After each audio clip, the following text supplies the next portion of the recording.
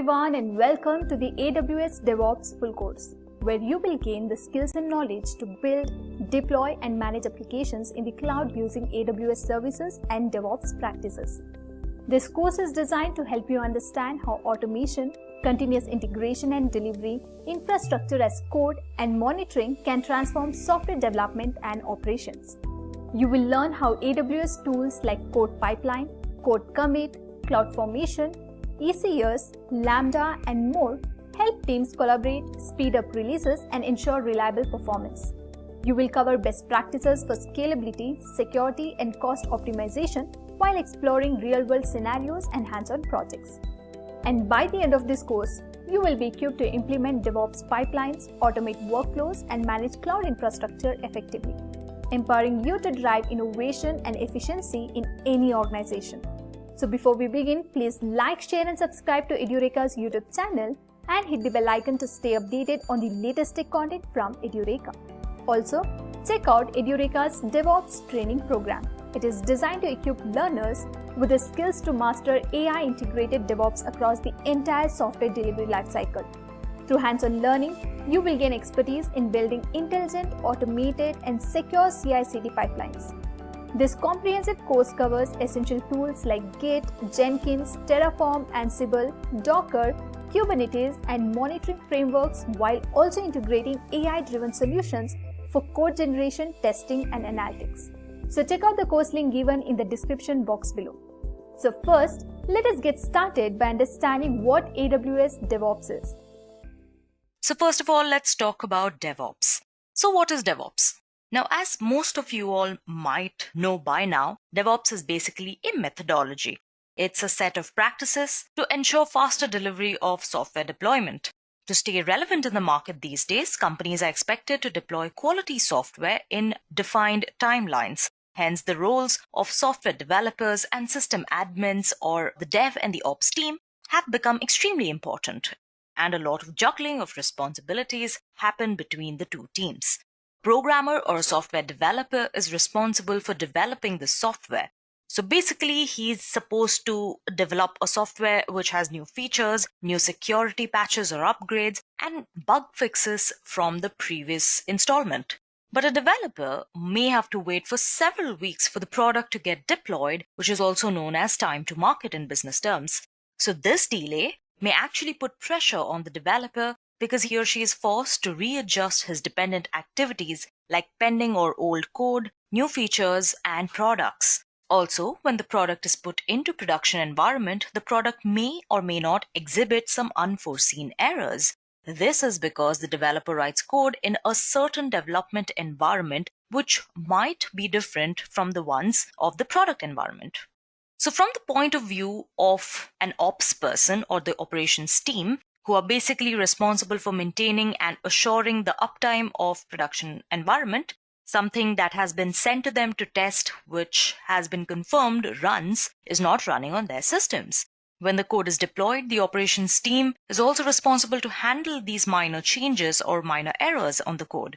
At times, the ops team may feel pressured and it may seem like the developers have pushed their set of responsibilities to the operation side of the responsibility wall.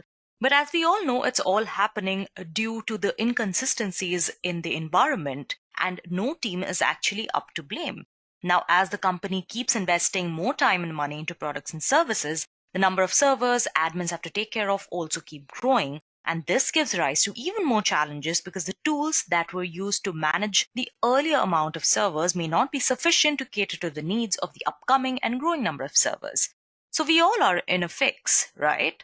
But what if these two teams could work together?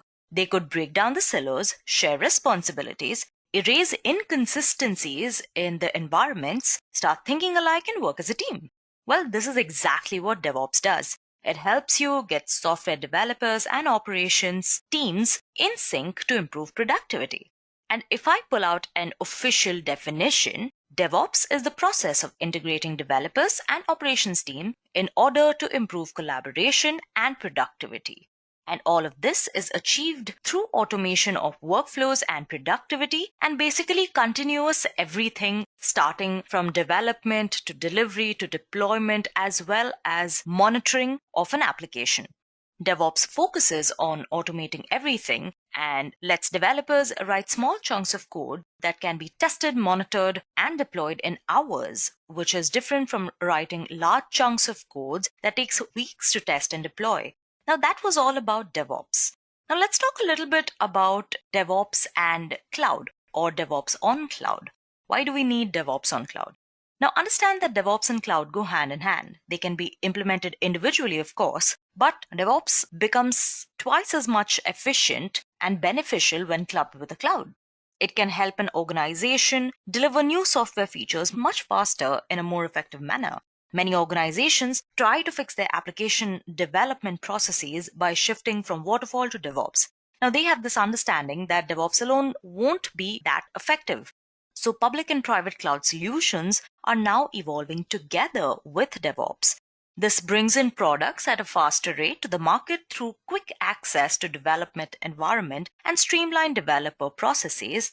Infrastructure as code and automation together reduces the cloud complexity and maintenance of servers and resources, which our ops team previously was very concerned about. The security also highly increases with automated, repeatable processes that serve to eliminate error that can cause further issues. And even more importantly, it builds security controls from the very beginning to the very end of the process. Now, because you don't have any servers and your continuous operations are cloud-based, it also eliminates a lot of downtime. And last but not the least, scalability, which is one of the most important factors for applications as they are developed.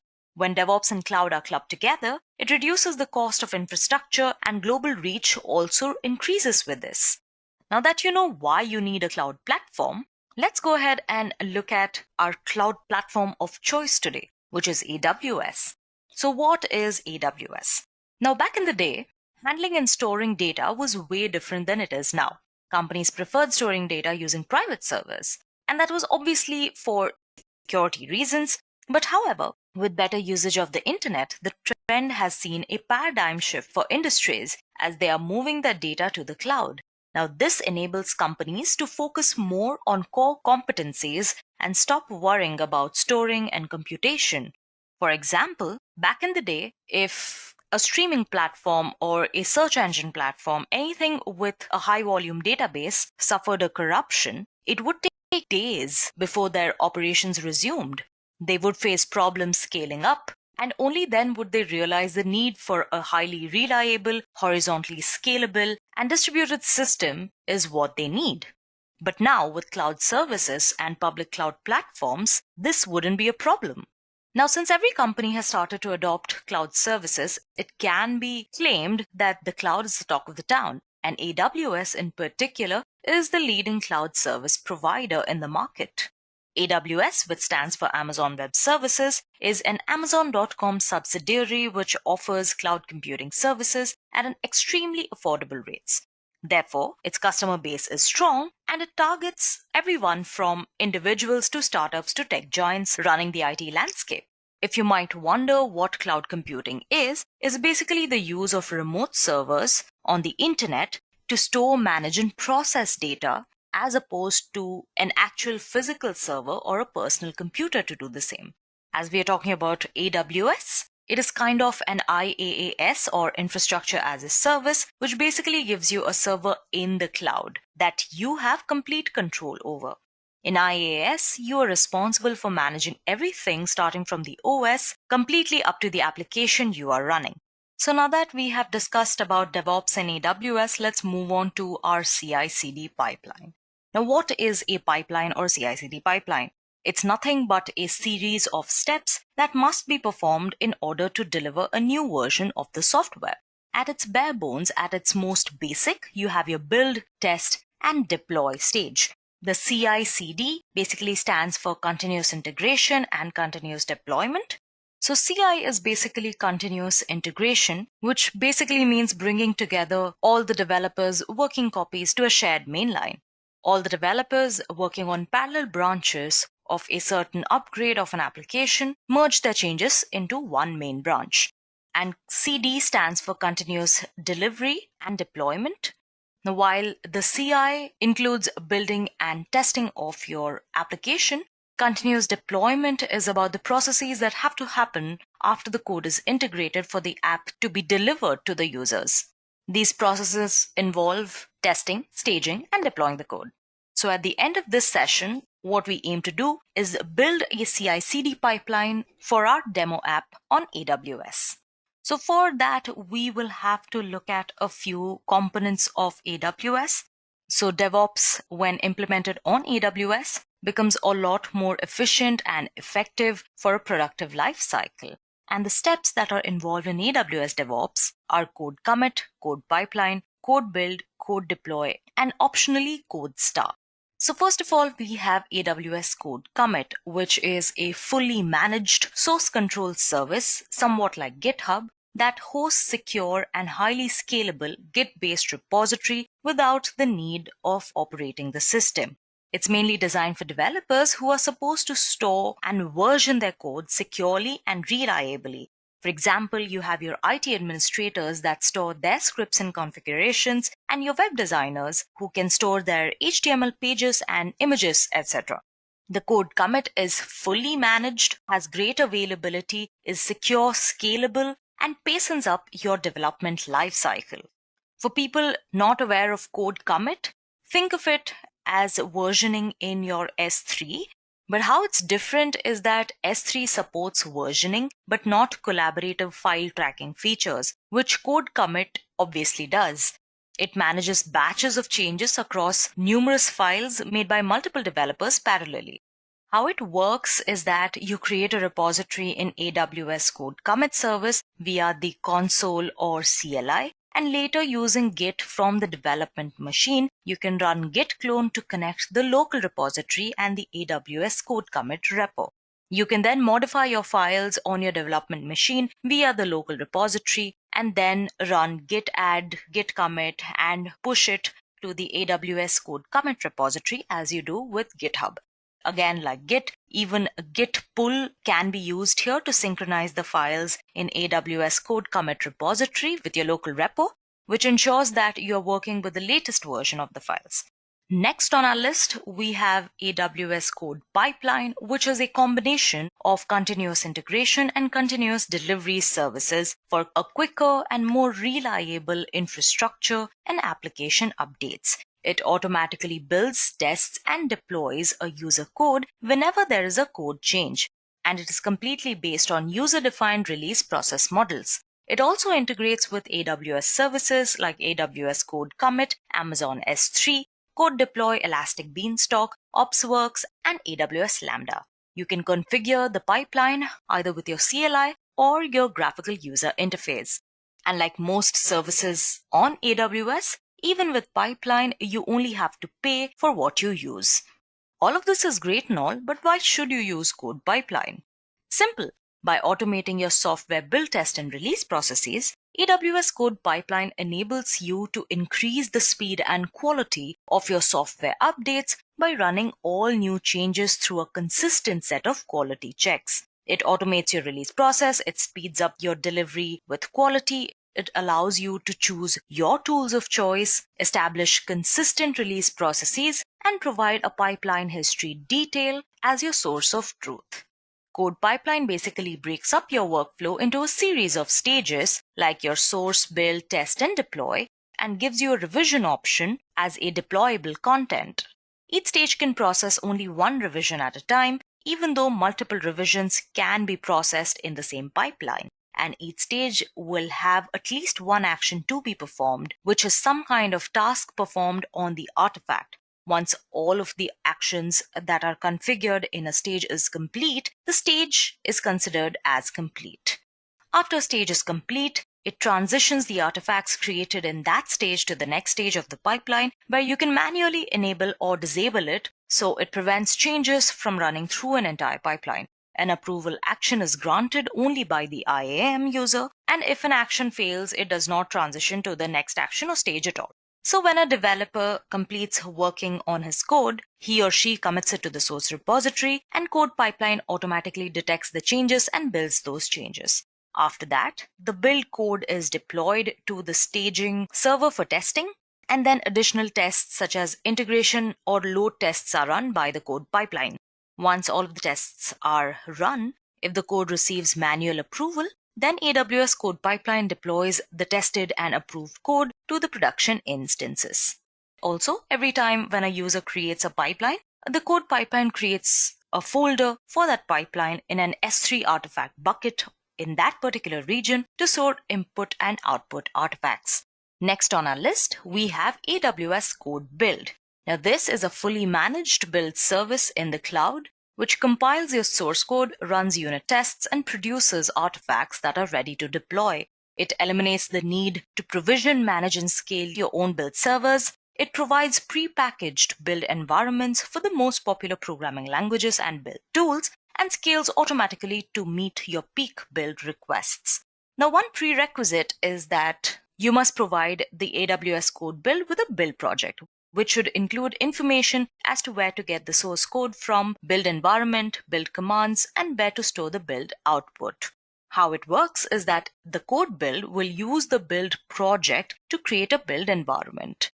AWS Code Build then downloads the source code from the build environment and performs tasks that you would specify in the build specifications.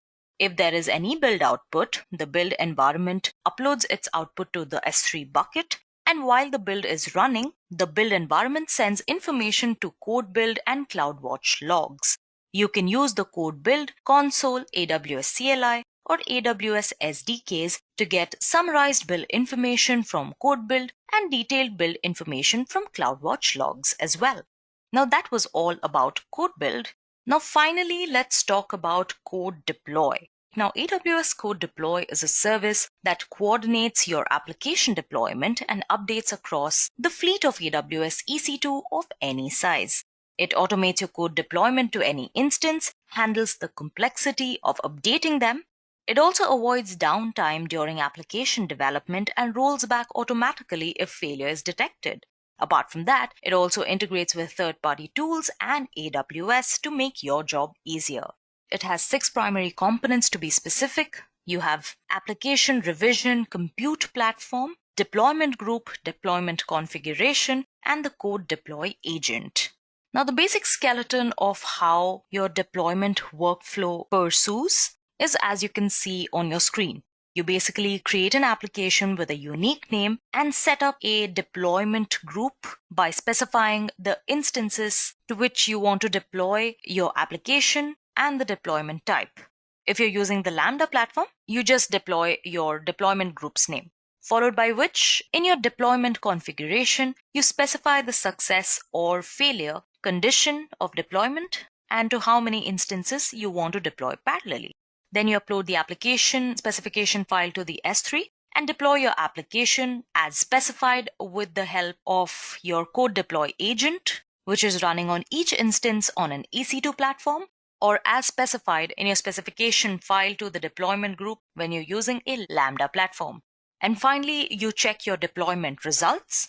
And if you face any bugs or issues, you can always roll back and redeploy. Finally, let's discuss a little bit about CodeStar, which is basically a cloud-based development service that provides tools that you need to quickly develop, build, and deploy applications on AWS. It's basically a very templatized format where you start developing on AWS in certain minutes and you could choose from a variety of project templates. All of the software delivery is easily managed and you can work across your team very securely using the CodeStar. And apart from all of this, you also are provided with a project management dashboard to monitor your application continuously. All you have to do as an AWS CodeStar admin is create a project and add users. Your users or team members will commit changes, which in turn will be built and deployed, and through consistent monitoring of the application, if there are any updates required or any bugs, the developers take a decision, make updates, fix bugs, and then the loop closes back in on the team, and that's about it. The development process takes little to no time using CodeStar. Now that we have spoken about all of these different components of AWS DevOps, I hope building the CI/CD pipeline would seem a tad more tangible to you. If you're new learners, you can always sign up for a free tier, which is free for the entire year. Obviously, there are limitations to all of the services beyond which you shall be charged. but that rarely happens. So if you're starting out with AWS and want to try out all of its features and services, the free tier is a pretty good idea. We already have a video on how to create a free tier on the AWS console. If any of you want to know how to create a free account, you can just go ahead and check that out. So we're going to be building a CI/CD pipeline using AWS, using Code Pipeline, and I'll try to be as slow and verbose as possible, as comprehensive as possible, so as to help you guys to follow me each step of the way. So what we'll be doing here is that we'll be creating a demo application, platform as a service application, and we shall be deploying it using the Code Pipeline. So let's go ahead and create our application first. So to create an app, we will be using the Amazon Elastic Beanstalk, which basically has a bunch of templates ready for you. Now, since this is a demo about Code Pipeline and not web development, we'll be creating a pretty rudimentary app. So let's go ahead and type Elastic Beanstalk. Using Elastic Beanstalk, we can make simple apps very, very quickly. And if you have already created an application, created a few applications, they are going to appear right here on your screen. But since we have created no applications using this particular account, this is a screen that will greet you. So we're going to go ahead and click on Create Application. So let's call this Deployment App. We're not very original, are we? We're not going to put in any application tags. You could put them if you like, but currently they're completely unnecessary. On platform, let's pick PHP. And it automatically fills up the platform branch and version with the latest ones available.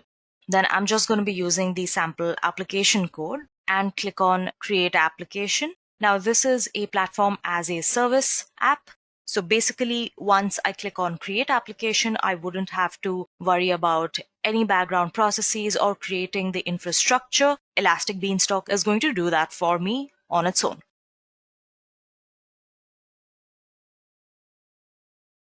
And here it's going to show you all of the steps that are taking place, like create environment is starting, using Elastic Beanstalk as Amazon S3 storage bucket for environment data, so on and so forth. Now this will take some time, so let's go ahead and parallelly do something else. I'm going to open another tab.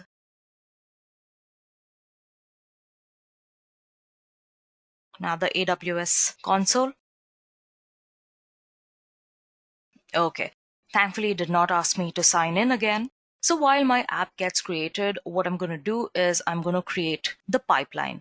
So I'm going to type in Code Pipeline. And the funda is simple even here, guys. You're just going to put in certain details and your pipeline will be created for you. Now this is your dashboard. This is where all of your recent pipelines will appear. Since in this free tier, we have no pipelines created, hence you have no results to display. So first things first, I'm going to create a pipeline. So click on this big orange button which says Create Pipeline. I'm going to give the pipeline a name. Let's just call it Demo Pipeline.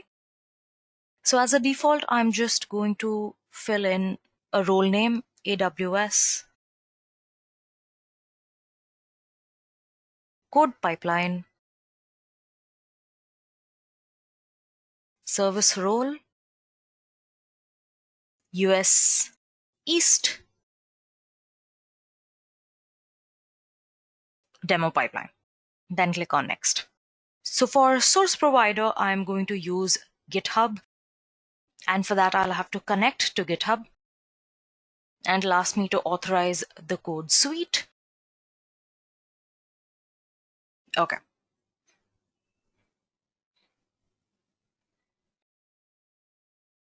Okay, once you have successfully authenticated the account, you can go ahead and search for the repository. Here, I'm going to choose the demo-code deploy app, which is actually a sample app I have forked from the AWS Code Pipeline repository.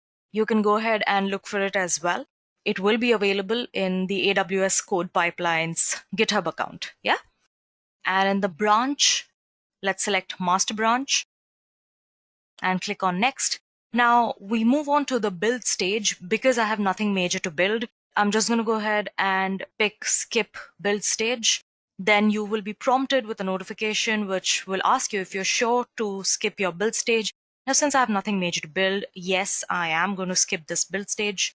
And for deployment, here we are going to choose a deploy provider. So here I'm going to use Elastic Beanstalk and put in my application name and my environment name. Now our application name was deployment app and our environment name would be deployment app environment. This is something which gets created automatically. So we're going to go ahead and click on next. And finally, we are at the review stage where you can go ahead and review all of the details that you have just put in for your code pipeline. And I'm just going to create this pipeline. It's pretty simple to do. Now this might take a few moments, so kindly be patient. And then you are greeted with a notification which says, "Success, congratulations, your pipeline has been created." Now here you can go ahead and release changes if you want.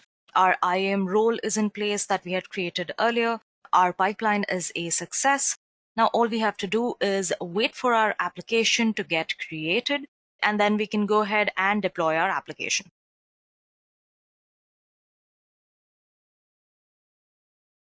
All right, with that, our application has been created. It has 𝐂𝐝𝐻, and you can see the platform here. You can see the running version.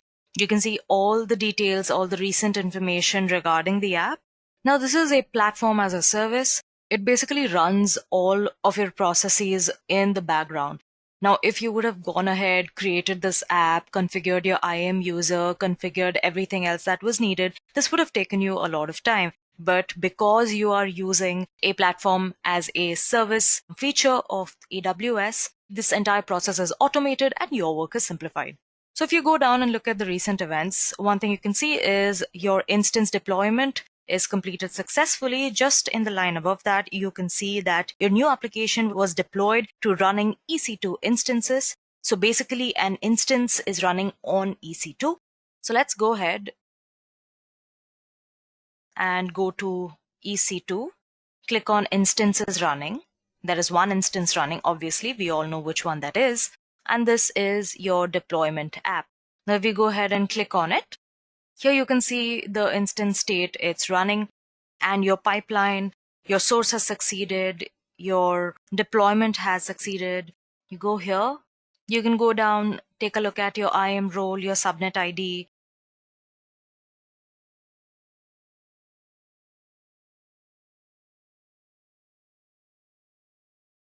so with that, your instance has been deployed and you realize that your demo pipeline has worked.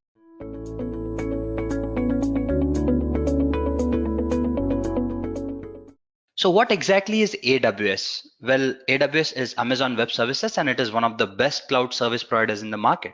Well, it is a complete software suite or a cloud service provider which is highly secure. It provides you with various compute, storage, database, and n number of other services, which we would be discussing in further slides as well. And when you talk about the market, it is the best, and it has various reasons to be the best in the market.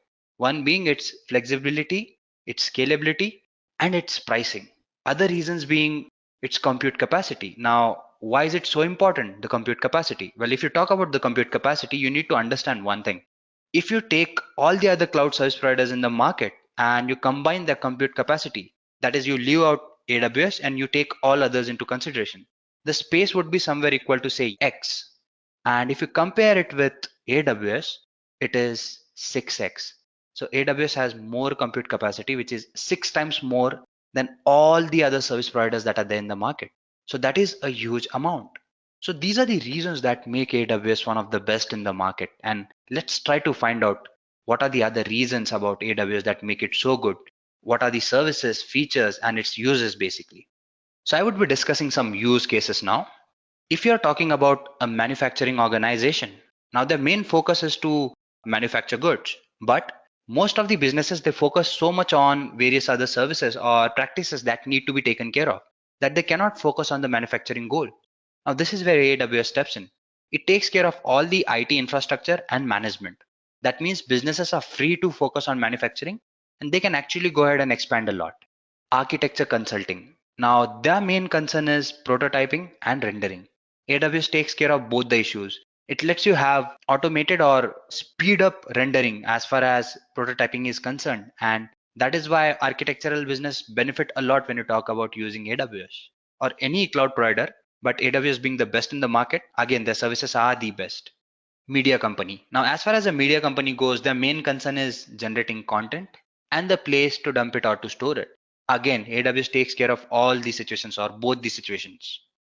Large enterprises. When you talk about large enterprises, their reach is worldwide. So they have to reach their customers and their employees globally or across different places. So AWS gives you that option because it has a global architecture and your reach can be very wide as far as these points are concerned. Now, advantages of AWS. As I've mentioned, I won't say advantages exactly. I would say features as well.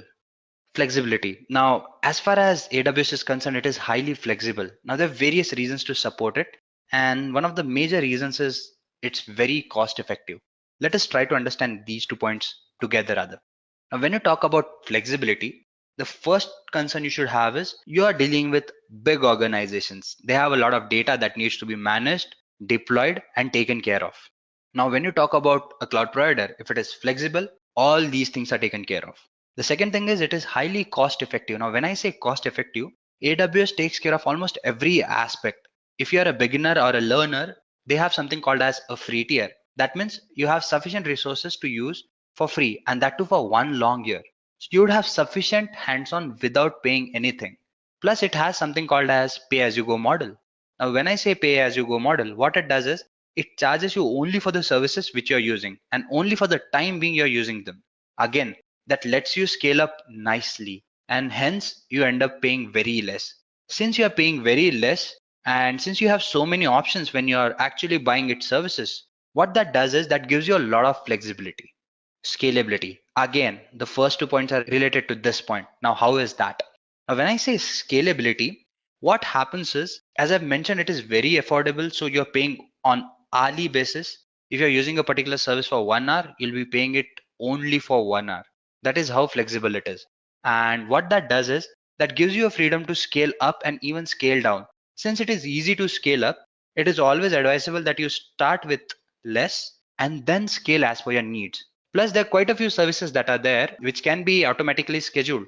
Now, what that means is you'd be using them only when there is an uptime, and in downtime, you can miss those get automatically shut down. So you do not have to worry about that as well. So when you talk about scalability, scaling up and down is very easy as far as AWS goes. Security. Again, now security has been a topic of debate when you talk about cloud services especially. But AWS puts all those questions to rest. It has great security mechanism, plus it provides you with various compliance programs that again help you take care of security. And when you talk about real-time security, even that is taken care of.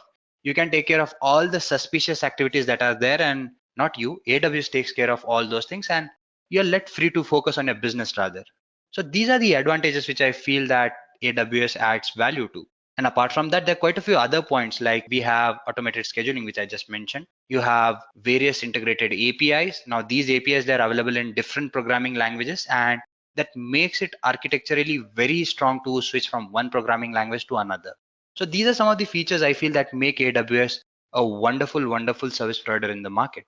So let's move further and try to understand other things as far as AWS is concerned. It's global architecture.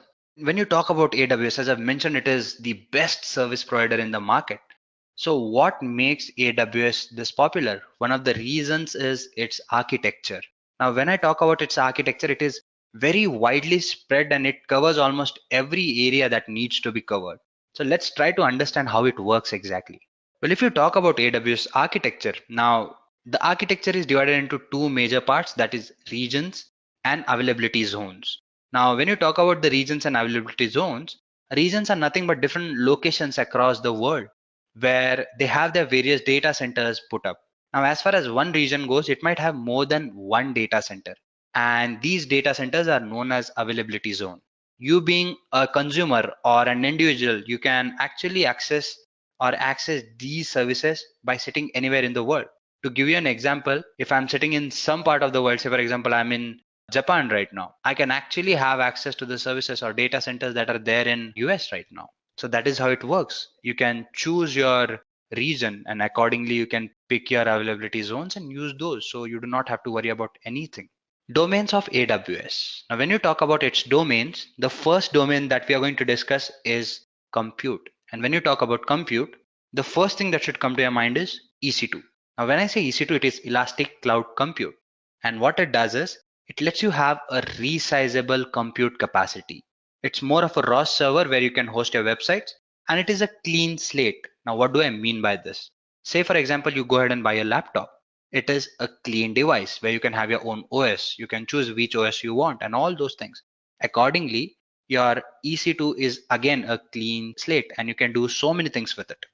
Now, next you have Elastic Beanstalk, which lets you deploy your various applications on AWS. And the only thing you need to know about this thing is you do not have to worry about the underlying architecture. Now, it is very similar to your EC2. And the only difference between the two is, as far as your Elastic Beanstalk is concerned, you can think of it as something that has predefined libraries, whereas your EC2 is a clean slate. Now, when I say predefined libraries, say for example, you want to use Java. As far as EC2 goes, now this is just an example, don't take it literally. You'll have to, say for example, install everything from the beginning and start fresh. But as far as your Elastic Beanstalk is concerned, it has this predefined libraries and you can just go ahead and use those because there's an underlying architecture which is defined. Let me say it again. I just gave you an example. Don't take these sentences literally. So next we have migration. When you talk about migration, you need to understand one thing. AWS has a global architecture and there would be a requirement for migration. And what AWS does is it lets you have physical migration as well. That means you can physically move your data to the data center which you desire. Now, why do we need to do that? Say, for example, I'm sending an email to somebody. I can do that through internet.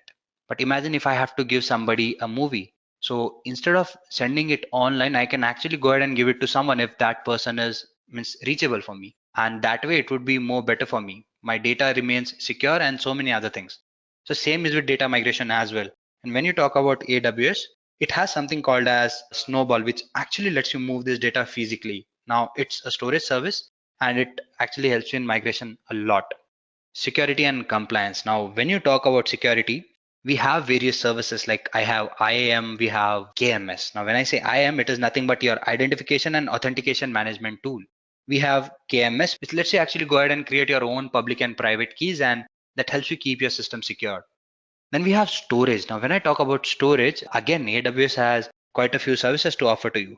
We have something called as your S3. Now, S3, it works as a bucket object kind of a thing. Your storage place is called as a bucket and your object which you store in are nothing but your files. Now, these objects have to be stored in their root files, which act as the buckets basically. And then we have something called as your CloudFront, which is nothing but your content delivery network.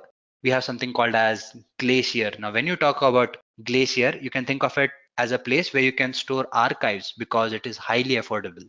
Next, we have networking. Now, when you talk about networking, we have services like VPC, Direct Connect, Route 53, which is a DNS. Now, when I say VPC, it is a virtual network which actually lets you move or launch your resources. That is your AWS resources basically. When you talk about Direct Connect, you can think of it as a leased internet connection which can be used within AWS.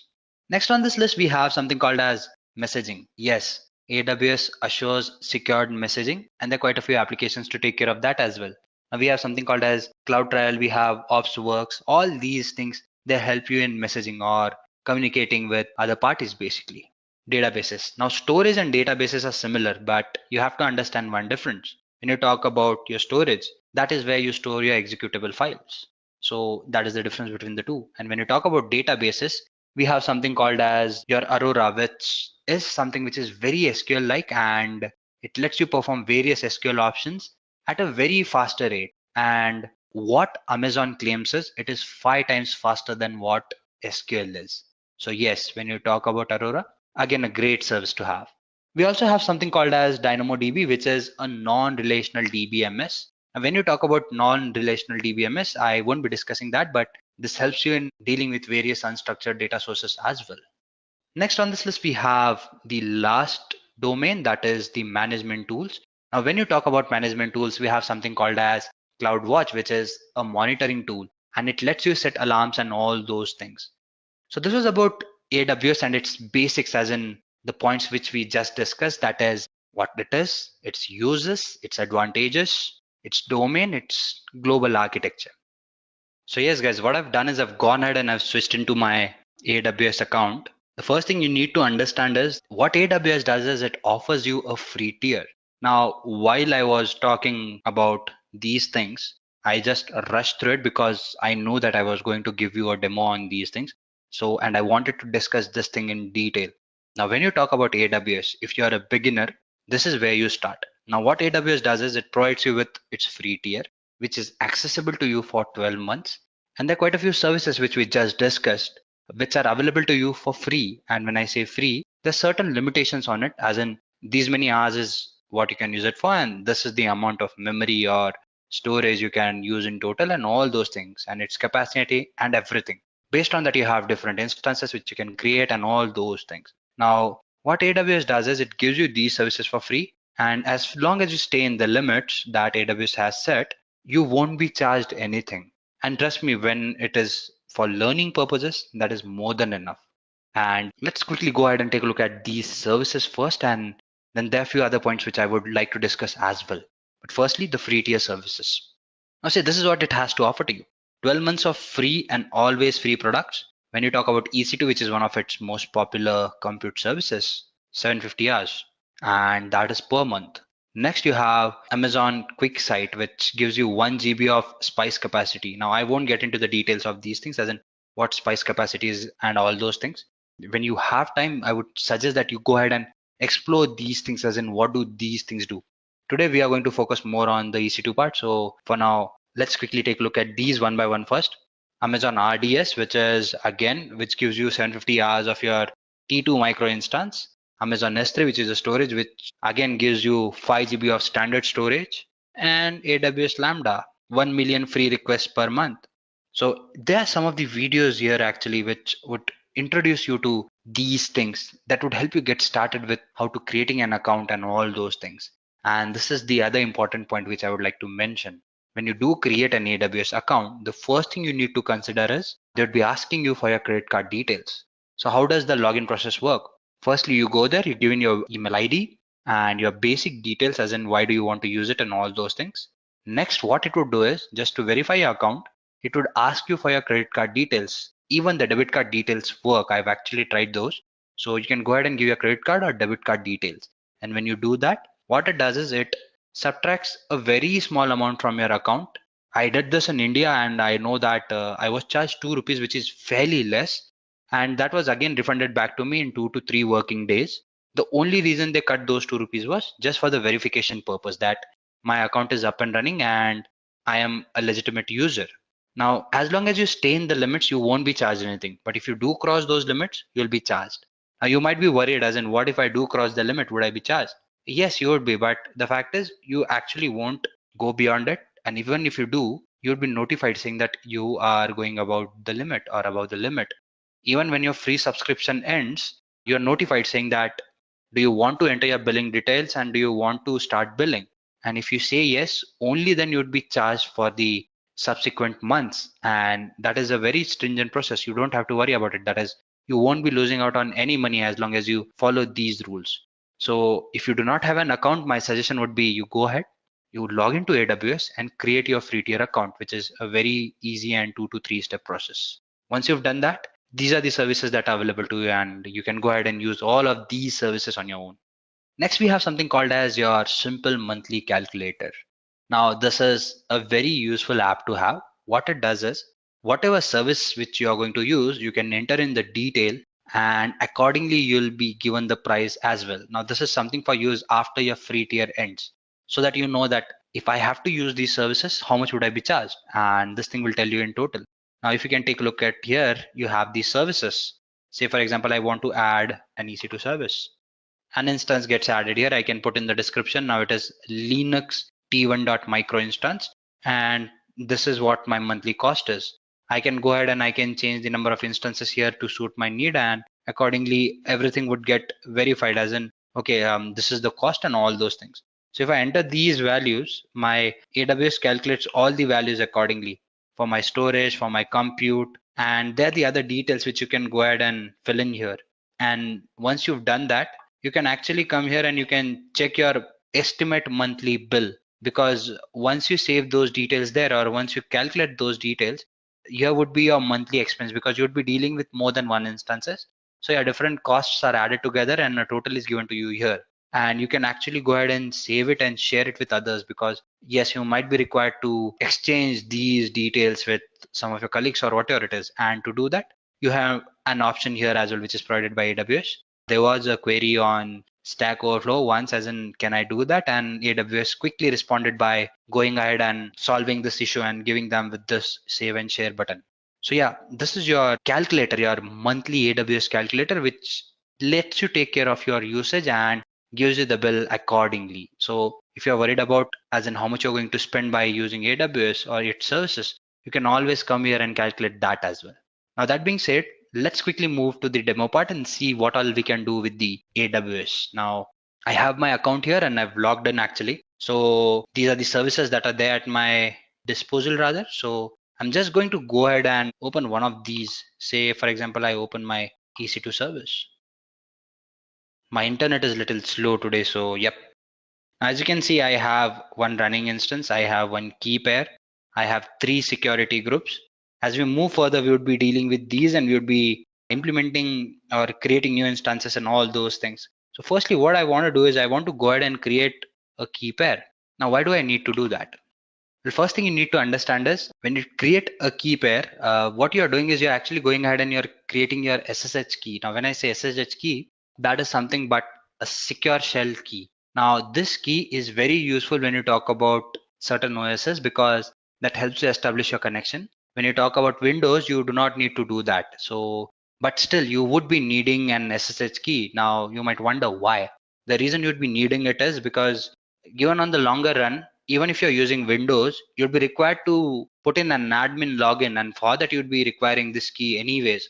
If you're on using this application on your Linux OS, in that case, it is a must that you generate the key first. One more thing you need to understand is once you generate this key, you need to take care that you do not lose it, because once it's gone forever. So that is one precaution you need to take. So let's first start by creating a key pair here. And as we move further, you'd understand why did I create one. So I say create my second key, because I believe I've created a key in this account prior to this. Second key, I say create. And there you go, I have a key. Now my second key is something which I basically have it here.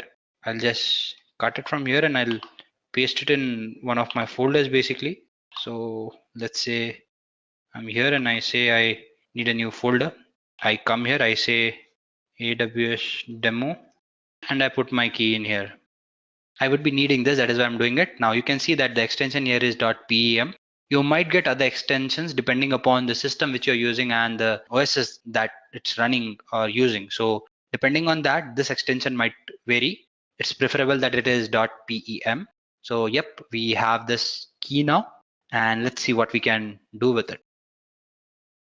I'm gonna go ahead and select this key, unselect this for now. And I have all the information as far as this key is concerned. Now, as I've already mentioned that security is very important when you talk about your cloud services. So it is very important that you define a proper security group to take care of all these things. So before we create an instance, let's quickly go ahead and create a security group first. I come here. I've actually gone ahead and created a security group. So I would want to go ahead and create one more. So I would say create. Now, when I do that, I need to give in a name to it, say this security for today's demo.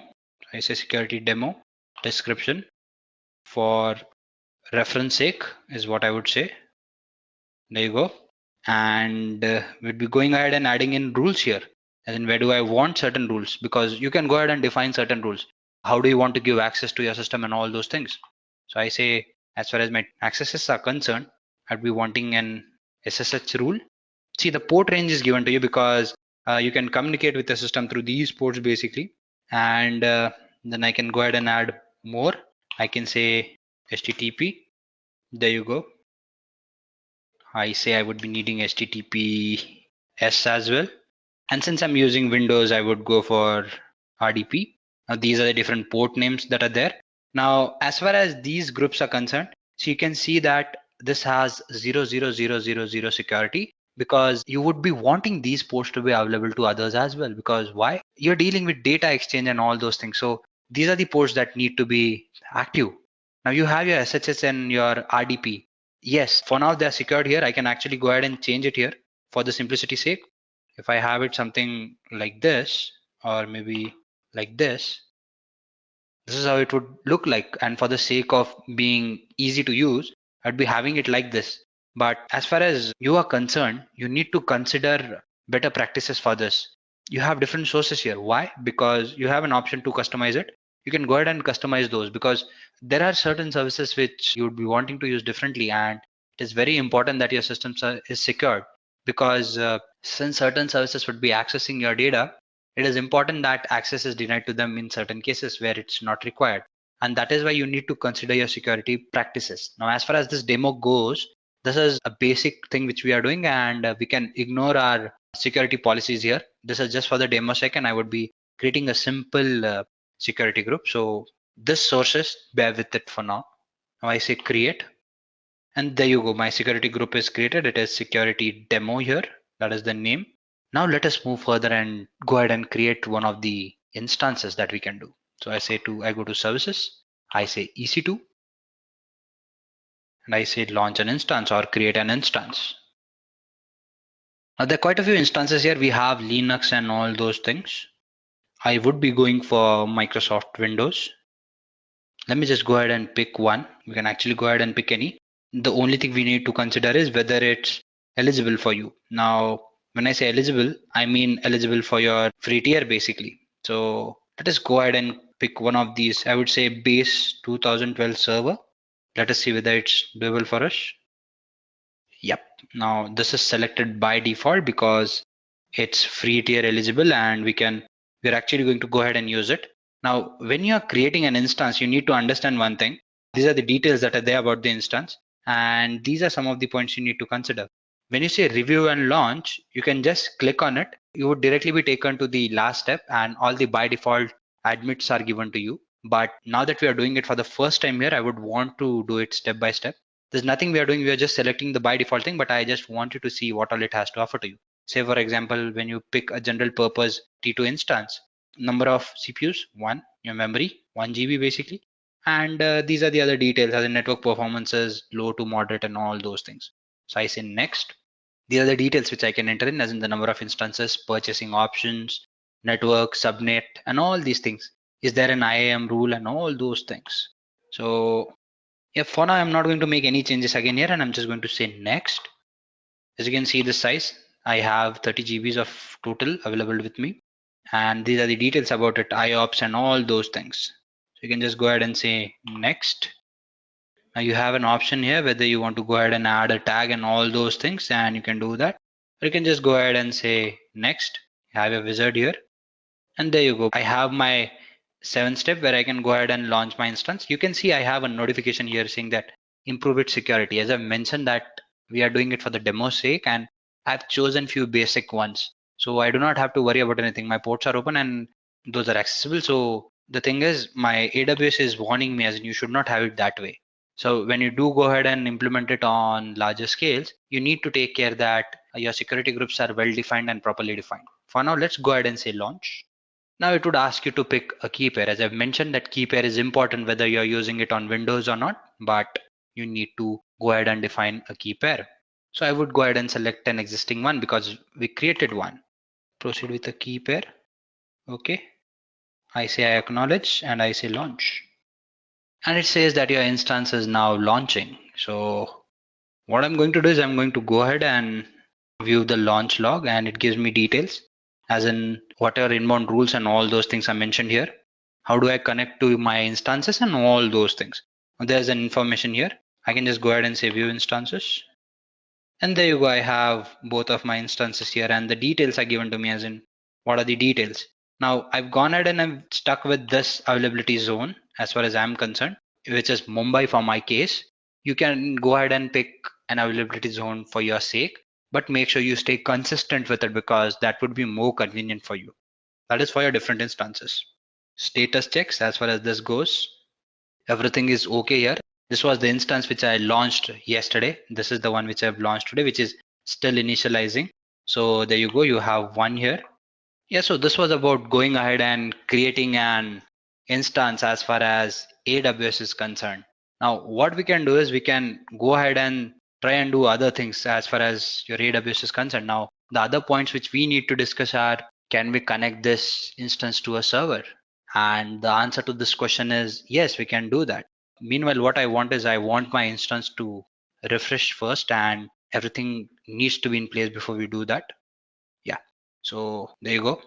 Now as you can see, the status checks, as far as the checks are concerned, it is complete, and we can go ahead and we can connect to a server now. So I was talking about the different servers that you can go ahead and connect to. Now, if you're using a Linux machine, you need to understand one thing, that you have to go ahead into your terminal and then you have to connect to your server. But when you talk about Windows, the process is a little different. Let us see how we can do that using Windows. Say for example, I select this instance here, the second one, I say connect. So what I'll have to do is I'll have to go ahead and download a remote desktop file for that. And how do I do that? I do this. I say connect. It would be asking me for my admin password here.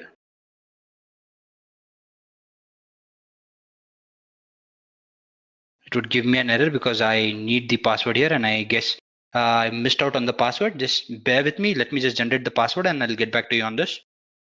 Okay, so how do I do that?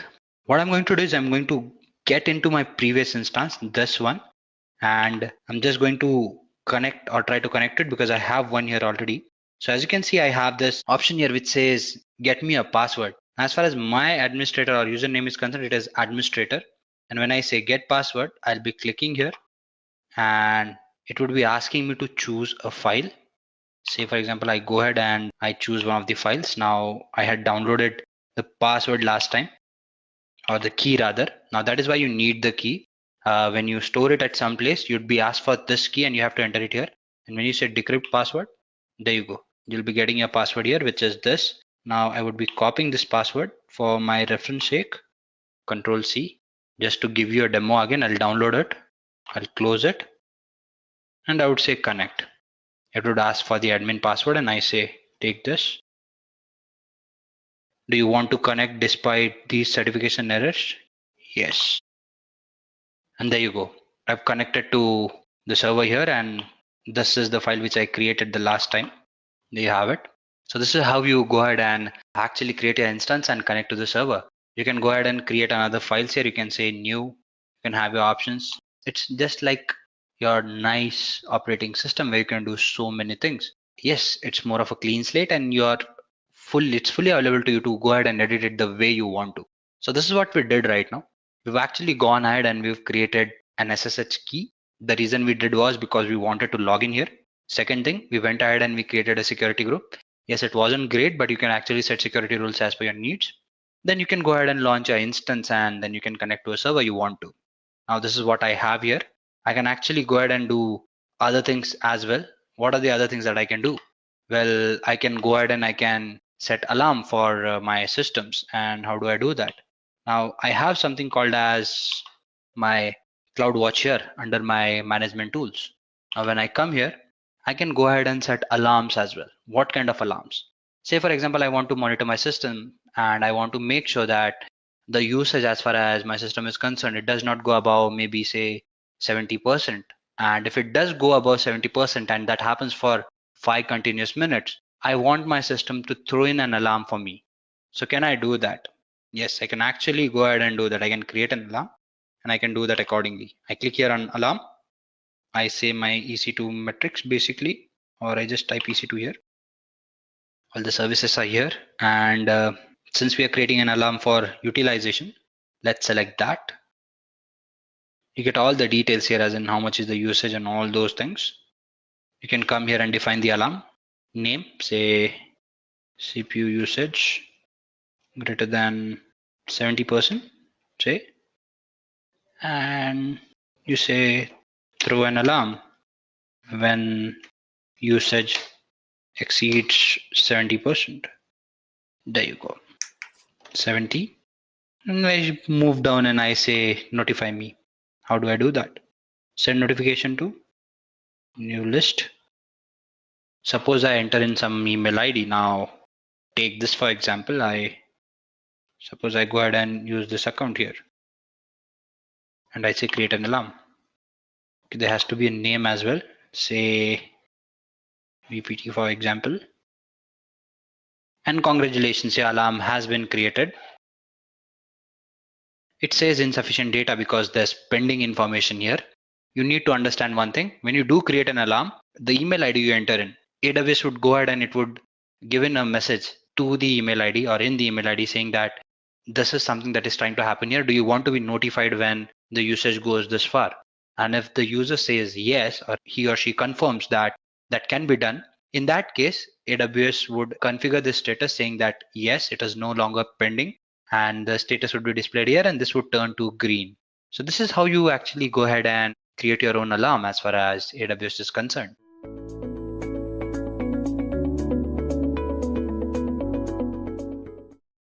Let me ask you a quick question. Have you ever thought about how companies like Netflix, Airbnb, or Spotify manage their data, run their application, and scale so efficiently? The secret lies in the power of the cloud. And for many top companies, AWS is a backbone of their success. With 63% of IT professionals finding it tough to recruit cloud talent, AWS certifications are your gateway to a high-demand career. Salaries for AWS roles in India are around 10 lakh rupees. And in US, they reach up to $120,000. Cloud jobs are set to grow by 28% in the next 5 years. According to Gartner, by 2025, 51% of IT spending will shift to the public cloud. So if you're looking to future-proof your career, AWS certification could be the ultimate step forward. With that said, hello everyone, let's dive into AWS certifications and explore how they can help you boost your career in the cloud computing world. In this video, I'm giving you deep knowledge on 12 AWS certifications across 4 different categories, covering the essentials like exam format, question count, and the ideal candidates for each certification. We'll also highlight newly added certifications, including the AI practitioner for foundational AI skills and machine learning specialty. Stick around till the end to discover which certification best aligns with your experience and goals, and the key skills you'll need to master to succeed in each exam. So, let's understand what exactly is AWS certification now. AWS certification is a program designed to validate your skills and expertise in using Amazon Web Services, or AWS, the leading cloud computing platform powering businesses and applications worldwide. AWS offers a wide range of cloud services, from storage and computing power to machine learning and artificial intelligence. And AWS certification shows that you have the knowledge to leverage these tools effectively. Now we'll understand why is AWS certification important. So, why should you care about AWS certification?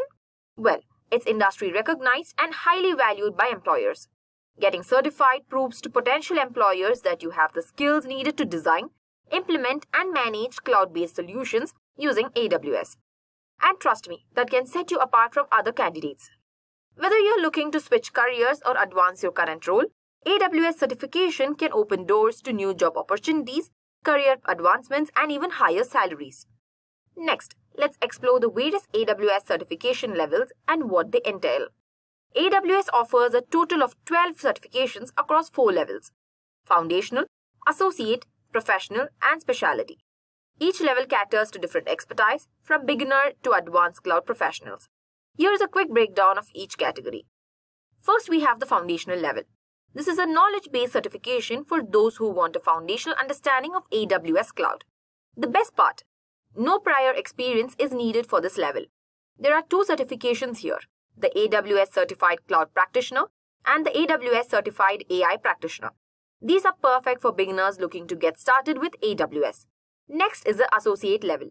These are role-based certifications that showcase your knowledge and skills on AWS, helping you build credibility as an AWS cloud professional, while no AWS experience is needed. Some prior cloud or strong on-premises IT experience is recommended. This level includes 5 certifications: AWS Certified SysOps Administrator Associate, AWS Certified Developer Associate, AWS Certified Solutions Architect Associate, AWS Certified Data Engineer Associate, and AWS Certified Machine Learning Engineer Associate. Moving on to the professional level. These certifications validate advanced skills needed to design secure, optimized, and modern applications on AWS, as well as to automate processes. For this level, AWS recommends at least 2 years of prior cloud experience. Here, we have AWS Certified Solutions Architect Professional and AWS Certified DevOps Engineer Professional. These exams are for advanced users who can handle complex AWS environments. Finally, there is a specialty level. This level lets you dive deeper and become a trusted advisor in specific strategic levels. For these certifications, check the exam guides on AWS sites for the recommended experience. Specialty certifications include AWS Certified Advanced Networking Specialty, AWS Certified Machine Learning Specialty, and AWS Certified Security Specialty. Each of these focuses on a particular field within AWS, giving you an edge in specialized roles. Whether you're just starting or looking to specialize, there is an AWS certification that's right for you. So first, let's see the foundational level certification. Let's dive deep into the details of the AWS Certified Cloud Practitioner certification. Starting with the category. This certification falls under the foundational level. It's aimed at individuals who want to get a higher level understanding of AWS Cloud, even if they are new to IT or cloud computing. Then we have the exam duration. You'll have 90 minutes to complete the exam. Exam format is that the exam consists of 65 questions. You'll see a mix of multiple choice and multiple response questions. The cost of the exam is $100 USD. Remember, pricing may vary slightly with foreign exchange rates. So check AWS exam pricing for up-to-date details. Then, where to take the test? You can take the exam at the Pearson VUE Testing Center or through an online proctored exam. The certification is accessible in multiple languages, including English, Japanese, Korean, etc. Now we'll cover what the AWS Certified Cloud Practitioner exam tests on you. You'll need to know these points as well. First, explain the value of the AWS Cloud and how it benefits organizations. Understand the AWS Share Responsibility model to know what responsibilities lie with AWS and what remains with the customer. Understand security best practices for keeping data and also applications secure. Understand AWS cloud costs and billing practices to effectively manage and forecast cloud expenses. Describe core AWS services like compute, network, database, and storage. Lastly, identify AWS services for common use cases to solve different business problems. To prepare for the AWS Certified Cloud Practitioner exam, here are the key concepts you should have the basic understanding of. First, AWS cloud concepts for a broad understanding of the cloud. Security and compliance in AWS, including best practices to safeguard data. Core AWS services that are most commonly used. And last is economics of AWS cloud to understand costs and also value. Now let's see the job tasks that are out of scope. For this exam, you are not expected to perform technical tasks like coding, designing cloud architectures, troubleshooting, implementing, or load and perform testing. And that's the overview of AWS Certified Cloud Practitioner certification. It's an ideal starting point for anyone looking to build foundational cloud skills and understand AWS at a higher level. Now let's see the AWS Certified AI Practitioner. Let's take a structured look at AWS Certified AI Practitioner certification, especially if you're aiming to validate your skills in artificial intelligence and machine learning on AWS. The category is the certification fails under the foundational level. It's meant for individuals who work with AI and ML technologies on AWS, even if they're not directly building solutions. The exam duration is 90 minutes. The exam format is you'll encounter 65 questions, covering multiple choice and multiple response types. The cost for the certification is $100 USD. As always, check AWS official pricing page for any variations based on exchange rates. And then, intent candidates. This certification is perfect for those who may not necessarily build AI/ML solutions but are familiar with these technologies on AWS. Testing options are, you have flexibility here. You can take the exam at the Pearson VUE Testing Center or through an online proctored exam. Next, languages offered. The exam is available in English, Japanese, Korean, and so on. This certification validates your understanding of in-demand concepts in artificial intelligence, machine learning, and generative AI. This can sharpen your competitive edge and position as well for your career growth and better earning opportunities. Now let's get into what this exam covers. Candidates are expected to demonstrate the ability to understand AI, ML, and generative AI concepts, methods, and strategies, particularly how they apply on AWS. Ask relevant questions within their organization to determine the best uses of AI ML technologies. Determine the correct type of AI ML technologies for specific use cases. Lastly, use AI ML and generative AI technologies responsibly to ensure ethical and effective deployment. Next, let's see the recommended AWS knowledge. Although you do not need extensive AWS experience, familiarity with a few key areas can be helpful. Those are core AWS services like Amazon EC2, S3, AWS Lambda, and SageMaker. An understanding of AWS's shared responsibility model, especially around security and compliance. AWS identity and access management for resource access control. Lastly, knowledge of AWS's global infrastructure and service pricing models. Now let's move on to job tasks that are out of the scope. For this exam, you won't be expected to perform technical tasks such as developing AI ML model, conducting data engineering, hyperparameter tuning, and implementing security protocols for AI systems. This certification focuses on more practical AI ML knowledge rather than hands-on development. Now let's look at the exam content. The exam includes a mix of question types to assess your knowledge, such as multiple choice and multiple response questions, where you'll pick one or more correct answers. Ordering questions, where you'll arrange responses in the correct sequence. Matching questions, where you'll match items based on prompts. Lastly, case studies, where you'll analyze a scenario with multiple questions to assess your applied knowledge. And that's a structured look at the AWS Certified AI Practitioner certification. Perfect for professionals seeking to deepen their understanding of AI and ML concepts on AWS and to start their AI journey on a solid foundation. Now let's dive into the AWS Certified Solutions Architect Associate certification. This is one of the most popular AWS certifications and an ideal choice if you're looking to deepen your cloud architecture skills. The category of the certification is at associate level, perfect for those with foundational AWS knowledge or IT experience, whether in the cloud or on-premises. The exam duration is you will have 130 minutes to complete the exam. The exam format includes 65 questions, mostly multiple choice or multiple response. The cost is $150 USD. Be sure to check AWS's official pricing page for any regional cost variations. The testing options are, you have the option to take this exam at the Pearson VUE Testing Center or through an online proctored exam. The languages that they offer is, this exam is available in English, French, German, Italian, and so on. This certification is designed for those who want to architect cost-optimized, high-performing cloud solutions on AWS. Let's cover the core skills the exam assesses. Candidates should be able to design solutions with AWS services to meet current and projected business needs.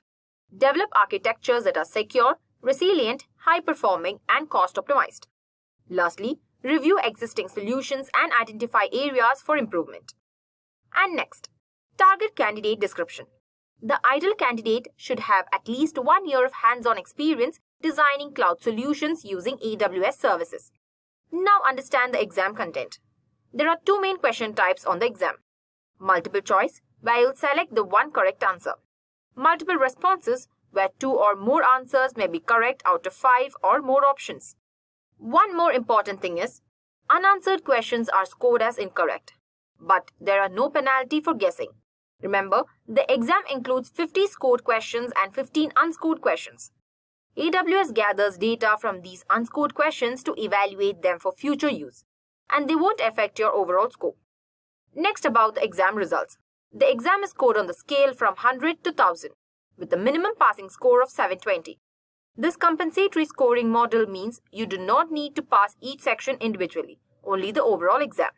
Your results will include a classification of your performance in each section, giving you insight into your strengths and areas to improve. Some sections carry more weight, meaning they have more questions and can impact your score more heavily. Moving ahead, let's explore AWS Certified Developer Associate certification. This is a key certification if you are looking to enhance your skills in AWS cloud development. The category is, the certification is at associate level, Ideal for developers who are ready to showcase their cloud development skills and understand AWS environments. The exam duration is 130 minutes long. The exam format is, it consists of 65 questions including multiple choice and multiple response formats. The cost of this exam is $150. Check AWS's pricing page for additional regional cost details. The testing options are, you can take this exam at a Pearson VUE testing center or through an online proctored option. The languages offered are, this exam is available in English, Japanese, Korean, and so on. The AWS Certified Developer Associate certification validates your skills in developing, optimizing, packaging, and deploying AWS applications. It's great for anyone starting out in AWS or working in IT or cloud development roles. This exam is designed to assess the skills like, we'll break down what skills the AWS Certified Developer Associate exam is designed to assess, including developing and optimizing applications on AWS, deploying applications using CI/CD workflows, securing applications code and managing data protection, identifying and resolving application issues. The target candidate description is, ideally candidates that have 1+ years of hands-on experience developing application using AWS services. Now let's see the recommended AWS knowledge. You should know how to develop and secure applications using AWS Service APIs, the AWS CLI, and the SDKs. Use a CI/CD pipeline to deploy applications on AWS as well. Now let's see out-of-scope tasks.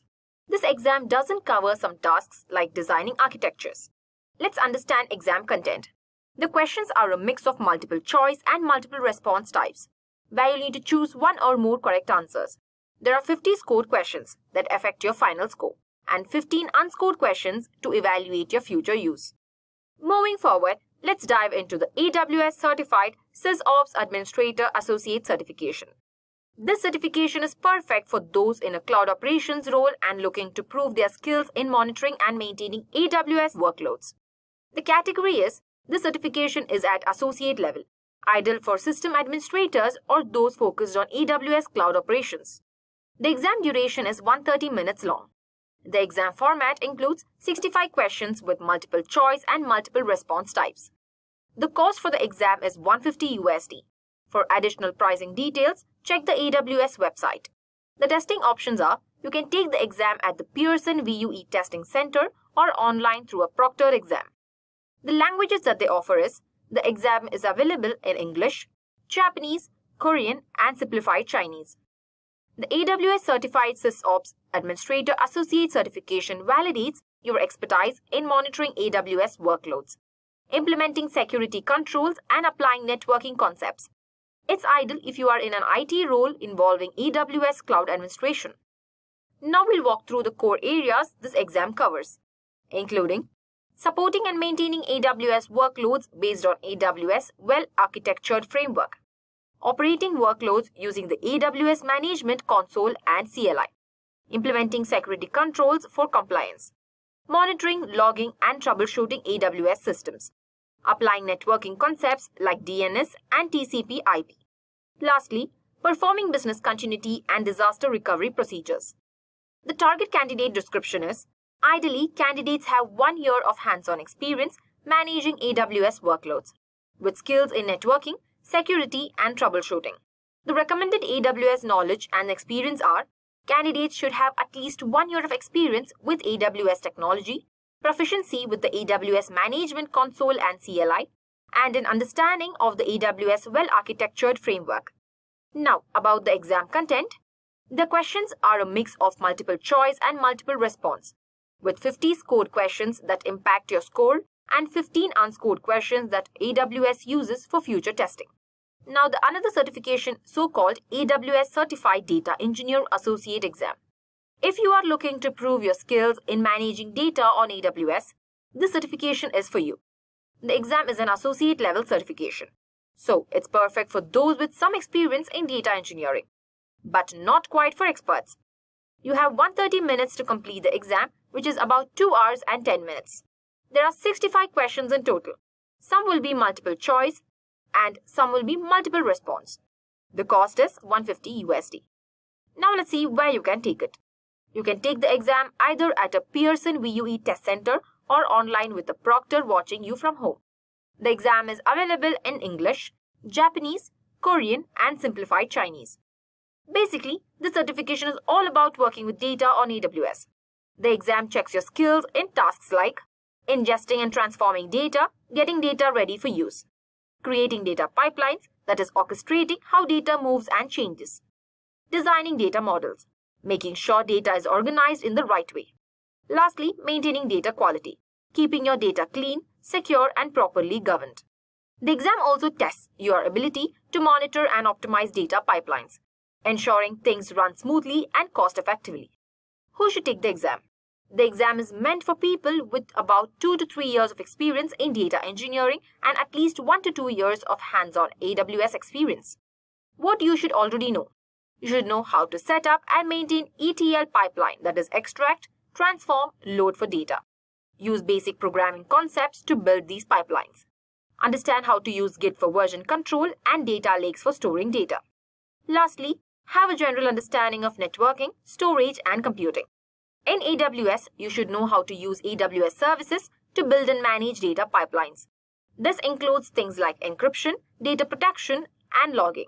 You should also be able to write SQL queries on AWS services to analyze data. Moving ahead, understand about the certification exam. This exam will have 2 types of questions. Multiple choice, in which one correct answer is given. Multiple responses, where you'll need to pick more than one correct answer. Next we have is AWS Certified Machine Learning Engineer Associate. Alright, let's break down what you need to know for AWS Certified Machine Learning Engineer Associate exam. The duration and questions are, you'll have 130 minutes to complete 65 questions. The cost of the exam fee is $150 USD. Where to take the exam? You can choose to take the exam either at a Pearson VUE test center or online with the proctor. The exam is offered in English, Japanese, Korean, and simplified Chinese. The certification is aimed at individuals with at least 1 year of experience using Amazon SageMaker and other machine learning tools on AWS. If you're a backend software developer, DevOps engineer, data engineer, MLOps engineer, or data scientist, this is for you. Now, the target candidate should have a year of experience using SageMaker and also be familiar with related AWS services. Here's what you should already know before taking the exam. A basic understanding of common ML algorithms and when to use them. Knowledge of data engineering, like how to ingest and transform data for ML pipelines. Experience with CI/CD pipelines and infrastructure as a code. Lastly, familiarity with software engineering best practices for creating clean, reusable code. Now on the AWS side, make sure you also know how to use SageMaker for building and deploying models. Work with AWS data services for preparing data for ML models.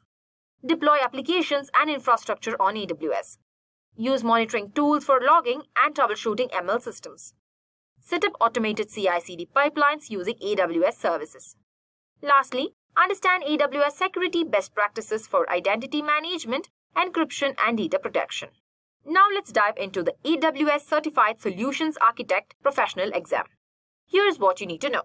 This is for professionals with at least 2 years of hands-on experience designing and deploying cloud architecture on AWS. Before you dive into the exam, you should be comfortable with the tools like AWS CLI, AWS APIs, AWS CloudFormation, and the AWS Management Console. Plus, knowing a scripting language and having experience with both Windows and Linux environments is a plus. You should also have the skills to provide best practice guidance on architecture across multiple applications and enterprise projects. Map business goals to architectural needs. Make architectural recommendations for implementing and deploying applications on AWS. Design hybrid architectures using AWS technologies like VPN and AWS Direct Connection. Lastly, set up continuous integration and deployment processes on AWS. We look at the format, question types, and also everything you need to know. You'll have 180 minutes to answer 75 questions, which will be in either multiple choice or multiple response format. The exam costs $300 USD. You can take the exam at a Pearson VUE test center or choose it on online proctored exam. To earn the certification, you need to pass SAP C02 exam. And don't worry, there is an exam guide to help you prep. Now let's dive into the AWS Certified Security Specialty exam. Who should take this exam? This exam is for professionals working on security roles. If you're securing AWS products or services, the certification is for you. I know you will be having the doubt of experience level, right? The ideal candidate should have 3 to 5 years of experience in designing security solutions, with at least 2 years of hands-on experience securing AWS workloads.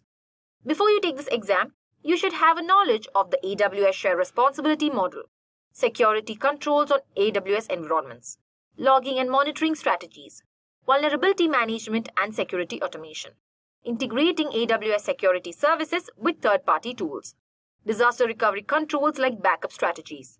Lastly, cryptography, key management, and identity access management. Now let's talk about the AWS Certified DevOps Engineer Professional Exam and how it can level up your career in cloud engineering. Who should take this exam? This exam is designed for individuals at least having 2 years of experience working with AWS environments. It's for professionals who want to demonstrate their expertise in provisioning, operating, and managing distributed systems on AWS. Before you take the exam, you should be familiar with programming, that is, experience in at least one high-level programming language. Infrastructure automation, building highly automated infrastructures. Next is operating systems, administering different operating systems. DevOps methodologies, understanding modern development and operation processes. Next comes continuous delivery systems, implementing and managing continuous delivery systems on AWS. Security and governance, automating security controls, compliance validation, and governance processes. Last is the monitoring and logging, defining and deploying monitoring, metrics, and also logging systems on AWS. Now let's understand about the exam. You'll have 180 minutes to answer 75 questions in multiple choice and multiple response formats. The exam costs $300. And about location, you can take the exam either at a Pearson VUE test center or online with a proctor. Next, here's the key knowledge you need before taking the exam. 2+ years of experience, provisioning, operating and managing AWS environments. Experience with software development lifecycle and programming or scripting. Automating infrastructure and understanding modern development processes. Lastly, securing AWS infrastructure is also recommended knowledge. The exam consists of 2 types of questions. Multiple choice, where 1 correct answer and 3 distractors. Multiple responses, 2 or more correct answers from a list of 5 or more options. Now let's dive into the AWS Certified Security Specialty Exam and see how the certification can set you apart in cloud security. The exam category is a specialty level certification, perfect for those who want to showcase expertise in AWS security solutions. I know you will have a doubt of how exam is like. You'll have 170 minutes to complete 65 questions in both multiple choice and multiple response formats. The exam costs $300. Where can you take this exam? You have 2 options for taking the exam. An in-person test at Pearson VUE testing centers or an online proctored exam. This exam is offered in 6 languages like English, Japanese, Korean, and so on. Now let's see what is the certification about. The AWS Certified Security Specialty validates your skills in creating and implementing secure AWS solutions. It tests your knowledge of data classification and AWS data protection mechanisms, data encryption methods, and how to implement them on AWS. Lastly, secure internet protocols and AWS mechanisms for securing data transfers. Who should take this exam? If you're in a security role, this certification is a great way to validate your skills. The exam is designed for candidates who have a solid understanding of data classifications, encryption, and secure internet protocols. 2 or more years of production deployment experience in AWS security services. Lastly, the ability to make the trade-off decisions regarding costs, security, and deployment complexity. What knowledge should you have? Candidates should have the following experience and understanding of AWS Shared Responsibility model and its practical application, security controls for AWS environments, logging and monitoring strategies, vulnerability management and security automation, how to integrate AWS security services with third-party tools, cryptography, key management, and identity access management. Lastly, threat detection and incident response strategies. The exam consists of 2 types of questions. That is multiple choice, where 1 correct answer with 3 distractors. Next, multiple response, 2 or more correct answers from a list of 5 or more options. And remember, unanswered questions are scored as incorrect, so there is no penalty for guessing. Ready to become AWS certified? This certification is a great way to validate your security expertise and gain confidence in your ability to secure AWS solutions. Now, we are diving into the AWS Certified Machine Learning Specialty Certification, designed for anyone serious about ML development in the AWS cloud. What does this credential do? It's designed to help organizations identify and grow talent for critical cloud initiatives. If you are into building, training, tuning, and deploying machine learning models on AWS, this certification can be a game changer. Who is this exam for? This certification is perfect for developers and data scientists with over 2 years of hands-on experience in machine learning or deep learning on AWS. You should also be comfortable with the intuition behind ML algorithms, basic hyperparameter optimization, familiarity with ML and deep learning frameworks, lastly, best practices in model training, deployment, and operations. How do you earn the certification? To earn the certification, you will need to pass the AWS Certified Machine Learning Specialty exam.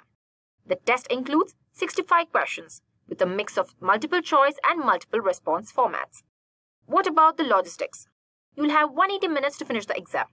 It costs $300 and is available at both Pearson VUE testing centers and as an online proctored exam. The exam is offered in 4 languages: English, Japanese, Korean, and simplified Chinese. Now let's see, what knowledge will you be tested on? The exam validates a candidate's ability to select the right ML approach for a business problem, choose the right AWS services to implement ML solutions. Lastly, design and implement scalable, cost-effective, secure ML solutions on AWS. Let's see the ideal candidates. Those who have 2+ years of experience in developing, architecting, and managing ML workloads on AWS are the best fit.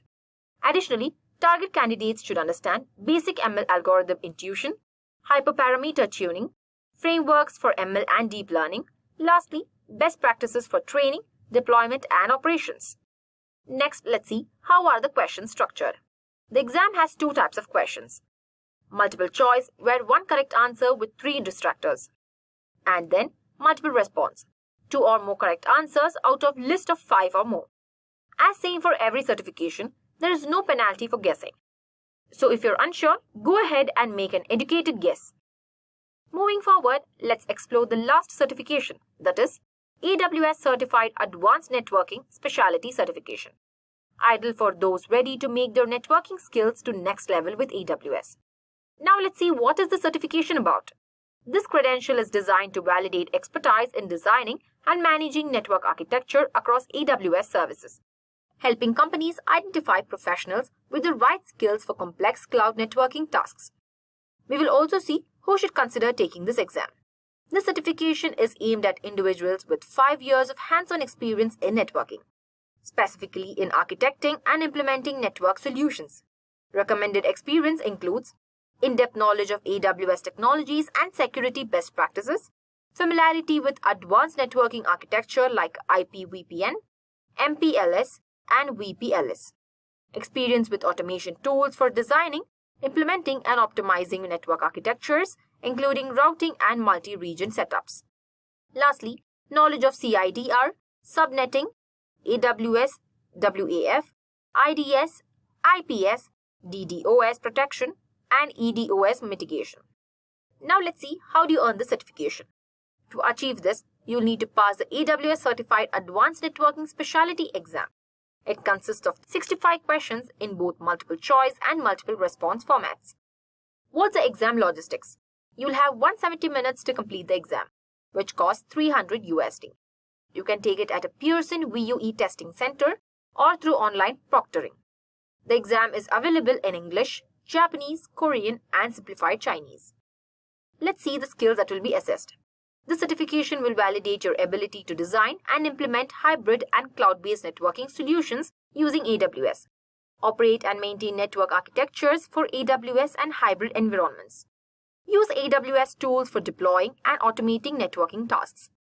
Lastly, secure AWS networks using native AWS networking tools and services. Now let's see what kind of candidate is the best fit for the certification. Ideally, candidates should have at least 5 years of networking experience and 2+ years in cloud and hybrid networking. Key knowledge areas include AWS networking details and how they integrate with other AWS services. Security best practices for AWS. Lastly, understand of AWS compute and storage options. How are the questions structured? You will encounter multiple choice questions with one correct answer and 3 distractors. Multiple response questions with 2 or more correct answers among 5 or more options. So, if you're serious about building secure, reliable network architectures on AWS, the AWS Certified Advanced Networking Specialty Certification can be an invaluable credential for your career. So, that wraps up our overview of all the AWS certifications. So, if you've got your certification, you'll have access to great career opportunities. Now let's go to the career opportunities. You could work as a cloud architect, solution architect, DevOps engineer, data engineer, or security specialist. The pay will depend on your experience and where you're based. But these roles offer excellent career growth and good salaries.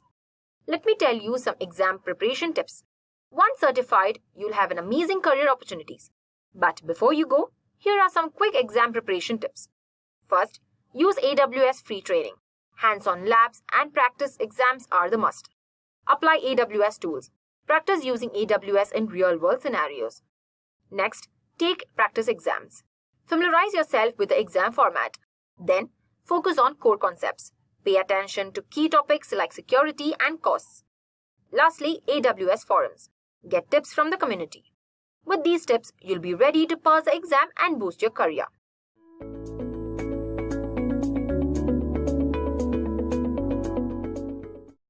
Why do we need AWS? So the first thing we see is that it helps scale your operations. Now, basically, scalability is extremely important when it comes to business agility, because the more you scale your operations, the more profits you have and the more efficient you get, right?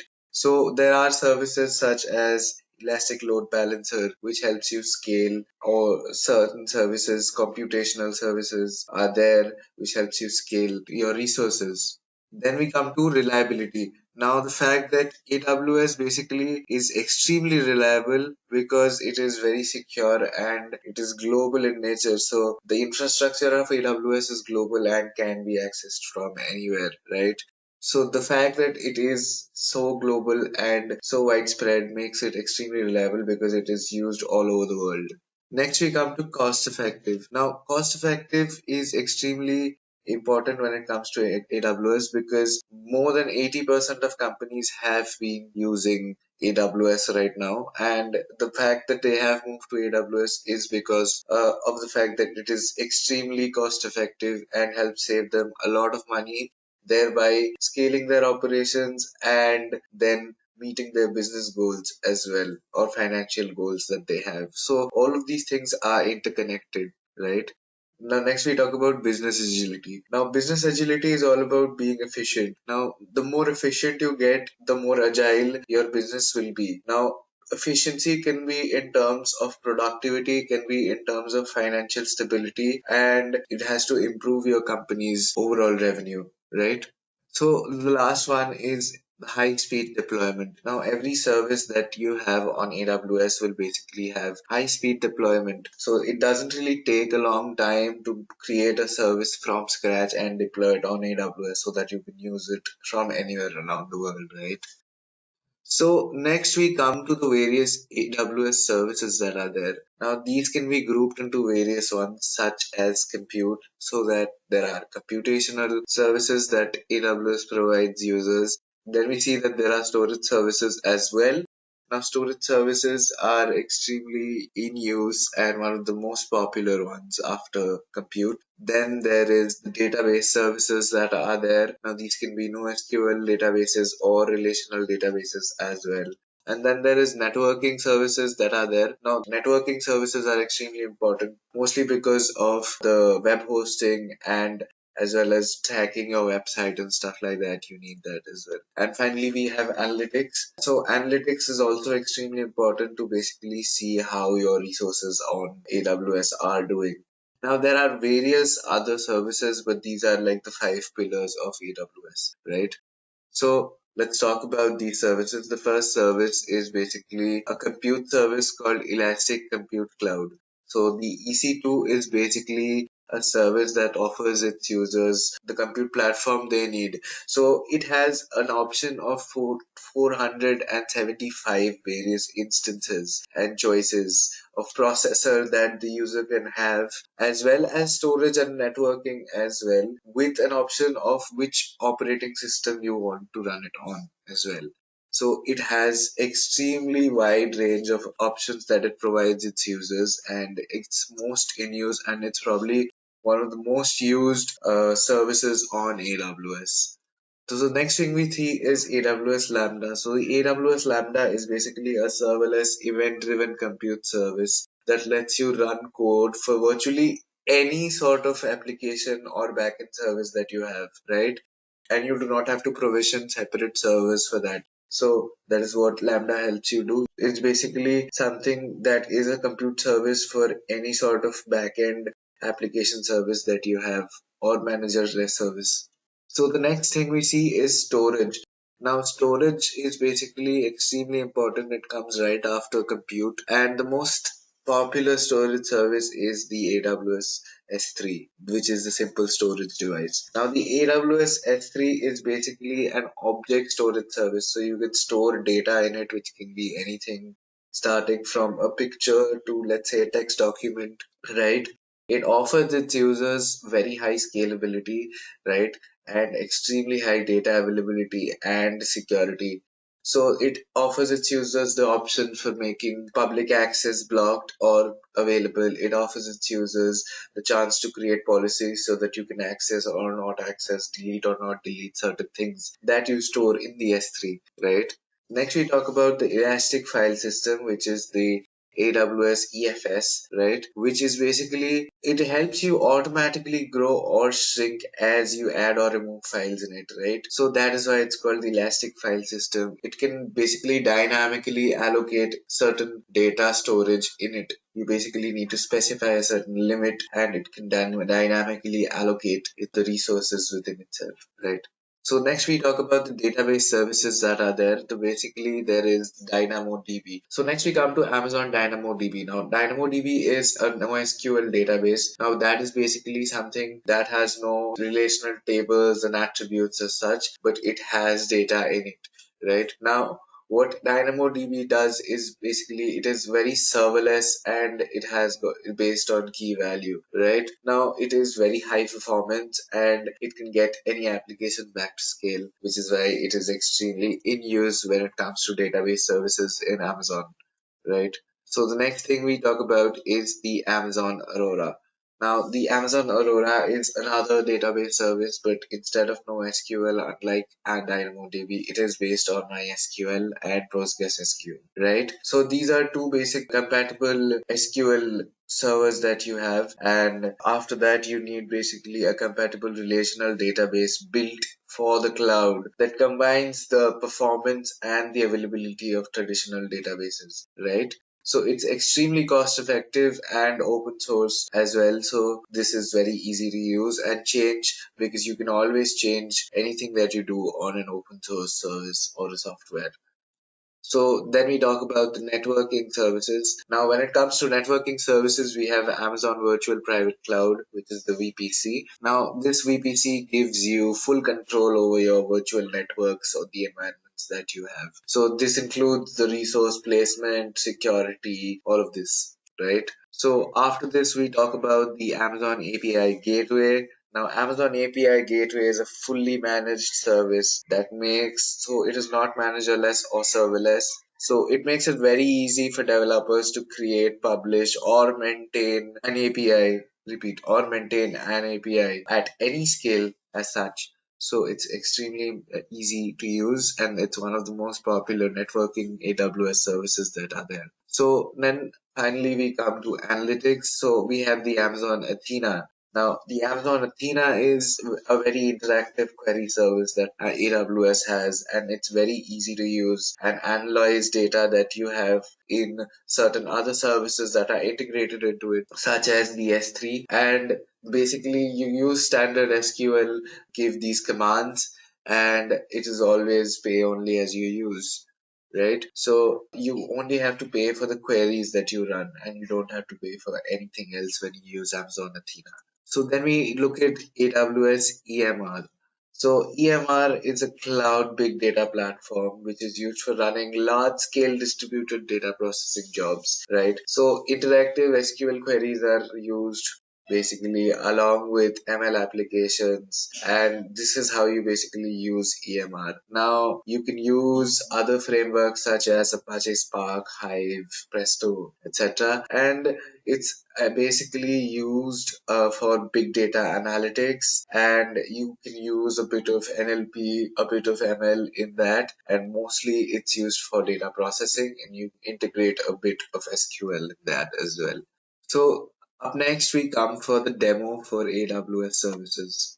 So basically what you do is you create an account on AWS, and when you do that you can log in with your password and your credentials as well, and this is what you come to, the AWS management console, right? So what you can see here is you have a various options of various services that are there. Now these services can be different from analytics to application integration, VR, and compute, and these are various other services. So let's check out some of the services, right? So the first thing we check out is, let's say, DynamoDB. So you type DynamoDB here.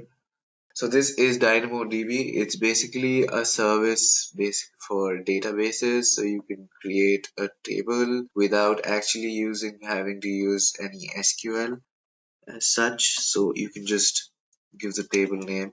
I can give it as table one, right?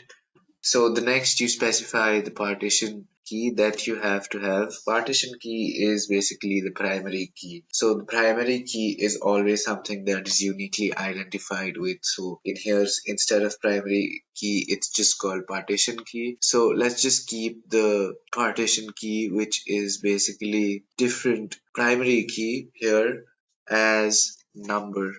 So it's going to be a number type, or we can keep it as, yeah, we can just keep it as number.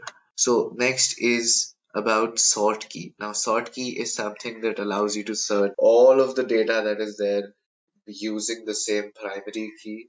So that is used as sorting, which is an optional feature, so we can or cannot do it. So we'll just use default settings, which is the fastest way to do it. And there can or cannot be tags. Now basically tags are optional values that you add, that you can basically assign to certain data that you have in the table, right? So what you can do right now is just create table, and your table will be created. It will take certain amount of time to do that, because AWS takes a bit of time, but it should be done in about 5 minutes. So as you can see here, the table has actually been created with the name of the table being table 1. The status is active because it has just been created, and partition key is basically the primary key that is there, that is going to have some sort of number in it, which is going to be unique for every sort of data that we enter, which is why it is the partition key. And you will basically have to see the read and write capacity mode. So we can just enter this table right here, right? And check out what is there. So here is the general information that is there. So the partition key, the sort key, if it was there, if we checked it. So there are no active alarms that we have set, and it is active. So item summary, so there are no real items, right? So we have to add an item. So let's do that. Let's add items. So we can just go to explore table items. So this is a table that we have. So what we can do is we can just go to create item, because there are no items here in the table. So this is going to be, let's say, 17, and that is the primary key that we have. Now let's say there's going to be a string attribute that you need. So let's say the roll number was the roll number of a student, and now what you can do is you can just add another attribute here, just like when you do with relational databases, as let's say name, and it's type string, so you can add, let's say, Jake, for example, and you can add another value if you need. Now this can be different if you want. It can be binary, it can be string set, anything. So this is basically another attribute that we can add. So this is the type, which is list. Now the list can be different. Now we can have different types of things in a list. Now this list can be third language, let's just say, right? So we can insert any sort of field here, and this can be string, right? So you can just add string here. All of these will have, let's just say, first will be Hindi, this will be English, and we can have another field of string, let's say Punjabi. Yeah. So repeat. You can have Hindi, English, and you come to the third one, and you can basically have Punjabi, let's say, and you create these items, right? And you create the first item. So this is literally one item that is there in your table right now. So you can just check what is there in your table, and you can see this is the only items that's there as number 17, which is the primary key, which is basically the partition key. This third language, which is basically string, and a list of different things such as Hindi, English, and Punjabi, and the name is J. Now, what you can do here is you can create another item, because there's just one item, and you cannot really have a primary key if you don't have another item, right? So let's just say this is 26, right? And after that, you'll have to add a new attribute. So this one is also, let's say, name, and let's say the name is same, which is Jake. And for example, if we do something different, if this is the same and it's non-redundant, and then we basically go and do the same with this, we go to list, insert a few fields like Hindi, English, and let's say for this one we change it to Bengali. So this is basically two different things. So this is added as a new different attribute because I hadn't put it under third language, right? So if I had put it under third language, it would have come under this. So these two would have been together, but since the name is basically the same attribute for both items that are there, so this is basically under the same name. And you have another attribute here, which is new value, right? So what you can do here is you have various things you can do here, right? You can edit the entire thing. You can set it as, let's say, 19, and save those changes. Okay, and right after that, if you basically recreate this item, it is updated and set as 19, right? So basically what you can do here is you can basically carry out any action. So we can just see about the updation. Now after updation, we can basically see there are various actions we can do. We can just delete item, and since that item has been selected, 19 is now deleted, and the only thing that is there is 26. So this is how DynamoDB works. Up next, we come to basically Amazon S3, right? So Amazon DynamoDB was a database service, and S3 is a storage service that we're going to talk about. Now, Amazon S3 is all about creating buckets. Now, buckets are basically used to store information. They're used as storage, right? This is a storage service. So what you can do here is you can go to create bucket. Now, what you can do is you can name your bucket. Let's say I name it 1, right? After that, so you can basically choose the region you're from. So I'm here in India, I'll be choosing Mumbai. And if you don't have an existing bucket, and if you don't have settings for your bucket, you can basically choose any existing bucket that you have. But since I do not really have an existing bucket, I cannot choose an existing bucket to have settings from. So this is our first bucket they're making. Now the next thing we see is ACL. ACL is basically related to account ownership, right? Object ownership in the account. So you can choose to block public access in your bucket, right? So, and versioning is basically anything to do with multiple versions or variants of your bucket. So basically it is used to recover, right? So when you lose a certain file or a bucket or certain data, if you have versioning enabled, what it will help you do is it'll help you get a certain copy of the same data that you had. And tags like one before is help you to associate to your bucket. So this is optional, you can or cannot. So you can choose to enable encryption, which is basically used to encrypt and protect your data, or you can choose to disable it, and it is labeled right now. So let's just create this bucket, which is going to be called product one, and we go create bucket.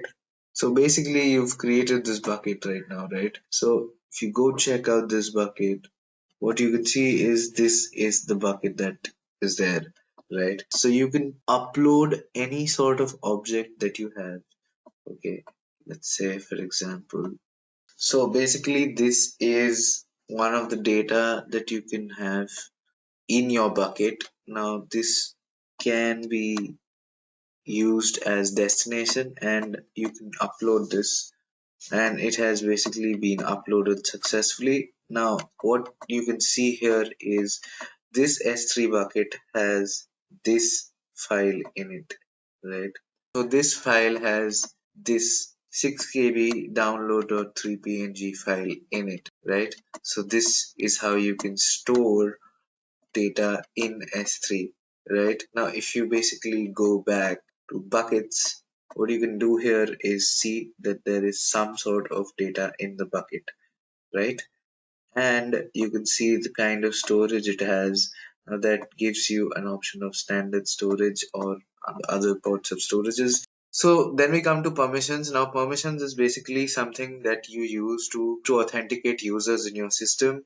Now users in your system will basically have to be authenticated before they access any content or data that you have in your bucket. So basically what you can do here is you can change public access.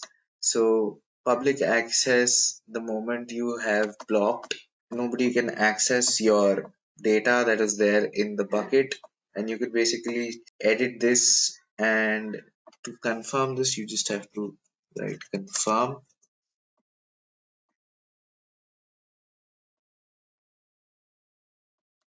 right? So public access is on, so there is no such bucket policy, right? So you can add certain bucket policy. So you can just go here and you can see the policy that is there in your system, and this is the policy that is there which has allowed public access. And what you can do is this is basically the rules that you set. After that you can just go to management.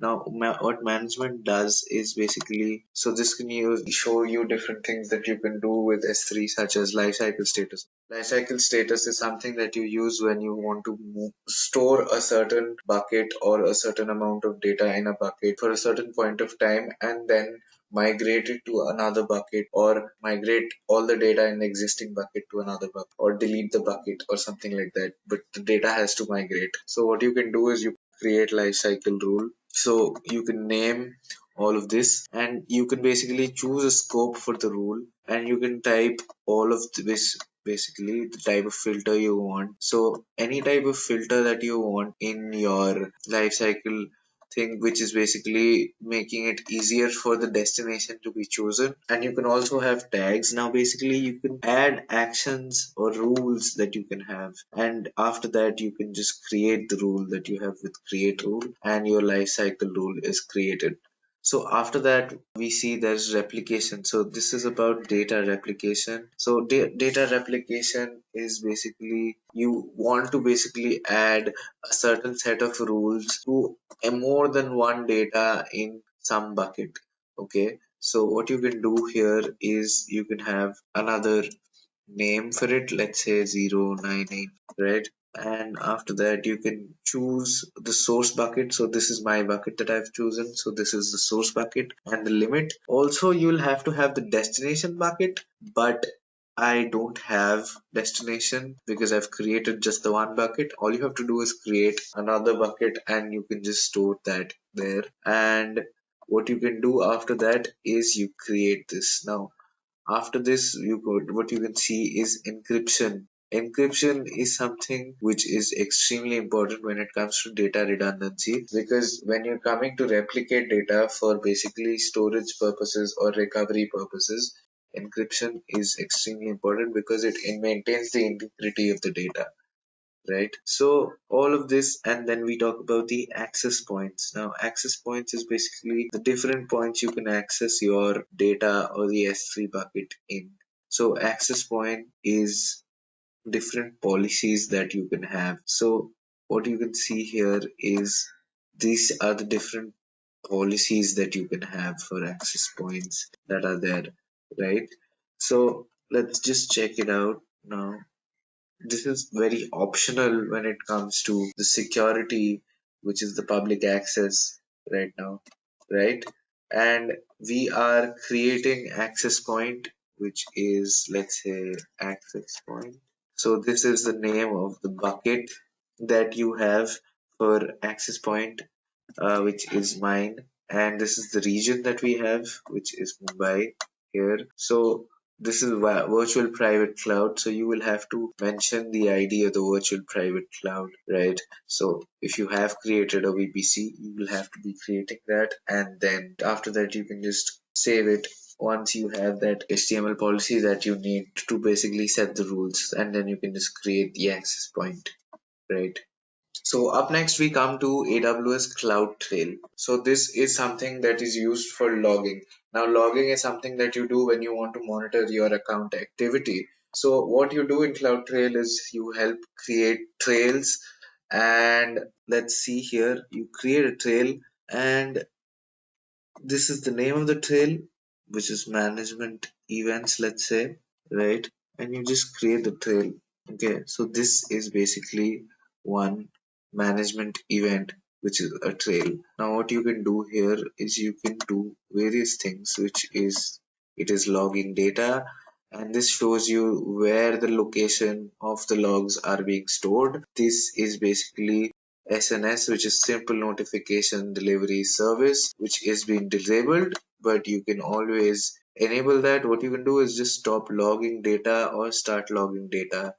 I will just stop it for now, and you can always choose to edit this, right? So let's go here. What you can see is the details. The name of the trail is management events, let's say. What you do here is you go to S3, you create a new S3 bucket. Since I don't have it, I'll be creating one. This is the name, but you can just use an existing S3 bucket if you have it. So you can have encryption, which is something which is important for maintaining the integrity of the data. And apart from that, which we have log file SNS or all of that here, right? So let's just see that. So what you can do here is that you can go to CloudTrail, you can go here to the dashboard that is there, right? So over here, what you can see is this is the name of the trail that you've made, which is management events, which is off, which is not logging data right now. So this is the event history tab, which is basically a tab which shows you all of the things that has happened inside CloudTrail and all of the things that the user has done and other certain things in services which are associated or integrated with AWS is also visible. So here you can see that I have stopped logging. So that has been here. It's been logged. The data has been logged, right? So apart from that, we can see start logging, all of the things that you can see here. let's say create trail, right? So all of this is there, and you can see put bucket policy and register scalable things. So these are all username is root, which is my user. Now this is S3, which is an integrated service with CloudTrail. So you can see what is going on inside S3 as well in CloudTrail. Now this is extremely useful for users because it is something which helps them keep track of their services which they have running on AWS, right? So this is an overview of some of the services that AWS provides us with. So in conclusion, what we can see is that more than 80% of organizations have moved to the AWS cloud. And as of 2021, it accounts for over 13% of Amazon's yearly revenue, right? So AWS makes sure your organization's operations run very smoothly and much more scalably and secure. So cloud is definitely the future, and AWS is something which is proof of that, right? AWS is basically taking over the entire computer industry, and it is basically here to stay for the long run.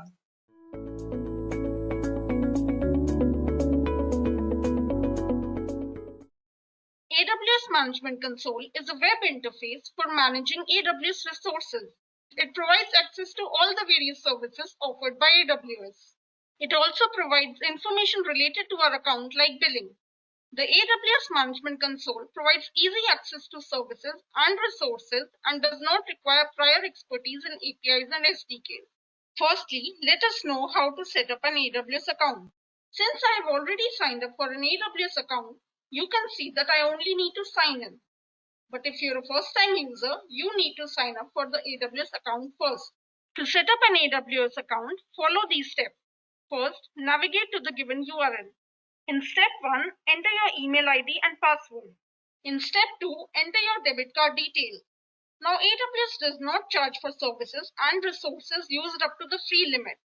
We enter the debit card details as it wants to ensure that you're a legit user with a legit bank account.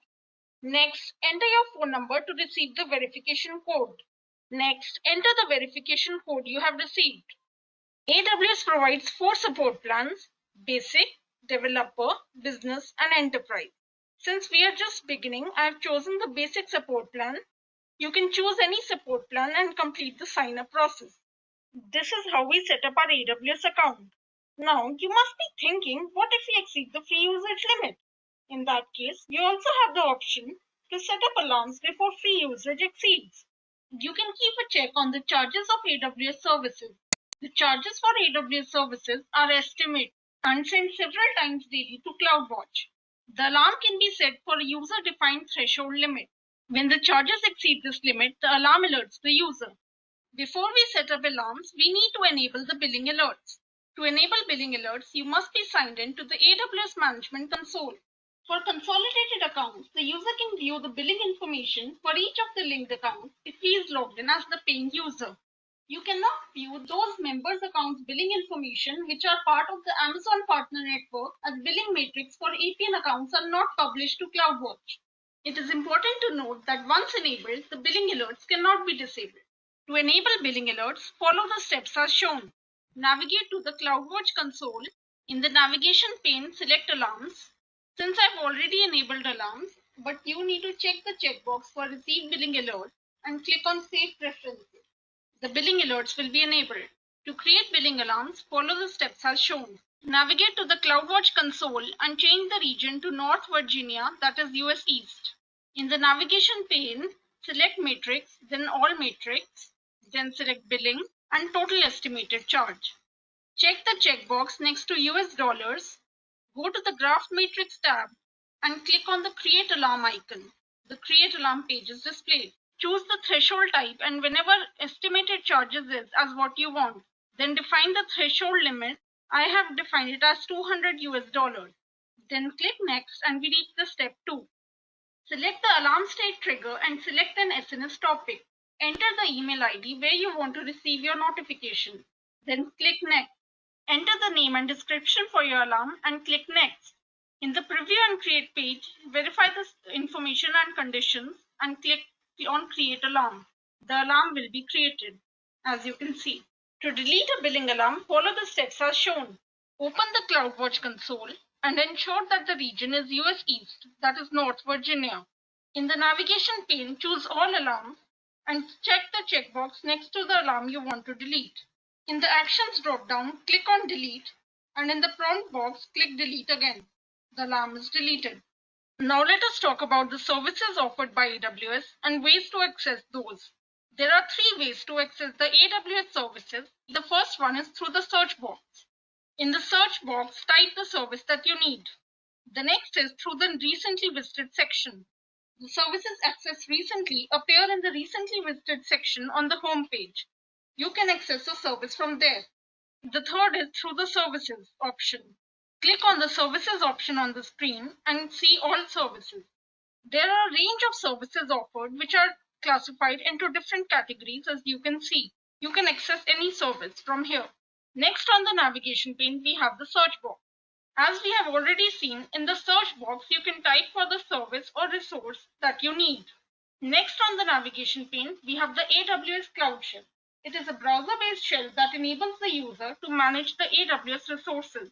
Some Cloud Shell features include direct access to command line, pre-installed development tools, and sharing of files. Now let us look at some advantages of Cloud Shell. They include that it works well with AWS Management Console functions. It is automatically updated. There is no cost for up to 1 GB of storage, and the environment can be customized and retained. AWS also provides us with some tutorials. For example, you can learn how to launch a virtual machine. As you can see, there are some tutorials of small durations that help you perform different tasks through the AWS Management Console. All these are available under the Build a Solution title on the home page. Some common tutorials include launch a virtual machine, build a web app, build using virtual servers, register a domain, connect to an IoT service, and start migrating to AWS. Next on the navigation pane, we have the bell icon.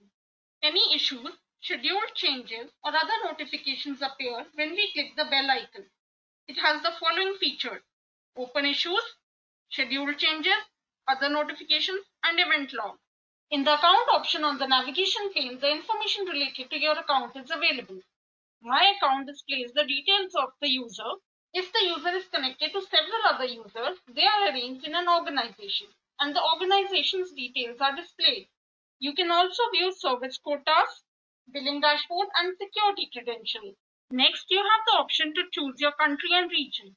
Certain services are global, which means they are available globally from anywhere, while there are a few other services that are exclusive to a particular region only. AWS Management Console also provides you help and support for your problems and queries. Support Center is available where we can resolve our doubts. We can seek expert help.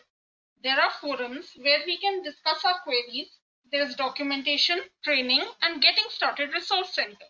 You can also view details related to your account's billing information. You can view bills, orders and invoices, credit, purchase orders, cost and usage reports, cost categories, etc.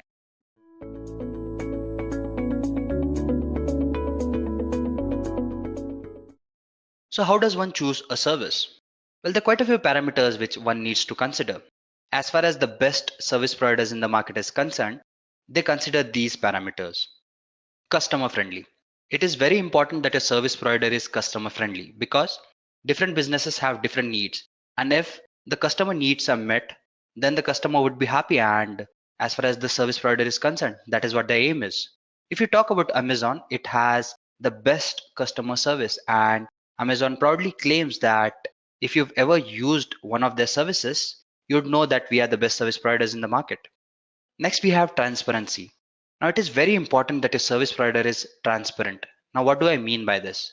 What happens is most of the times people are forced to pay money upfront and then they're given access to the services. This does not give them any time or have any kind of demo with the services that are provided by the service provider. This is where AWS is different. What it does is it offers you free tier. Now, what this free tier does is it lets you use all of its services for free, and that too for 1 year. So you have sufficient demo or access to the services which AWS has to offer to you. And then you can take a call whether you want to go ahead and pay for these services or not. Pocket friendly. AWS is highly pocket friendly. Why am I saying this? Say for example, you have to go ahead and buy a server. Now AWS lets you have a server for 1 month at a meager price of $5 only. And this is highly affordable.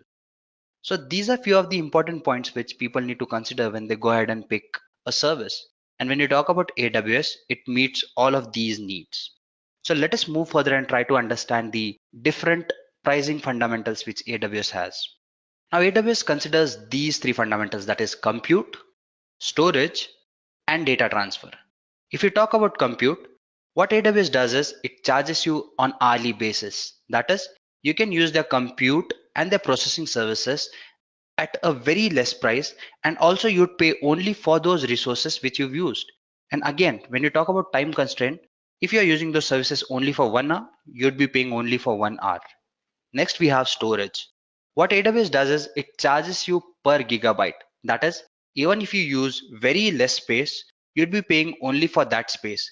And since it is almost as less as 1 GB, that is, you have to pay only for 1 GB, what this does is you don't have to worry about scaling, because if you're using more resources, you'd be paying accordingly. So yes, when you talk about storage, this is a very important point and AWS has it covered.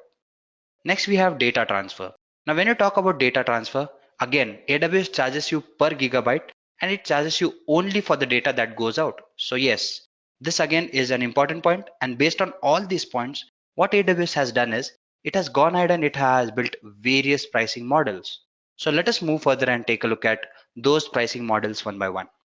Now, AWS has these three pricing models, that is pay less as you get more, pay as you go, and save when you reserve. Let's first talk about pay as you go. As I've already mentioned, AWS has a very flexible pricing model. Now, what do I mean by this? AWS charges you on hourly basis, plus it charges you only for the compute capacity and the resources which you are using. So if you need a particular resource for 1 hour and you need n number of or n amount of compute capacity, you'd be paying only for that thing. Say for example, your requirement is 40 GB for first month, but what happens is you end up only using 10 GB. Now in this case, your 30 GB of space is wasted, and this is when you pay upfront. But if you're paying on hourly basis and only for the resources which you're using, you're actually saving up all the cost which you would otherwise pay. Secondly, we have something called as pay less as you get more. Yes, more the services you use as far as AWS is concerned, it charges you fairly less. You have a chance of saving up to 70% of your total cost, and that is a very nice feature to have. You also have something called as save when you reserve. Now, if you know how much resources and the compute capacity that you're going to use in near future, what you can do is you can go ahead and reserve these services in advance. Now, in that case, AWS charges you fairly less compared to the other models. So let us go ahead and take a look at these one by one. Firstly, we have no upfront costs. Now, what this means is you can go ahead and reserve your resources and your services in advance, but you're not paying anything. But what happens here is you're paying an amount which is lesser than the previous two mentioned models, that is pay as you go and pay less as you use more. But this thing is still costlier compared to the other subtypes of this model, that is partial upfront cost and full upfront cost. Now, when you talk about partial upfront cost, you're paying a partial lump sum amount which is less than the total amount, and you're reserving all your instances and all those things. But this is comparatively affordable when you compare it with no upfront costs. It is, however, costlier than the last one, that is full upfront payment or costs. In the last point, that is full upfront costs, what you do is you decide, okay, these are the amount of resources which I'm going to use, and this is the compute capacity which I need, and accordingly you book all those resources and you make an upfront payment.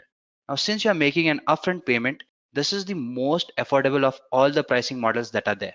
But for this, you need to be assured that these are the minimum resources which I'm going to use, and if required, I will have to scale up but not scale down.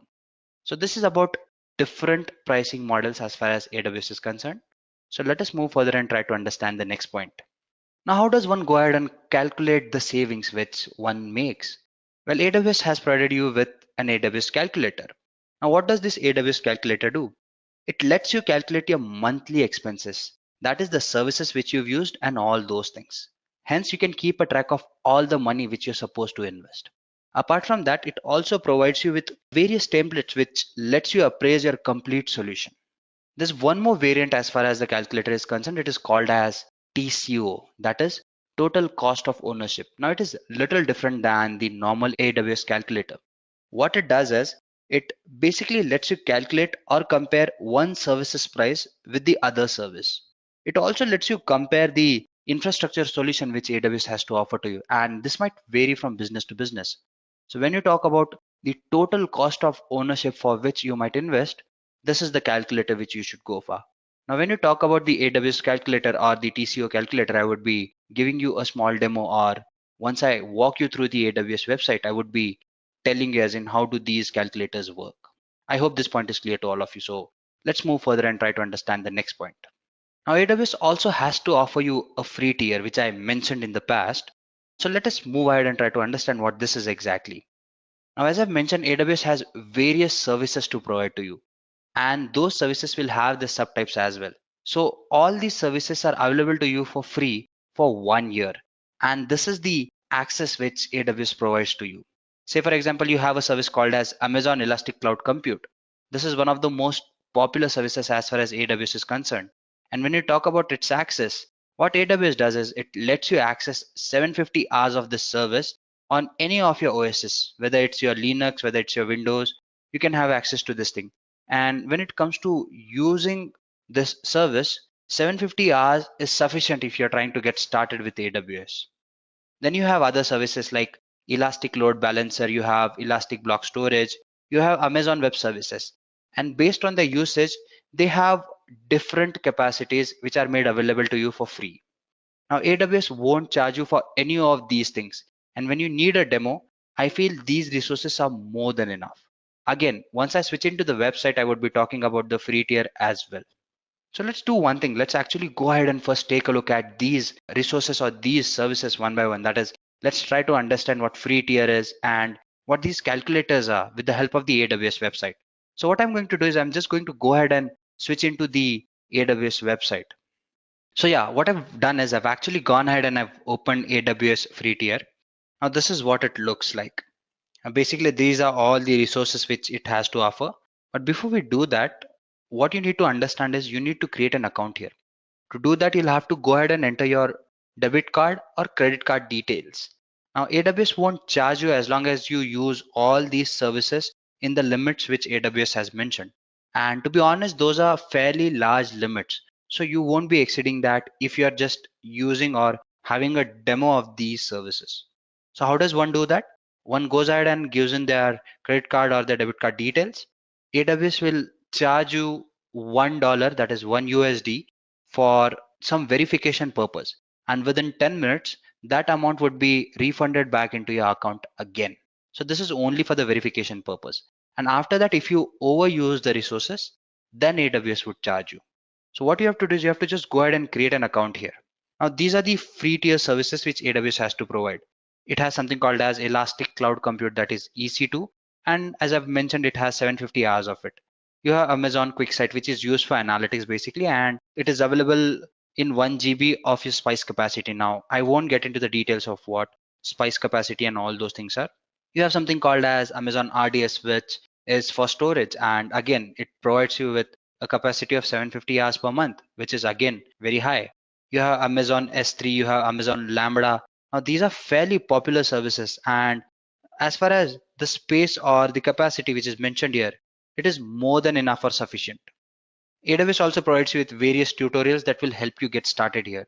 So if this is your concern, I would suggest that you just go ahead and log into AWS's website, have an account there, and you're good to go. As far as once you sign in, how it looks, I'll show you that as well. You can just go ahead and log in. Now I have an account already on AWS. For some reason, my internet is very slow today. There you go, it takes eternity. Yes, so once you log in, this is how it looks like. You can go ahead and you can actually create your own instances and all those things. Say for example, you have something called as EC2. You can go ahead and you can specify all the details, as in this will show you how many instances are running and all those things. For now, there's nothing that is running here, so there's 0 instances that are running. So you can actually go ahead and create your instances and do all those things. You can launch your instances, say for example. and you get to select as in what OS and what all do you need to do for it. So yes, but then this is not the discussion for today. So I'll just go ahead and skip this part and I will switch to something called as the calculator. As far as the free tier is concerned, these are all the services that are available to you and you can actually go ahead and use those. Now next we have something called as our simple monthly calculator or AWS calculator. Now it gives you your monthly estimate as in for all the services which you've used. All you have to do is you have to go ahead and add the details as in what is the description, how many instances are you using, its usage, and the type of the instance. Now the T1 and all those, the micro instances and all those, these are the details that have been covered in a session called as AWS tutorial by Edureka. If you want to have details about those, you can actually go ahead and view that video as well. Now this is where you talk about the billing option, whether it's on demand and all those things. You're free to go ahead and choose a plan for you. As you can see, it's visible here. And once you do that, once you've filled in all these details, your storage, your compute capacities, your elastic IPs and all those things, you finally need to come here and you just need to say that there's an option here which actually lets you submit all these values. And once you do that, you'll have the final result as in, okay, this is your usage till time and this is the predicted usage and all those things. Then you have something called as your TCO. Now this is more global or more general kind of an application. Now this is something that deals with your interim expenses and all those things. This is for the overall expenses as in the total cost of ownership. You can select the currency here as in you have an option of paying in different currencies. Since it's a global leader, you have options to pay in different currencies as well. Say for example, you're somewhere in India, you would be paying in rupees and you can select that option here as well. Apart from that, what is the environment which you need to compare it against? Because yes, as I mentioned that you can compare different architectures, so you can go ahead and select that as well. You have various other features. Say for example, you can go ahead and put in the details for the servers, whether those are physical servers, virtual servers and all that. Your storage. Now there are storage types here. Say for example, you have SAN, you have NAS, you have object. You just need to fill in these things and then you need to calculate your TCO as well. And you'll have the total cost of ownership too. So these are different calculators and this is how the free tier as far as AWS is concerned works. So you're actually free to go ahead and explore these things because it is available to you freely and you can just have access to this and get the know-how as in how AWS works. I hope this is clear to all of you. So let's move further and continue with our discussion as far as the pricing video is concerned. Now that we've understood what the AWS free tier is, let us move further and consider this final point of discussion, that is cost optimization. Now this is a very important point. As I've already mentioned that money is very important when you talk about businesses. It is also very important that you are able to optimize all the money that you are investing in various projects. Now this is where AWS is very good because it helps you optimize your cost a lot. Yes, it has great pricing models, but apart from that, it also lets you use those wisely so you can optimize your cost. Let us take a look at these points one by one. Right size your services. Now, as I've mentioned, it is easier to upscale, but it is not easy to downscale. So it is always wise to start with lesser resources and lesser compute capacity. So this is where right sizing becomes very important. And AWS lets you do that. Since I've mentioned that it has highly flexible pricing model, you can actually go ahead and choose minimum resources, start with small, and then upscale according to your needs. We also have something called as reservation benefits, which I've again discussed in the past. You can go ahead and choose the models which actually meet your requirements, and you can actually go ahead and reserve few of the resources upfront, which you're very sure about. And yes, you end up paying less again. Elasticity benefits. Now what AWS does is it provides you with various tools. It also provides you with something called as scheduler. Now these time schedulers, what they do is they let you switch off and switch on your various resources that might fluctuate when you talk about their usages. Say for example, you have services like EC2, RDS. Now these are instance based services, and when you talk about their usage, that might not be constant throughout the various hours of the day. So you can decide to switch off and switch on these resources so that they're used optimally, and you end up paying only for the hours for which you've used those services. So this is where time schedulers do come into picture. And this is where AWS has great elasticity or great flexibility. Finally, in this list, we have something called as track and manage services. Now, AWS provides you with various tools and softwares that actually go ahead and let you keep track of all the real-time usage and measurements that you're concerned with. Now, what this does is this actually helps you optimize your usage. How? Because there are tools that let you build real-time dashboards and all those things. Now, since you have those, you can analyze all the traffic, all the data, and all the resources which you're using. And thus you can cut down on a lot of cost, or you can just go ahead and optimize a lot of money and cost that you're investing in your projects. So these are the points that are very important when you consider cost optimization. And this was probably the last point when you talk about our today's session, that is AWS pricing. So if you're concerned about going ahead and picking a proper cloud service provider, I would say that choose AWS, and it would definitely ensure that you sleep with a lot of cost optimized.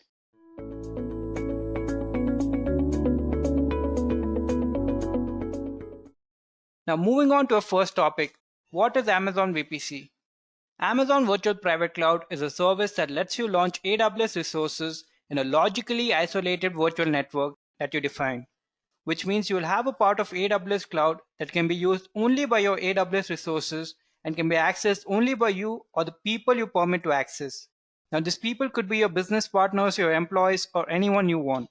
You will have complete control over your virtual networking environment, which would include selecting your own IP addresses range, creating of subnets, and configuration of route tables and network gateway. I will explain all this term in some time. Now Amazon VPC allows you to create multiple layers of security, including security groups and network access control list, which will help you control access to your Amazon EC2 instances in each subnet. You can use IPv4 and IPv6 for most resources in your virtual private cloud, which will help you ensure secure and easy access to resources and applications. Now that you have some idea about what exactly is AWS VPC, let us move on to our next topic and see how does it work. But before we get into the working part, I would like to explain the terms which I mentioned before. So if you're wondering what are subnets, these are logical subdivision of a larger network. You can launch your AWS resources into a specified subnet. And when I say AWS resources, I mean your EC2 instances and so on. There are two types of subnet, the public and the private. You use a public subnet for resources that must be connected to the internet. And with a private subnet, the resources won't be connected to the internet. Now another interesting point is IP addresses of all the subnet in a network will start with the same prefix. Next we have is a route table. Now a route table contains a set of rules called route that are used to determine where the traffic in a VPC is directed. You can explicitly associate a subnet with a particular route table. Otherwise, the subnet is implicitly associated with the main route table. Each route in a route table specifies the range of IP addresses where you want your traffic to go, which is the destination, and the gateway, which is the network interface or connection through which to send the traffic, which is the target. Now, as I've mentioned about public subnets and private subnet, let us see the difference between them. So in a public subnet, resources are exposed to the internet using the internet gateway. They make use of both public and private IPs and are mainly used for external facing applications like web servers where you want your information to be visible to the users. Whereas in the public subnet, resources are not exposed to the outer world and it uses only the public IPs. They are mainly used for backend applications like database and application servers. Now that you have some idea about subnet and route table, let us move on to the working of VPC and understand it. Now if your account was created after 4th of December 2013, your account comes with a default VPC that has a default subnet in each availability zone. We will see this in the demo part. Now your default VPC includes an internet gateway and has the benefits of advanced feature provided by EC2 VPC and is ready for you to use. Now if you launch your instance in a default VPC and do not specify a subnet where to launch your instance, the instance is automatically launched in your default subnet, which is a public subnet. You can also create your own VPC and configure it as you want. This is known as a non-default VPC. Now the subnets that you create in your non-default VPC and any additional subnet that you create in your default VPC are called as non-default subnets. Now you can see we have something called an internet gateway. Now an internet gateway is a gateway that allows your instances to connect to the internet. You can do this through Amazon EC2 Network Edge. Each instances that you launch in your default subnet has a private IPv4 address and a public IPv4 address, as you can see here. By default, each instance that you launch in a non-default subnet has a private IPv4 address but not a public IPv4 address unless you specifically assign it. These instances can only communicate with each other but cannot access the internet. But you can enable internet access for these instances by attaching the internet gateway to its VPC and associating an elastic IP address with the instance. Now, how can you connect your VPC to other VPC or to your on-premises network? So for this, you can create a VPC pairing connection between the two VPCs that enables you to route traffic between them privately. Now, instances in either VPC can communicate with each other as if they were in the same network. You can also create a transit gateway and use it as an interconnection between your VPC and your on-premises network.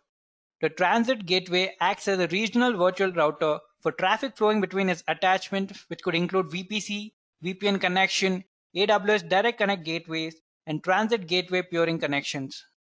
Now I hope you have some idea about the working of VPC. Let us move on to our next topic and see some of the use cases of VPC. With Amazon VPC, you can host a simple web application such as a blog or a simple website with additional layer of privacy and security. You can help securing the website by creating security group rule, which will allow the web servers to respond to inbound requests from the internet while simultaneously prohibiting the web servers from initiating outbound connection to the internet. Now what this means is you can control your data traffic in and out of your VPC. You can create a VPC that supports this use case by selecting VPC with a single public subnet only from the Amazon VPC console wizard. With VPC, you can also host multi-tier web application and strictly enforce access and security restriction between your web servers, application servers, and databases. You can launch web servers in a publicly accessible subnet while running your application servers and databases in a private subnet. This will ensure that your application servers and databases cannot be directly accessed from the internet. To create a VPC that supports this use case, you can select VPC with public and private subnet in the Amazon VPC console wizard. With Amazon VPC, you can also back up and recover your data after a disaster.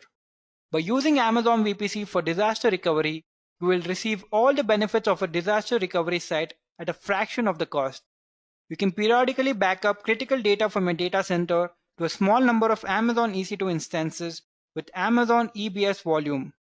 Or you can also import your virtual machine images to Amazon EC2. To ensure business continuity, Amazon VPC allows you to quickly launch replacement compute capacity in AWS. These were some of the use cases of using VPC. Now let us move on to our next topic and see an overview of the other networking concepts in AWS. First, let us talk about Elastic Load Balancer. Elastic Load Balancing automatically distributes your incoming traffic across multiple targets. The targets could be EC2 instances, containers, and IP address in one or more availability zones. It will monitor the health of your registered target and route traffic only to the healthy target. It scales your load balancer as your incoming traffic changes over time. You can add and remove compute resources from your load balancer as your need changes. It will not disturb the overall flow of requests to your application. Now, Elastic Load Balancing offers 4 types of load balancer. First is the classic load balancer, which provides basic load balancing across multiple Amazon EC2 instances, and it operates both at request level and the connection level. A classic load balancer is intended for applications that were built within the EC2 classic network. Second, we have Application Load Balancer. It is best suited for load balancing of HTTP and HTTPS traffics and provides advanced request routing, which is helpful in modern application architecture, including microservices and containers. Third, we have Network Load Balancer, which is best suitable for load balancing of TCP, UDP, TLS, where extreme performance is required. A network load balancer routes traffic to targets within Amazon VPC and is capable of handling millions of requests per second while managing ultra-low latencies. Fourth, we have the Gateway Load Balancer. It is used to deploy, scale, and run third-party virtual networking appliances. Gateway Load Balancer is transparent to the source and destination of traffic, which makes it well suitable for working with third-party appliances for security, network analytics, and other use cases. This was about Elastic Load Balancer. Now let us take a look at AWS Direct Connect. AWS Direct Connect is a cloud service solution that makes it easier for you to establish a dedicated network connection from your on-premises to AWS Cloud. Using AWS Direct Connect, you can establish a private connection between AWS Cloud and your data centers or your office. You can increase the bandwidth throughput and provide a more consistent network experience than internet-based connections. AWS Direct Connect is also compatible with all the AWS services and is available in a speed starting from 50 Mbps and can be scaled up to 100 GB per second. It helps you build hybrid environment, which allows you to use the benefits of AWS and continue to utilize your existing infrastructure. Now let us move on to our next service, which is Route 53. Amazon Route 53 is a highly available and scalable cloud domain name system or DNS web service. It is designed to give developers and businesses a reliable and cost-effective way to route end users to internet applications by translating names into numerical IP addresses. This can be used for computers to connect to each other. Now Route 53 performs three main functions. First one is it registers your domain name. Every website needs a name, be it edureka.co or anything like facebook.com. So Route 53 lets you register a name for a website or web application known as a domain name. The second function is it routes internet traffic to the resources for your domain. So when a user opens a web browser and enters your domain name or the subdomain name in the address bar, Route 53 helps connect the browser with your website or web application. The third function is it checks the health of your resources. Route 53 sends automated requests over the internet to a resource, such as a web server, to verify if it is reachable, available, and functional. You can also choose to receive notification when a resource becomes unavailable and choose to route internet traffic away from the unhealthy resources. Now these were some of the networking services in AWS. Now let us move on to a demo part where I will teach you how you can create a VPC, your subnet, your route table, and an internet gateway. So for our demo, I've logged into my AWS console. If you do not have an AWS account yet and want to practice AWS services, I would highly recommend you to create an AWS free tier account where you can access more than 75 AWS services for free for a year. So a point to remember is your VPC will be set in this region. In my case, it is Ohio. You can see there are so many regions available here. Your VPC can be set in your selected location. Now let us start a demo. We'll search for VPC. You can just search over here, VPC. Here it is. Now when you click on your VPC, you can see there is a default VPC as I mentioned before. It will also have a default subnet inside it. So now let us create our own VPC. So I click on create VPC. So it will ask us to name our VPC. Let me name it demo VPC. Now when you create a VPC, you must specify a range of IPv4 address for the VPC in the CIDR block, which stands for classless inter-domain routing. We will go for the primary CIDR block, which is 10.0.0.0/16. Now mention 16 over here, which means 16 bits is reserved for my VPC network. Now we'll go with the default. I do not want any IPv6 CIDR block. Next we have tenancy. Now here you can see we have two options. One is default, the other one is dedicated. So what dedicated means is you can run your instances in your VPC on a single tenant or a dedicated hardware. So we'll just stick to default here and create a VPC. Then you'll get a message saying you have successfully created your VPC. This is your VPC ID and this is your VPC name. Now let us create a subnet. Now as I've told you in the theory session, a default subnet is created. And you see we have three default subnets over here. When I just scroll here, you see the three default subnets are created in three different availability zones. So each availability zone has one subnet in it. So now let us create a new subnet. We have to select a VPC from here. This is a VPC. Next we'll come down and we'll name our subnet. Let us name it demo subnet. Now we have to select the availability zone. We have three availability zones in Ohio. We'll just select one of these. Now we also have to mention our IPv4 CIDR block for our subnet. So we'll just set it to 24. So when I type 24 over here, it means 24-bit is reserved for my VPC network. Now the starting of the IP address of the subnet should be the same as the starting address of your VPC. Now after this, let us create a subnet. This might take a few seconds and you can see you have successfully created your subnet. This is your subnet ID and this is your subnet name. Next we'll create our internet gateway. We'll get back to route table in a few minutes. Now as you can see there is a default internet gateway, but we will go ahead and create our own internet gateway. So here it will ask us to name our gateway. Let's just name it demo internet gateway and just create our internet gateway. It is very simple. Now our internet gateway is created. This is our internet gateway ID, but the state is detached. Now you can go attach your VPC to your internet gateway. Just click on attach to a VPC over here and just select a VPC from here. Here is our VPC, so we'll just select it. And now attach internet gateway. So here, the state is attached. Now let us move on to the next step and create a route table. Now as I've mentioned before, route table determines where the network traffic from a VPC is directed. Now these are some of the default route tables, but we'll create a new route table. So now we have to name a route table. Let us name it demo route table. And we have to attach a VPC to it. Here is a VPC. Let us create it. We'll get a message saying a following route table was created. And here is the route table ID. We'll close it.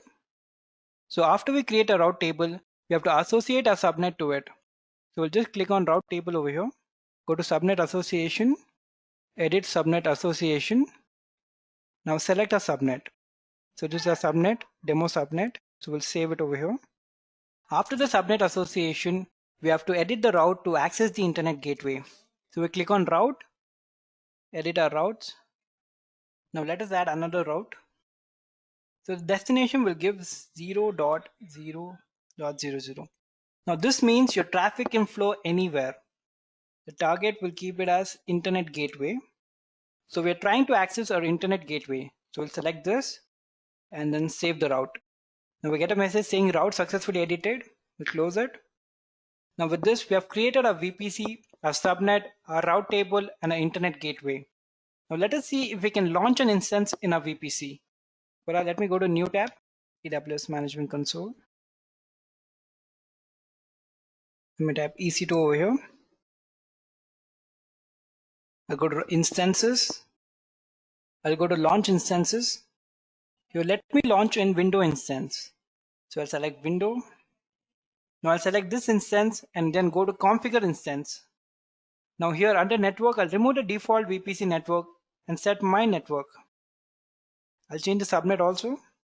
And we also have to change the auto assign public IP to enable. We will enable this to create a public IP. So after this, we'll make no changes. Go to review and launch. Before that, let us create a security group. Let us just name it demo security group. And now review and launch. We'll use an existing key pair and now launch our instance. Now let us click on view instance. Now this might take a couple of minutes. While our instance is getting created, let us go back to a VPC. We go to VPC dashboard, and here you can see there are two VPC. One is a default VPC and the other one which we have created. And there are 4 subnets. 3 are defaults and 1 which we have created. There are 2 default route table and 1 which we created. There was 1 internet gateway which was default, and then we created another one. Now let us check our EC2 instance. We'll refresh it. Now you can see 2-on-2 status check is passed. So we'll click on our instance ID. Now this is our instance ID. This is a public IPv4 address, a public IPv4 address. Now when we come down and see the VPC ID over here, you can see the instance was created in our VPC ID. That is the name of our VPC, and it is also created in our subnet, which is the demo subnet. And you can also see it was set up in the availability zone you had mentioned. Now the instance can be used only by me or the people I permit. A part of AWS Virtual Cloud was given to me to run my resources.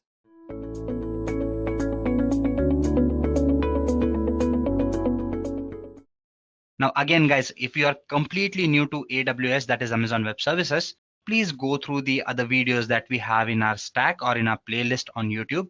Probably those would hold you in a much better state to understand some of the terms that I would be using. As we move further, I would be talking about these terms as well, but we won't be getting into the depth of the terminologies here because we assume that the fact that you're here, you have some understanding of what AWS is. So let's just move further and try to understand these practices. So when I say EC2, it is Elastic Cloud Compute, a computation service offered by AWS. Now, what does this service do?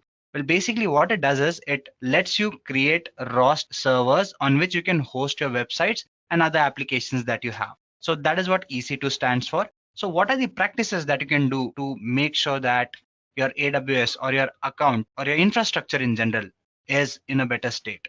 So these are some of the practices. AMI hardening is the first one. Now AMI, Amazon Machine Image, what it does is, if you have an EC2 server, basically what it does is it lets you make a copy of it, take an image of it, and use it as a template to generate similar kind of instances. So what can you do with this template? Well, the first problem is, if you are having an infrastructure or an application that has multiple instances, in that case, replicating your instances each time won't make a lot of sense, because you need a secure and a more robust AMI. So can you define certain properties for it? Yes, you can actually define certain properties and harden your AMIs in a much better way. Say, for example, you have your SSH, which is nothing but your secured shell host. In that case, what you can do is you can change these hosts so that your account is more secure. Apart from that, you can ensure that you actually have proper IAM users and VPC accesses that are given to your so-called instance, so that it is secure on a higher level or at a better level. VPC port location. Now, when I say VPC port location, virtual private cloud, as we know, what it does is it brings in n number of instances under one umbrella. That means you need these instances to communicate with each other. As I've already mentioned, you won't be dealing with one single instance, right? So in this case, you want these instances to communicate. And how do they do that? You use VPC. But what are the problems with VPC? The major problem is security concern. Who gets to access your VPCs? Now, basically what you can do is you can limit your IP addresses. It is advised that you block your IP addresses. You do not give any random IP address to access your VPC. But then there are certain VPCs which need to be accessed by certain IP addresses. In that case, you can make your ports or your VPCs open for certain IP addresses only. Private subnets. Now, all your applications should fall under private subnets. There is an exception. You have your load balancers and stuff like that, which do not fall under your private subnets, but you have to ensure that remaining stuff, it falls under your private subnets and they are properly secured. Microservice architecture. Now, what is a microservice architecture? Well, microservice architecture, what it does is it helps you break down your architecture into simpler portions or simpler manageable services. Now, to give you an example, suppose you have your e-commerce website, something like Amazon. So you have so many verticals. I mean, you have your payment, billing, your security, your front end, back end, number of verticals, that is the products that are sold, different products for male, female, and stuff like that. So all these needs to be arranged into a more manageable system, right? So what happens here is, instead of having one monolithic architecture for these individual verticals, if you can have a different service that caters the need better on longer run. Why? Even if one vertical goes down, the other verticals are working smoothly. That means these verticals aren't dependent on each other. So introducing this kind of architecture into AWS would definitely help, because if suppose your billing goes down, maybe your login credentials or your login form still works. So for people who just need to log in, they can do that. And for people who want to bill, probably they might have to wait. But again, at least one service is working. So that is what microservice architecture helps you do. So implementing these kind of architectures also becomes important. Environment-based keys. Now, again, when you talk about accessing your EC2, you cannot just go ahead and access your EC2. You need to give in some password details. Now, how do you get in your password details? You do not log in with your username and ID. Here, when you create an instance, with that you create a user key and its password. Those are called as your SSH keys again, which are used to log into your instance. So it is important that you have individual keys for your different environments. You have key for your development environment. You have one more key for your administrative environment. What this does is, suppose if I have a developer person, I would give him access only to the dev environment, because probably he or she is not concerned with the administrative environment, and I do not want them to have that access. So this helps me in better organization and keeping my resources safer. So having environment-based keys also work well. And finally, LDAP authentication. Now, if I have a number of environment-based keys, I have a number of users and stuff like that. So authenticating these logins or these user credentials can be a tedious task. So instead of doing it manually, there is something called as LDAP authentication that helps you automate this process and saves you from the tedious efforts that you would otherwise put in. So yes, this also becomes an important practice when you talk about EC2. So yeah, these are some of the practices. Now let's move further and talk about something else, IAM, that is identification and access management basically. Now here, as the name suggests, what you do is you actually manage and govern the access given to the users that are using your AWS services. So let us move further and take a look at some of the practices that ensure that IAM is taken care of properly. Roles for teams. Again, I talked about the importance of having environment based keys. This is a little similar. You should have roles defined in hierarchy so that you can give proper access to proper people. Suppose I'm creating an IAM user. For people who do not know what IAM user is, it is nothing but it is a second level login where I do not give root access to everyone. Instead, I give access to individuals where they have access to certain resources only. So that is what an IAM user is. So my root user would be having access to everything that happens, but my IAM user would be having access only to certain resources. So when you do assign these IAM roles or accesses to your individuals or employees, if you have roles defined for your teams, you can know how much access to give to which individual. That is why roles for teams actually play in very well. So it is important one has a structured approach and proper roles defined for their teams. Service specific access. We've discussed this already. If you are into development, probably the services that concern development, you should have access to only those services, and accordingly should be your IAM user access given to you. You should have read-only access. Now, this is not true always. Now, but yeah, in some cases, say for example, you are a fresher maybe or somebody who has recently joined in the company, and I do not want you as an individual to access all my resources or make changes to those. Instead, I just want you to get a view of those. So probably I would give you read-only access. So probably you can understand everything that is happening, but cannot make any changes to the stuff that is there. So read-only access also becomes important. So when it comes to identification and access management, you need to follow these practices. There are a couple of more, but these are the important ones. S3 practices. So what is S3?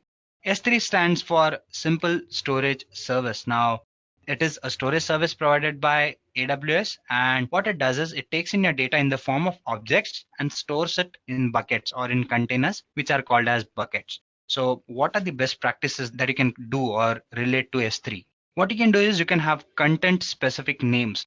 Now, why do we need to do this? What AWS does is it names its services, or it not its services rather, S3. What it does is, in order to create S3 buckets, what you have to do is you have to give specific or unique names to your resources. So if there is a name that is already taken, you cannot use it. It is not allowed. So in that case, you would be forced to use longer names. To give you an example, suppose if Edureka does not work out, you might be required to enter something like Edureka certification, Edureka training. So depending on that, the size of your name would go much bigger than what you expect. So in that case, having content specific names helps. Say for example, I am talking about an AWS course, maybe a master's course with Edureka. So probably my name should be something like Edureka Masters AWS. So it creates an hierarchy, and what it also does is it makes it simple to understand the names.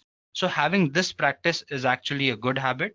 Create bucket policies. Again, this becomes very important. Why is that? Now, who needs to access your buckets? It also becomes important. What kind of data are you storing in that bucket? And which people do you want to access your particular bucket? So to control these things, you need to give proper bucket access as well. Archive buckets to Glacier. Now, what is Glacier? Let's first understand S3 a little more. Now, S3 is a simple storage service which lets you store and retrieve data at standard pace, but it is costlier compared to a service called as Glacier. Now, Glacier again, it lets you store data, but it is specific for archival data and it is much cheaper. Why is that? First, understand archival data. This data is data that you do not want to access every day. To give you an example, suppose I want my birth certificate. For that, I would have to go to a hospital, right? So if you remember the old school traditional method where we had everything put in papers, probably if I did go there and tell them that give me my birth certificate after 25 years or my 30 years of my age, what would happen there is probably they would tell me that you have to wait for maybe a couple of days, couple of hours, and then come back to take that document because that document is not retrievable right now. So there are certain things where the data that is stored is not required frequently, like in the case of my birth certificate, right? But if it was some medication or prescription that I took maybe from a medical store, they would have a copy of it in the system, right? Which I can readily take it right away. Why? Because probably that is more required information. So try to relate this example with S3 and Glacier. Your S3 is like your medical system where you get your data right away. You go there, you tell them, I need this, I had done this or this stuff. So they would give you the data right away that, yes, this is the record we have. But for my birth certificate, it is more or it is similar to Glacier where you store in data which you do not require frequently, probably once in a lifetime or maybe 5 times in your life. So similarly, the data that you do not need every day, I need it maybe once in a while, I can put it in Glacier. So the fact that I cannot retrieve it right away, it is cheaper. So what best practice would be, it is to move your S3 data to Glacier in case if you're not using that data every day. That would help you save a lot of money. Version your objects. Yes, this is very important again. When I say versioning your objects, what I'm trying to symbolize or lay emphasis on is the fact that if you put in your data into your S3 bucket, you can constantly make updates or keep a fresh copy of the recent update. As in, when you create a version, you're stating that this is the recent entry to my data. So what that does is, in case if you want to go back, you can go back to the freshest copy that you've stored. So versioning also helps. So these are some of the practices that concerns S3. So let's just move further and try to understand some of the security practices. Now, if you talk about cloud computing, people have always doubted whether cloud platforms are secure or not. But that question or that debate has been put to rest a while ago. People know that cloud platforms are very secure, and these are some of the practices that ensure that your cloud platforms can be a lot more secure than what you think right now. So what you should do is you should never share your root account credentials with anyone. As I've already mentioned, you have a root account using which you can create different IAM users, which can be assigned to people who have specific responsibilities. So they would be answering or solving or having access only to those resources that they need. So if you share your root account details with anyone, probably they might misuse your resources, and that might lead to hampering your overall security of the infrastructure. So make sure that that does not happen. Remove unwanted users. Say, for example, somebody leaves your company. Now, having an IAM user with that credential won't be good because if that person still has access to those resources, probably he can hamper you again. Enable two-factor authentication. Yes, you can have a number of other devices which generate 4 to 6 digit codes. So once you do log in with the credentials, if you are associated with these kind of applications, probably this would ensure that the user has to log in twice, and so that the system stays more secure than what it is already. Use IAM logins. Yes, now this again is important. I've already mentioned if you need users to have access to your resources, give them limited access. They need not have to have access to everything that is being used. So this is one practice which again becomes very important.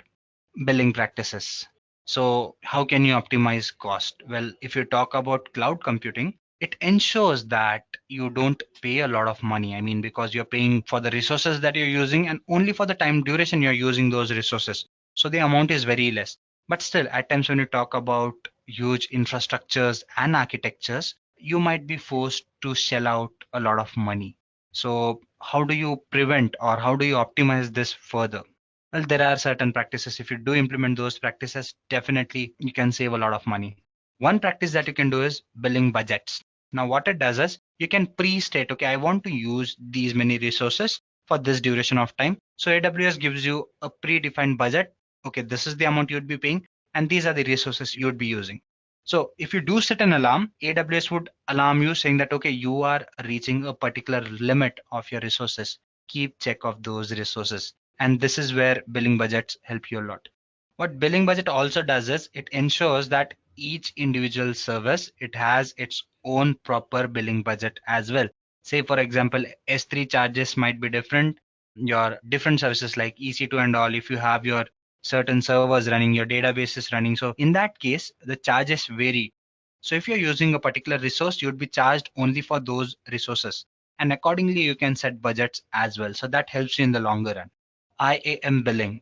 Yes, now billing access is given to few users only. You do not have IAM billing access in general to start with. But if you want certain users to have access to your billing so that they can help you better plan your expense and maybe help your organization with the finance stuff, probably you can have some IAM users having certain billing accesses as well. Multiple credit card payments. Now, what AWS does is it gives you a facility where you can have multiple credit cards linked with your account. So if you're using a particular credit card and while paying the bill, you reach its limit, you might switch to the other credit card as well. This again helps in the longer run. Regional taxation. Yes, now based on the region where you are based in, your taxes might vary. But in general, if you allocate this particular service, now there is a tab available in your billing department where you can activate this notion. And once you do that, AWS keeps track of all the resources that you've used and the money you paid. So when you're filing your ITR income tax returns, that is, probably you can always put in the details given by AWS. You can generate a copy of it and say that I've paid my money here. So probably that would help you with the taxation part as well. And finally, you should have multi-account consolidation. Now, this is opposite of what we discussed in the third pointer. Not opposite, but a little contradicting to that point. And how is that? Well, when you talk about multi-account consolidation, what it says is if you have multiple resources or that are linked to each other, if you want to pay them in one go, instead of paying them individually, you can have those resources consolidated in one place and have a consolidated billing account for it. So when a bill is generated, instead of paying maybe 4 or 5 bills one by one, you can do it in one go, paying all of them added together. So yeah, these are some of the best practices that concern billing. And more or less, these were the practices I wanted to talk about.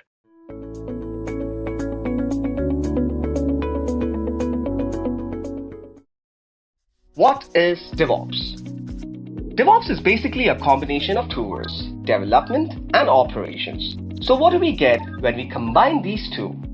Simply speaking, DevOps is a culture that implements technology in order to promote collaboration between development and operations team to deploy code to production faster in an automated and repeatable way. The goal of DevOps is to increase an organization's speed when it comes to delivering applications and services. Many companies have successfully implemented DevOps to enhance their user experience. Let's take for example, Facebook's mobile app, which is updated every 2 weeks, effectively telling users, you can have what you want and you can have it now. Ever wondered how Facebook is able to do this so smoothly? It's the DevOps philosophy that helps Facebook ensure that its apps aren't outdated and that its users get the best experience. Facebook accomplishes this through a code ownership model that makes its developers responsible. That includes testing and supporting through production and delivery for each kernel of code they write and update. It's through policies like this that Facebook has developed a DevOps culture and has successfully accelerated its development lifecycle. Industries have started to gear up for the digital transformation by shifting their needs to weeks and months instead of years while maintaining high quality. As a result, we will soon see that DevOps engineers have more access and control of the end user than any other person in the enterprise. So what are you waiting for? Don't be in the sidelines when that happens. To master your skills, enroll in Edureka's DevOps certification program and become a leader.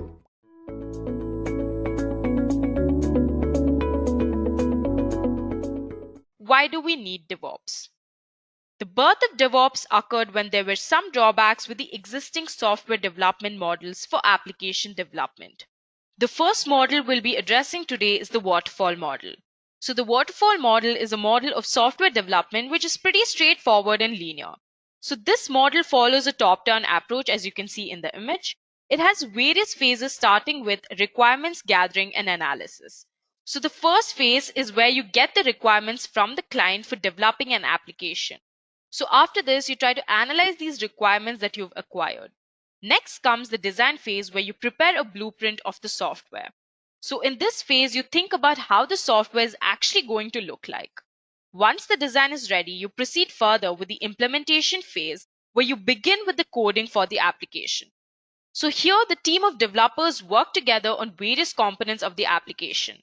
And once the application is developed, it is tested in the verification phase, that is the fourth phase.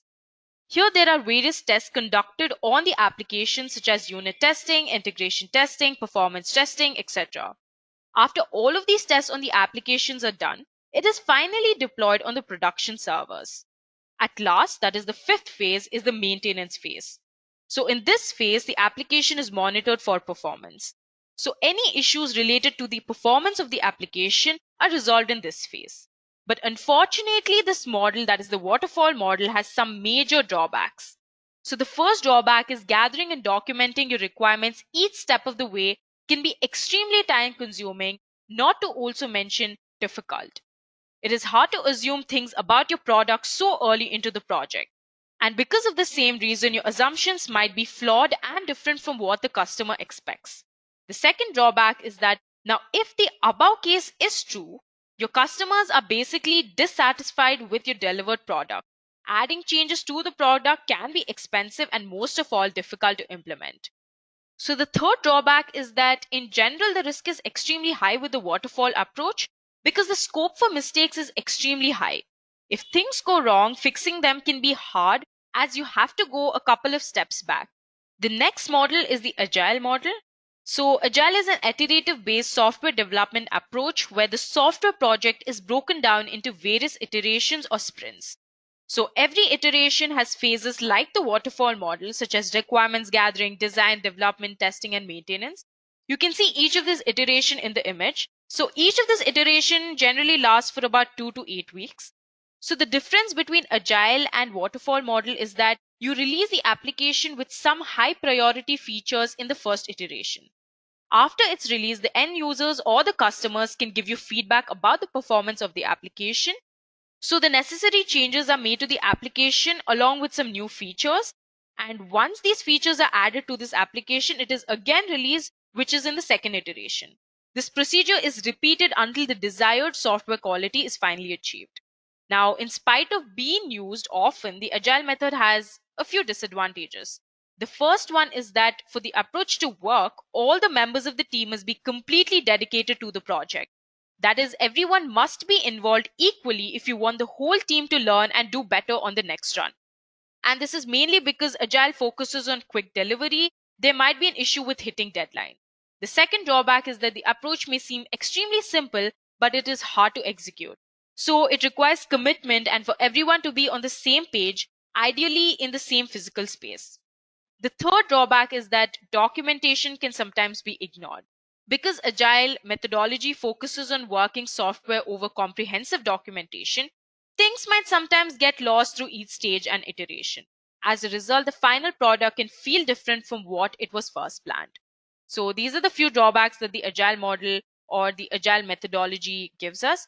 So in delivering valuable software to customers, development and operation teams are always in conflict with each other. While development wants to deliver its changes to customers quickly, operations want stability, which means not changing the production systems too often. So the gap between the development and operations team occurs on three different levels. The first one is the incentives gap. This is because of different goals of development and operations. The second one is the process gap, which is the result from different approaches of development and operations and how to manage changes, bring them to production, and maintain them there. The third one is the tools gap, which results from the fact that development and operations often use their own tools to do their own work.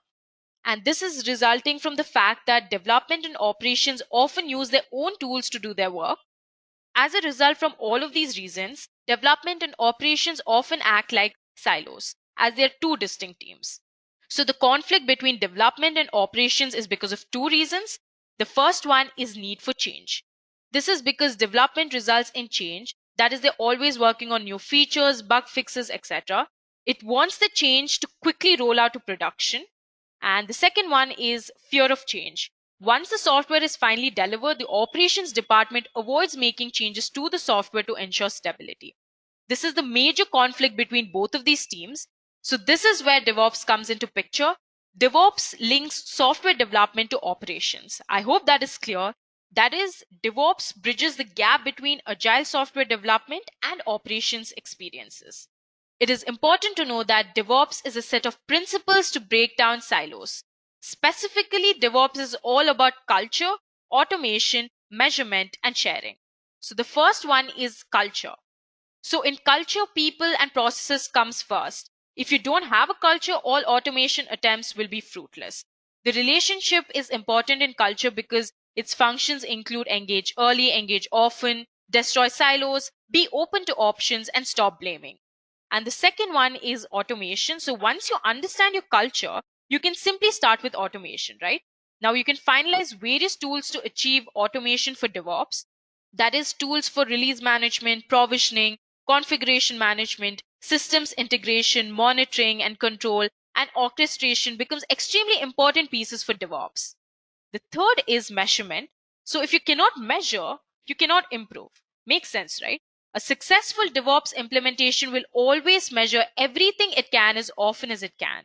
Performance metrics, process metrics, people metrics, capacity planning, trend analysis, fault finding, etc. All of these have to always be measured. So the last one is DevOps is about sharing. Sharing is the loop back in the cycle. So creating a culture where people share ideas and problems is extremely critical. So exposing ideas can create great open feedback that in the end it helps to improve shared ideas, share metrics, give DevOps shell access, see what technology can be leveraged, etc. So DevOps is all about these four particular features. I hope this is clear. So now let's move on to the next part of today's session, that is Introduction to DevOps. So finally, we will address what is DevOps. DevOps is simply a combination of two words. You can see that. One is the software development and the second one is operations. So this allows a single team to handle the entire application lifecycle. That is from development to testing, deployment, and finally operations. So DevOps really helps you to reduce the disconnection between software developers, quality assurance engineers, and system administrators.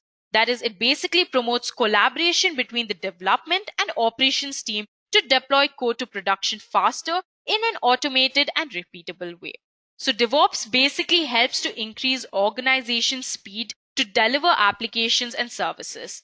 It also allows organizations to serve their customers better and compete more strongly in the market. It can be also defined in another way. That is, it is also a sequence of development and IT operations with better communication and collaboration.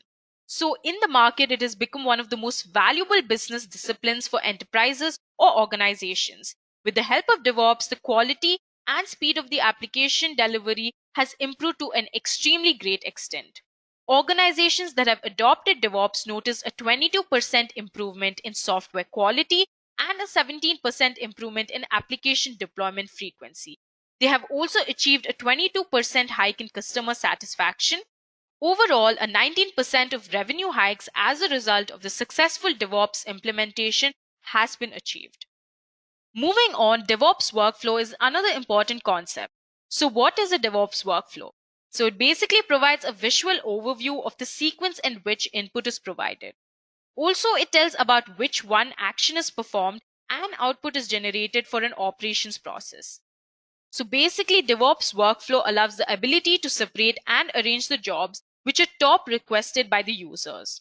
Also, this workflow gives the ability to mirror their ideal process in the configuration jobs. Moving on, let's see some of the DevOps principles. So the main principles of DevOps are continuous delivery, automation, and fast reaction to the feedback. But there are 6 other principles that we'll be discussing today. The first one is the end-to-end responsibility. So DevOps teams need to provide performance support until they become the end of life. It enhances the responsibility and the quality of the products engineered. The second one is continuous improvement. DevOps culture focuses on continuous improvement to minimize waste. That is, it continuously speeds up the growth of the products or the services that has been offered. The third one is automate everything. Automation is an essential part of the DevOps process. We'll be discussing about this later on in this session. This is for the software development and also for the entire infrastructure landscape. The fourth one is custom-centric action.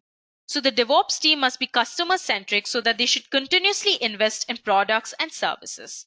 The fifth one is monitor and test everything. The DevOps team needs to have robust monitoring and testing procedures.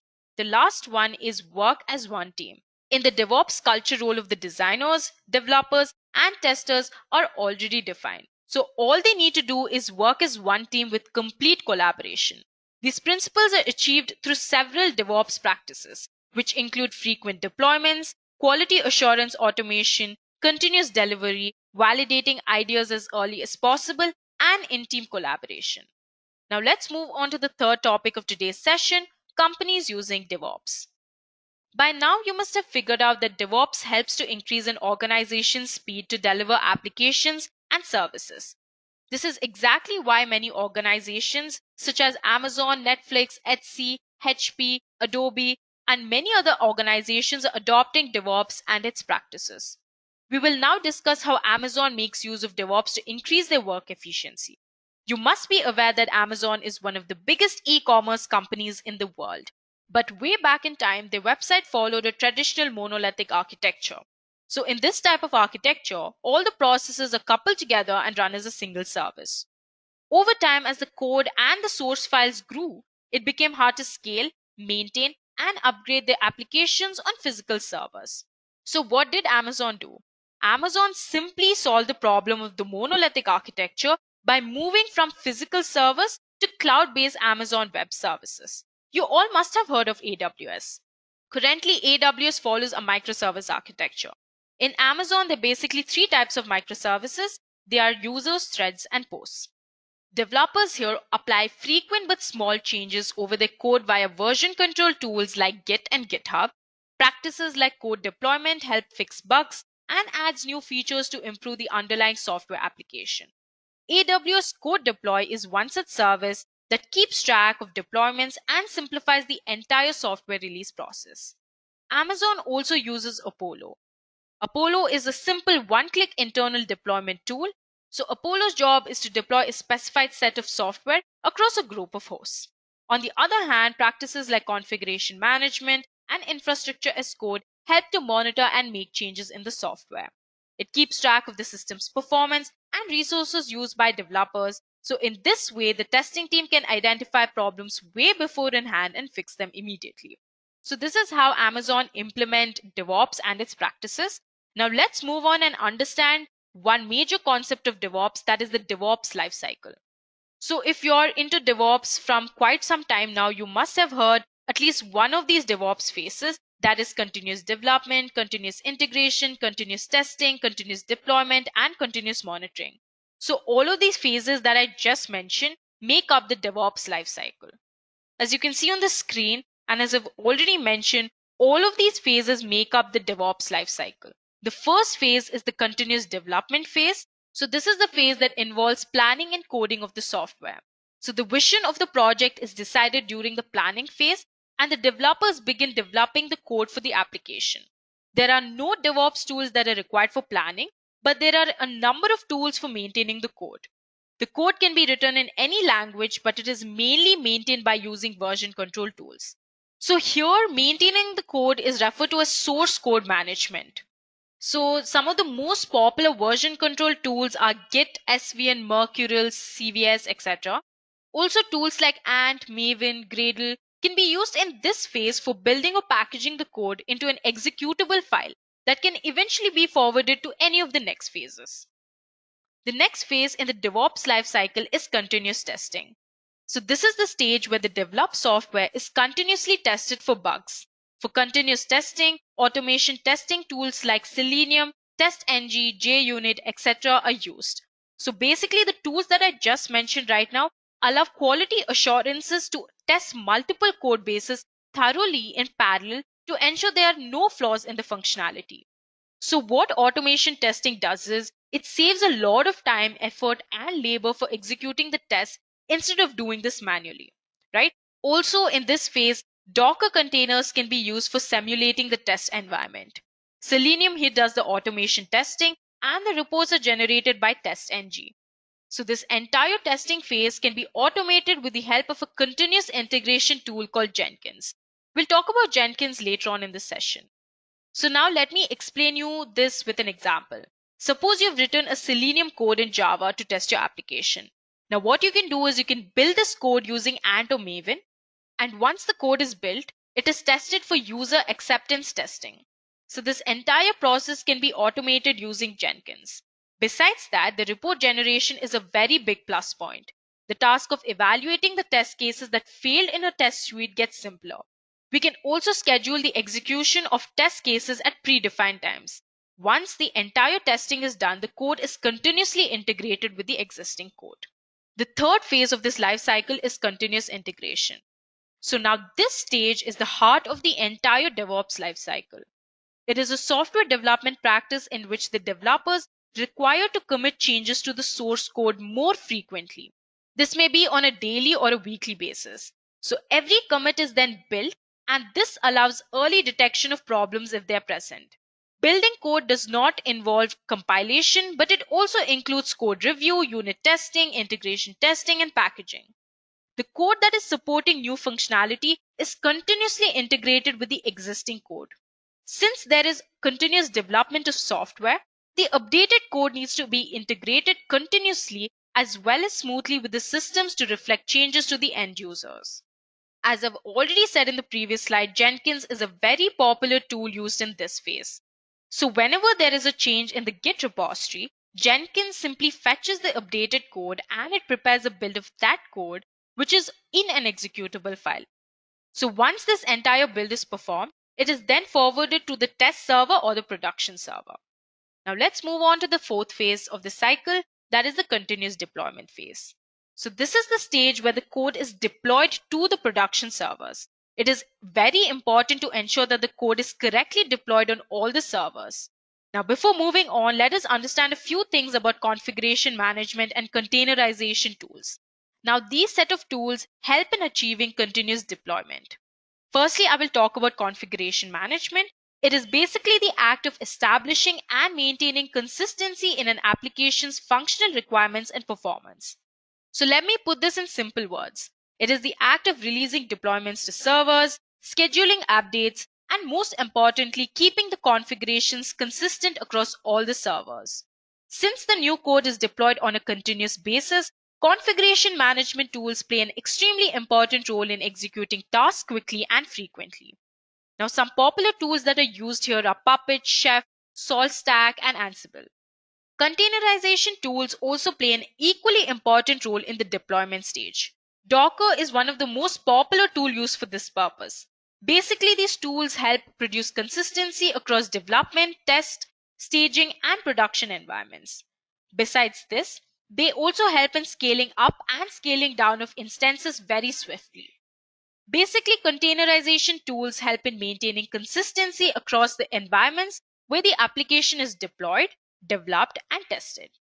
Using these tools, there is no scope of errors or failures in the production environment as they package and replicate the same dependencies and packages used in the development or testing or staging environment. Basically, it makes your application easy to run on different computers. The next stage is the continuous monitoring stage. This is the last stage in the DevOps lifecycle. This is a very crucial stage where you continuously monitor the performance of your application. So here, vital information about the use of the software is recorded. This information is processed to recognize the proper functionality of the application. The system errors such as low memory, server not reachable, etc. are resolved in this phase. The root cause of any issue is determined in this phase. It also maintains security and availability of the services. Also, if there are any network issues, they are resolved in this phase. That is, it helps us automatically fix the problem as soon as they're detected. So now this practice involves the participation of the operations team who will monitor the user activity for bugs or any improper behavior of the system. The most popular tools used for this phase is Splunk, ELK Stack, Nagios, New Relic, and Sqoop.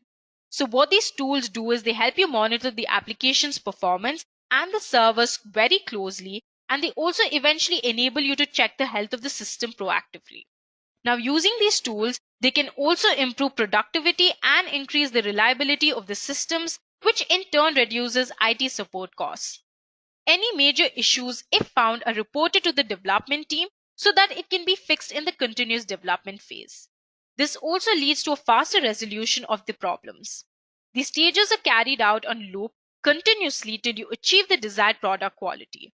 Therefore, almost all of the major IT companies have shifted to DevOps for building their products. Moving on, if you want to become a DevOps engineer or be a part of this ideology, it is extremely important for you to be familiar with some DevOps related tools. Today, I will be talking about 7 important DevOps tools. Now, before we understand the tools DevOps engineers use, it is important to understand containers.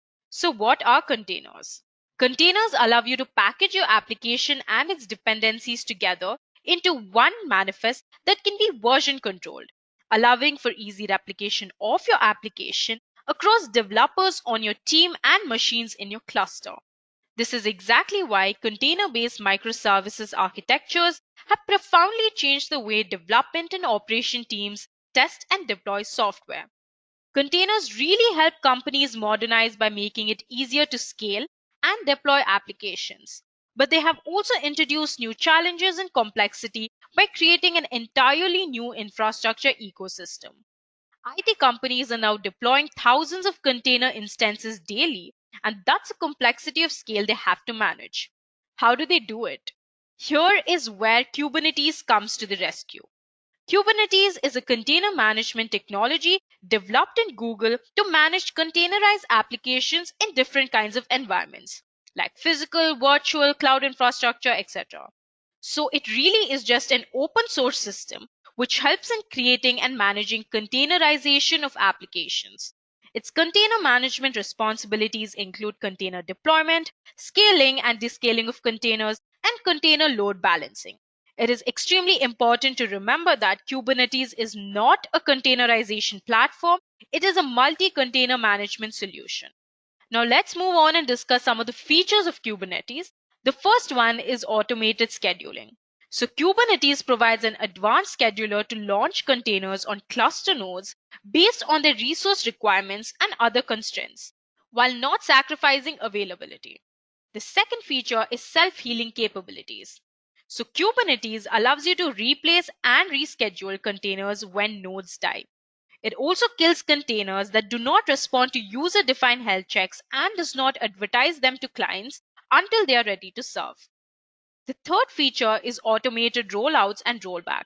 So what Kubernetes does is it rolls out changes to the application or its configuration while monitoring your application health to ensure it does not kill all your instances at the same time. So if something goes wrong with Kubernetes, you can simply roll back the change. The fourth feature is horizontal scaling and load balancing. Kubernetes can scale up and scale down the application as per the requirements with a simple command, using a user interface or automatically based on CPU usage. Now let us understand the architecture. The Kubernetes architecture has two main components. The first one is the master node, the second one is the worker node. So the master node is responsible for the management of Kubernetes cluster. It is mainly the entry point for all administrative tasks. There can always be more than one master node in the cluster to check for fault tolerance. So there are few components in the master node that I'd like to discuss. The first one is the API server. So here the API server is the entry point for all the REST commands used to control the cluster. The second one is the controller manager. It is a daemon that regulates the Kubernetes cluster and manages different non-terminating control loops. The third one is the scheduler. So the scheduler schedules the tasks to worker nodes. So what it really does is it stores the resource usage information for each worker node. The fourth one is the etcd. So the etcd is simple distributed consistent key value store. So what it mainly is used for is to share configuration and service discovery. Now that we know how the master nodes work, let's move on to the worker nodes. So these worker nodes contain all the necessary services to manage the networking between the containers, communicate with the master node, and assign resources to the scheduled containers. So the first component that I'll be talking about in this worker node is the Docker container. So Docker runs on each of the worker nodes and runs the configured pods. The second one is the kubelet. The kubelet gets the configuration of a pod from the API server and ensures that the described containers are up and running. The third one is kube proxy. So kube proxy acts as a network proxy and a load balancer for a service on a single worker node. The fourth one is pods.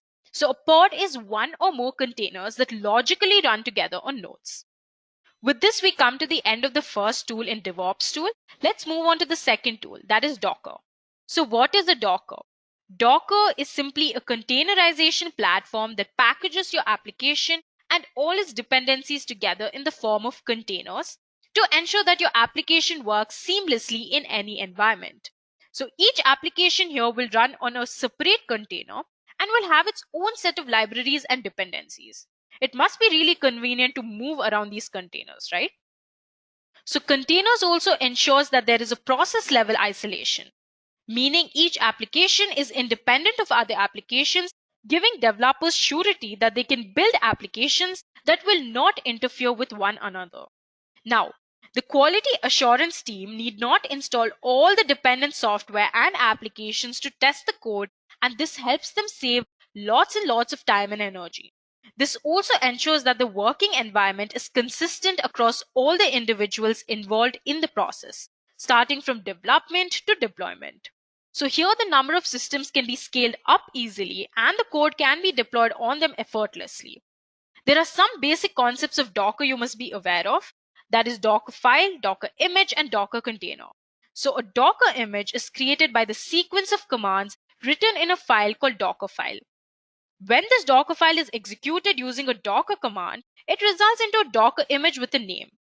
So finally, when this image is executed by Docker run command, it will by itself start whatever application or service it must start on its execution. So I hope Docker file, Docker images, and Docker containers are clear. We'll understand what is Docker Hub now. So Docker Hub is basically a cloud registry where you can find Docker images uploaded by different communities. Also, you can develop your own image and upload on Docker Hub, but first you need to create an account at Docker Hub. So let's move on and understand what a Docker engine is. So the Docker engine is the heart of the system. It is simply the application that is installed on your host machine. Basically, it works like a client-server application. It uses a server, which is a type of a long-running program called a daemon process. It also uses a command line interface client. And finally, it uses an REST API, which is used for communication between the CLI client and Docker daemon. As per the image, in a Linux operating system, there is a client which can be accessed from the terminal and a host which runs the daemon. We build our images and run containers by passing commands from the CLI client to the daemon. However, in the case of Windows or Mac, there is an additional toolbox component inside the Docker host. So this Docker toolbox is an installer to quickly and easily install and set up a Docker environment on your Windows or your MacBook. So this toolbox installs Docker client, machine, Compose, which is only present in Mac, and VirtualBox. With this, we come to the end of Docker. We'll move on to the third tool of DevOps tools, that is Git. So Git is an extremely important tool for software developers. It is a free open source distributed version control system designed to handle everything from small to very large projects with speed and efficiency. It was created by Linus Torvalds in 2005 to develop Linux kernel. Git has the functionality, performance, security, and flexibility that most teams and individual developers need. It also serves as an important distributed version control DevOps tool. So Git is primarily used to manage a project comprising a set of code or text files that may change over time. Now, before we go further, let us take a step back to learn about version control systems and how Git came into existence. So version control is the management of changes to documents, computer programs, large websites, and other collection of information. There are basically two types of version control systems. The first one being centralized version control system. The second one is distributed version control system. So Git is a distributed version control system where every contributor, that is the user, has a local copy or clone of the main repository. What is a repository? A repository is simply a storage space for your project files. Here, everyone maintains a local repository of their own which contains all the files and metadata present in the main repository. So the local repository is usually on the local machine of the user. So every programmer maintains a local repository, which is actually the copy or clone of the central repository on their hard drive. The central repository may be present on a web hosting platform like GitHub. They can commit and update the local repository without any interference. They can also update their local repositories with new data from the central server by an operation called pull and affect changes to the main repository by an operation called push from the local repository. So I hope everyone understood how Git works. Now moving on, let us understand the role of Git in DevOps. So Git plays a very vital role when it comes to managing the code that the collaborators contribute to the shared repository. So this code is then extracted for performing continuous integration to create a build and test it on the test server and eventually deploy it to the production. Tools like Git enable communication between the development and the operations team. When you're developing a large project with a huge number of collaborators, it is extremely important to have communication between the collaborators while making changes within the project. Commit messages in Git play a very important role in communicating among the team. The bits and pieces that we all deploy lies in the version control system like Git. To succeed in DevOps, you need to have all of the communication in version control.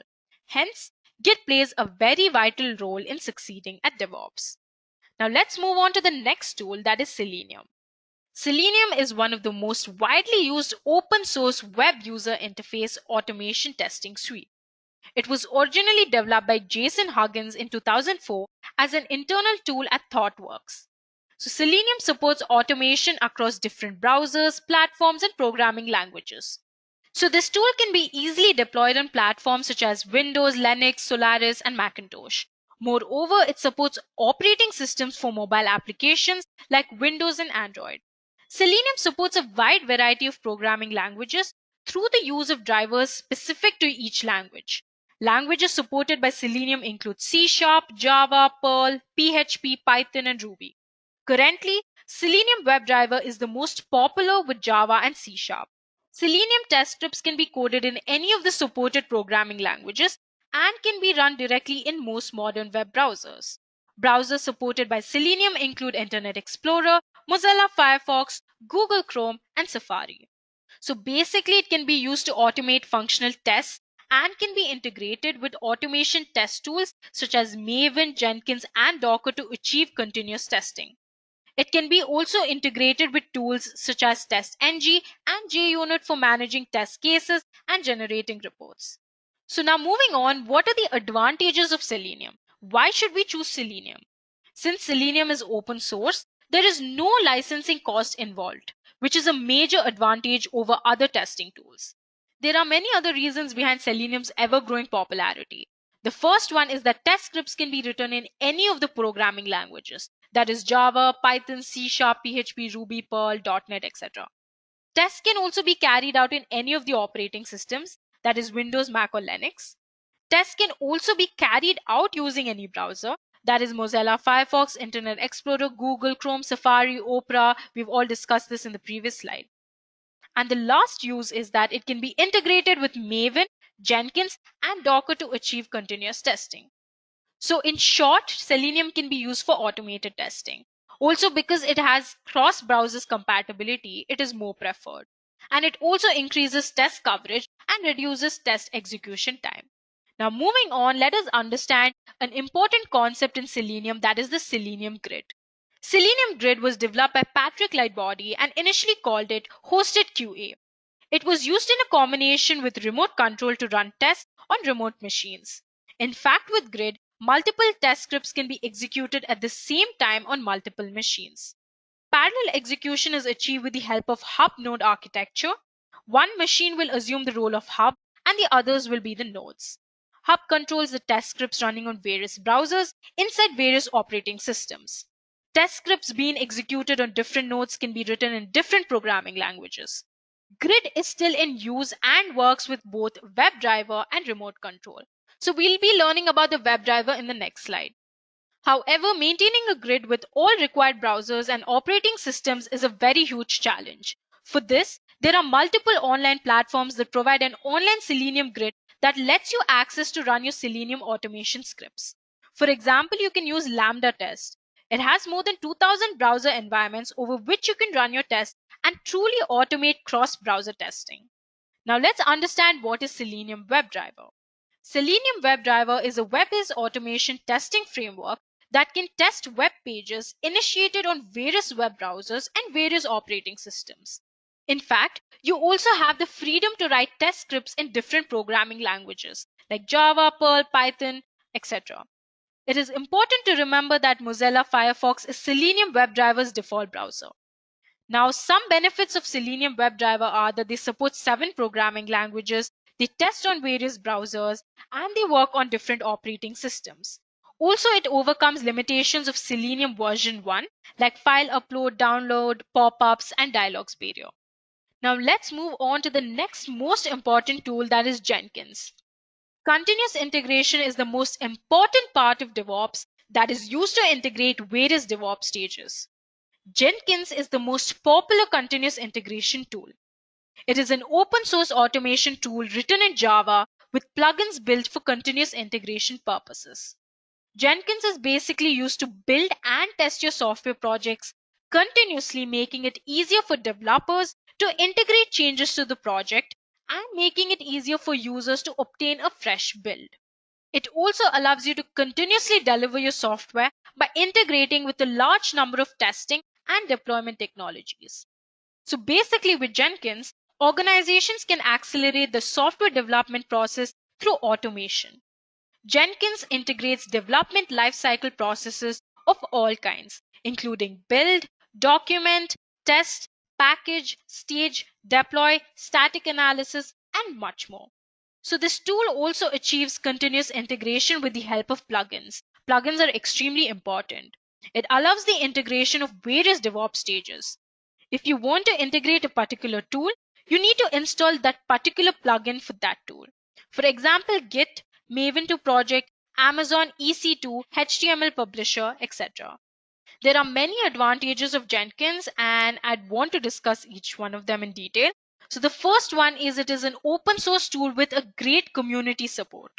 The second one is it is extremely easy to install.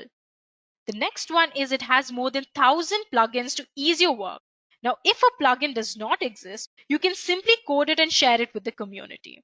The fourth advantage is it is free of cost.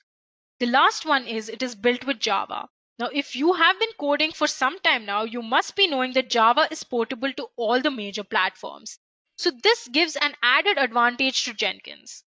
So what makes Jenkins different from the other continuous integration tools? There are two reasons. The first one is adoption, the second one is plugins. So Jenkins is widespread with more than 147,000 active installations and over 1 million users around the world. The adoption of Jenkins is extremely high. The second one is that Jenkins is interconnected with well over 1,000 plugins that allow it to integrate with most of the development, testing, and deployment tools.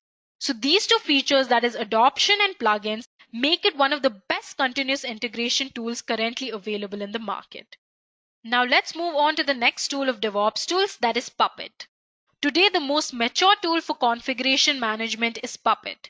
But I know you must be wondering why Puppet is so popular and what makes it unique when compared to other configuration management tools.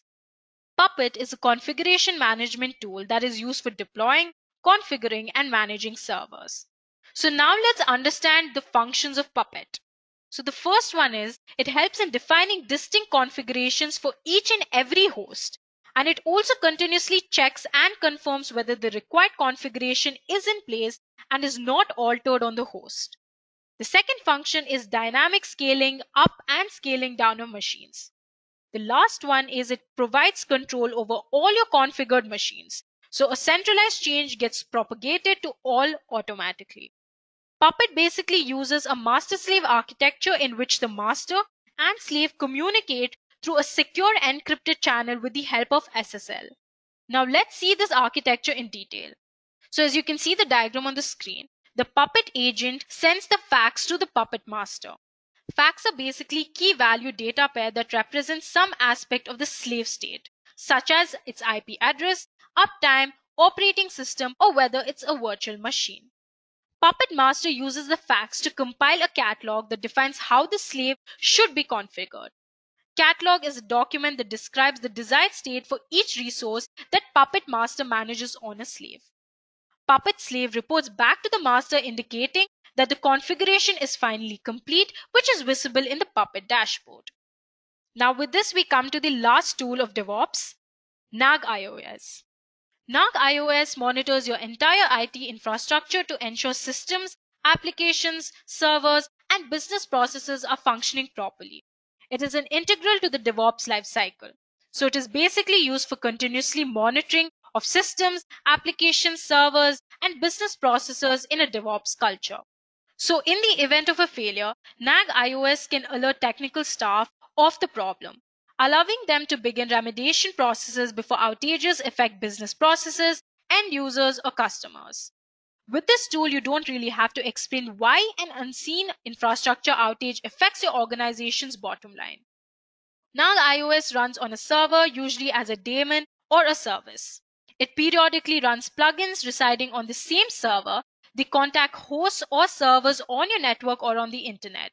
One can view the status information using the web interface. You can also receive email or SMS notification if something happens. The NAG-IOS daemon behaves like a scheduler that runs certain scripts at certain moments. It stores the results of those scripts and will run other scripts if these result changes. NAG-IOS also use plugins. So these are compiled executables or scripts that can be run from a command line to check the status or a host or a service. NAG-IOS also uses the results from the plugins to determine the current status of the hosts and services on your network. NAG-IOS is built on a server or agents architecture. Usually on a network, a NAG-IOS server is running on a host, and plugins interact with local and all the remote hosts that need to be monitored.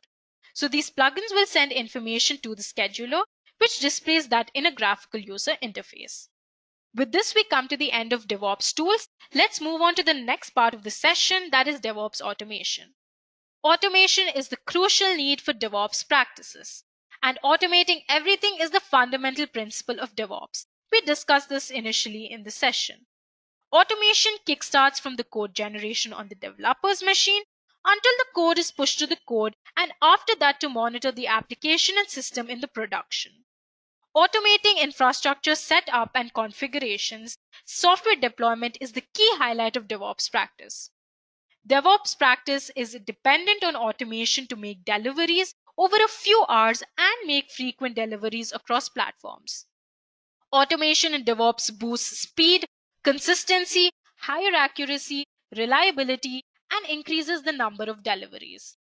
Automation in DevOps encapsulates everything right from the building, deploying, and monitoring. In large DevOps teams that maintain extensive, massive IT infrastructure, the tools can be classified into 6 categories. That is infrastructure automation, configuration management, deployment automation, performance management, log management, and monitoring. So for infrastructure automation, a great example is the Amazon Web Services. Being a cloud service, you don't really need to be physically present in the data center. They're easy to scale on demand, and there are no upfront hardware costs. It can also be configured to provide more servers based on traffic automatically. For the second one, Chef is a great example. Chef is a handy DevOps tool for achieving speed, scale, and consistency. It can be used to ease out complex tasks and perform configuration management. With the help of this tool, the DevOps team can avoid making changes across 10,000 servers. Rather, they need to make changes in one place, which is automatically reflected in other servers. For deployment automation, Jenkins is a great example. As we've already discussed before, it helps facilitate continuous integration and testing. It integrates project changes more efficiently by quickly finding issues as soon as builds are deployed. For the fourth one, that is performance management, Application Dynamic is a great example. It offers real-time performance monitoring. The data that is collected by this tool helps developers to debug whenever an issue occurs. The fifth one, that is for log management, Splunk is a great example. This DevOps tool solves issues such as storing, aggregating, and analyzing all logs in one place. So for the last one, that is monitoring, NAG iOS is a great example. It notifies people when infrastructure and related services go down. It is a tool for this purpose which helps the DevOps team to find and correct problems immediately.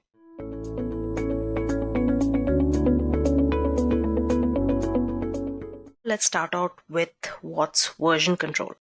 So to understand what is version control system, we need to understand first why we need a version control system. So we'll see why do we exactly need a version control system. So for that, let's take a scenario where there are 3 developers working remotely on a web application or a mobile application. Now for simplicity's sake, let's just assume that it is a streaming application and one of them is working on a streaming page. Let's call them developer 1. Developer 2 is working on a user information page and developer 3 is creating the payment portal. Now all 3 of them are done with their respective pages at 10 o'clock, 11 o'clock and 12 o'clock respectively. Now the thing is, all 3 developers are working in isolation. There may be their own changes, there may be changes in somebody else's page. They're all kind of adding some new files or modifying older files, changing the source code or something like that throughout the course of this project. But how exactly are they going to collaborate considering that they are working remotely? The solution to this is a version control system. With this system, I'll tell you what happens. At 10 o'clock, developer 1 uploads all the files regarding the streaming page. With a version control system, this modification is recorded and updated to one central directory or folder. So every time you're modifying an older file or adding a new file, it creates a snapshot of the latest version or the latest update of the changes that you've made or all the files that you've uploaded. So the snapshot of your update at 10 o'clock is saved, and then when developer 2 adds their user info page, this modification is also saved as a snapshot. Now there are 2 snapshots saved, and finally the payment portal page is added, and this is the last modification done at 12 o'clock, and this is the most recent snapshot saved, along with other snapshots of other updates and modifications done throughout the course of this project. Every change in your project, a snapshot is created and your entire project is saved that way. And these snapshots are actually known as different versions, which are basically the state of your project at a particular time or at the current time. It means that it will contain the kind of files your project is storing at one particular time and what kind of changes you have made so far between the previous version and this particular version. And this is exactly how a version control system works. So version control system basically is a system that records changes to a file or a set of files over time so that you can record specific versions later. These versions are recorded in a repository and they can be recalled anytime from these repositories during the course of your project. So version control systems essentially are of 3 types. Now the local version control system is one of the simplest forms of VCS and has a database that keeps all the changes of the files under revision control. So all the files are saved by this one user and they manage all of the files.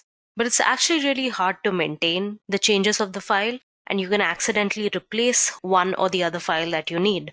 It also needs something known as RCS or revision control system, which keeps patch sets or the differences between updates in a special format on your disk. All of this, your local version control systems maintains all the track of all the files within your local system. As a user, you can track specific versions later, and it basically works as an independent standalone system for an application. So your applications like spreadsheets and word processors have this control mechanism. So that's one type. Apart from this, you also have your centralized version control system, which basically uses a central server to store all the files and enables team collaboration. So it's not one local system, but multiple systems which work on a single repository to which users can directly access as a central server.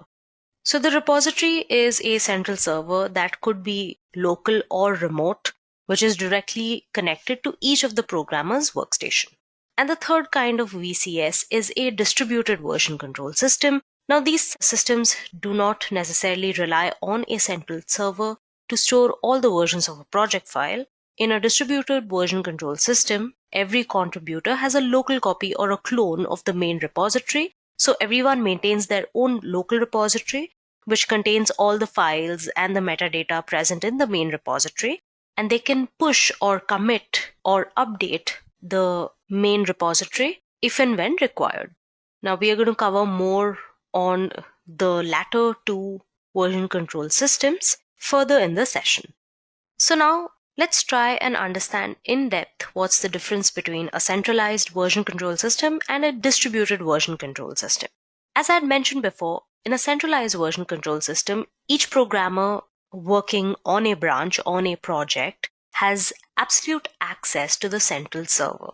So the centralized version control system uses a central server to store all the files, and everybody on the team can directly access the central server as it is one single repository. So if you have 3 workstations, workstation 1, workstation 2, workstation 3, all of them can directly commit to the repository and get updates from the repository, which is your central server. The repository here indicates a server that could be local or remote, directly connected to each programmer's workstation. Every programmer can extract or update their workstations with the data present in the repository, or can make changes or updates or commit in the repository. And every operation is performed directly on this repository. Even though this seems pretty convenient when we are just talking about 3 people, to maintain a single repository like this has some major drawbacks. One of them is that it's not locally available, meaning every change that you have to make, you will have to be connected to a network to perform any action. Also, in any case, the central server getting crashed or corrupted will result in losing the entire data of the project.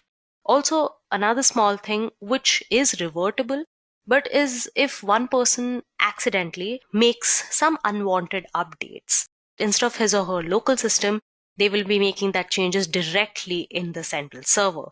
So recovering that part back will be again a time-consuming process. This is where distributed version control systems come to the rescue. Now, these systems do not necessarily rely on a central server to store all the versions of a project file. In the distributed version control system, each and every contributor has a local copy or a local workstation clone of the main repository. That is, everybody maintains a local repository of their own which contains all the files and metadata present in the main repository. You will understand it better if you take a look at the diagram.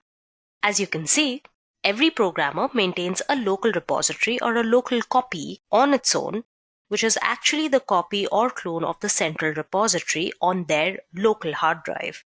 They can commit and update their local repository without any interference from one another. And then they can update their local repositories with new data from the central server by an operation called pull. Once they are done with their bit of the code, they can affect the changes of the main repository by an operation called push from their local repository. Now, this system or this act of cloning an entire repository to your workstation and making all the changes on a local repository gives you a couple of advantages over a centralized version control system. First of all the operations except push and pull are very fast because the tool only needs access to the hard drive and not a remote server. Hence, you do not always need to be connected via a network connection, or you always do not need an internet connection. Committing new change sets can be done locally without manipulating the data on the main repository. Once you have a group of change sets ready, you can push them all at once. So you complete your set of code on your local system and then you push all the files once and for all into the main repository. Third, since every contributor has a full copy of the project repository, they can share changes with one another on wanting to get some feedback before affecting the changes in the main repository. So this enhances the essence of collaboration amongst a development team. And finally, if the server gets crashed at any point in time, the lost data can be easily recovered from one of the contributors' local repository. And that is why distributed version control system has been picking up popularity over the past decade. So why version control is important? First of all, it helps collaboration. It allows remote development, shared workspace, and real-time updates. All versions of your code are preserved, hence it helps you manage versions of the same code. Easy rollback from current version. Suppose a part of your project has been headed to a wrong direction, you can easily roll back from the current version to the last version which was stable.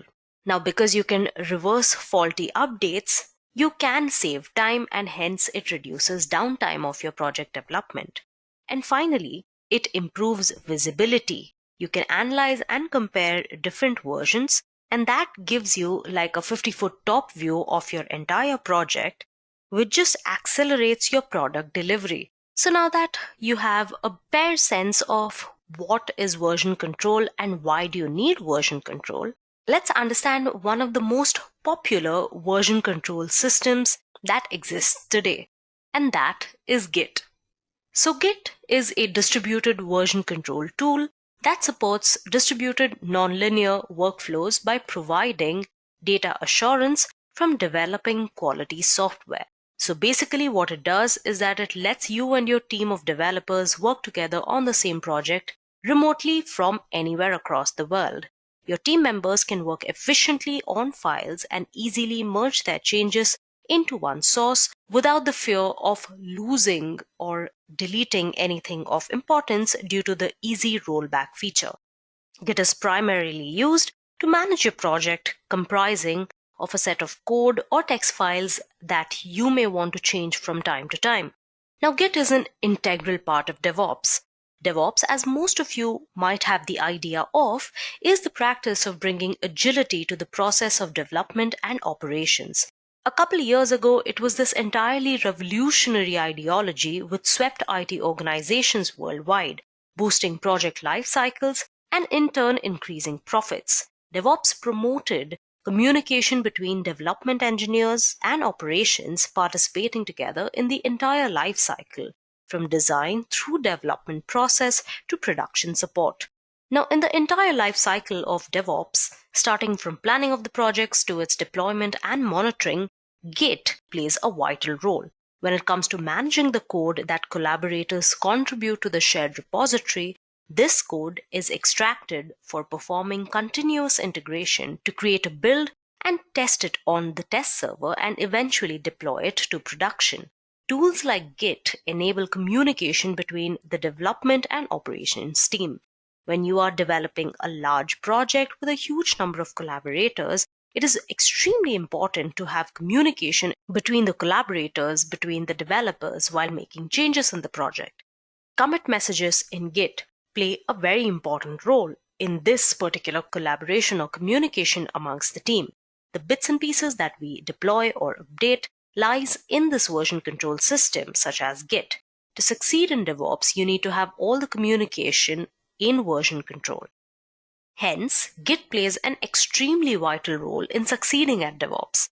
And due to this very reason, Git has earned way more popularity compared to other version control tools available in the market, such as Apache Subversion, concurrent version systems, and Mercurial. If you compare the interest of Git by time with other version control systems, you shall realize that larger companies' products are generally developed by developers using Git all around the globe. And some famous names out of them are Facebook, Yahoo, Zynga, Quora, Twitter, eBay, Salesforce, Microsoft, and many, many more. Now lately, all of Microsoft's new development work has been in Git features. Microsoft migrating .NET and many of its open source projects on GitHub, which are managed by Git. One of such projects is the 𝐿IGE-GBM. It's a fast, distributed, high-performance gradient boosting framework based on the decision tree algorithms, which is used for ranking, classification, and many other machine learning tasks. Here, Git plays an important role in managing this distributed version of light GBM by providing speed and accuracy. So basically, to enable version control, Git is your go-to solution. It's fast and suitable for handling massive code bases scattered across multiple developers, which makes it the most popular tool used today. Now that you know about Git, a terminology we'll be using a lot while talking about Git and GitHub is a repository. Now, repository, or a repo as it's most commonly known as, is a directory or a storage space where your projects can basically live. It can be local to a folder or your computer, or it can be a storage space in another online host such as your GitHub. And in this particular space, in this particular directory, you can keep your code files, text files, images, you name it, all of it inside a repository. Through the course of this, we shall also be talking about something known as GitHub, which is nothing but a central repository, the kind that we spoke about when we discussed centralized versus distributed version control systems. There's a central repository, and that is where all of your code will live. You have your local repository where you'll make the changes, and there you have the central repository to which you will push all of the changes. Yeah? And the central repository is something that all of the developers involved in this particular project, in a certain project, have access to. All right, moving on, let's discuss a few Git features which make it so popular amongst organizations as well as individuals. First of all, it's economical. It's free and open source. Git is released under GPL's General Public Licenses, open source license, so you don't need to purchase Git. It is absolutely free, and since it's open source, you can modify the source code as per your requirement. Second is its speed. Now, since you do not have to connect to any network for performing all of the operations, it completes all the tasks really fast. Performance tests done by Mozilla showed it was an order of magnitude faster than other version control systems. Fetching version history from locally stored repository can be 100 times faster than fetching it from the remote server. So the core part of Git is written in C, which avoids runtime overheads associated with other high-level languages, which makes it extremely fast compared to other version control systems. Next is that Git supports non-linear development. Git supports rapid branching and merging and includes specific tools for visualization and navigation of a non-linear development history. A core assumption in Git is that a change will be merged more often than it's written, as it is passed around various reviewers. Hence, branches in Git are very lightweight and is only a reference to a single commit. With its parental commits, the full branch structure can be constructed. Next, let's talk about the robustness. Nearly every single task in Git is undoable. Git gives each developer a local copy of the entire development history and the changes copied from one repository to another. These changes are imported as additional development branches and can be merged and deleted and recovered the same way as a locally developed branch. Next is the snapshots, which are recorded changes made to a file rather than the file itself. Followed by which you have integrity, which means no changes can be made without Git recording it. Since every contributor has their own local repository, on the events of a system crash, the lost data can be recovered from any of the local repositories. You will always have a backup of all of your files, and none of the changes made to the central repository will go unlogged by Git. Git uses the SHA-1 or the secure hash function to name and identify objects within its repository, and every file, every commit is checksummed and retrieved by its checksum at the time of the checkout. The Git history is stored in such a way that the ID of a particular version, a commit in Git's terms, depends upon the complete development history leading up to that commit. Once it's published, it's not possible to change the old versions without it being recorded. Then it's a distributed system, which means every user has their own copy of the repository and the data is stored locally. Git gives each developer a local copy of the entire development history, and the changes are copied from one such repository to another. These changes are imported as additional development branches and can be merged in the same way as a locally developed branch. And finally, it's easy branching. Now, branch management with Git is very simple. It only takes a few seconds to create, delete, and merge branches. Feature branches provide an isolated environment for each change to your code base. So when a developer wants to start working on something, no matter how big or small, they can create a fresh new branch which is not interfering with the main branch, which ensures that the master branch or the main branch always contains production quality code. So any little experimentation that you want to do or little things that you want to try out can always be on a separate feature branch instead of the changes made to your master branch. Because ultimately, your master branch should contain your publishable product. So now that you know the basic features of Git, let's try and understand what the basic workflow of Git is, or how does Git work. So the basic overview of how Git works goes like this. You basically create a repository or a project with a Git hosting tool like Git or Bitbucket. You copy or clone the repository to your own local machine or your working directory. You add a file to your local repository and commit the changes, which basically means you save the changes. Then you push the changes to your master branch. Then you make changes to your file and commit. Then you pull the changes to your local machine. You create a branch or a version, make a change, commit the change, same process, open a pull request, and merge your branch to the master branch. Now this is a little complicated listening to it like this, but once we get on to our demonstration, I think things will be way more clear. You can still take a good look at this diagram, but if you don't get it, don't worry. I will be explaining these operations one by one when we get to the demonstration part of this Git tutorial. Moving on, let's get to the good part, the hands-on section, starting with the installation and setup of Git. Now there are two ways in which this goes. First of all, for Windows users, you need to install Git Bash for Windows. And for Linux users, you'll have to start by updating the package index and then install Git using the terminal. So first of all, for our learners using Windows, you'll have to log on to gitscm.com/downloads and then click on Downloads for Windows button and then run the executable file and follow through till you finally install Git Bash. I'm not going to install it completely as I already have Git Bash downloaded, but I'm still going to open the page to show you guys. All right. So the latest source release is Git 2.30.1 on the 8th of Feb, and you can just click on this button. The moment you click on this button, it's going to start downloading Git for you.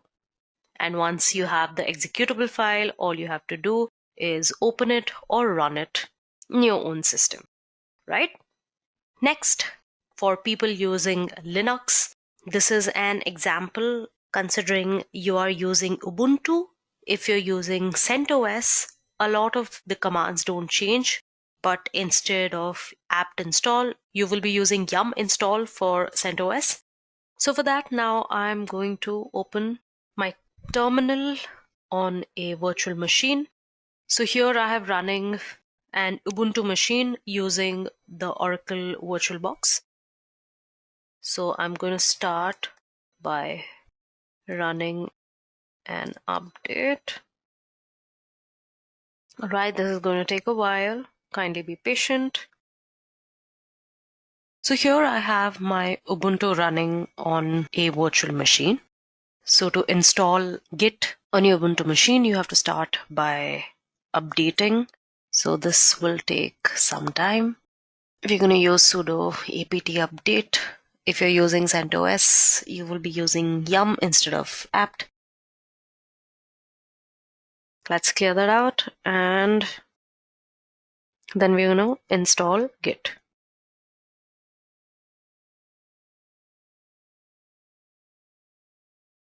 And then you can look for the Git version. Yeah? All right.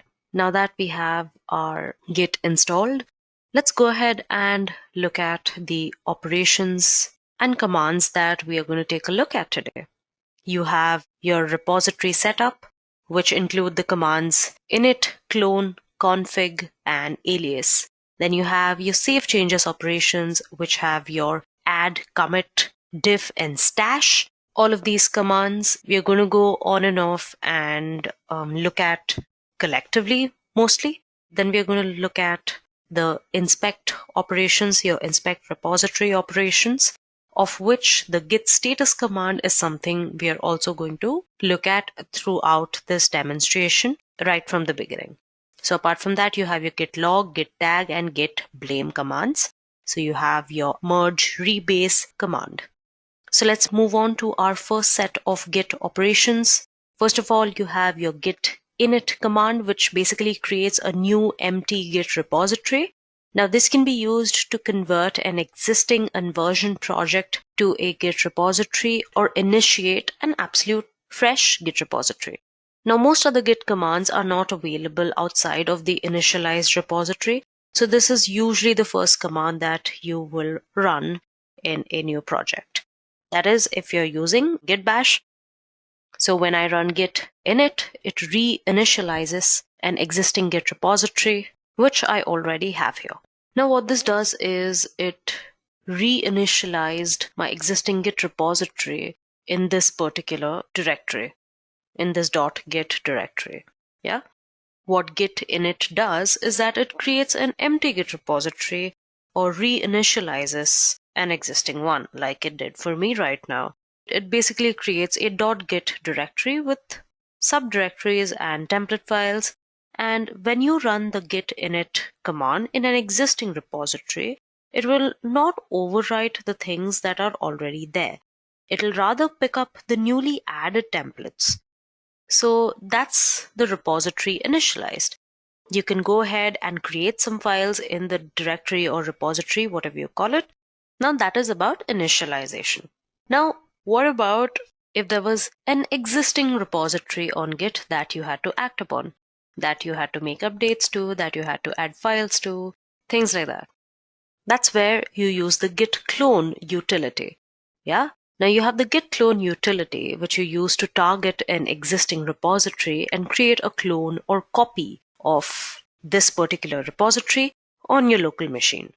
Now this is one of the features provided to you by a distributed version control system, as we had discussed before. So this is a blank file called Edureka rep with just the readme text file. Let me just go ahead and copy this. And then I can just git clone and paste its HTTPS URL. And as you can see, it's cloning this into Edureka rep. And now if I change directory to Edureka rep, you can see the readme file is right there. Yeah. So we're basically going to work off of this particular repository today, Edureka rep. Yeah. So now that we created a clone, moving on, we have the git config command, which basically is a convenience function that is used to set up your git configuration values on your global or local project level. This command is basically used to modify your configuration text file. So if I typed git config global user.email, and here I type,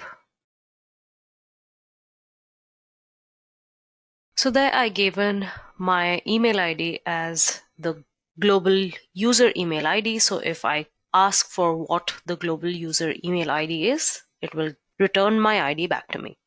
Yeah. Basically, these configuration levels, like your username and your user ID, correspond to your .git config text files. Now executing this basically will help you modify the configuration text file. Git uses this series of configuration files to determine non-default behavior that you may want. Yeah. So the first place Git looks for these values is in the system-wide configuration file. which contains settings that are applied to every user on this system.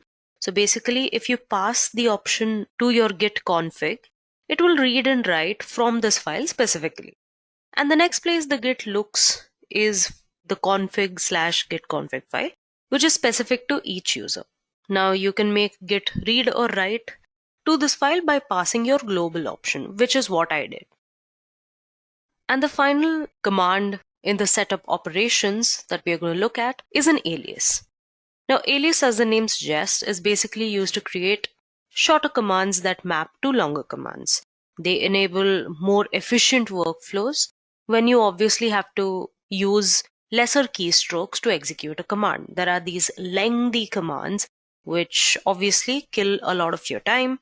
So these aliases you can use to shorten those commands. And these are also something that you will create via the git config command. There isn't really a direct way or a direct command of creating aliases. Yeah, this is just something I wanted to add in here along with the git config command.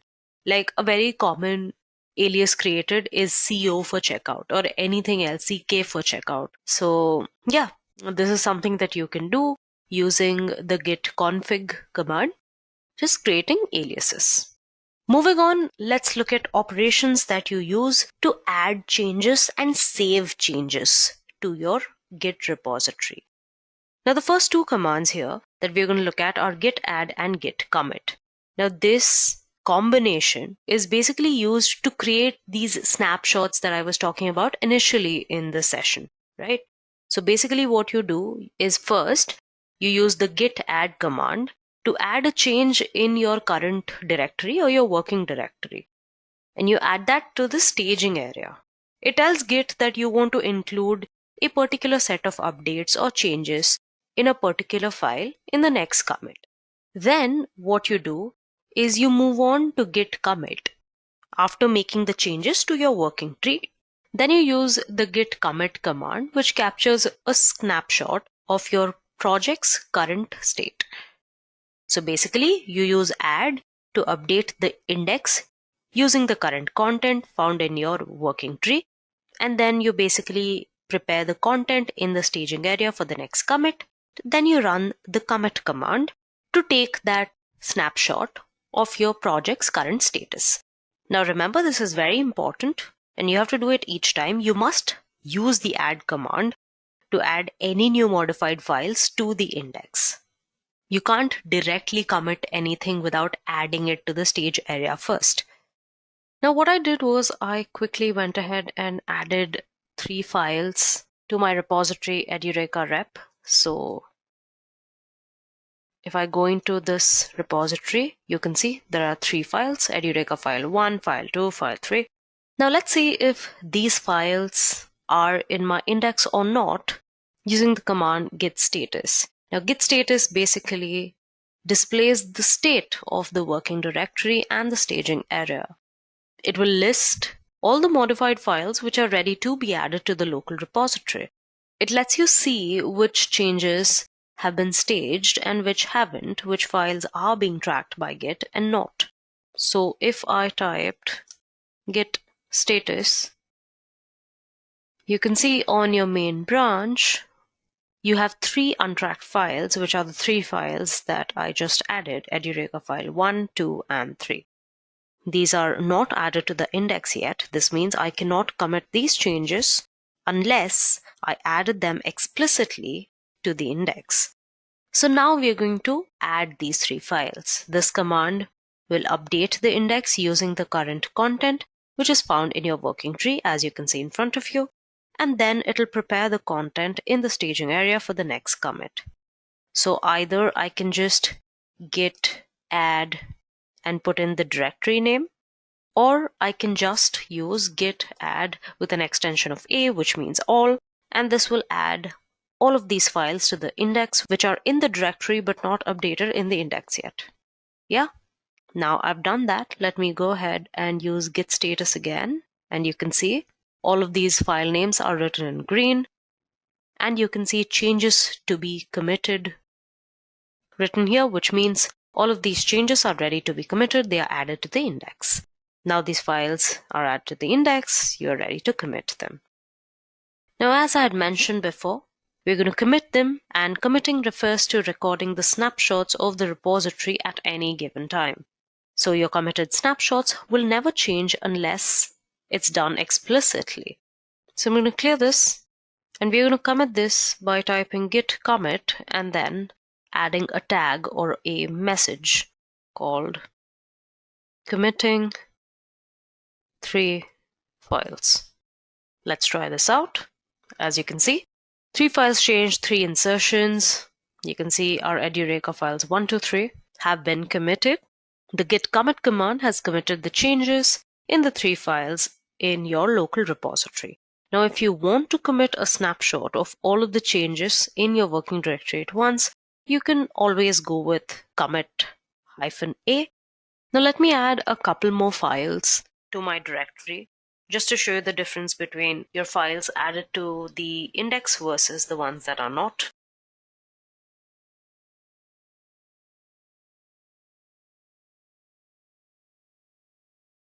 If I type ls again, you can see there are 2 more files over here. As you can see, I have 2 other files.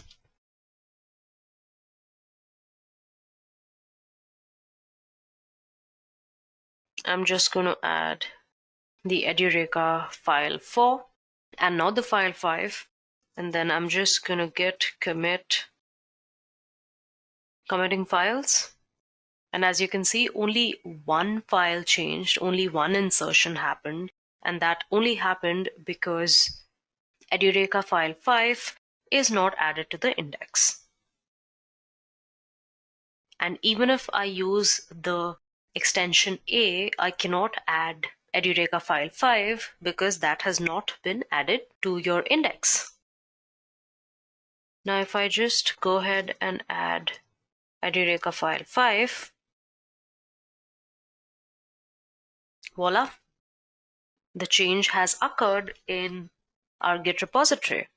Now, if I typed git status, there are no more files to add or commit. Our branch is ahead of the origin or main branch by 3 commits. And you can use git push to publish your local commits. Now, what is git push? This is something we will cover later in this session. Now, understand that before you affect the changes made to the central repository, you should always pull changes from the central repository to your local repository just to get the most updated version of your branch. You'll get all the work of your collaborators that have been contributing in the central repository. For that, you use the pull command. Now, as you can see, there's nothing to commit and your working tree is clean. There are other commands like the git status command, which you could use for similar purposes. For example, you have the git log command, which only operates on committed history. It basically will display to you the committed snapshots and will let you list the project history, filter it, and search for specific changes. So if you typed git log, it's going to show you all the commits that have happened since we started with this git file. Okay, so you can see at the bottom, your original main, there is your initial commit, right? Then our first commit where we committed 3 files, then we committed the 4th file, and finally when we committed file number 5, right? These are all the commits, including the initial commit, the first one. Yeah, along with the author and the date and time. Remember when I told you about everything is recorded when you're using Git? This is what I meant. You can always access who made commits at what time and what commits were made when you use a version control system such as Git. Now, at a point like this, I think it's crucial to mention one more command, which is the git tag, and it's used to basically capture a tag in history or a point in history that is used for a marked version release, right? So it's basically like a branch that doesn't change, and after being created, they have no further history of commits. Yeah, so that is one. And another one is git blame. Now the git blame function displays of the author's metadata attached to a specific committed line in a file. It's used to examine specific points in a file's history and get context as to who the last author was that modified that line. So if I went back and typed git blame Edureka file 5.txt, it's going to show who the person is that is to blame, who committed this particular file or made this particular change, right? It'll also, if you paid attention, give you the commit number. As you can see, this E9D63EFO commit number. This also has this E9D63EFO, which is the first few characters of this particular commit number. Yeah. So now that you know how to check the status of the changes and see who made the changes, it's time that you understand how you fetch changes from your remote repository to a local repository and how you push commits from your local repository to your remote repository. So here we are going to look at two commands called pull and push. Now, first of all, you have the git pull command, which fetches changes from your remote repository to a local repository. Basically, it merges upstream changes in your local repository, which is a common task in Git-based collaborations. But at first, you need to set your central repository as the origin using the command git remote add origin, and I'm going to add the link to my central repository, which is this. And as it says, the remote origin already exists. Now that your origin is set, and now we're going to pull our main branch. So I'm just going to type git pull origin main, and it says we are already up to date. Now, certain number of tutorials or documents that you might be following might even give you the command git pull origin master, in which case you're working on the master branch. Now, to know which branch you're at, you can just use the command git branch vv. Yeah, I'll tell you which branch are you working on. Yeah. So yeah, we are working on the main branch and we are already up to date with the branch since my local repository was already updated with files from the main branch. This is the message of an up-to-date branch. Now you can also use git pull origin and your whatever branch name. Here I'm using main. That's a mistake on my part. Maybe I was trying to clear the screen. All right. So here, even if I pull from the branch using git pull origin and the branch name to my local git repository, you can see it's already up to date. So now my local git repository is now all updated with the recent changes. So now it's time to make the changes to your central repository by using the push command. So we're going to use the push command. This command transfers commits from your local repository to your remote repository. And it is basically the opposite of your pull operations. Pulling will import commits to your local repositories, whereas pushing will export commits to your remote repositories. It's going to ask you for your username.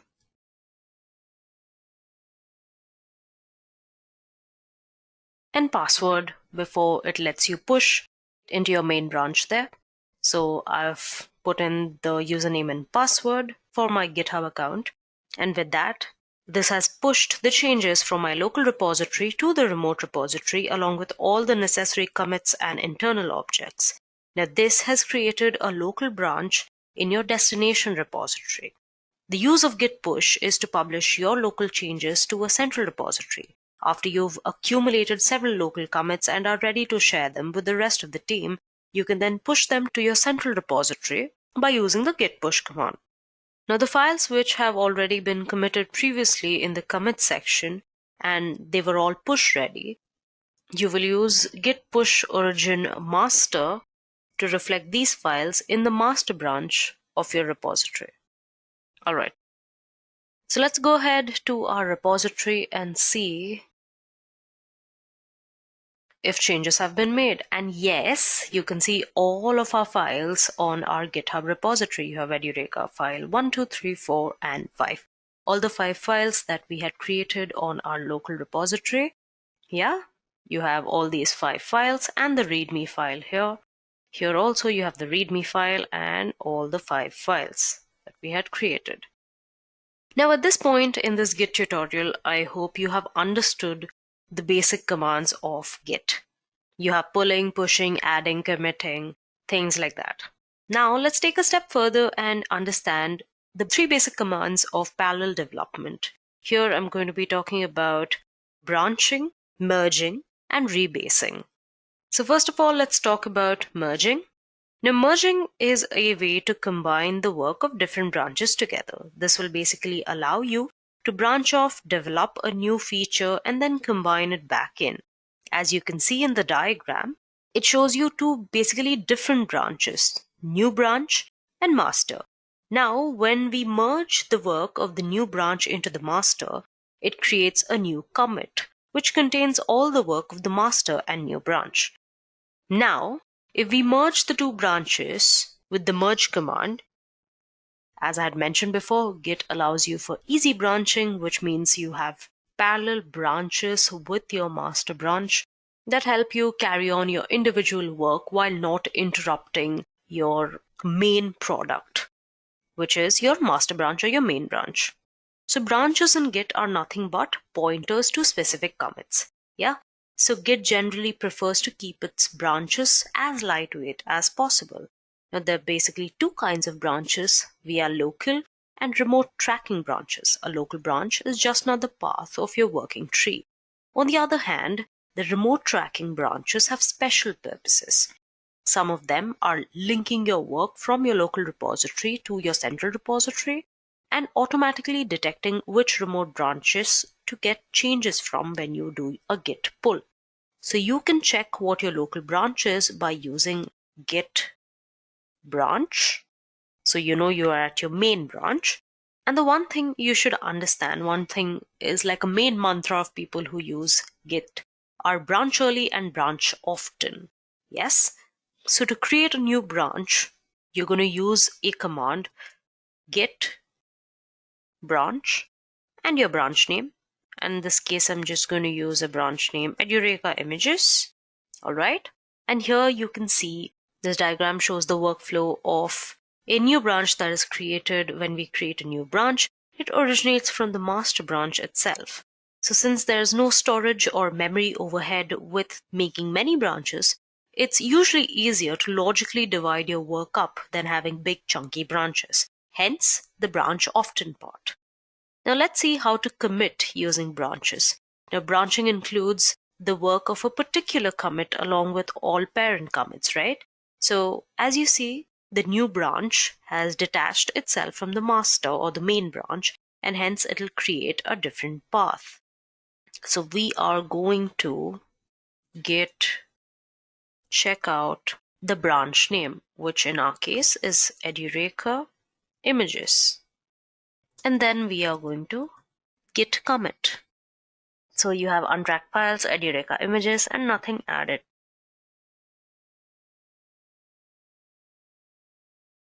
So you made that branch.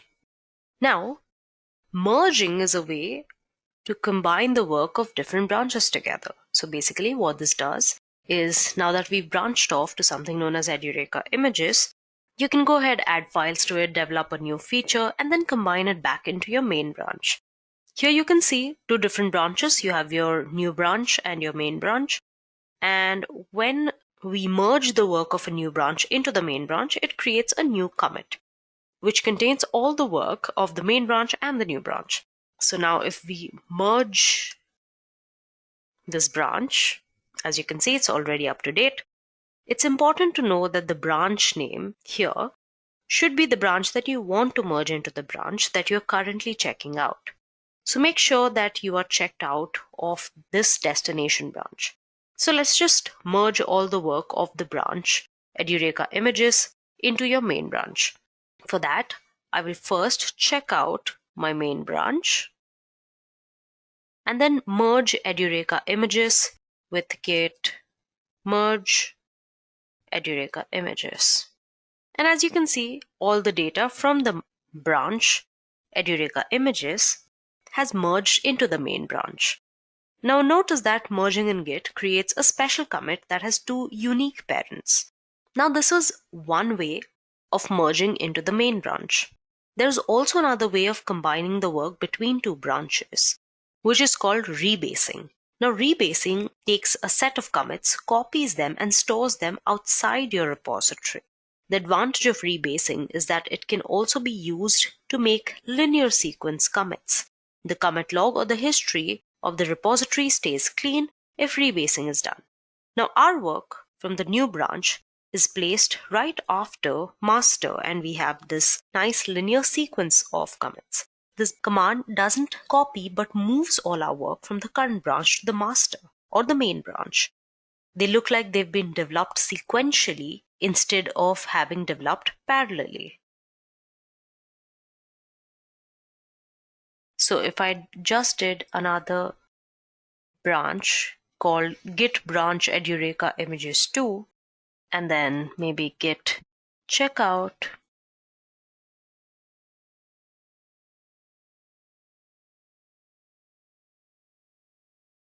okay, then we git commit this, and then I could just git rebase main, and your current branch will be up to date. This command basically moves all of your work from your current branch to your master branch, and it'll basically look like it has been developed sequentially instead of having developed parallelly. Now, apart from these, there are certain operations that you ought to know. Firstly, archiving your repository. You can use this command. It stores all of your files and data in a zip file rather than a .git directory. This creates only a single snapshot, omitting version control completely though. This comes in handy when you want to send these files to a client for review who doesn't have Git installed in their computers. Apart from this, you can also bundle your repository, which basically turns your entire repository into a single file.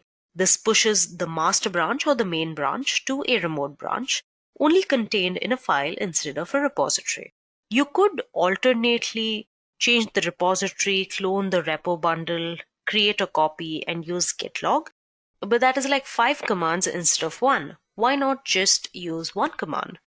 And finally, stashing uncommitted changes. When you want to undo adding a feature or any kind of added data temporarily, we can always stash them temporarily. You can use git status, stash status, and then you want to reapply the changes you stashed using git stash apply. Having said that, let's move on to another very important topic in this Git tutorial. Let's go through a brief introduction to SSH. Now, what is SSH? What is an SSH key? Now, an SSH key is an access credential for Secure Shell Network Protocol. It's basically an authenticated and encrypted secure network protocol and is used for remote communications between machines on an unsecured open network, for remote file transfer, network management, and remote operating system access. So basically, it's typically used to log into a remote machine and execute commands in it. But this also supports tunneling, forwarding TCP ports, and X11 conditions. It can transfer files using associated SSH file transfer or secure copy protocols. It provides you several alternative options for strong authentication and protects the communication security and integrity with very strong encryption. It's a secure alternative to the non-protected login protocols and insecure file transfer methods such as FTP. So basically, how do you create SSH keys?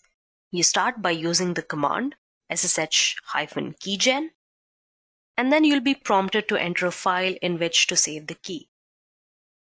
So home, Edureka. Then we're going to enter a passphrase. I'm just going to leave it empty again. And you can see our identification has been saved in the file that we specified. And we have something known as a key fingerprint. And finally, what we have to do is add the new SSH key to the SSH agent. And then you will see identity added. And that's it. You have created an SSH key.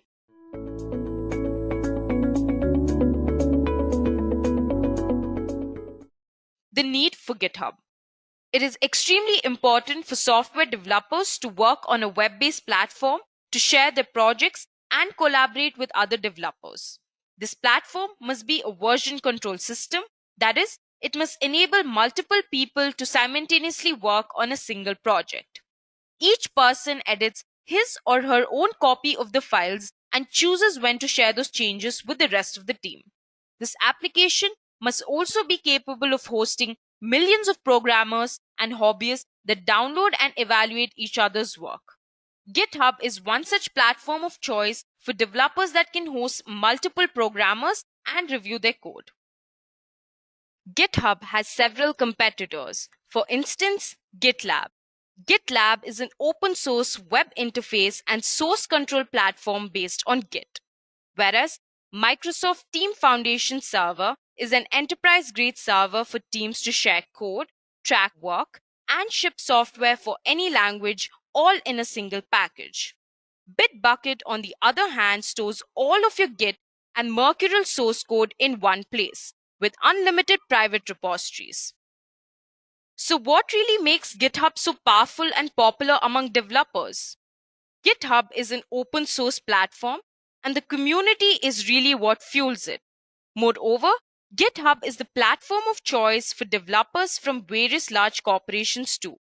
Microsoft is the #1 contributor to the system, but there are also Google, SAP, Airbnb, IBM, PayPal, and many others. Exposure and insight that you can get on GitHub are simply unmatched by any other platform. Here you can discover code written by others, learn from it, and even use it for your own projects. Versions control on GitHub works very much like Microsoft Office or Google Drive.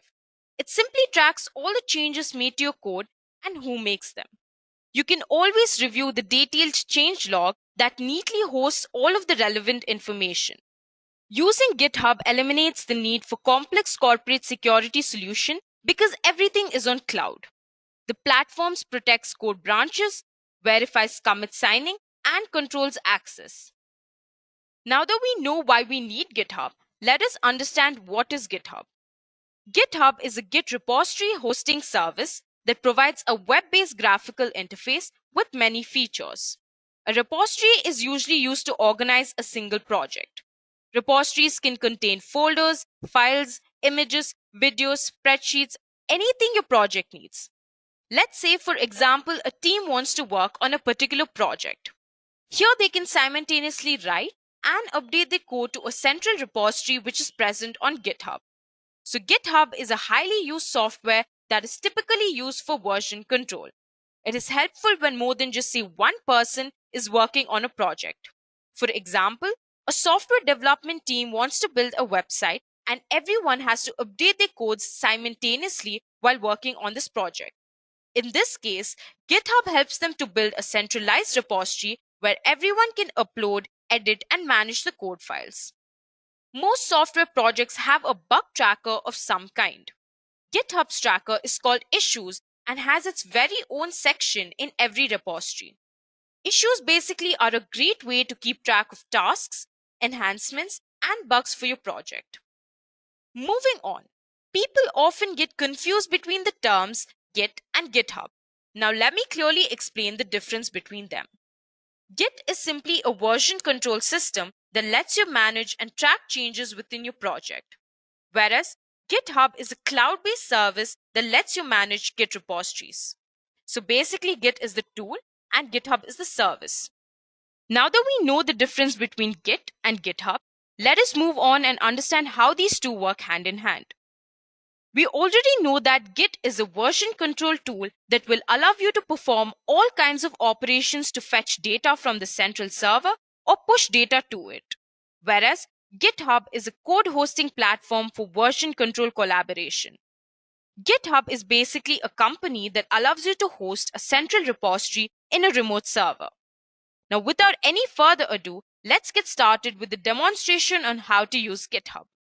So for this demonstration, we're working on the website version of GitHub. There's another version of GitHub that is the desktop version, which you can download it to your personal computer. So we're simply going to search for GitHub in our search engine. The first link will lead you to the official website of GitHub. So I'm going to click on that. So this will redirect me to the main homepage of GitHub. As you can see, there is a search GitHub option. There are also two buttons that says sign in and sign up. If you're new to GitHub, you can simply enter in your credentials, that is a username, email, password, and sign up for GitHub. But if you already have an account like I do, I'm simply going to click on the sign in button and it'll redirect me to a page where I have to enter the credentials, that is my email address and password. I'm going to do that now. And I'm going to click on the sign in button. Now, this is the main page of my account. As you can see, I have no repositories. It's all new, it's all fresh. But if you're not new to GitHub, you can view all of your repositories on the left-hand corner. Now, before we move on, I'm going to explain you all the features that are present within GitHub. So you can see a search bar here. So the search bar will allow you to look for profiles, certain keywords, look for different kinds of projects that are available on GitHub. All of those can be done using this bar here. And you can see 4 options next to the bar that says pull requests, issues, marketplace, explore. Pull requests we'll learn later on in the session, but the issues and marketplace we won't be discussing in this video for now. The explore button, on the other hand, is an extremely important and interesting button. So once I click on that, it'll redirect me to a page with some activities that are going on around in GitHub. You can see here they're trending repositories, they're trending developers.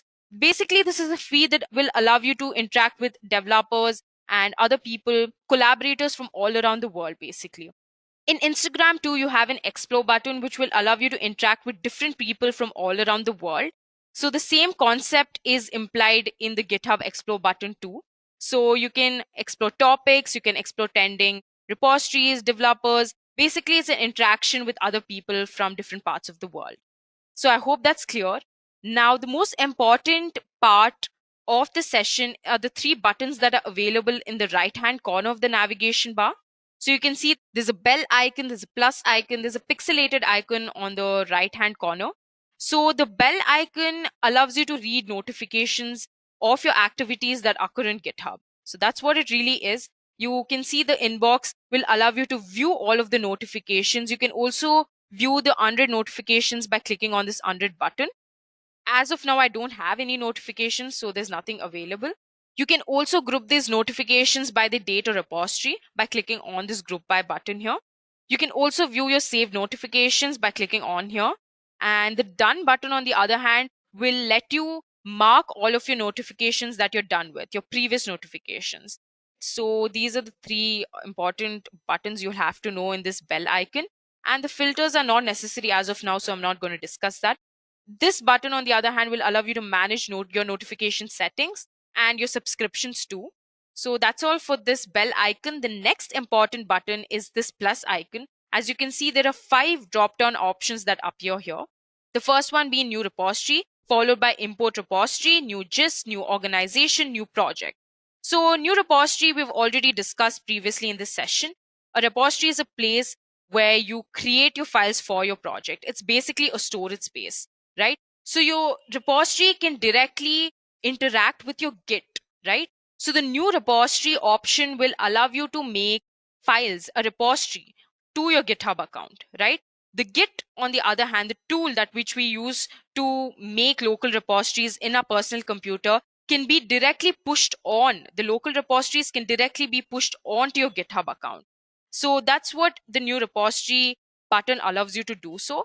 But the new project, on the other hand, is a place to track issues, features, and other tasks that are related to the code within the repository.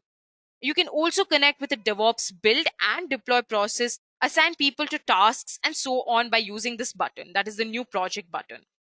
So the difference between the new repository button and the new project button is that projects in GitHub are only a part of GitHub, but not Git.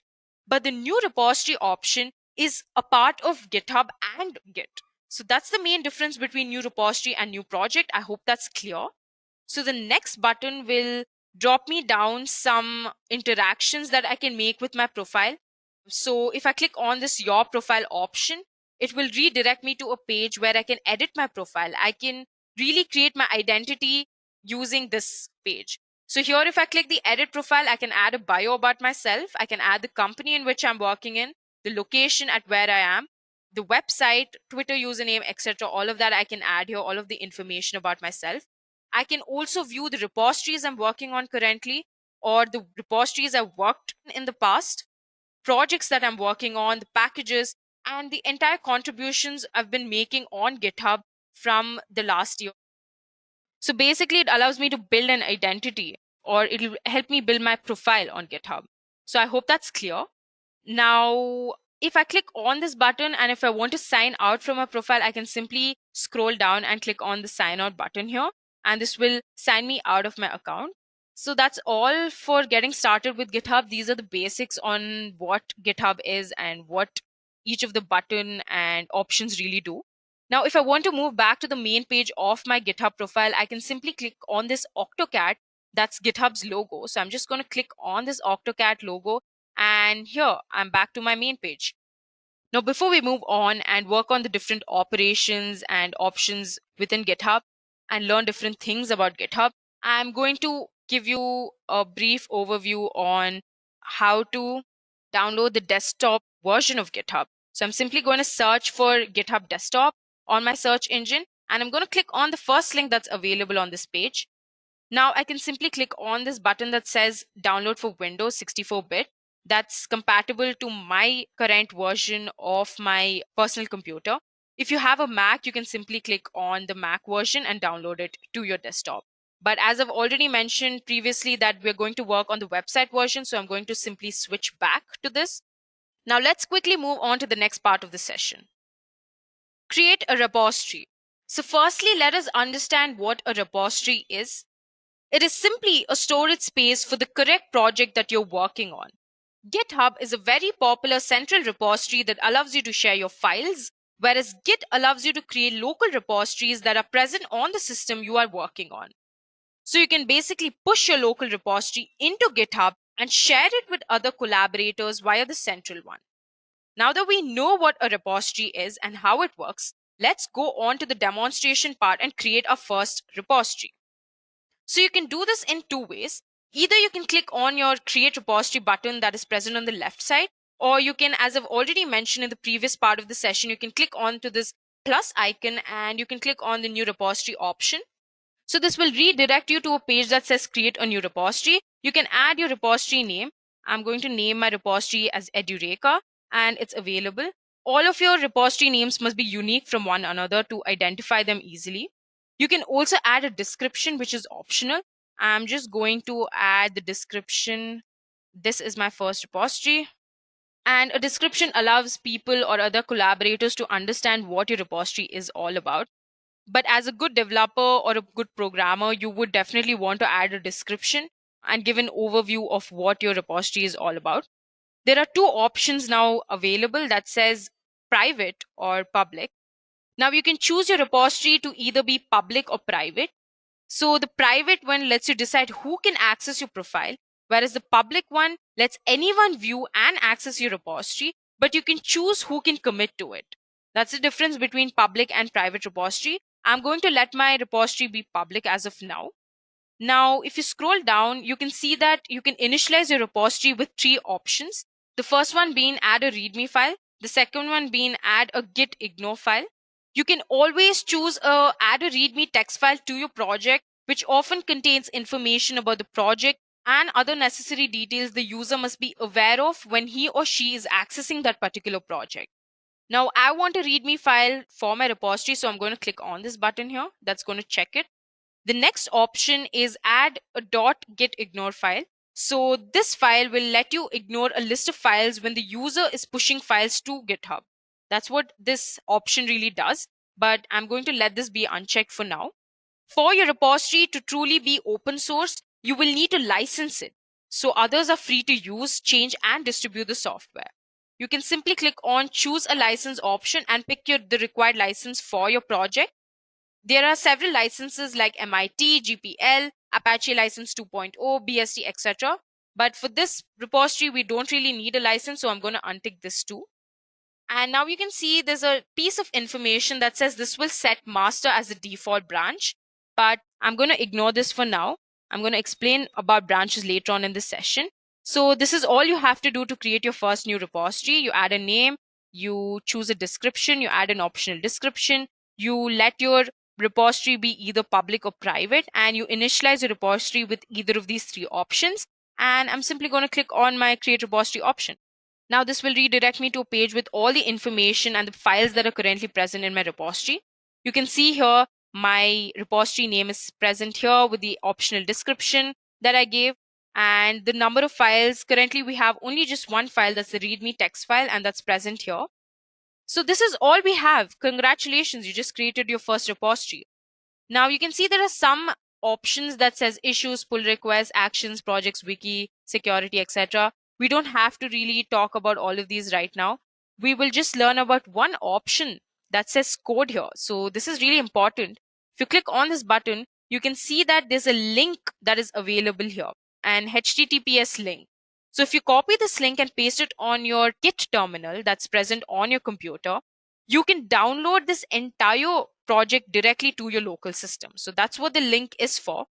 I hope that's clear. And the next option that says open with GitHub Desktop will allow you to open this entire repository in your GitHub Desktop version. And you can also, the last option that says download zip will allow you to download this entire repository in the form of zip files. So all of your project files will be within that zip file. So that's all you have to really know about your repository. And I'm going to click on the README text file that's available. It will take me to another page with some extra information about that file. You can see currently we have 2 lines and the memory space that is allocated to this file. So we currently have 2 lines, that is Edureka, and this is my first repository. And you can also see the number of contributors to this project. That is just one, that's just me for now. And you can view the history of the commits or the changes that have been performed in your file. So we'll come back to that part later on this session, but you can move back to your main page of this repository by clicking on the name button here. So Edureka is the name of my repository, so I'm going to click on that. So now I'm back to the main page of my repository. Before we learn how to create our first branch, let us understand what branches are. Branches allow you to work on other features that can be included and merged with the master branch if required. So what is the master branch? The master branch is the main branch where your project resides on. So all of the changes, all of the activities that you do with your main project lies or is on your default branch that is named as the master branch. So what really GitHub allows you to do is it allows you to create additional branches. So on these additional branches, you can work on the other features or you can experiment with your project. And if you're happy with this, you can simply merge these features to your main branch, that is your master branch. This is what branches are really for. So they simply allow you to work on other features. That's what branches are. So let's move on to the demonstration part and look at how we can create our own branches. So now if you look on the left corner, you can see a button that says master. So currently we're on the master branch and there's only one branch, and the master branch, as I've already mentioned, is the default branch. So when you create a repository, you're automatically creating a master branch. So this is where your project will be residing on. And now if you want to create another branch, say let's name this branch 1 branch. So this is what I want to name my additional branch. I'm simply going to name it and I'm going to click on the enter button. So it will redirect me to a page. So this is the exact replica of your master branch, and you can work on this branch. You can work on any other feature, or you can add something, you can remove something, you can really experiment on this branch. And if you're happy with this, you can merge back this feature or the experimentation that you've been working on to your master branch, right? So you can see there's a README text file. It's exactly the same. There's the name of your repository, the description of the repository. You can click on the README text file and everything's the absolute same. You can quickly switch back to the main page. But the only difference is that you're currently on a branch named branch 1 branch. You're not on your master branch. Now, if you want to switch back to your master branch and work on it, you can click on this button and you'll find the master here. You can click on that and it will take you back to your master branch. Here you can work on your project. So there are currently 2 branches. You can see that, and everything's normal. Everything looks simple. That's all for branches. It's really easy. I hope it's clear.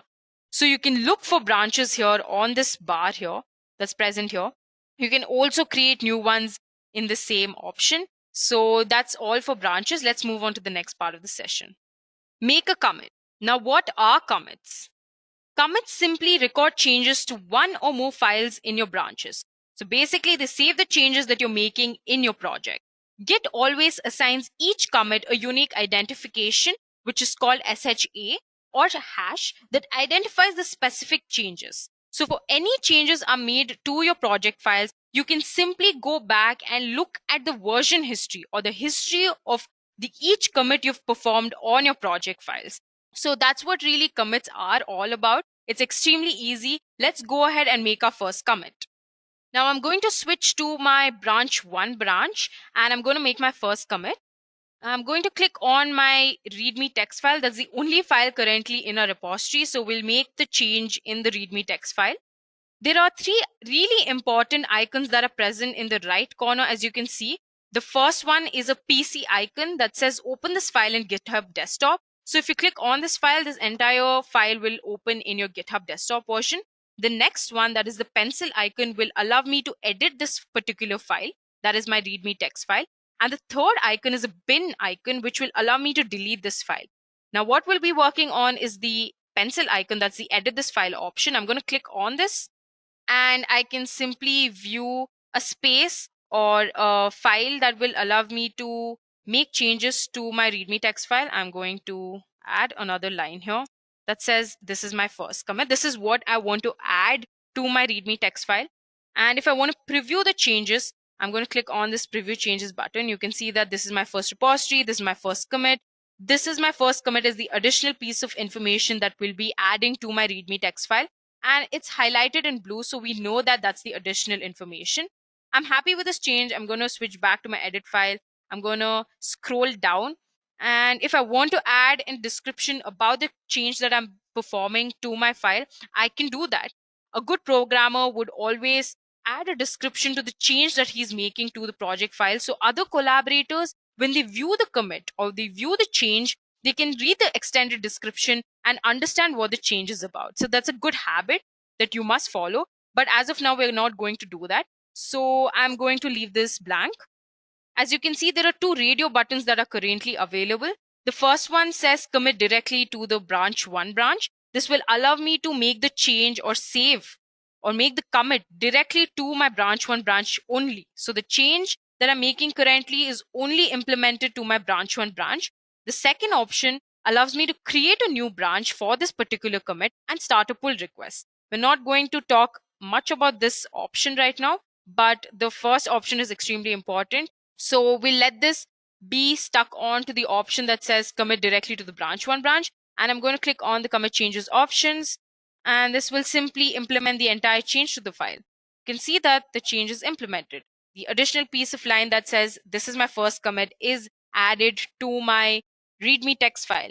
Now the interesting part is if I switch to my master branch, the change is not implemented in my master branch. So the change is only currently present in my branch 1 branch. And now if I want to view the history of the changes that I've made, I've already mentioned in the previous part of the session that the history button will allow me to do so. So I'm going to click on this history button and you can see that I made my first commit 23 minutes ago and I made my new commit 41 seconds ago. And there is also a hash number, unique hash identification number that allows me to distinguish between both of these changes. So all of my commits that I'll be making on this branch will be available here. So that's the main point of a version control system, isn't it? Understanding and keeping a record of all the changes that we're performing in our files and our projects. So this gives full justice to the word version control. So that is what GitHub is all about. Now that we learned how to make our first commit, let's move on to the next part of the session. Open and merge pull requests. So what are pull requests? Pull requests let you tell other developers about changes you've pushed to a branch in a repository on GitHub. So once a pull request is open, you can acknowledge and review the changes with collaborators and add follow-up commits after which your changes are merged into the base branch.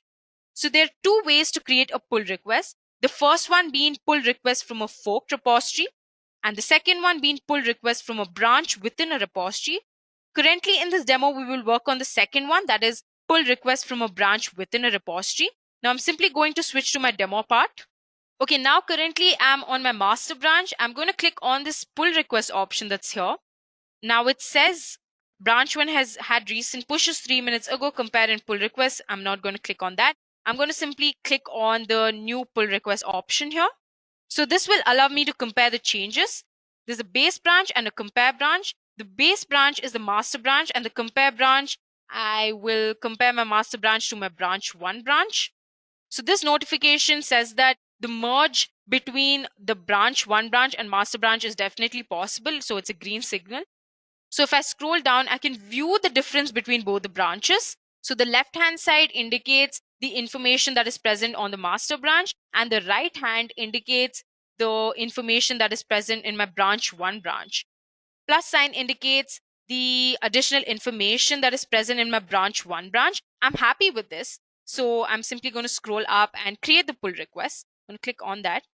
I can also leave a comment and I can preview the change. That's not necessary for now. So I'm going to go ahead and create the pull request. Now this will redirect me to a page. So this page says that the pull request has been opened. And now I can choose to merge this pull request. That is, I can merge the branch 1 branch to my master branch. So it says this branch has no conflicts with the base branch. Merging can be performed automatically. And that's good news, right? So I'm going to click on merge pull request, and I'm going to confirm my merge, update my readme text file. I'm happy with that. So I'm just going to confirm it. Now it says pull request successfully merged and closed. You're all set. The branch 1 branch can be safely deleted. I'm not going to delete the branch. I'm going to compare both of the branches and see if my master branch is exactly the same as my branch 1 branch. So I'm going to click on this Edureka. I'm going to go to my main page of my repository. So my master branch has the additional piece of information that says this is my first commit. Now if I switch to my branch 1 branch, it has the exact piece of information. So the information that was present in my branch 1 branch has been successfully implemented to my master branch. So that's all for the pull request part 2. We've reached the end of the demonstration part. Now let's quickly look at the case study of how Microsoft implemented GitHub. I'm pretty sure most of you have heard of Microsoft. Microsoft Corporation is an American multinational technology company. It develops, manufactures, licenses, supports, and sells different computer software, consumer electronics, personal computers, and other related services.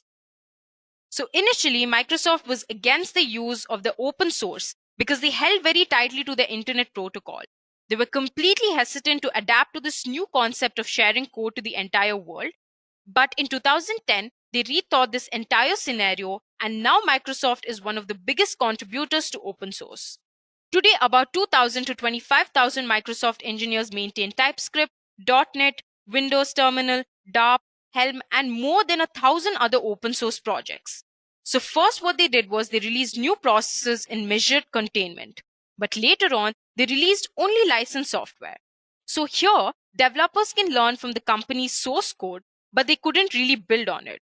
Eventually, the stigma died, and now even closed code like .NET is open source under an MIT license. Teams realize that they need to accept contributions to get feedback and learn from other developers. To organize and understand this approach, Microsoft created their Open Source Programs Office, which enables distribution and centralization of knowledge. So the OSPO provides the resources and maintainers to manage thousands of repositories and contributors effectively on GitHub. Even though Microsoft invests in its tools, they expect other individuals and organizations to lead the way. Microsoft believes that GitHub's value isn't in any one feature, but its entire community. GitHub is the place to collaborate, it's where everyone is, and where most of the entire world's open source is already happening. It's not just a feature, but the whole thing.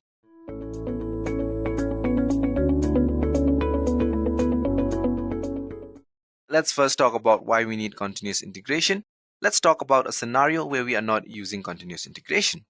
Now, when we work in a development team, there are multiple developers. Now, all the developers work on different components for a project or for a code.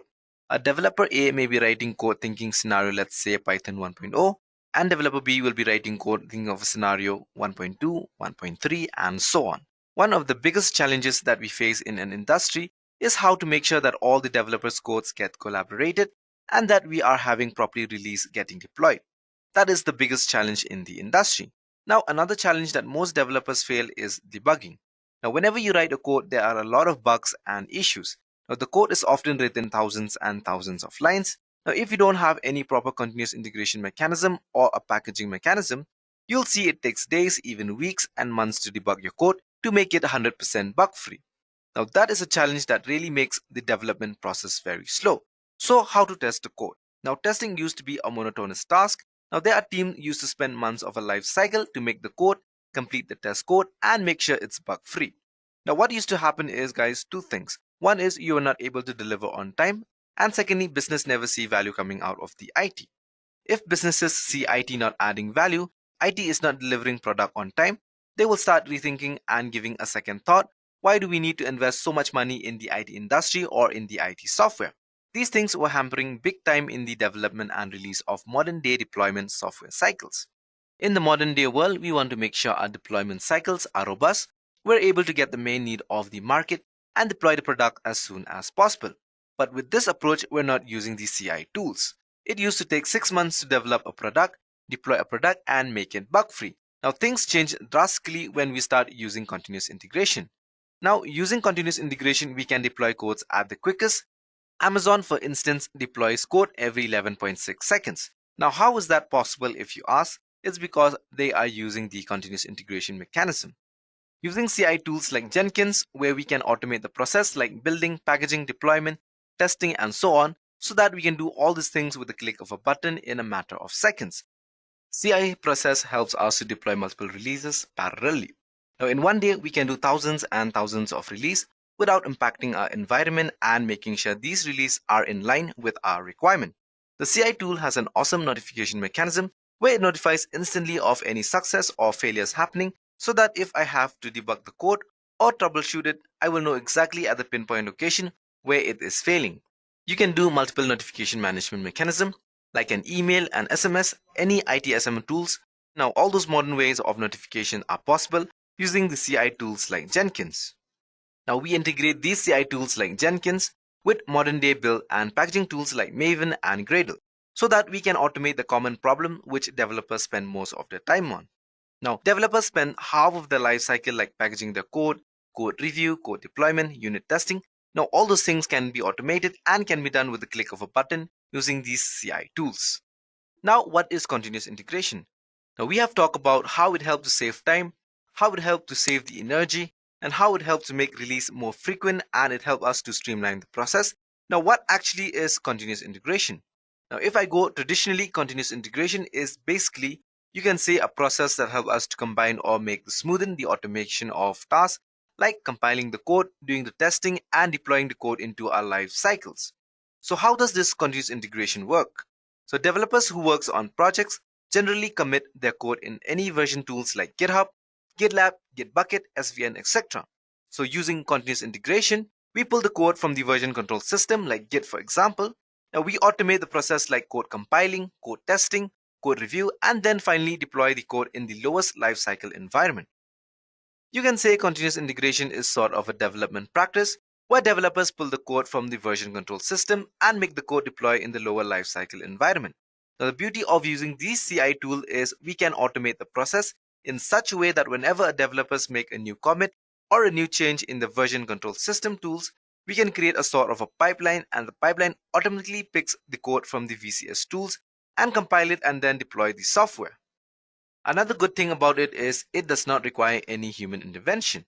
So once I have set up a pipeline, then I don't need to worry about running the code again and again or making any changes.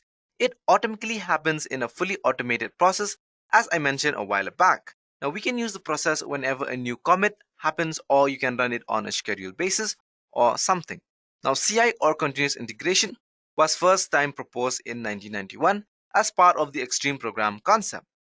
At that time, it was not adopted so well, but in the modern day industry, it has become the bread and butter of smoothing up release or for our development process. In a modern day world, continuous integration can be seen as a practice of merging all developers working copy to a mainstream where you can develop and deploy the code multiple times in the same day with as many changes as possible. Now, there is no limit of how many lines of code. It can be tens and thousands of lines of code, which can be compiled multiple times throughout the duration.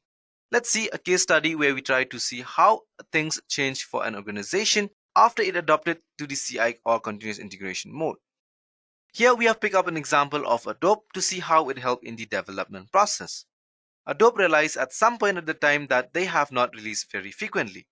When this happened, their market percentage share was down as they were not following the continuous integration approach. Now, they were using the native method of compiling the code, debugging the code, testing the code, because of which they were noticing that it used to take up to 6 months release updates. Now, 6 months was a long duration, whereas their competitors were releasing very frequently, which was helping them to capture the market share. Adobe decided some point at a time that they need to change their software development and deployment strategies, and they tried to adopt the continuous integration mechanism.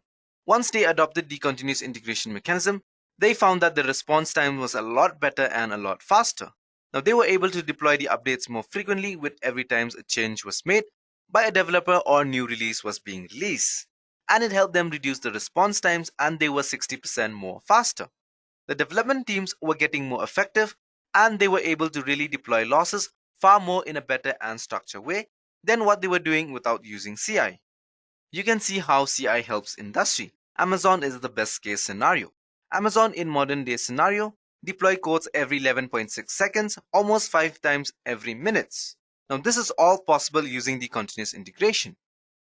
Now, what is Jenkins? Now, we've talked about what is CI, we've talked about why we need CI.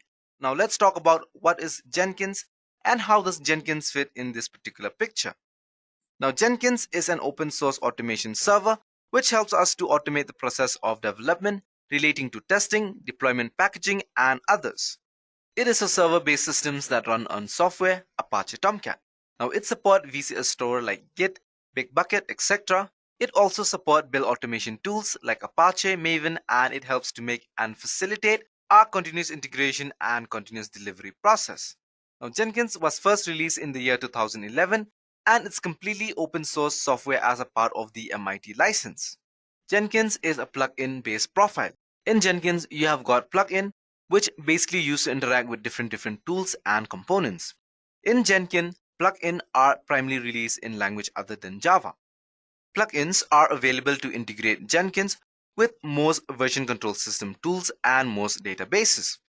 Using these plugins, we set up purposes, for example, unit testing. Now, you can do compiling, you can do packaging.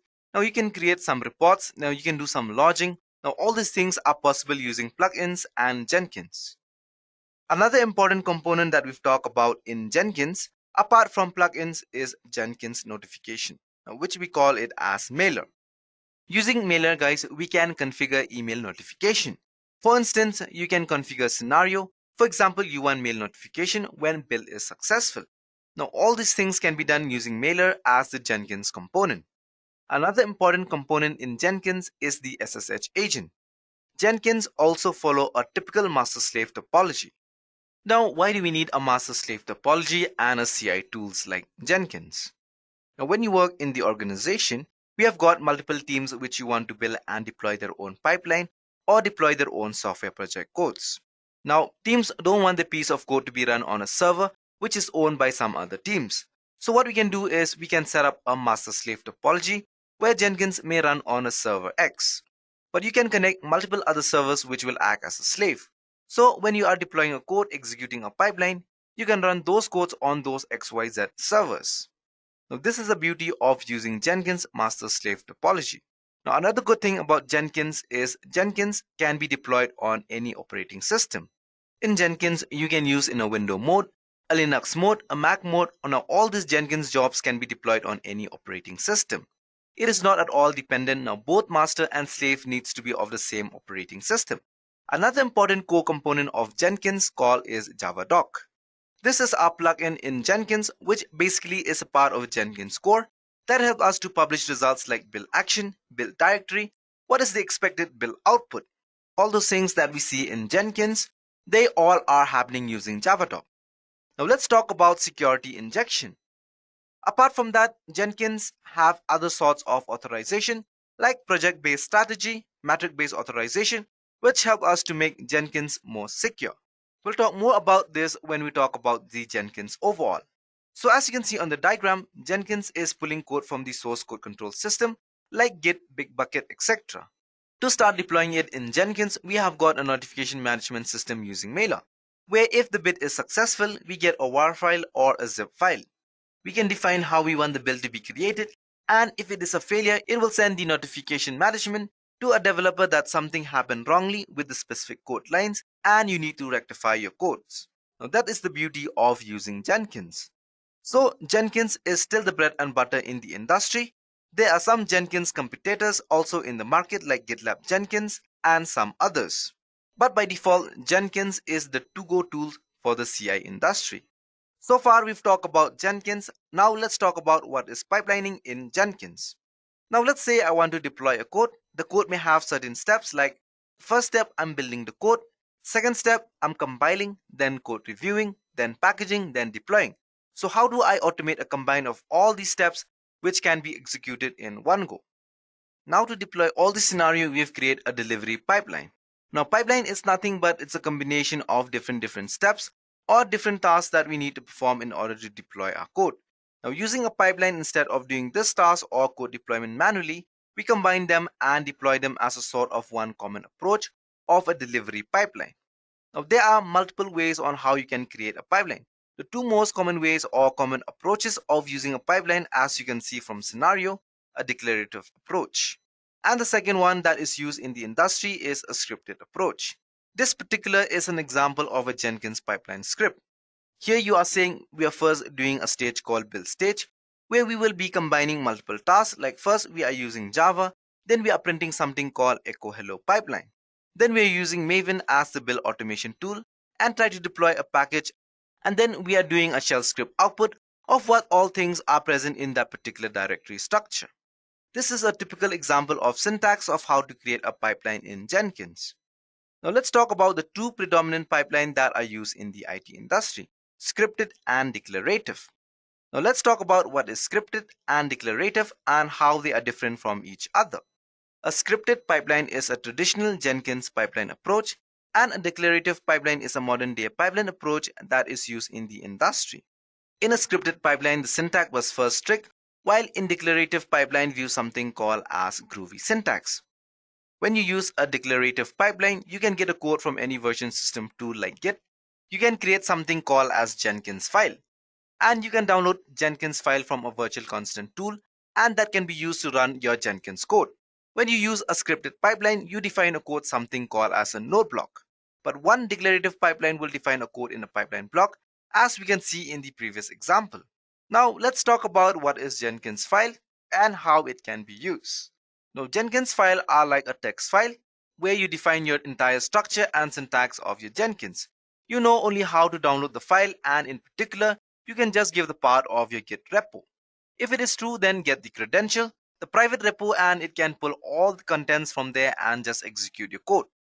It is a modern deployment mechanism that we use when we work with a Jenkins pipeline. Using Jenkins pipeline, we use certain things which help us. Let's talk about this. First is code review. Now you do a Jenkins pipeline, you can easily review your code. Your code can be reviewed by multiple developers before being executed. Now how that works is in Jenkins file, they are stored generally in a version control tool like Git. You can put something called as a pull request for a code review.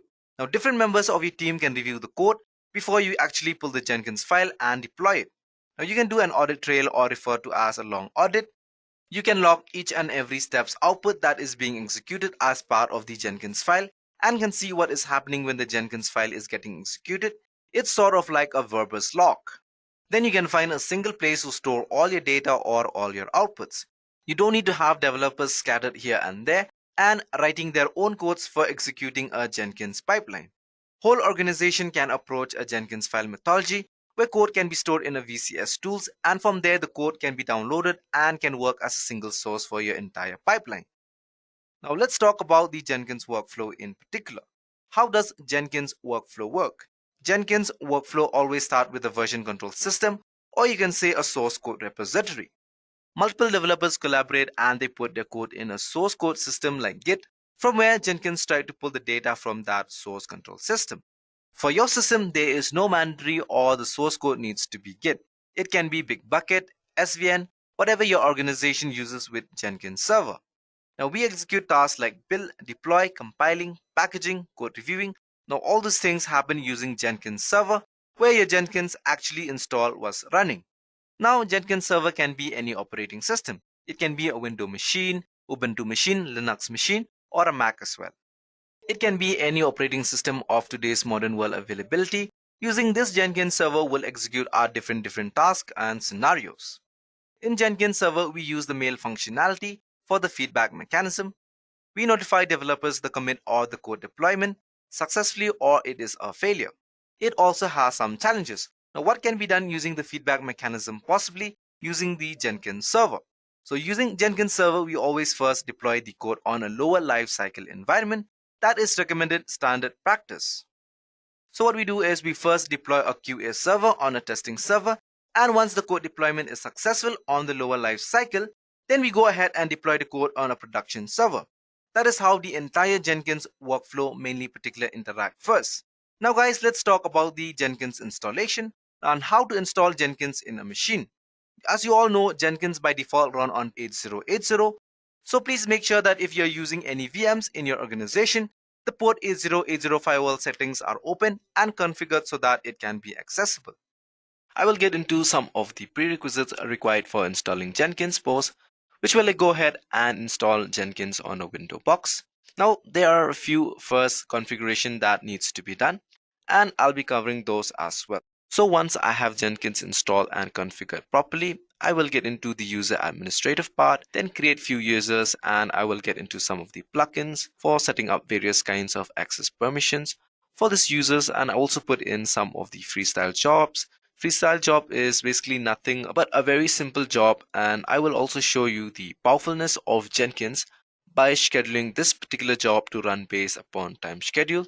Then I will also connect Jenkins with GitHub. Now GitHub is a source code repository where I've got some repositories put up there. So using Jenkins, I will connect to GitHub, pull up a repository that is existing on GitHub onto the Jenkins box, and then run a few commands to build this particular repository that is pulled from the Jenkins sending out emails.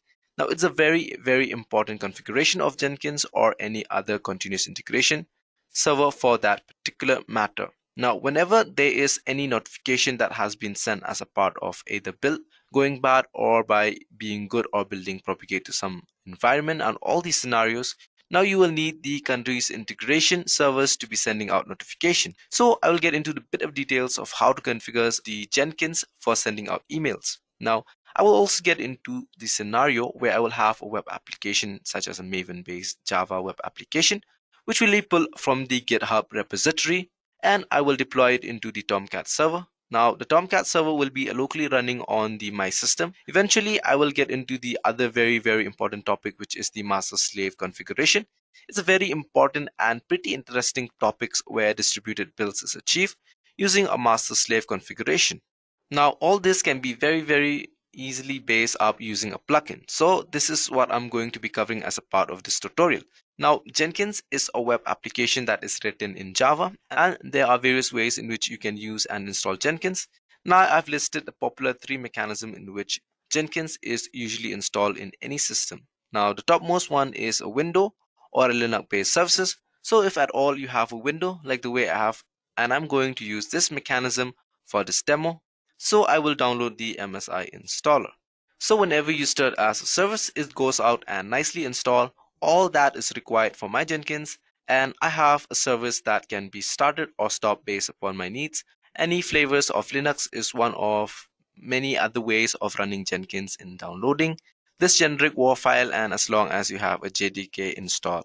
You can launch this WAR file by the command opening up a command box prompt or shell prompt deferred to later on Linux box, specifying jar and the name of this WAR file, typically bringing up your web application.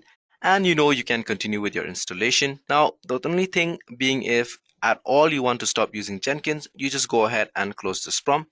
even into a control C, and then bringing down this prompt and in Jenkins server. And then you also have the other older versions of Jenkins where run popularly using this way, in which you already have a Java based web server running up and running. So you kind of drop in this WAR file into the root folders or the HTTP root folder of your web server. So Jenkins will explore and kind of bring up your application. All user credentials or user administration is all taken care by the Apache or the Tomcat server or the web server on which the Jenkins is running.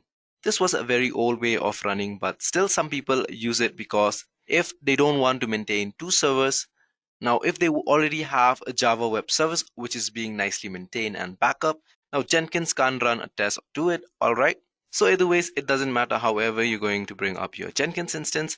The way we're going to operate Jenkins is all going to be very, very same or similar, but the subtle change in terms of user administration. Now, if at all you're launching it through any other web server, which will take care of the user administration, otherwise all the command or all the configuration or the way in which I'm going to run this demo is going to be same across any of these installation. All right. As I mentioned earlier, Jenkins is nothing but a simple web application that is run in Java. So all that is need is Java, preferably JDK 11 or 17 with a 2 GB RAM, which is amend RAM for running the Jenkins. And also, like any other open source tool sets, when you install JDK, ensure that you set in the environment variables. Now Java home to point in the right directory. Now this is something very specific to JDK. Now, but for any other open source tools that I've installed, there is always a preferred environment variable that we got to set, in which is specific to that particular tools that if you're going to use. This is a generic thing that there is for you to know. Now for any other open source project, because the open source project discover themselves by using the environment variables. So as a general practice or a good practice, always set these environment variables according. So I already have a JDK 17 installed on my system, but in case you do not, what I will recommend is just navigate to the browser, to the Oracle homepage, just type in your search for install JDK page, then you'll have the accept the license agreement. Now what I will recommend is just navigate on your browser to the Oracle homepage and just type in your search install JDK. Now you're gonna navigate to the down here and install the 64 installer, that is the .exe. Now let me show you once I've installed what I've done with regards to the path. So if you get into these environment variable, so I have just set in the Java home variable. Now you can go back to your this PC, go to C programs, go to Java, and then copy this part, then click in the environment variables. I'll select the first one, that is the edit the system environment variable, and we click on the environment variables and we'll set a path here. As you can see here, Java home, and we'll go down here on the path. So this is the path for your Java home screen. So simply click on edit and click on new, and we will just paste the path which we have just copied from the install.exe Java. So I've already installed it, as you can see there, C program file. So I simply click on OK. So the only difference between the system variables and the user variables for daemon is this is control the whole system of the JDK, the system variable. So we want to edit in the system variables. So the path I've been changing here is in the system variables. All right. Now the home variable is where I have the SQLs and program friend of the JDK 17. Now you see this is my Java home. All right. Now one thing to do is ensure that in case you run Java or Java C, for a command, you ensure that you also add the path into this path variable, right? So if you see somewhere, I will say there you got the colon program files. Now you click on that and I'll show you the bin as well, which I've copied and pasted here as well. Okay. So simply just go back. So that's how you get the bin. Copy this path and paste it here, which I've already done it. So I'll just simply click on OK, OK, and OK. Now let me minimize the screen as well. So the next thing we need to do now is go to CMD to check if your Java has been installed on your system. So you simply type on Java space / version, and you can see I already have Java version 17.0.5 installed in my system and it's up and running. So as you can see the runtime environments, and this is a 64-bit server. This is a VM virtual machine. Okay, so as you can see, Java is installed in my system and is up and ready.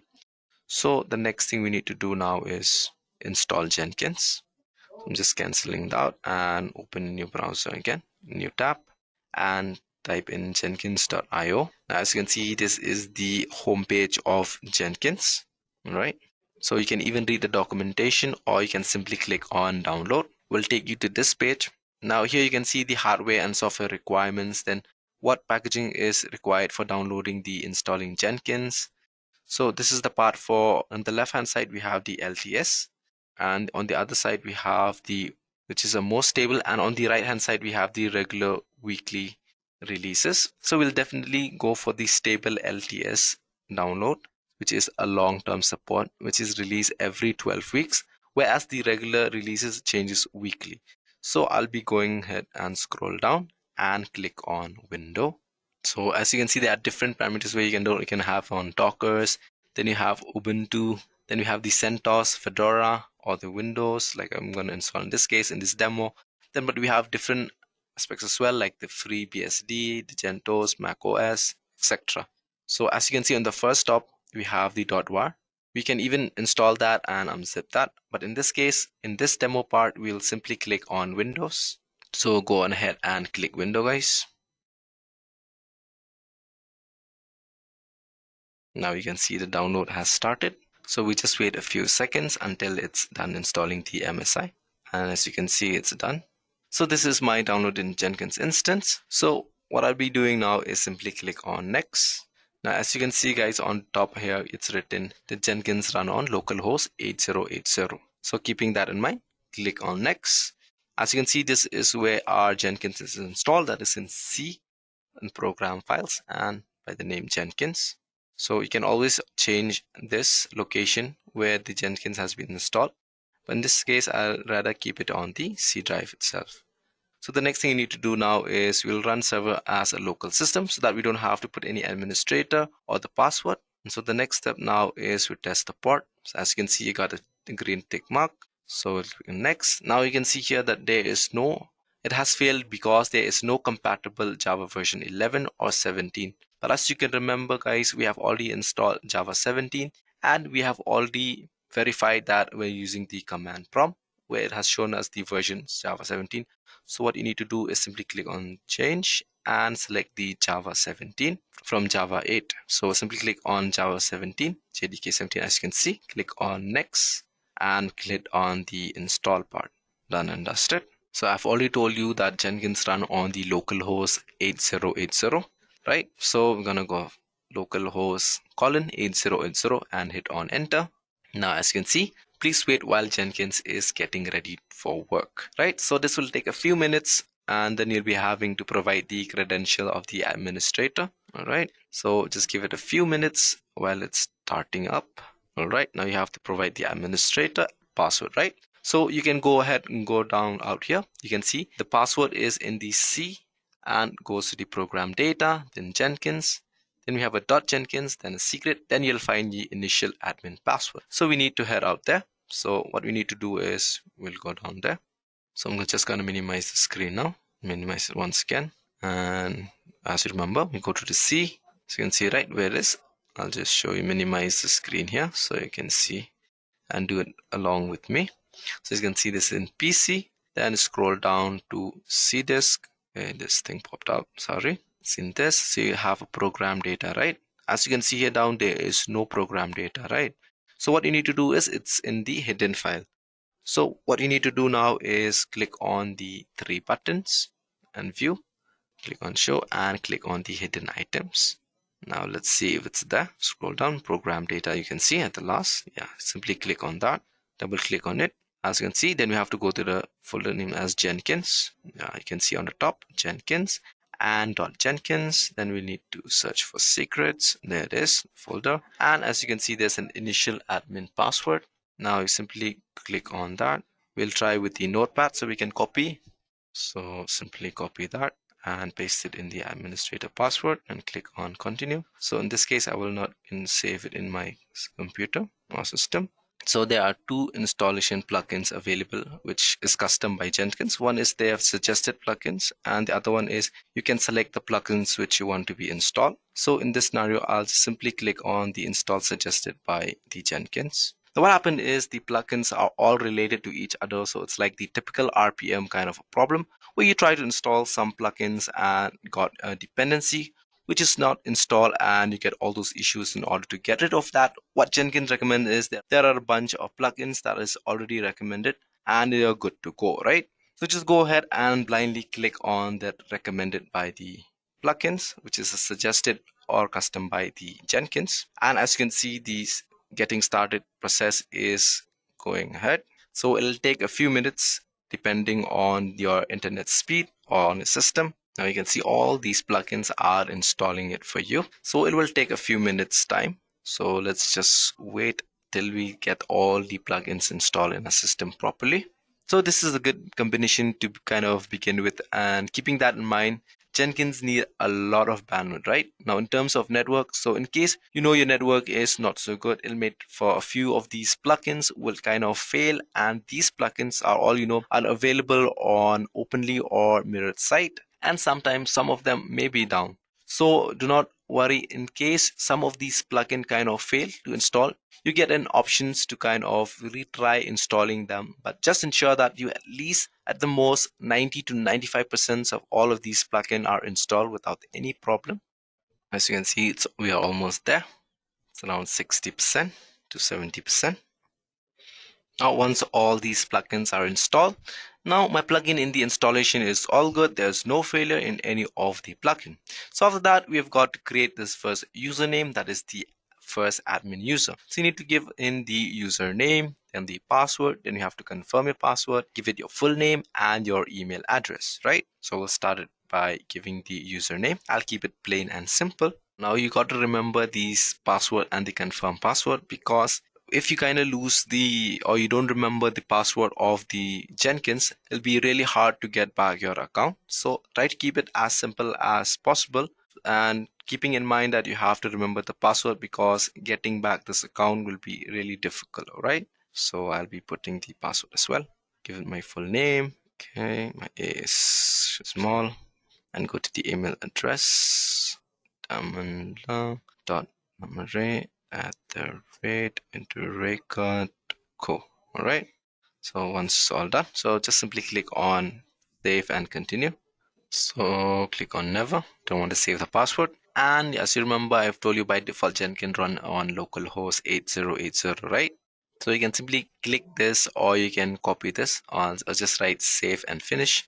You can even copy this link, save and finish. Now start using Jenkins. All right, now that's kind of complete my Jenkins installation. As you can see, it was not that tough at all. Now the Jenkins is installed correctly. Now let me quickly walk you through some of the very minimal configuration that is required. Now these are kind of the first time configuration that is required. So, and also let me warn you, the UI is a little hard for many people to wrap their head around, especially the window guys. But if you're all a Java guys, you know how painful it is to write UI in Java. You kind of appreciate how the effort that has gone into the UI bottom line.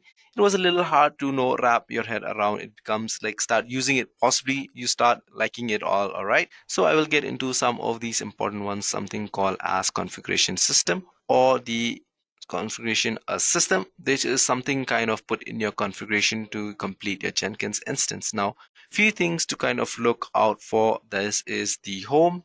Now configure system is where you kind of put in the configuration for your complete Jenkins instance. Now a few things to keep a lookout is the home directory. All right, now this is a Java home where all the configuration, all the workspace, anything and everything regarding Jenkins is stored out here in the system message. Now in the system message, you can put in some of the message on the system. You can just type anything you want, probably show up somewhere here on the menu. Now, the number of executors is a very, very important configuration. This just lets Jenkins know at any point in time how many jobs or how many threads can be run. So you can kind of visualize like a thread that can be run on this particular instance. As a thumb rule, if at all you're on a single core system, the number of executor you should be good enough in case at any point if there is any multiple jobs that kind of get triggered at the same time. Now, in case the number of executor are less compared to the number of jobs that are out there to open up the new. So you don't need to panic because they will get queued up and eventually Jenkins will be get up and running. So just keep that in mind that whenever a new job kind of gets triggered in the CPU usage and the memory usage, in terms of the disk, it's like a very high of the Jenkins instance. So that's something you got to keep in mind, all right? The number of executors for my system is kind of a good label. For my Jenkins, I don't want any of these usage. So how do you want to use your Jenkins? This is good for me because I only have a primary server that is running. So I want to use this as low as possible. All right. As you can see, it's 2. Now this is usage.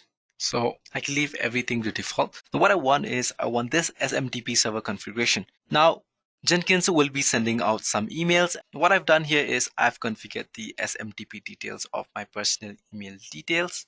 In case you are, in your organization, you want some sort of an email that is like an email ID that is set up for a Jenkins server. So you can specify the SMTP server details of your company so that, you can authorize Jenkins to kind of like send out emails. But in case you want to try it out like I have configured my personal email ID, which is of the Gmail for sending out notification for the same TP server, will be the SMTP Gmail. So it's right as username as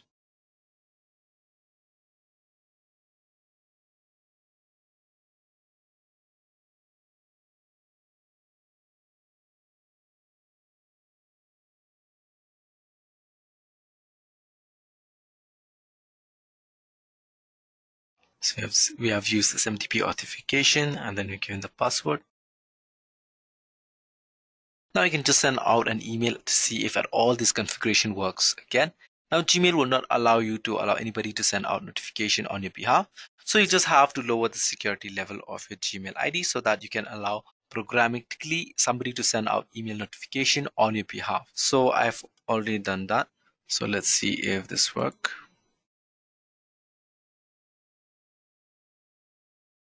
Let's test it again since I've entered the wrong password.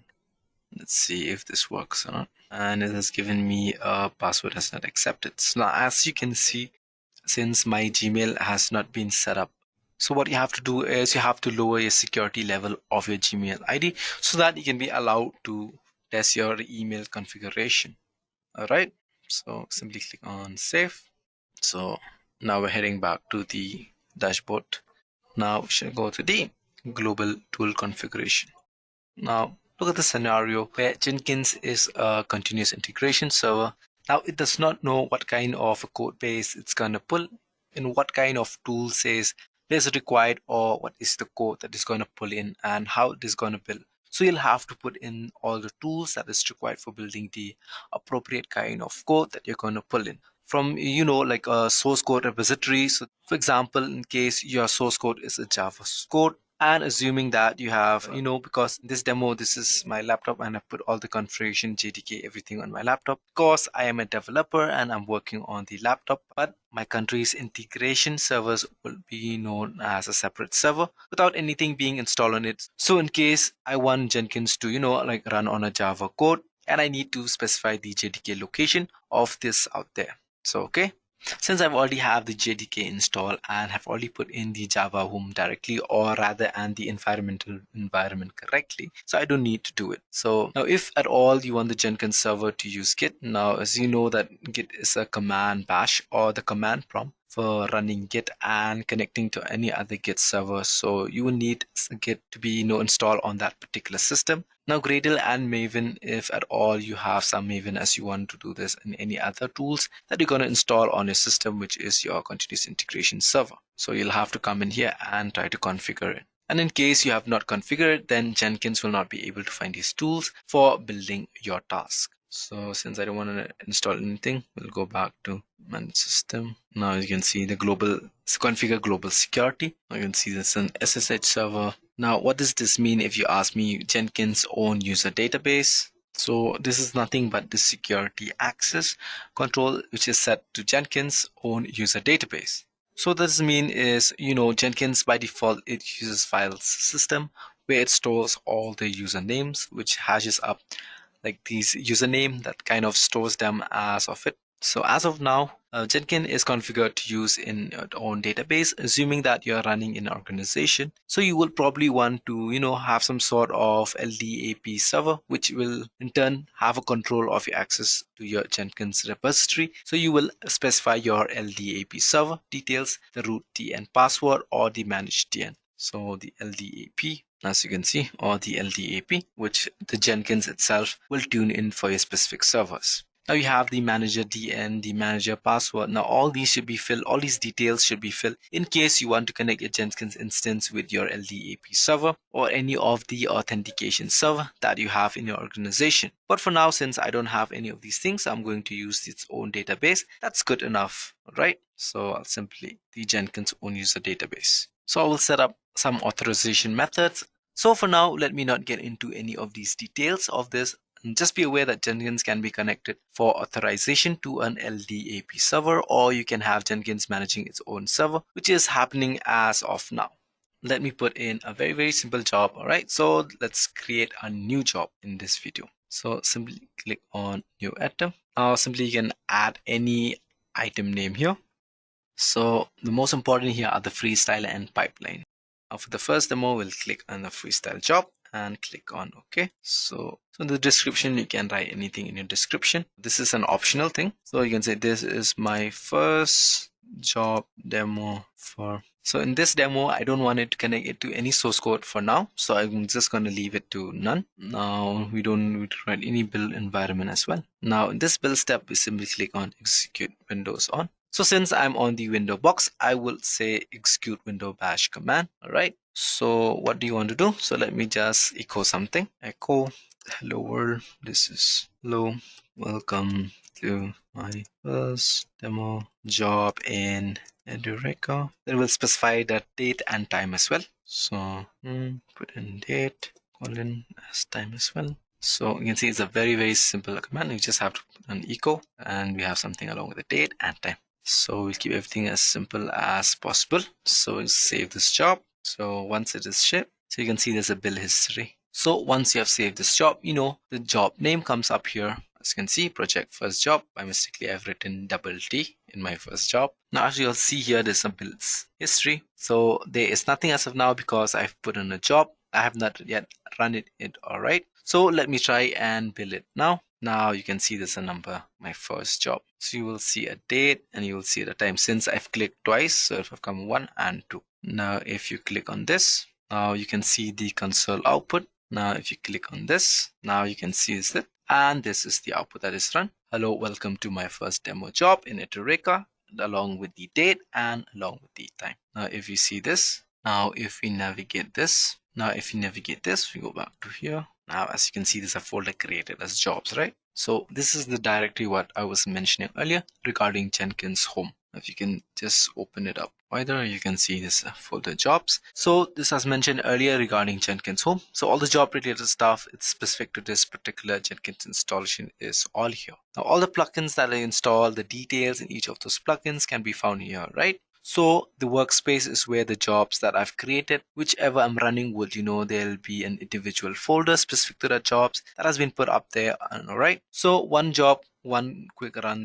That is how it looks like. So the workspace is where all the jobs that I've created, whichever I'm running, would, there'll be an individual folder specific to that jobs that has been made up. All right. So as you can see, there's a first job that we have just created just now. So one job, one quick run that we have done. That is how it's look like. It's pretty simple. Now let's go back. So let us put on a second job. So we can go back to dashboard, click on new items and say second job. Let's get the spelling correct this time. Second, I wrote second first again. Second job, and I can put a semicolon here, underscore. Second job. We click on freestyle again. Click on OK, and you can say this is my second. So I just want to demonstrate the powerfulness of the automation server and how simple it is to automate a job that is put on the Jenkins, which will be triggered automatically. Now remember what I've said earlier about Jenkins, because at the core of Jenkins is a very, very powerful automation server. All right. This is my second job. This is my second job, which will be triggered automatically. Okay. So in the build step, we'll put bash tabs. Then we'll write here echo again. So we'll say here something as second job is going on here. The tools, with the tools of an automation tool. And then I'll give some date as well. Date, put in the time. But this time I'm going to demonstrate the powerfulness of the automation server that is there. So if you see here, there is a build trigger. So build can be triggered using various triggers that is there. So you'll get into the GitHub trigger or a hook or a webhook, which is kind of triggering. So we'll see that later on. But for now, what I want to do is I want to ensure that this job that I'm going to put in will be automatically triggered. Let's say every minute I'm on this job to be run on its own. So we'll put as build periodically and we will set the time. Now, if you can see here, there's a bunch of help. If you want to go through it, and you can go through it. Let's just put out very, very simple regular expression for scheduling this job every minute. All right. So 5,000 is all I'm going to put in. 1, 2, 3, 4, 5. Now let me save this. Let's go back.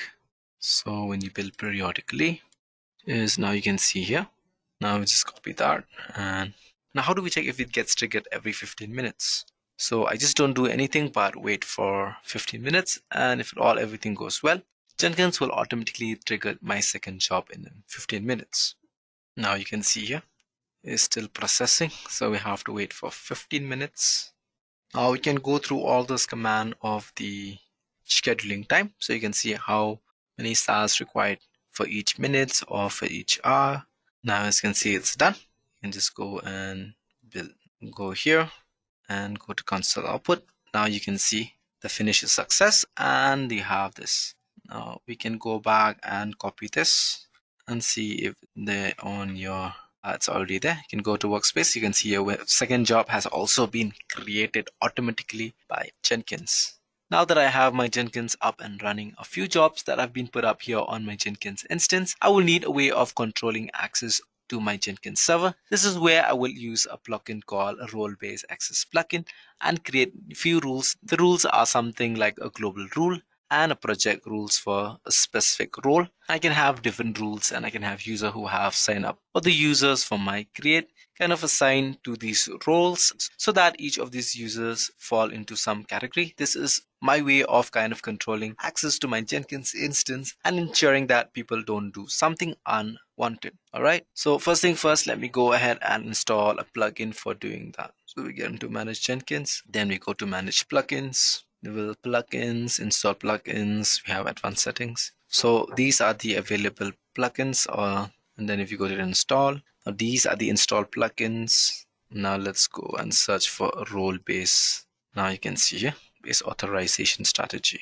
So this will happen is it enables user authorization using a role-based strategy. Now roles can be defined globally or for particular jobs or nodes selected by a regular expression. This is the plugins everyone. So you will install it without restart. So it's success. It looks good. Looks good. Now waiting for this. Yeah, success. Done now. So go back to the top page.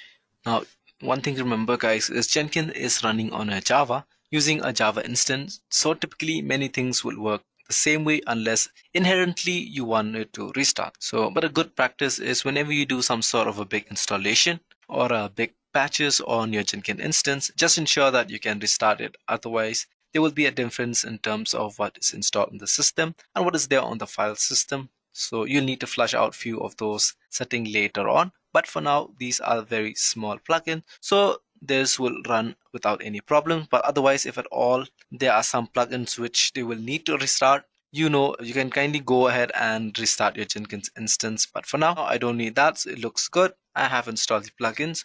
So where do I see my plugins and install the plugins? It is specific to the user control to the access control. Now let's go to the configure global security. Now we can go ahead and check the authorization. You can see here authorization, role-based strategy popping out here. right? As you can see, the role-based strategy has been installed and it's been shown here. This is because of my installation of my role-based plugin. So this is what I would want to enable because I already have my own database set up, and for the authorization part in that sense that you can do what I'm going to install. I mean, I've already installed a role-based strategy, right? Now I'm going to enable that strategy. So we'll simply click on role-based strategy, okay, and click on save. So now I'm going to enable that strategy. All right, now I will say, okay, now I've installed the role-based access plugin. Now I will need to just set it up and check, I will go ahead and create some roles, and it shows that I've assigned users as per these roles. So let me go to manage the configuration, manage Jenkins, and let's see how we can create our roles. Not here as well. So we can do manage and assign roles for creating our roles. Okay. Now you'll only be able to see this once and only when you have installed those plugins. Now I've enabled the plugins.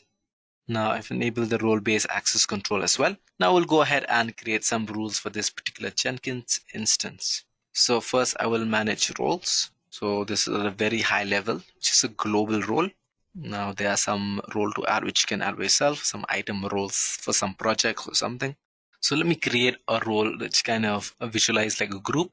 So we'll create our own call the developer. Typically the Jenkins instance or the CA instance are kind of owned up or controlled by a QA guys. So that's why I'm creating a rule called developer, and I'm adding this role at a global role. So I will add this here, and then I can click read as well. So we've given this administrator, right? So we add this. So as you can see here, you will see this develop a rule that there is each one of these options that you can hover here and sort of see what kind of permission you have given it to this developer role that you have just created. So you can read and write, then you can create some changes. Like you've given a permission as credential, which you can create. Then you can delete, then manage the domains. So this kind of help or the permission that they're giving it. So these are some kind of sort of a help for a permission specific. So you want to see it's like how it sounds a little different, but I would want to give you a very, very little permission for the developer. So from an administrator perspective, I just want him to have a read and write kind of a role credentials. Okay, let's read and write, and I can allow him to view as well. I don't want him to create agents or give him some delete. No, I don't want him to configure, build, provision, or connect or disconnect anything. So I'll just give him a read and a view. And I don't even want him to have access to my workspace as well. So I'll just give him now for run. So I won't even give him the access to that. Now we can give view as well. I don't want him to delete. And what am I doing here is just creating a global rules for the developers. And I've given him a very, very limited roles in the sense that I don't want this developer to be able to run any agents, nor create jobs or build jobs or cancel jobs or configure jobs at the maximum. Right? So I just want him to read that is already put up there. Okay, so I would save now and create a rule. That is done. Now that I've created a rule. Now I still don't have any users that is in there in the system. So let me go ahead and create some users on the system. So we'll go back to manage Jenkins and go to manage users. Now let me create another user, okay, by clicking on plus users, and we'll say this one as a developer. Give him some password and name him as develop23. And email, and just simply give my email here and click on create users. Okay, 1-2. So we have created. Now this developer 1-2 is a user that I've configured, but still yet I have not set any rules for this particular user. So I will go to the manage and gain and will give him the manage and assign roles. So now we'll go manage and assign roles, and we'll assign role. So what you're gonna see, what I'm gonna do now is I'm gonna assign a role that is specific to that particular developer. So I'll find that particular user and assign him, or means the developer role that I've already configured the rules. Okay, so this is the role that we have created. So we will search the user that we have just created, developer 1-2. Now I've assigned this. So go ahead and save the changes. Now let's go ahead and check the permission of this particular user by logging on to my main account and logging back as the developer one. Now let's log out from here. Log out and say developer 1. Now, if you remember, this role was created with very less privilege. So there you go. I have Jenkins, but I don't see a new item. I can't trigger a new jobs. I can't do anything. I see these jobs. However, I don't think I'll be able to start this job. Now, I don't have the permission to set forth at the maximum. So what I can do is look at this job, see. So this is a limited role that was created, and I've added this Damanang Lamare to that particular role, which was a developer role, so that the developers don't get to configure any of the jobs because the Jenkins instance is owned by a QA person.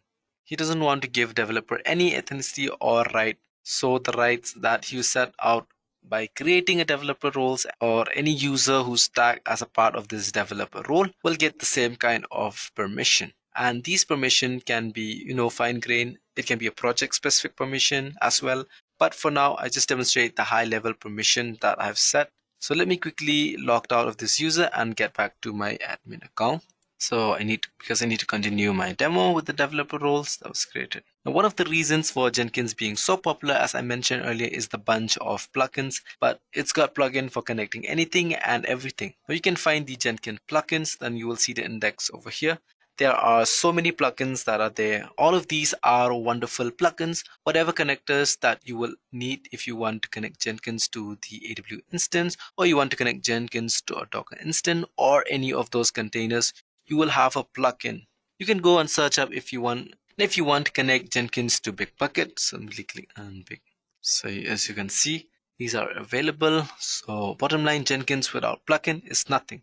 So plugins is the heart of Jenkins for you to connect, or in order to connect Jenkins with any of the containers or any of the other sets of tools, you will need the plugins. Now, if you want to connect or you want to build a repository which has got Java and Melvin, you will need to install Maven and GTK on an instance. Now, if at all you're looking for a Microsoft build, you will need to have MS Build installed on your Jenkins instance, and the plugins that will be triggered MS Build. If at all you want to listen to some server-side webhooks from GitHub, you will need a GitHub specific plugins. You want to connect to Jenkins, to AWS, you need those plugins. Now, if you want to connect Docker instance that is running anywhere in the world, as long as you have the URL, which is publicly reachable, you just have a Docker plugin that is installed on your Jenkins instance. So if you want to connect to a Docker instance that is running anywhere in the world, as long as you have the URL which is publicly reachable, you just have a plugin that is installed on your Jenkins instance. Now, SonarQube is one of the popular statistic code analysis, so you can connect a Jenkins build. You can build a jobs on Jenkins and push it to a SonarQube and get SonarQube to run analysis on that and get back the result in Jenkins. Now, all of these works very well because of the plugins. Now with that, let me connect our Jenkins instance to a GitHub. So now let us connect our Jenkins instance to a GitHub. Now I already have a very simple Java repository up on my GitHub instance. So let me connect Jenkins to this particular GitHub instance and pull out a job that is put up there. Right. So this is a very, very simple and repository is called Hello Java. And this is what is there in the repository. This is a simple class file. It's just got some one line of system .out. So this is already present on github.com at this place, and this will be the URL for this repository. So I will pick it up. So what I'll do is I will connect my Jenkins instance to go to my GitHub and provide my credential and pull out this repository, which is on the cloud hosted in the github.com, and get it to my Jenkins instance and then build this particular Java file. Now I'm keeping the source code very, very simple. It is just a Java file. Now, how do I build my Java file? How do I compile my Java file? I just say java.c and name. Now, the name of my class file is Hello Java. And how do I run my Java file? I will say Java and hello. Okay. So remember, I don't need to install any plugins now because what it all needs is a Git plugin. So Git plugin, which is already installed on this system. So let us go back, create a new items. We'll create a first job here. Let's say this is a Git first project. Now let it be a freestyle. Okay. Now we'll go to the source code management. Remember, right? We always have been keeping it on none. So in this part, we'll put it as Git. Now, as you remember earlier in examples, we do not use any source code because we were just putting up some echo kind of jobs that did not need any integration with any of the source code system. So now let us connect this. So I'm going to put up my source code and it will show up because the plugin is already there. Now I've already copied the HTTP address from the GitHub and simply paste it here. Now, what is the credential? So I'll simply add that. If we add credential this time, so I'll just click and cancel. So if we just add Jenkins, so we'll add a username here. Now, if there are any errors in terms of not able to Jenkins to be able to find the Git or the git.exe, or if the credentials are wrong somewhere down here, so you'll see a red message, okay, like something is not right. So for now, it's okay. Now I'm gonna build trigger. Now, what will be there as a part of my build step? Because this repository just have the Java file correct, hello Java. So in order for me to build this, I will say execute window bash command, and I'll say Java, hello Java, Java. Now let's save this. Okay, so let me try to run this. Okay, build now. Click on this. Console output. Great. Now as you can see here, there's a lot of executed Git on the behalf. It goes on there to provide my credentials, and so it pull out my repository and my default. Now we'll pull up the master branch. This is there on the post string, and the kind of builds this whole thing on Java C hello world. Finish, and it's given me a success. So it's kind of build this whole thing Java C hello to Java, and it runs this Java hello world.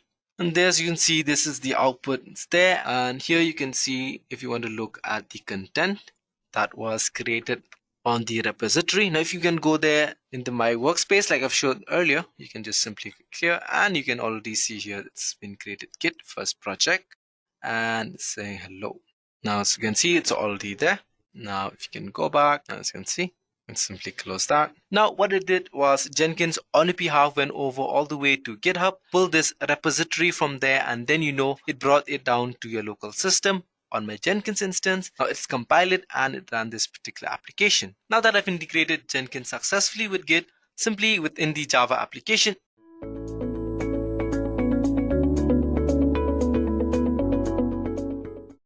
Now let's start with the Docker use case. Imagine that you're working in a fast-paced IT department where issues keep popping up, assets go untracked, and changes need approval. That is where IBM Control Desk comes in. It streamlines IT service management by centralizing incident, problem, and asset management into one easy-to-use platform. And it helps in solving problems faster with automation and intelligent workflows to improve service quality and keep things running. Let me tell you all what is IBM Control Desk. IBM Control Desk is an IT service management tool that helps manage and also support users and IT infrastructure.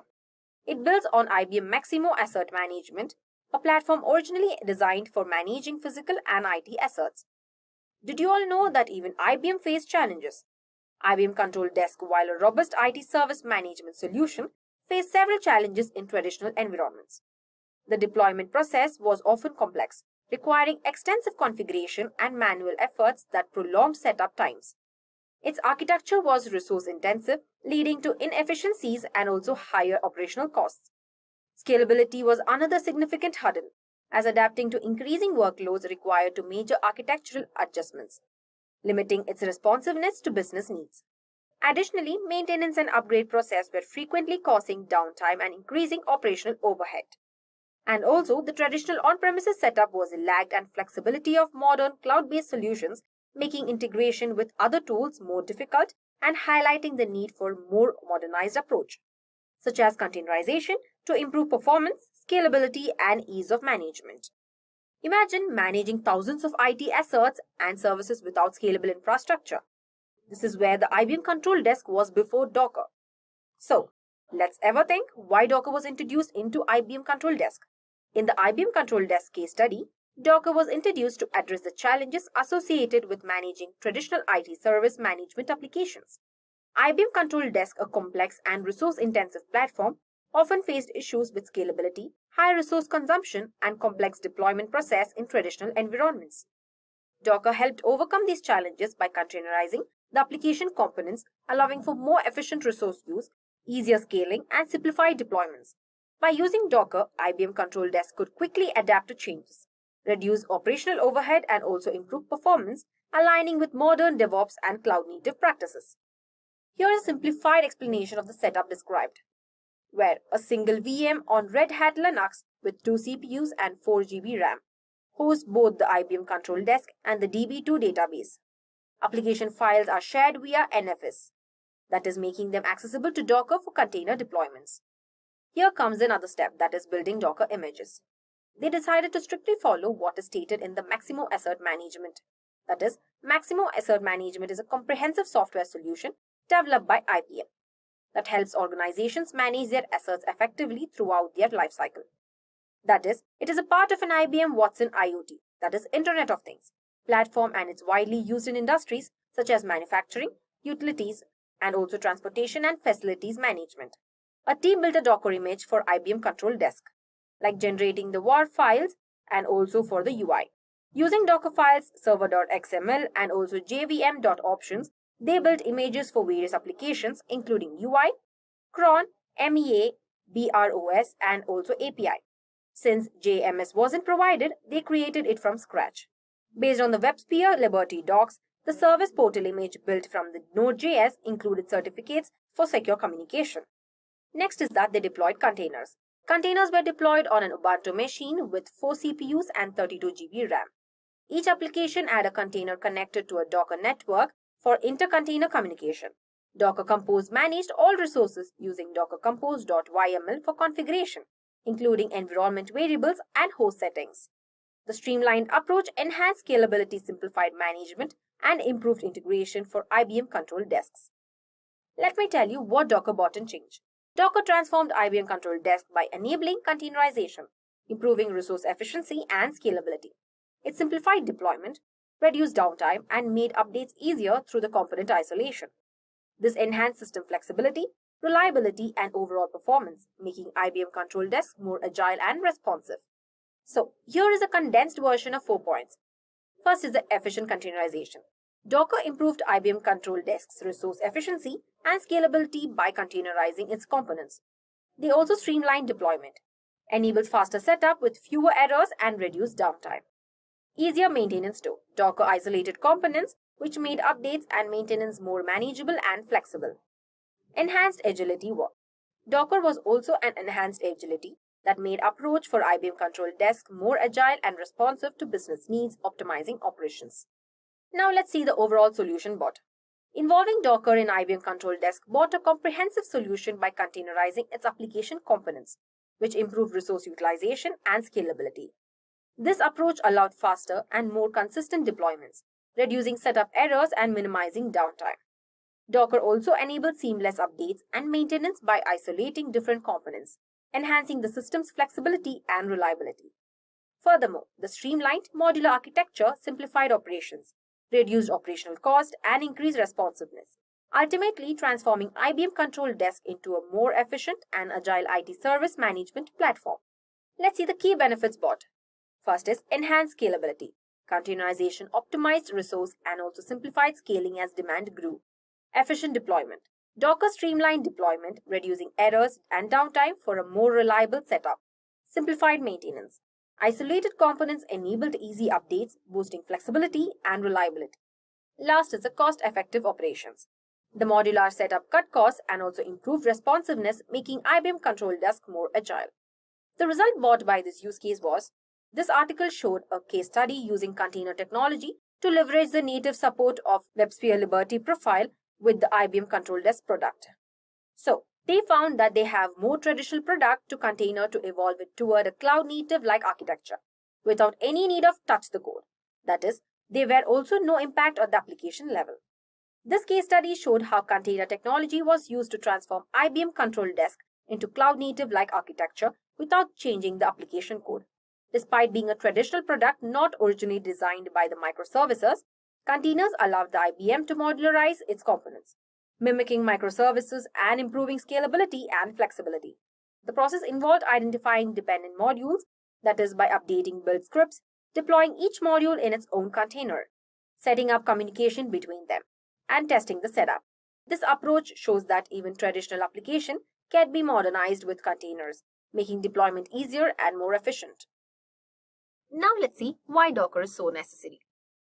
First, Docker is portable.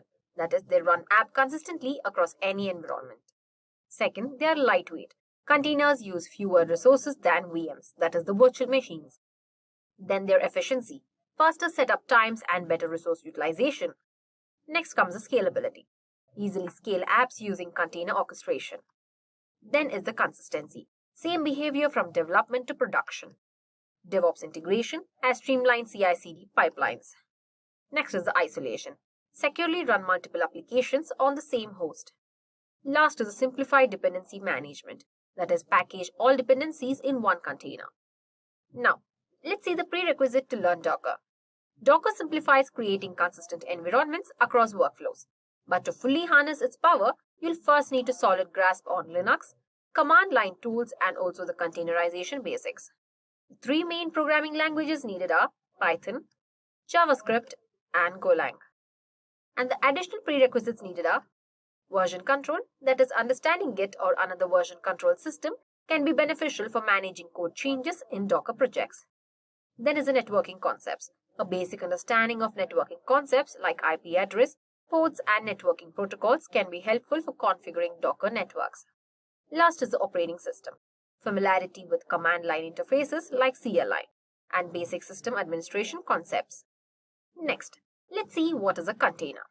A container technology was launched in 2013 as an open source Docker engine.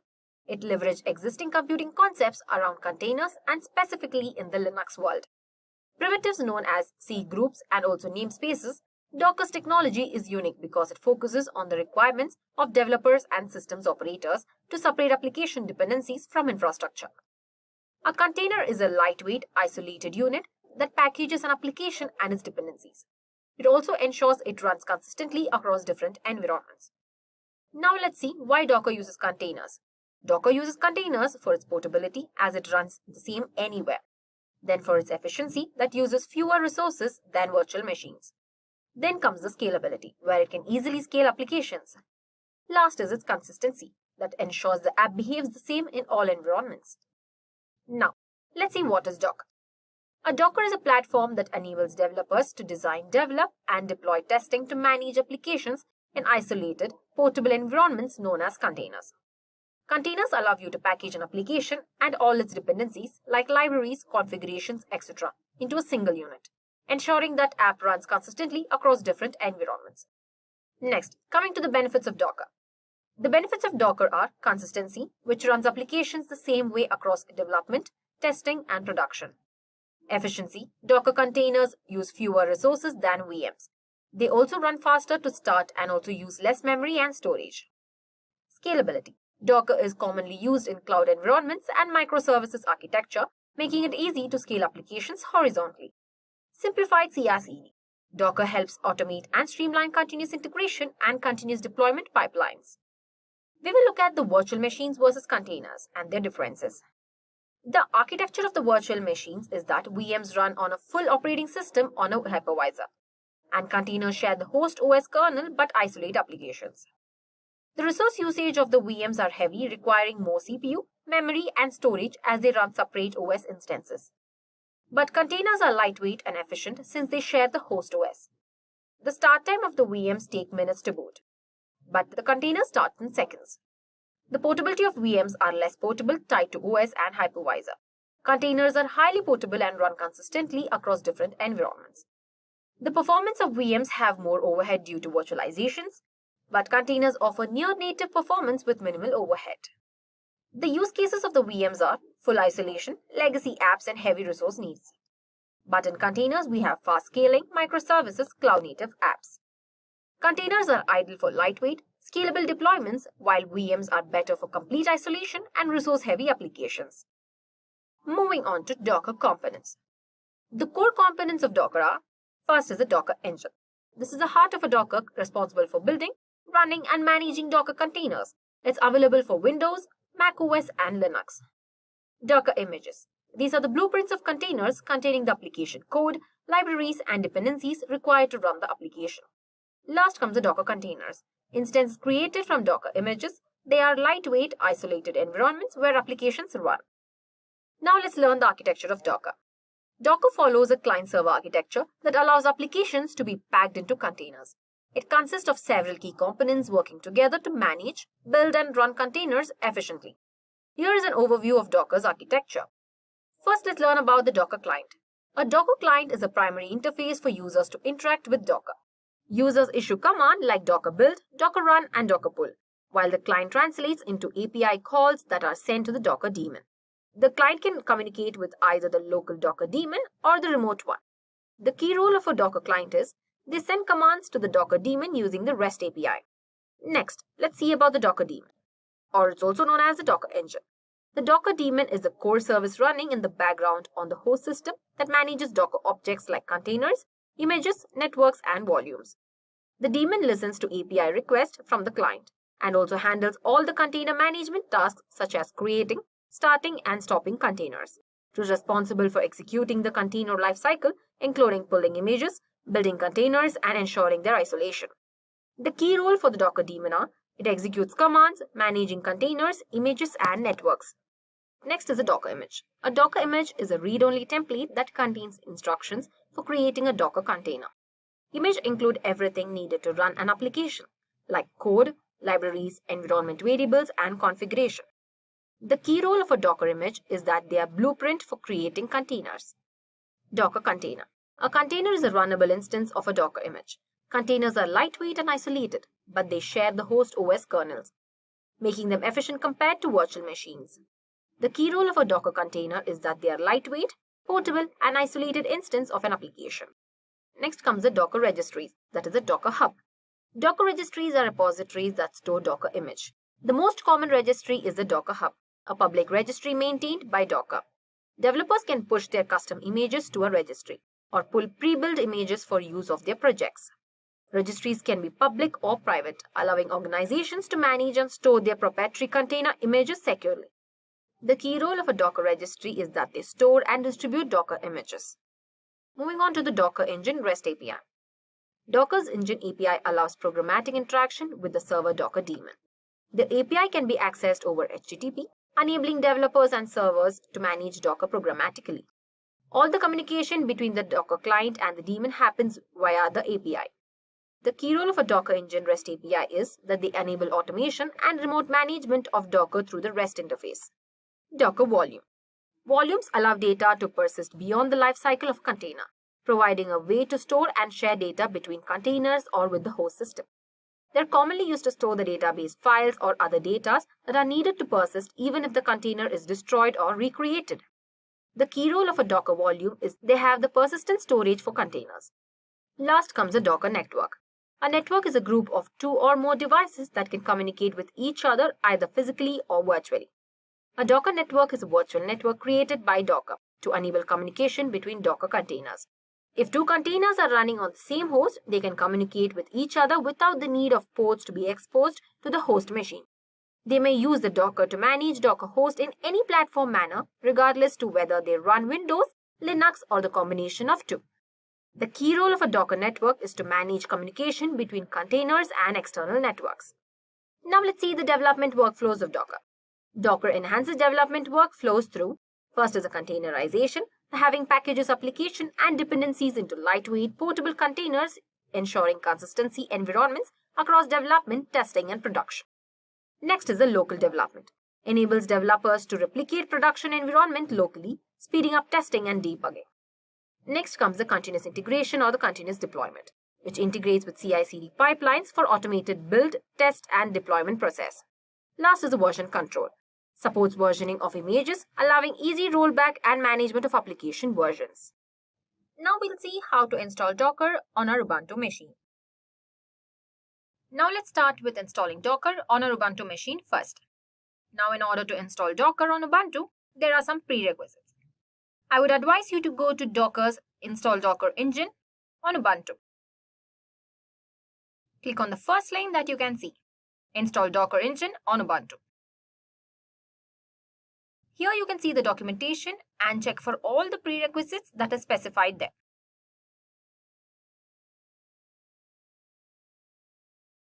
Once you're done with the verification, you can move ahead with the installation process. We'll be using the following: install using the apt repository process to install Docker on our Ubuntu machine. First, open the terminal on your Ubuntu machine. Now let's set up the Docker's apt repository. To do that, first we need to add the Docker's official GPG key. We begin by running a simple apt get update to refresh the package lists. So let's type sudo apt get update. This will refresh all the package list that is needed. Be patient until the packages are getting refreshed. So next we'll install CA certificates and curl on our machine. For that, let's copy and paste the command on our terminal. So as you can see that it's getting installed, type S to continue the installation. CA certificates in our command is a digital certificate that ensures your machine can communicate securely over the internet by verifying the authenticity of websites. The curl is a tool used for transferring data with URLs, allowing us to download files from the internet, such as Docker's GPG key. So now let's move to the next command, that is, we'll be creating the directory for storing the key rings. So for that, let's copy and paste the next command to the terminal. Now let's also add Docker's GPG key to it. We'll download Docker's official GPG key using the following command. Now let's also type the command to ensure that the GPG key can be read by the system. So we'll copy and paste from our documentary and paste it on our terminal. Next, let's add the Docker's repository to apt sources. So for that, we'll add the Docker's repository as the apt sources, and this step will allow Ubuntu to know where to find Docker's packages. So the command we just ran adds the Docker's repository to our apt sources list. This command will specify the architecture of our machine to ensure compatibility. This part will extract the code name of our Ubuntu release, making sure we download the correct version of the Docker. Now, let's also update the package list again. Now that we have added the Docker's repository, we'll run another apt get update command to refresh the list of available packages from this new source. So as you can see, the reading package list is done. Now we'll install Docker by running the command below. This installs Docker Engine, Docker CLI, and the essential Docker tools on your system.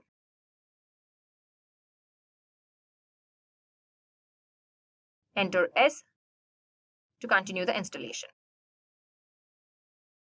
So be patient until the Docker's installation is getting installed.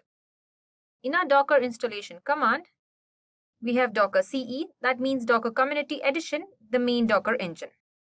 And the Docker CLI means the command line interface for Docker. Container.io is the core container runtime for Docker. And the Docker BuildX plugin is a plugin for building Docker images. Docker Compose plugin is a plugin to manage multi-container application.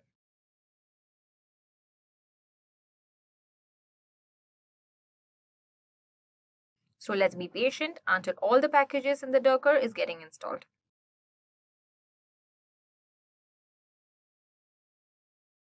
Finally, we can verify whether Docker was successfully installed by running the hello world image. So let's type sudo docker run hello world. This command pulls a test image from Docker Hub, runs it inside a container, and displays a confirmation message. If the installation was successful, you should see the hello from Docker message, indicating everything is working perfectly. There you have it. We have successfully installed Docker on our Ubuntu machine and verified it with the hello world image. Let's clear the screen. Now that we have successfully installed Docker, let's clear our terminal and explore what happens when we simply type Docker. When you run this command, you will see a list of all available Docker commands. This list is incredibly useful when you're unsure about which command to use. There's also a brief description next to each command that will help you understand its purpose. Now let's go over some of the common commands. First is run. It creates and runs a new container from an image. This is one of the most frequently used commands in Docker. It allows you to run a container based on an image, which can be pulled from a registry or built locally. Next is the execute command. It allows you to execute a command in a running container. This is useful when you need to interact with a running container, such as opening a shell inside it. The ps command, that is the list containers. This command shows you all the containers that are currently running or that have been stopped. Next is the build. This command allows you to create a Docker image from a Docker file, defining the environment and dependencies of your containerized application. Next is pull. It allows you to download an image from a registry. Use this command to pull images from a Docker registry like Docker Hub. Push. It uploads an image to the registry. If you want to share your image with others, you can push it to a public or private registry too. Images. Images are the list of images. This command shows all the Docker images that are available on your local machine. Login. Authenticate to a registry. Use this when you need to log into a Docker registry, for example Docker Hub, to pull or push images. Logout. This allows you to log out from a registry. This logs you out from the Docker registry too. Search. Search Docker Hub for images. This allows you to search Docker Hub for pre-built images based on your requirements. Next is a version. Show the Docker version information. It provides details about the version of the Docker you're running. Last is the info. It will display system-wide information. This command gives you detailed information about your Docker installation, including how many containers and images are present, your storage driver, and other system-wide stats. Let's start by checking the Docker version. If you're not familiar with the version you're running, you can simply use this command, that is the Docker version. When you're running this command, it displays the current version of the Docker on your system. In case it shows a version 27.3.1, which is the latest version. Similarly, we can check more detailed system-wide information using the info command. So let's type sudo docker info. This info command provides extensive details about your Docker setup, including the number of containers, images, and other resources being used by Docker on your system. So as we progress through this tutorial, we'll dive deeper into many of these commands and understand how to use them in real-world scenarios. Now, moving forward, we'll build a Docker image using Dockerfile and run that image on your local host as a container on your system. And we'll also open a web browser to see our web page hosted after running the container. So, the first step is to create a directory for our project. We'll use the following command, that is mk directory, myapp. This creates a directory named myapp. So here you can see that myapp is seen. Next, we'll move into this directory using the cd myapp. Now we'll create a file named index.html. So for that, we'll type the command, that is touchindex.html. Once the file is created, we'll open it using the nano editor and write the content into the file. So I will be typing here, subscribe to Edureka. Then press Ctrl+X followed by Y to save and press enter to confirm the file name as index.html. To verify the content inside index.html, we will use the command, that is cat index.html. So here you can see that subscribe to Edureka is also visible. Our next step is to create a file named Dockerfile. For that, we need to type the command as touch Dockerfile. Then type ls to see. So here you can see that our Docker file in index.html is visible. After creating the Docker file, we'll open it in the nano editor and write some instructions into it. So let's type from Nginx. So Nginx is an open source web server that is widely used for serving static content, load balancing, and also acting as a reverse proxy. In this case, we are using it to serve our index.html file. Next, let's type copy index.html /user share nginx/html.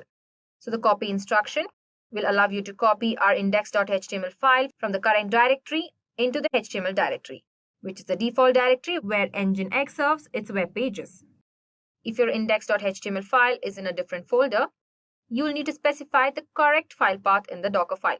The Docker file is essentially a text file with set of instructions that Docker uses to build an image. So by typing cat Dockerfile, you can see the content that we have written in the nano editor. So next, we'll need to make sure that the Docker is running. If Docker is not running, you can start it with the following command, that is sudo service docker start. If needed, you can also stop the Docker by typing sudo service docker stop. So press Q to exit the status display. As we have stopped the Docker, let's start the Docker again. So let's type the command as sudo service docker start. We can also see the status by writing the command sudo service Docker status. So here you can see that a Docker is active and it is running. Now let's proceed to build our Docker image. We'll use the docker build command, that is docker build -t myapp. Let's write the command for the build, that is docker build -t myapp and a dot. Docker build is a command that builds a Docker image based on the instruction provided in the Docker file. And the T flag is used to tag the image with a name. In this case, it is myapp. This makes it easier for reference later. And the dot after myapp refers to the current directory, in which the Docker file is located. So by running the build command, we can see that the error is occurred. So the error shows that the permission denied while trying to connect to the Docker daemon. It means that we need to connect as a super user. So let's type the command as sudo su and then write the command for build. So now you can see that my Docker is getting built. Be patient because it might take time.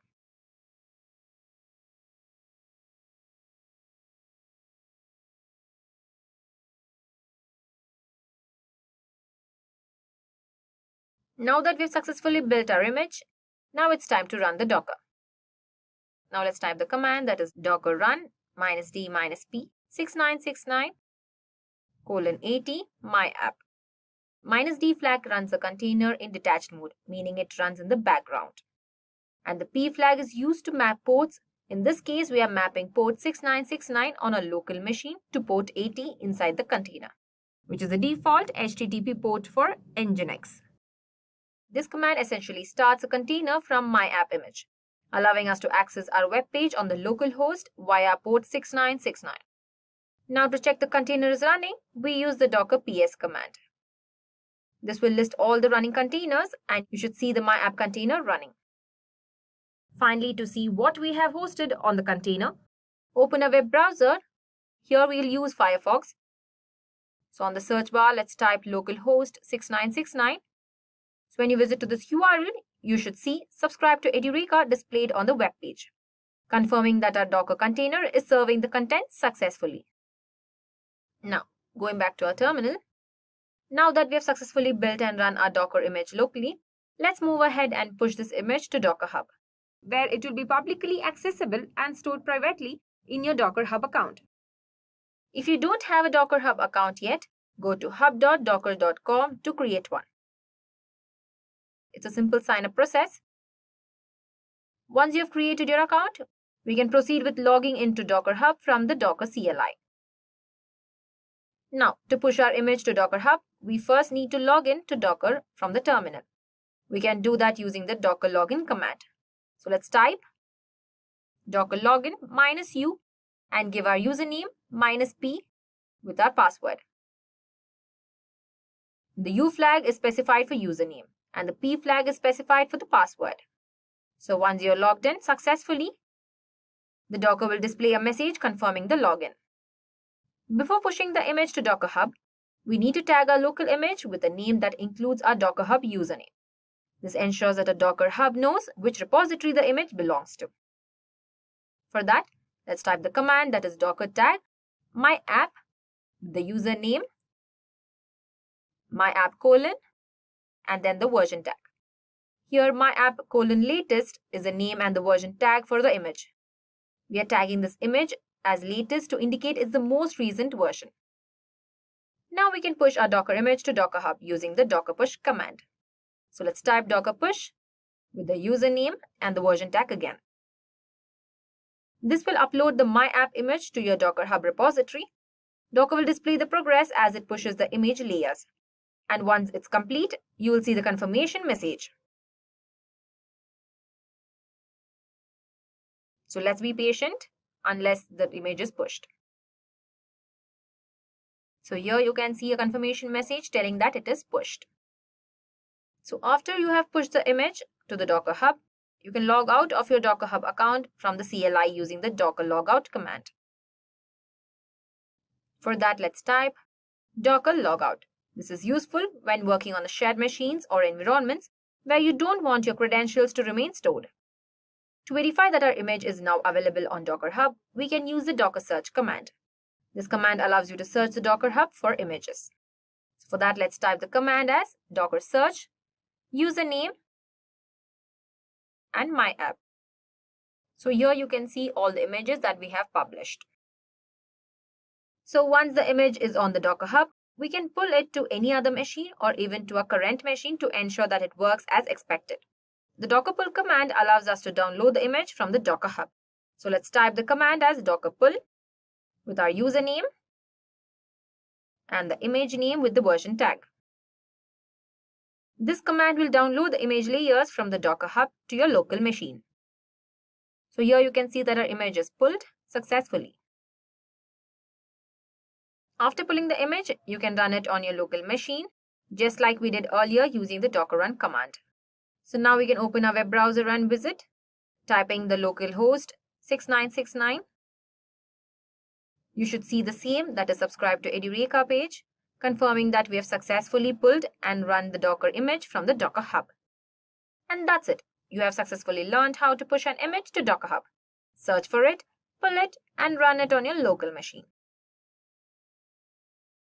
Now that we have learned how to work with individual containers in Docker, let's introduce Docker Compose. Docker Compose is an essential tool when you're working with multi-container applications. Instead of managing each container individually, Docker Compose lets you define and manage all the services your application needs in a single YAML file called the dockercompose.yml. So here we have the command to install Docker Compose. The option -L makes the curl follow, redirects, ensures that it reaches the final download URL. And the uname-s part dynamically inserts the operating system name, such as Linux or Windows. And the uname-m inserts the system architecture, that is whether it is 64-bit or 32-bit. This ensures the correct version is downloaded for your system. The Docker Compose option specifies the output location where the Docker Compose binary will be saved. In this case, it is user local bin Docker Compose. Once the binary is downloaded, apply executable permissions, that is sudo chmod +x command. To verify that Docker Compose has been installed correctly, let's check the version. So let's type the command as docker compose version. So here you can see that the Docker Compose version is v2.29.7. That is the latest version. Now that we have installed Docker Compose, let's create a simple Docker Compose file. This file will define two services, a web server having an image of Nginx and a database that is Redis. So first, we'll create a new directory named Docker Compose file. So let's write the command for it, mkdir Docker Compose file. Then we'll go inside the directory. So type cd Docker Compose file. Inside this directory, we'll create a new file named dockercompose.yml using the touch command. So let's type touch dockercompose.yml.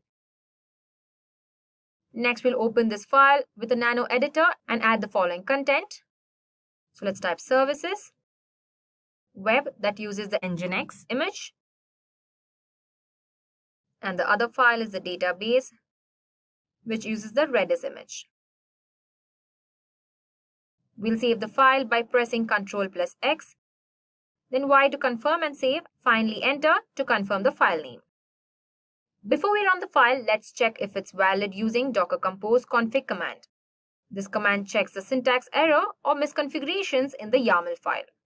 So let's type the command docker compose config. If the file is valid, you will see the content printed out. Now we are ready to run our services. To start both Nginx and Redis containers, we'll use the docker compose up command. We'll run it in the detached mode so the containers run in the background. So let's type docker compose up -d.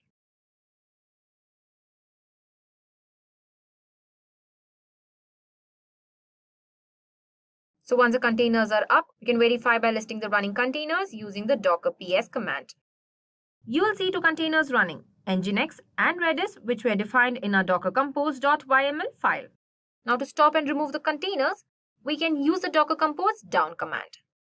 This command will bring down all the services defined in our docker compose file. So let's type docker compose down.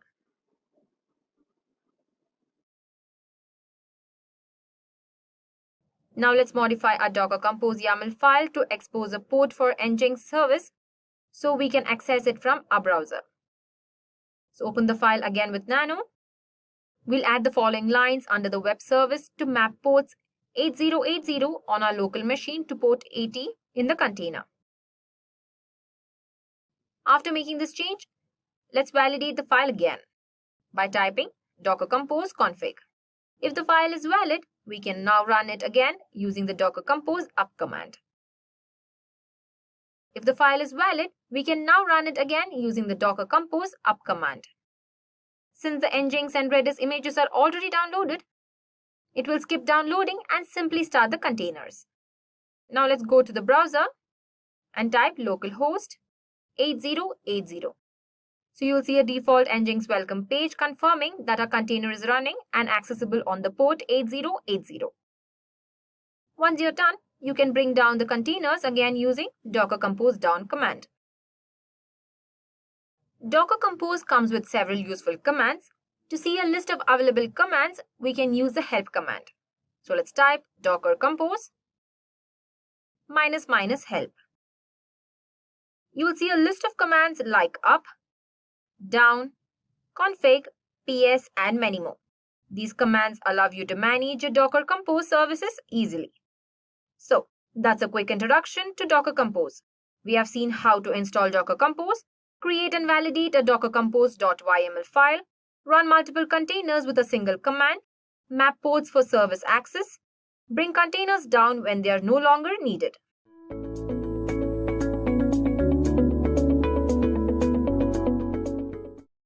Now, before listing down a few features of Jenkins, let me tell you some fun facts about Jenkins.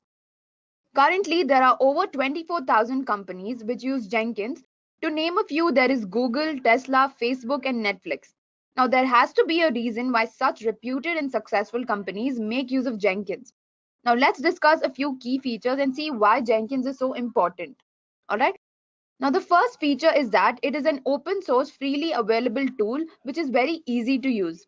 It has various features like the build pipeline plugin, which lets you graphically visualize the output.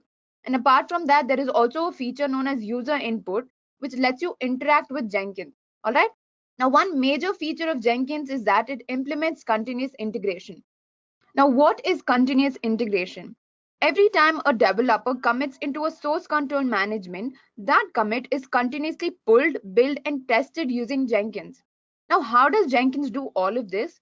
Now, Jenkins has over 2,000 plugins which allow it to integrate with other tools like Docker, Git, Selenium, etc. So by integrating with other tools, it makes sure that the software development process is fully automated. All right. So it is also an automation server, which makes sure that the software delivery cycle is fully automated. Now let's see how Jenkins works. So here you can see there is a group of developers committing their code into the source code repository. Now, every time a developer makes a commit, it is stored in the source code repository. Now, what Jenkins does is, every time a commit is made into the source code repository, Jenkins will pull that commit, build it, test it, and deploy it by using plugins and other tools. All right. Now, not only is it used for continuous integration, it can also be used for continuous delivery and continuous deployment with the help of plugins. So by integrating with other tools, the application can be deployed to a testing environment where user acceptance tests and load testing is performed to check if the application is production ready. And this process is basically continuous delivery. Now, it can also make use of plugins to continuously deploy the applications to a live server. So here we saw how Jenkins can be used for continuous integration, continuous delivery, and continuous deployment by integrating with other tools. All right. Now let's move on to what is Docker. Now, before we discuss about Docker, let's compare virtualization and containerization. Now, the goal of virtualization and containerization is to solve the problem of the code works on my machine, but it does not work on the production. Now, this problem happens because somewhere along the line, you might be on a different operating system. Now, let's say your machine is a Windows machine and you're pushing the code to a Linux server. Now, this will usually result in an error because the Windows and Linux support different libraries and packages. And that's why your code works on the development server and not on the production server. All right. Now, when it comes to virtualization, every application is run on a virtual machine. Now, a virtual machine will basically let you import a guest operating system on top of your host operating system. Now, this way you can run different applications on the same machine. All right. Now, you're wondering what is the problem with virtualization? Now, one major drawback of virtualization is that running multiple virtual machines on the same host operating system will degrade the performance of the system. Now, this is because the guest operating system running on top of your host operating system will have its own set of kernel and set of libraries and dependencies which take up a lot of resources like the hard disk, processor, and RAM. And another drawback is that it takes time to boot up, which is very critical when it comes to a real-time application. All right. Now, to get rid of these drawbacks, containerization was introduced. Now, in containerization, there is no guest operating system. So instead, the application will utilize the host operating system itself. So basically, every container is going to share the host operating system, and each container will have its own application and application-specific libraries and packages. All right. So within a container, there's going to be an application and the application-specific dependencies. I hope this is clear, guys. Now that we've discussed containerization, let's see how Docker uses containerization. Now, Docker is basically a containerization platform which runs applications within different Docker containers. So over here, you can see that there is a host operating system on top of which there is a Docker engine. Now, this Docker engine will basically run container number 1 and container number 2. Now, within these two containers are different applications along with their dependencies. All right. So basically, within a container, every application is going to have its own dependencies installed. So it does not have to bother any other container. Okay. So basically, there is process level isolation that happens here. All right. Now, there are three important terminologies to remember when it comes to Docker. Now, the first is the Docker file. Now, the Docker file basically contains the code which defines the application dependencies and requirements. All right. And through the Docker file, you're going to produce the Docker image which contains all the dependencies, such as the libraries and the packages of the application. Next is the Docker container. Now, every time a Docker image is executed, it runs as a Docker container. So basically, Docker container is a runtime instance of a Docker image. So now let's look at a Docker use case. Now over here, you can see that I've created a Docker file. Now within the Docker file, I've basically defined the dependencies of the application. Now out of this Docker file, a Docker image is created. So basically, the libraries and the packages that the application needs is installed within the Docker image. Now every time the Docker image is run, it runs as a Docker container. Now these Docker images are pushed into a repository known as Docker Hub. Now this repository is very similar to the Git repository, wherein you are committing code into the Git repository. In this case, you're going to commit Docker images into the Docker Hub repository. All right. Now you can either have a private or public repository depending on your requirements. Now after the image is published to Docker Hub, the production team or the testing team can pull the Docker images on their respective servers and then build as many containers as they want. All right. Now this ensures that a consistent environment is used throughout the software development cycle. Now let's look at what are microservices. Now guys, I'm going to explain what microservices is because we need to deploy a microservice based application in our demo. Just to take it up a notch, I've implemented microservices. Now first, let's look at the monolithic architecture. Now over here, let me explain this with a small example. Now on the screen, you can see that there is an online shopping application which has three services: customer service, product service, and cart service. Now these services are defined within the application as a single instance. So when I say single instance, it means that these three servers will share the same resources and databases, which make them dependent on each other. Now, if they share resources, obviously they're dependent on each other, right? Now, you must be wondering what's wrong in this architecture. Now, let's say that the product service stops working because of some problem. Now, because the services are dependent on each other, the customer and the cart service will also stop functioning. So basically, if one service goes down, the entire application is going to go down. All right.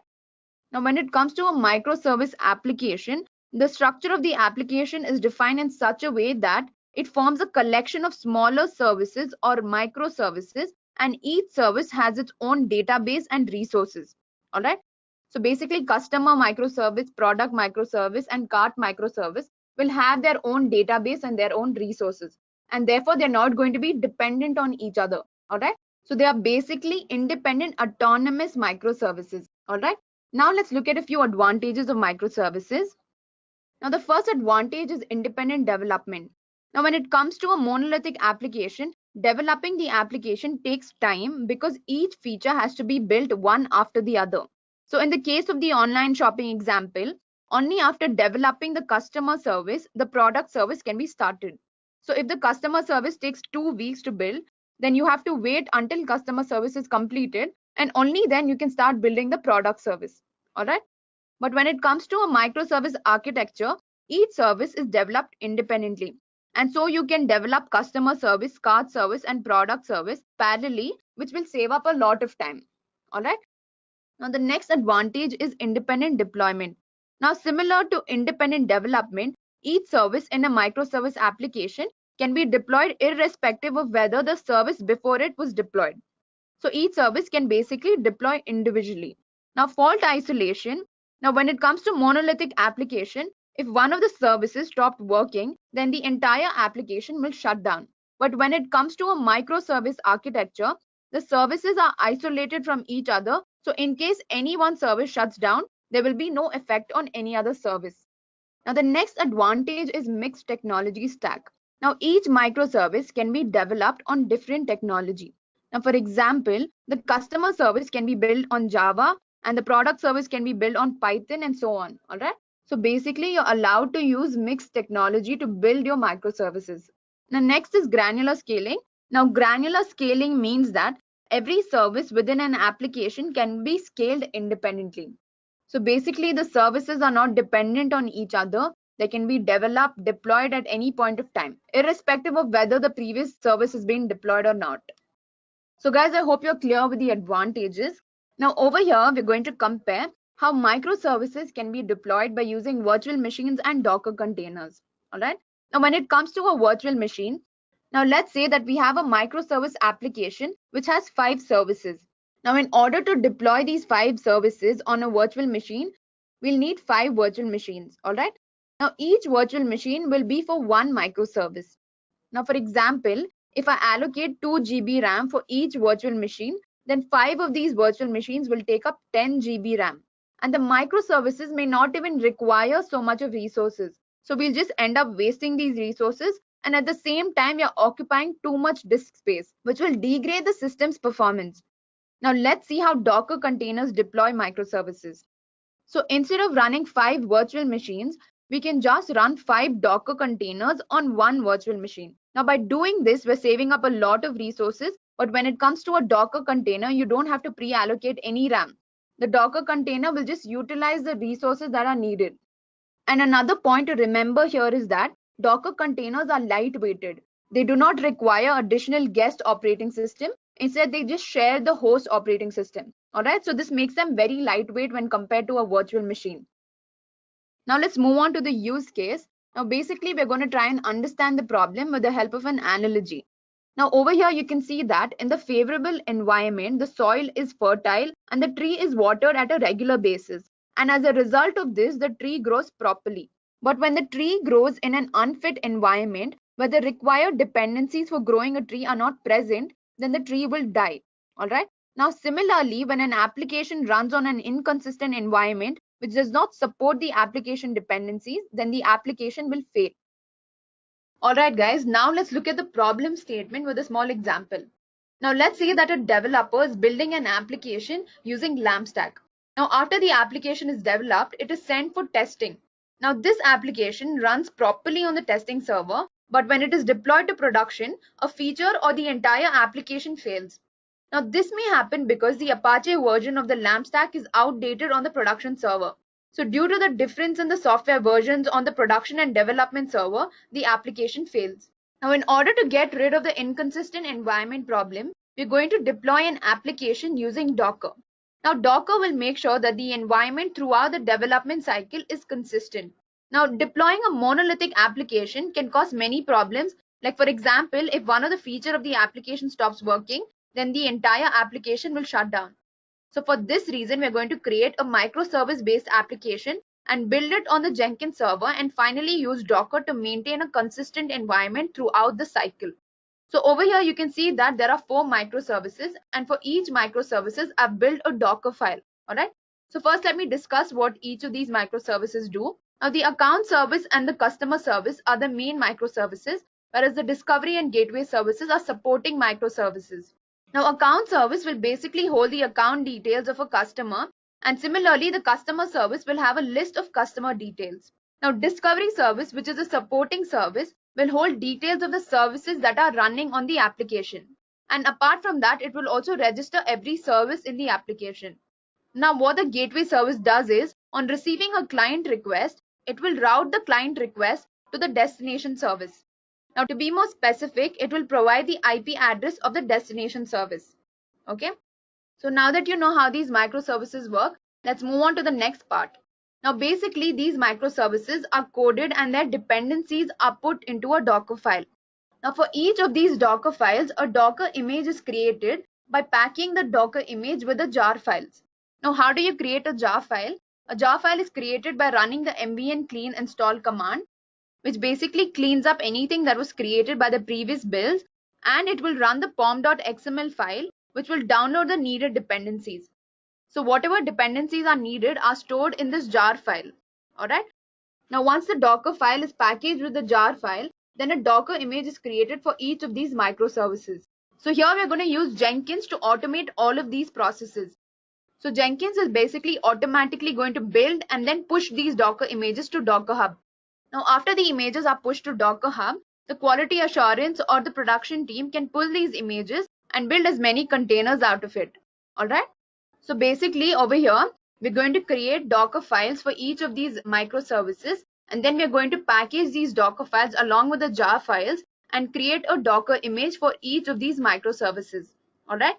Now, after creating the Docker images, we're going to push these images to Docker Hub, after which the quality assurance or a production team will pull these Docker images onto their respective servers and build as many containers as they want. I hope this is clear. So now let's practically implement all of this. Alright guys, so I've logged into Jenkins and I've created 4 different jobs, each for one microservice. Alright. Now let me just show you the configuration of one of these jobs. Now let's go to account service. Let's go to configure. So guys, make sure that you enter your GitHub repository here. So go to source code management, click on Git and then enter your repository URL over here. Now let me just show you what we're doing here. Now within the build step, I've selected execute shell. Now let me just show you how that's done. So it's simple, just go to add build step and click on execute shell. So when you click on execute shell, a command prompt will open like this and you can type this code on that. Now what I'm doing here is first I'm changing the directory to account services because I'm running the account service within this job. After that, I'm performing an mvn clean install, which I explained earlier. Now, once we're done with that, we're going to build a Docker image and then we're going to push it to your Docker Hub account. Now, these are the credentials to my Docker Hub account, where 𝐿eka is the username of my Docker Hub account and Edureka-demo is a repository that I've created in my Docker Hub account. Then click on apply and save. Now, apart from account services, I've built jobs for the other services as well. Now, let me just show you customer service also. Let's go to configure. Now, within the source code management, like I said earlier, enter your repository URL. After that, go to the build steps. Over here, you can see that I'm changing the directory to customer service. Then I'll perform mvn clean install. So next, I'm going to build Docker images. Now, over here, customer is basically the tag of the image. So whenever this image is going to get pushed to my Docker Hub, the tag is going to be customer.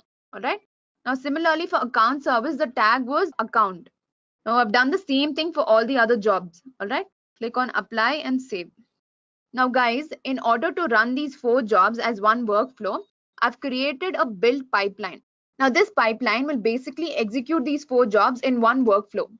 Now if you want to know how to create a build pipeline, please refer the video in my description box. I'm going to leave a link where you can see how to create a build pipeline. All right. Now let me just show you my GitHub account. Now over here you can see that I have account service, customer service, discovery service, gateway service, and also there's Zipkin service. Now guys, this service basically keeps a track of all the other services. So it's going to keep a track of where the requests are going and how the requests are getting sent from account service to customer service. Now within account service, you can see that I have a Docker file, Jenkins file, and a pom.xml file. Alright guys, now let's start building our application. Just click on run. Now here you can see that account service is getting executed. Now let's individually go to account service first. Let's click on account service. Alright, here you can see that it's building this job. So basically here what we're going to do is we're going to change the directory to account service. After that, we're going to perform an MVN clean install, and then we're going to build an image and push that image to Docker Hub. All right. So guys, remember to provide your Docker Hub credentials. Now this job has successfully executed. Now after this job has executed, it's going to trigger the next job, which is customer service. Now let's look at the build pipeline. Now over here, this has turned green because account service has completed execution. Now customer service is currently running. So let's look at the build in customer service. So after the account service has completed execution, guys, you can also check the output of account service from here. Scroll down, it says success. Now after account service has finished, let's trigger the customer service. So customer service starts executing now. Now let's individually look at customer service. Now over here, you can see that customer service is building. Now in this job, we're basically going to change the directory to customer service. After that, we're going to perform an MVN clean install command, and then we're going to build and push a Docker image to Docker Hub. All right. So once this is completed, the next job in the pipeline will get executed. Okay.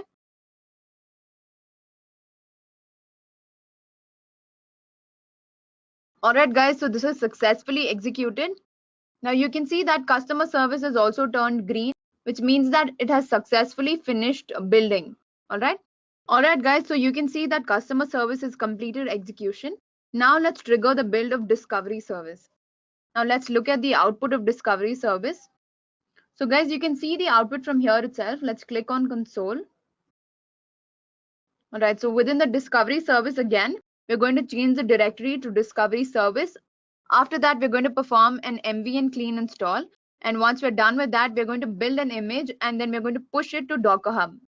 Guys, make sure you have entered your Docker Hub credentials.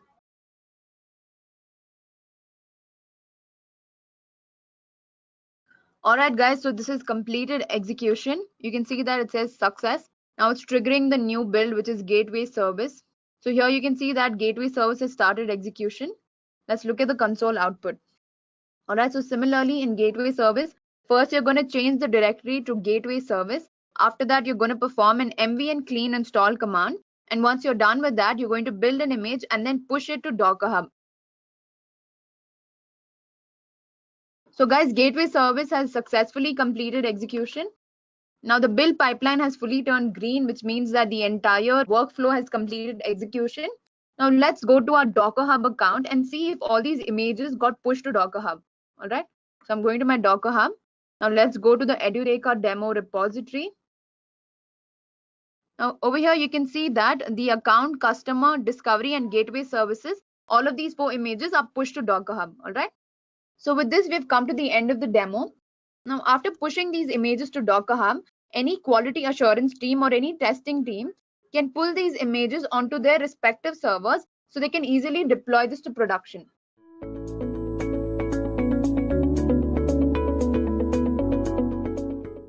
What is continuous integration and delivery? Now, basically, this approach comes into picture that fills in this void a little bit. What this approach does is it basically helps you split the entire code into smaller chunks and segments. Now, these are manageable pieces of code which can be actually integrated continuously and can also be deployed or delivered continuously. So there is a constant development process, and if there are any changes that are committed by a particular developer or made changes or certain changes that are incorporated by the operator, those can be committed right away. And you have a version control system that basically ensures that the changes that were committed the latest, those changes or that copy is made available to everyone so that there is no ambiguity or clashes between these two teams. Again, how does this approach work exactly? Well, basically certain processes are automated. You have a source code repository, or think of it as a version control infrastructure where you can put in all your codes, and the versions of these pieces of codes are maintained. Again, you have something called as a build server and a mechanism that ensures that your software gets tested continuously. So all these things ensure that your software is built or your code is built, it is compiled, it is reviewed, it is unit tested, integrated, packaged, and this process happens continuously so that the process of developing software becomes easier, faster, and optimized. So this is what continuous integration and delivery does. Now next we have something called as, or a main topic of discussion, that is AWS code commit.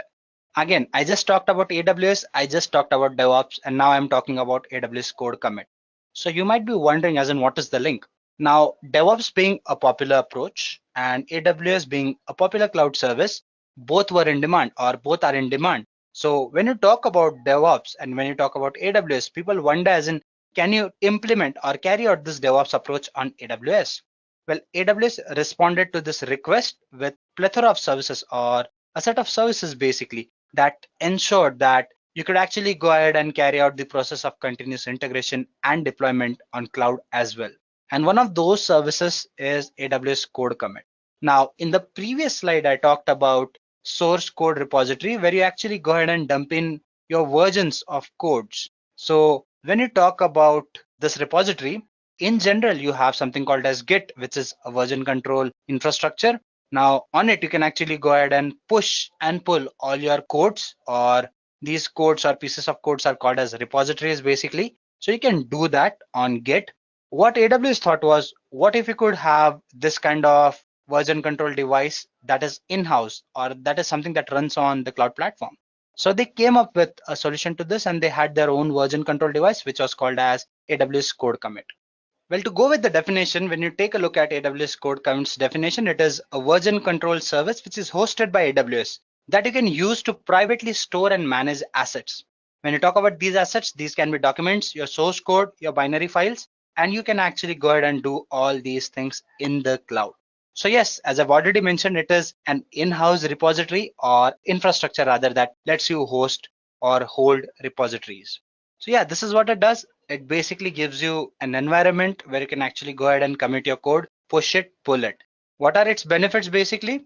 Well, what it does is it lets you store any type of code. I mean, there are very less restrictions on the type and the extensions of codes that you store, and you can do that anytime. And the other benefit that happens here is it is highly secure. Your code that you push and pull, it is basically encrypted. So security is something that you do not have to worry about. It ensures collaborative work. Now, what do I mean by this? Now, when you talk about collaborative work, yes, I talked about code commit where you can actually go ahead and push and pull your piece of code. So the fact that you can do it continuously and you can give proper access to people who can access this piece of code, who can make changes to it under different IAM users and under different security groups, this process becomes very collaborative, very engaging, and many people can work on it, commit on it, or comment on it rather, and actually go ahead and suggest quite a few things. Scale easily. Now that is the other benefit where the pieces of codes or your infrastructure that you have, when you talk about cloud platform and any service, it ensures scalability, and so does the amount of code that you push on this particular service. The best thing about it is it places your code in such locations or such places that it becomes very easy to integrate with your third-party tools as well. So guys, these are some of the benefits of using AWS code commit. So guys, I've gone ahead and I've switched into my AWS console. So in this session, we are going to go ahead and create a repository on code commit. We're going to push a piece of code. We're going to create a branch for it and probably commit certain changes to it as well. To do that, you have to set up your GitHub repository, or basically you have to set up your code commit repository. So how do you do that? You have to go ahead and create an IAM user and a security group, or a group basically under which you can have those users which have particular access to these resources. So I'm going to create one single user which lies under one group only. Let us see how do you do that. To do that, first type IAM. You can search it here and hit the enter button. Once you do that, guys, there is something called as users here. Go there and say create a user. Let us call it CC, that is code commit demo, and I'm gonna give it AWS management console access only for now. It says create a group for that. Let's say okay, let's create one. So let's give it a name as well. Say CC underscore group, and we would need to select access policy. So AWS has some predefined policies. We can use those. I'm gonna give full access for now. If you are using maybe more secure data or something like that, you might want to customize your policies as well, which you can do. For now, let's stick to the basic one and say create group. So the group is created, guys. Now let us just go ahead and say next. Key value pair, I don't need it for now. Next again. And there you go, guys. A user is created. So when you actually go ahead and use this particular user, you can decide what kind of access do you want to have to your code commit repositories. Do you want to access it by SSH? You can use SSH as well and HTTPS as well. So in this session, we are going to keep it simple, HTTPS. You can do it by SSH as well, but that is not for today's session. In the next session, probably we will be talking about how can you connect to your repository through SSH. So let's just go ahead and switch into the code commit service. So then you have your code commit basically. Guys, let us just go ahead and create a simple repository first. I say create. Let's name it, say, sample repository. I'm very bad at naming conventions, guys, so forgive me. And description for today's demo. The reason we put in these details is so that you can differentiate between different repositories, because while working on projects, you might have various repositories. I'm signed in as a root user, so I cannot SSH is what it says. We won't be doing that anyways. We're gonna go ahead and HTTP it for now. Here are the details. If you wish to avoid SSH, you can actually go ahead and go through the details as well. Or if you wish to don't want to go through all this process, you can learn more about it here basically. This is credential helper. Now our repository is empty, guys. We've just created a repository. So let's create a demo file for now. Let's say welcome to the session. Guys, there would be an actual code here. So this being a demo part, I won't be getting into the details. So this is not how the files look actually. Yeah, there you go. So guys, in our past 2 to 3 minutes, we've actually set up a code commit group user and we've created a repository, and now we are putting in data into that thing. So let's call this file, say, demo.txt. Author name, let's stick to my name. There you go. Just putting in a comment. And there you go, guys. My repository is created and there is a piece of code that has been pushed. It has been pushed to the master branch. You can create a pull request as well, guys, if you wish to. If you go to the repository, you can clone this particular piece of code as well. If you wish to clone HTTPS, SSH, you can do that as well. If you go to the repositories part, you would see this repository here, and you can actually go ahead and do quite a few other things as well. You can create branches of it as well. Say, for example, I come here and I say create a branch. Let's call it, say, demo branch 2, branch from master, and I say create a branch, and a branch would be created, guys, right away. You can select that, open that, and that too will have a demo text file, right? So if I just say edit it, I can come here and I can just go ahead and say changes were made. There you go. And let me just scroll down. Let's say author name is again my name, my email address, and I say commit changes. So there you go. You've actually gone ahead and made changes to the branch. This is my sample repository. You can switch here and you can actually go ahead and make changes to the master branch as well. And if you wish, you can actually go ahead and pull this particular piece of code and you can just compare it with your demo branch as well. Compare. It's mergeable, it says. You can actually go ahead and say create. Okay, so now if I just go back to the branches, I come to my master branch. It looks like this. And if I go to my sample branch, there you go. If I go to the repositories part and then to the branches, I can come here. I can see all the changes that are here. So if I actually go ahead and make changes to my master branch, which I did not do in this case, I just made changes to my sample repository. If you actually go ahead and go back and make changes to your master branch or any of the branches, and then you actually merge those two pieces of code, you can actually get the refreshed copy, whatever you're using.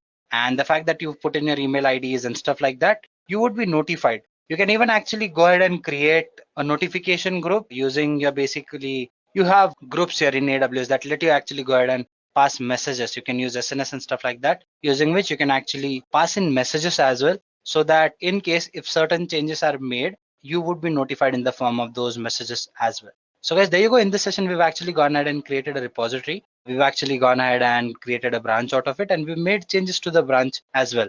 And then I've actually shown you people as in how you can go ahead and merge the changes that are there and have the best copy with you so that you can actually go ahead and implement the freshest of copies that you wish to use.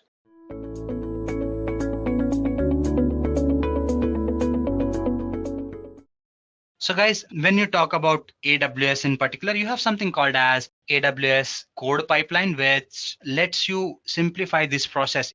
It lets you create a channel or a pipeline in which all these processes can be automated.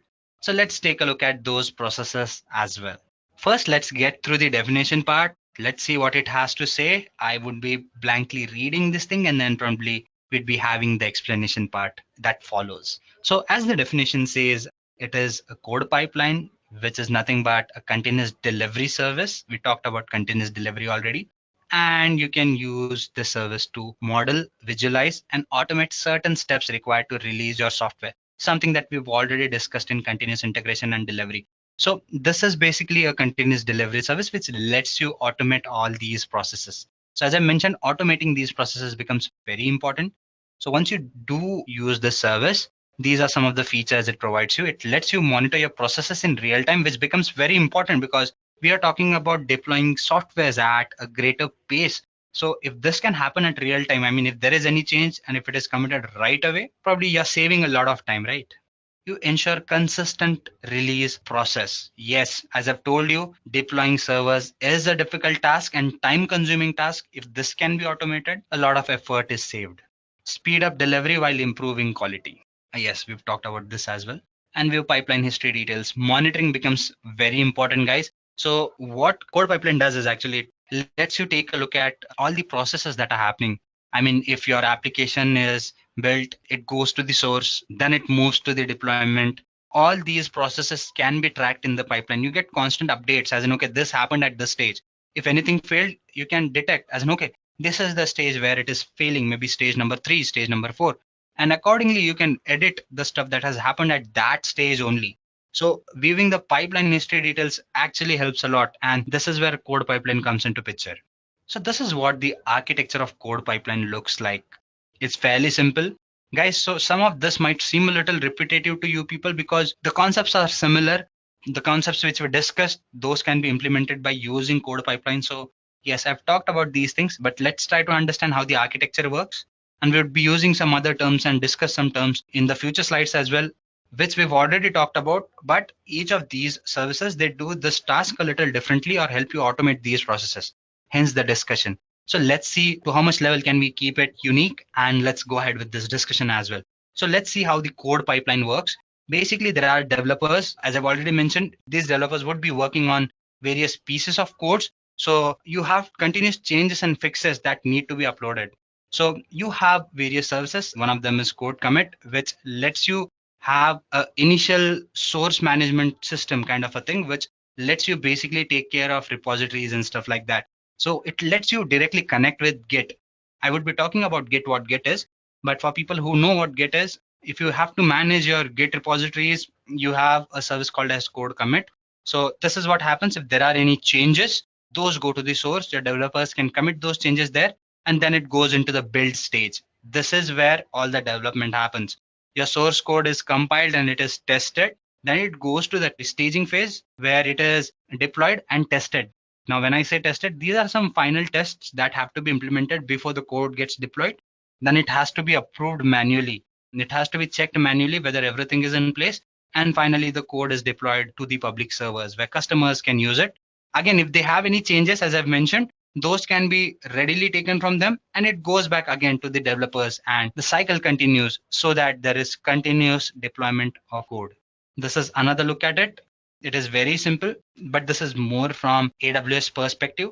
So if there are any changes that developers commit, those go to the source. Now your data is stored in a container called as S3, that is simple storage service in the form of objects.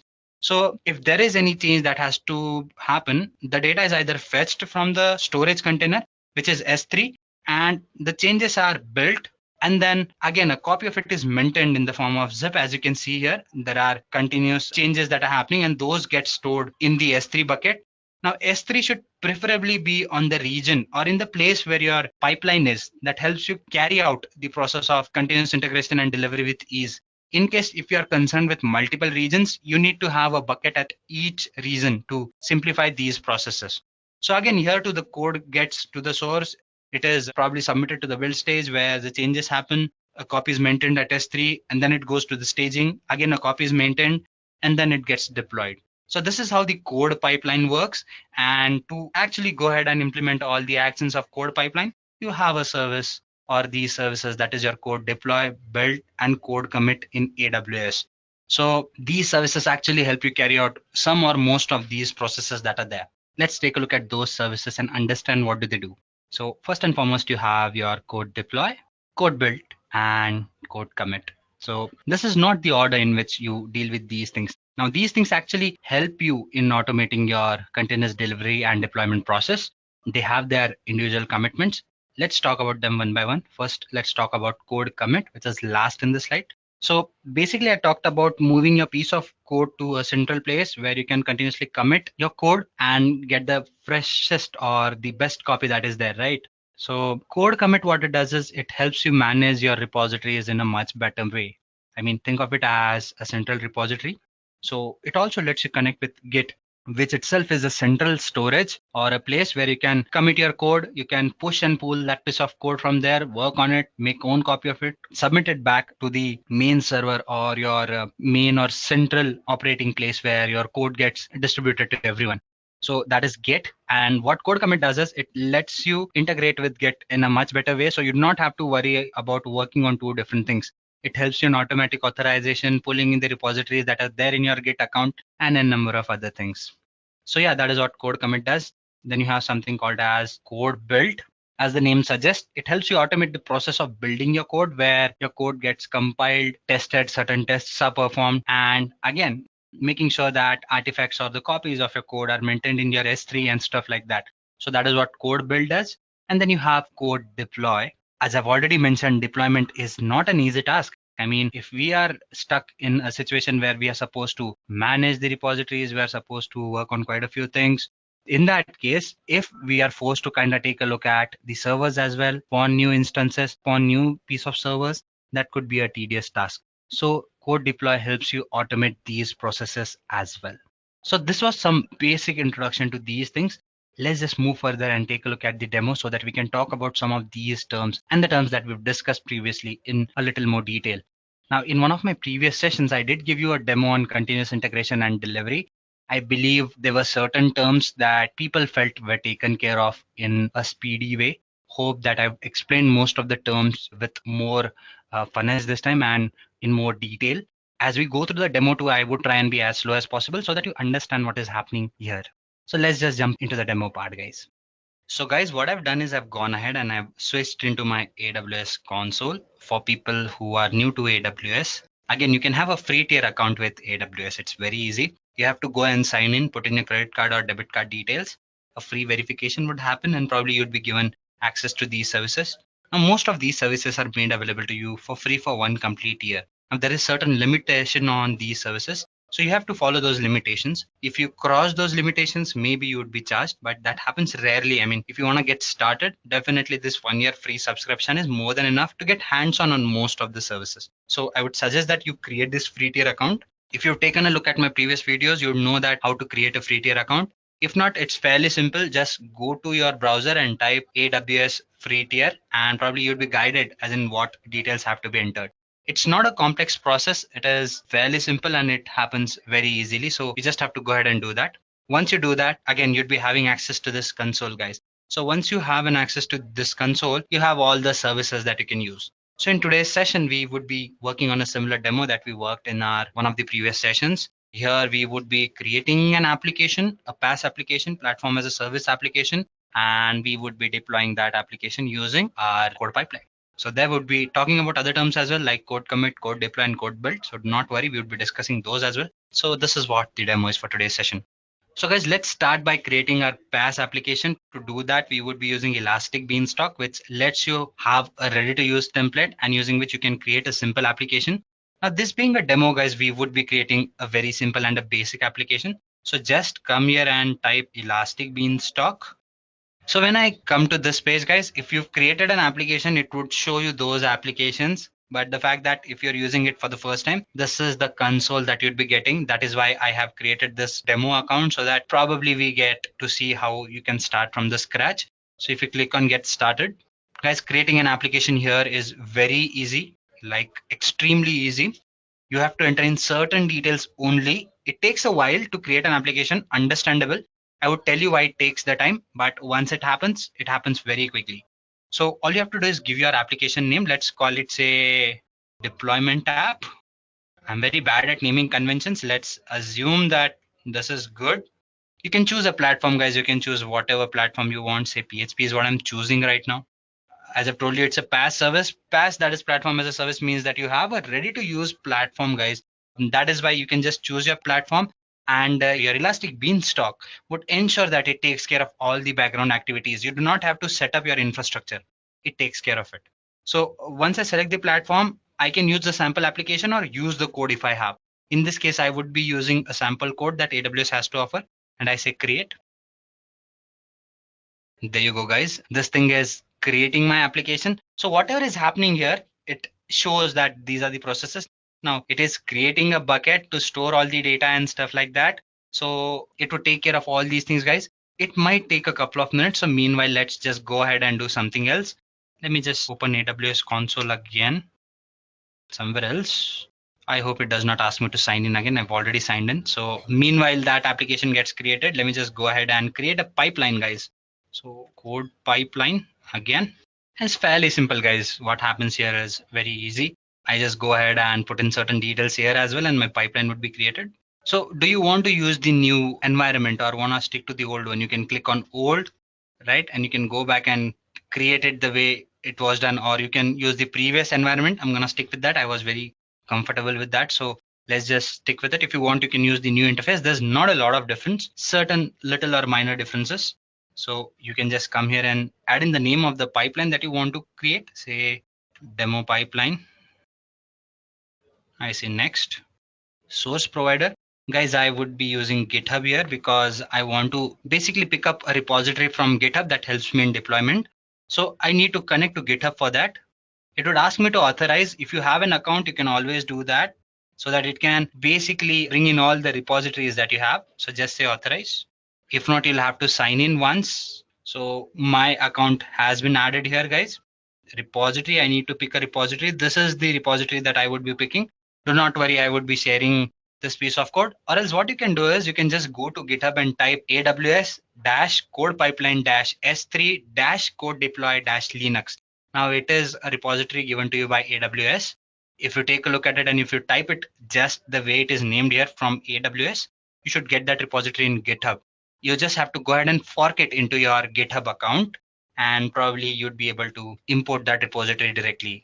You can see that repository has been forked here into my GitHub account. You just type the name here, this name, search it, and probably there would be an option here, fork. I forked it, so it does not activate this option for me. In your case, it would be activated. You have to just click on it and the repository would be forked into your account. So I'm getting or importing a fork from my GitHub. I've authorized my account, and then I can just go ahead and do the stuff. Branch, master branch, yes. And just do the next step. Build provider, no build here. I don't have anything major to build, so I don't need to go ahead and provide a build provider. You can use code build, right? Guys, if you want to move or basically deploy your code to EC2 instances, you can use code build if you want. In this case, I have an application in which I have an EC2 instance and stuff like that. So I don't need to go ahead and do any building stuff, hence no build for me. So I say next, deployment provider. In this case, my deployment provider would be my EBS. So we have that option. Yes, select EBS, Elastic Beanstalk, not EBS. EBS stands for Elastic Block Storage. That is a different thing, guys. Elastic Beanstalk. Make sure you do that. Application name, deployment app was the name, right? Yep. and the environment. This is the environment. It creates the environment on its own. I believe that it has created the environment. It says it is starting. I hope the environment has been created. So guys, let's just see whether our application is up and running so that probably I can pass in the details. Yes, the application has been created, guys. So let's just go back and select this, say next. Now create an IAM role is what it is saying. So let's say sample. Okay guys, so what happens normally is an IAM user gets created each time you create a role. So in this case, it is asking me to create one. It's access, create a new IAM role, AWS code pipeline, and I say allow. Successful. So a role has been created. Next step. Now it gives me the details, guys. Basically, it would tell me what are the stuff that I've done. So everything is here. I don't think I need to cross check it. You might just cross check the stuff that has happened and say create a pipeline. So guys, the pipeline has been created here. As you can see, these are the stages that have happened. If you want, you can just go ahead and say release a change. Now these things are happening, guys, and let's hope the deployment also happens successfully. We've just created an IAM user. Let's see whether it falls in place. Everything is in place. As far as the source part is concerned, it has succeeded. And now the deployment is in progress, so it might take a while. Meanwhile, just go back and take a look at this application. So if I open this application, guys, it would give me an overview of what has happened with this application, guys. As you can see, these were the steps that were implemented. Now the application is available for deployment. It successfully launched the deployment environment. It started with everything that it was supposed to do, like create or launch an EC2 instance and stuff like that. So everything is mentioned here, what happened at what time. So this is a PaaS service, guys, and it works in the background. I mean, if you actually go ahead and launch an instance on your own, configure IAM users, configure security groups, it takes a longer while. But what the service does is it automates that process. It understands that you need an EC2 instance. It launches that instance. It assigns security groups, VPCs and stuff like that. All you have to do is run your application on top of it. As simple as that. So it has taken care of everything and run a PHP application for me. So yes, this is what has happened here. If I just go back here, meanwhile, let's see whether our code has successfully run. You can see what has happened here. I've released the change as well. And you can view the pipeline history if you want. You can click on this icon and all the details would be given to you, what happened in what stage. So these are the things that have happened till time. Now guys, let's just go back and take a look at something that we could. So I'm going to come here and say service EC2 because my app launched an EC2 instance. So there should be an instance created by Elastic Beanstalk. See, one instance is running. It has a key pair attached to it as well. So these are the details, guys. I have a public IP associated with it. If I copy it, there you go, copy this IP and I say run this IP. You have successfully created a pipeline that retrieved this source application from an Amazon S3 bucket and deployed it to 3 instances. It did not deploy it to 3 instances using code deploy. It deployed it to only 1 instance. You see this message that it deployed it to 3 instances is because the code or the repository that I used, it was supposed to deploy it to different instances if there are multiple instances. And hence this message would have made more sense then. But the fact that we've deployed it to only 1 EC2 instance, it should actually display that message. So the message that you're supposed to give, you can actually come back here and make change to the piece of code that you worked on. If you go to the readme MD file, I think this is where the piece of code is. There you go. Okay, no, not here. Okay, where is that file that needs to be edited? Let me just take a look at some other files as well. Yeah, this is the file, sorry. So if you go to the index.file, here is the message, guys. So you can probably make a change to this message. Instead of saying 3, you can say 1 here, edit this piece of code, and then you submit the code again. So when you do launch or type in this IP address, probably that change would be reflected. So guys, what we've done is we've actually gone ahead and created a pipeline successfully. And in that process, we've actually gone ahead and moved or deployed our application from here. So guys, in case if I do go ahead and commit changes to the code that I just talked about, those would get reflected right away in my history when I talk about this pipeline. So it does give you continuous integration and deployment. So I hope that this session made sense to you people, and we've talked or touched upon most of the stuff that I wanted to talk about.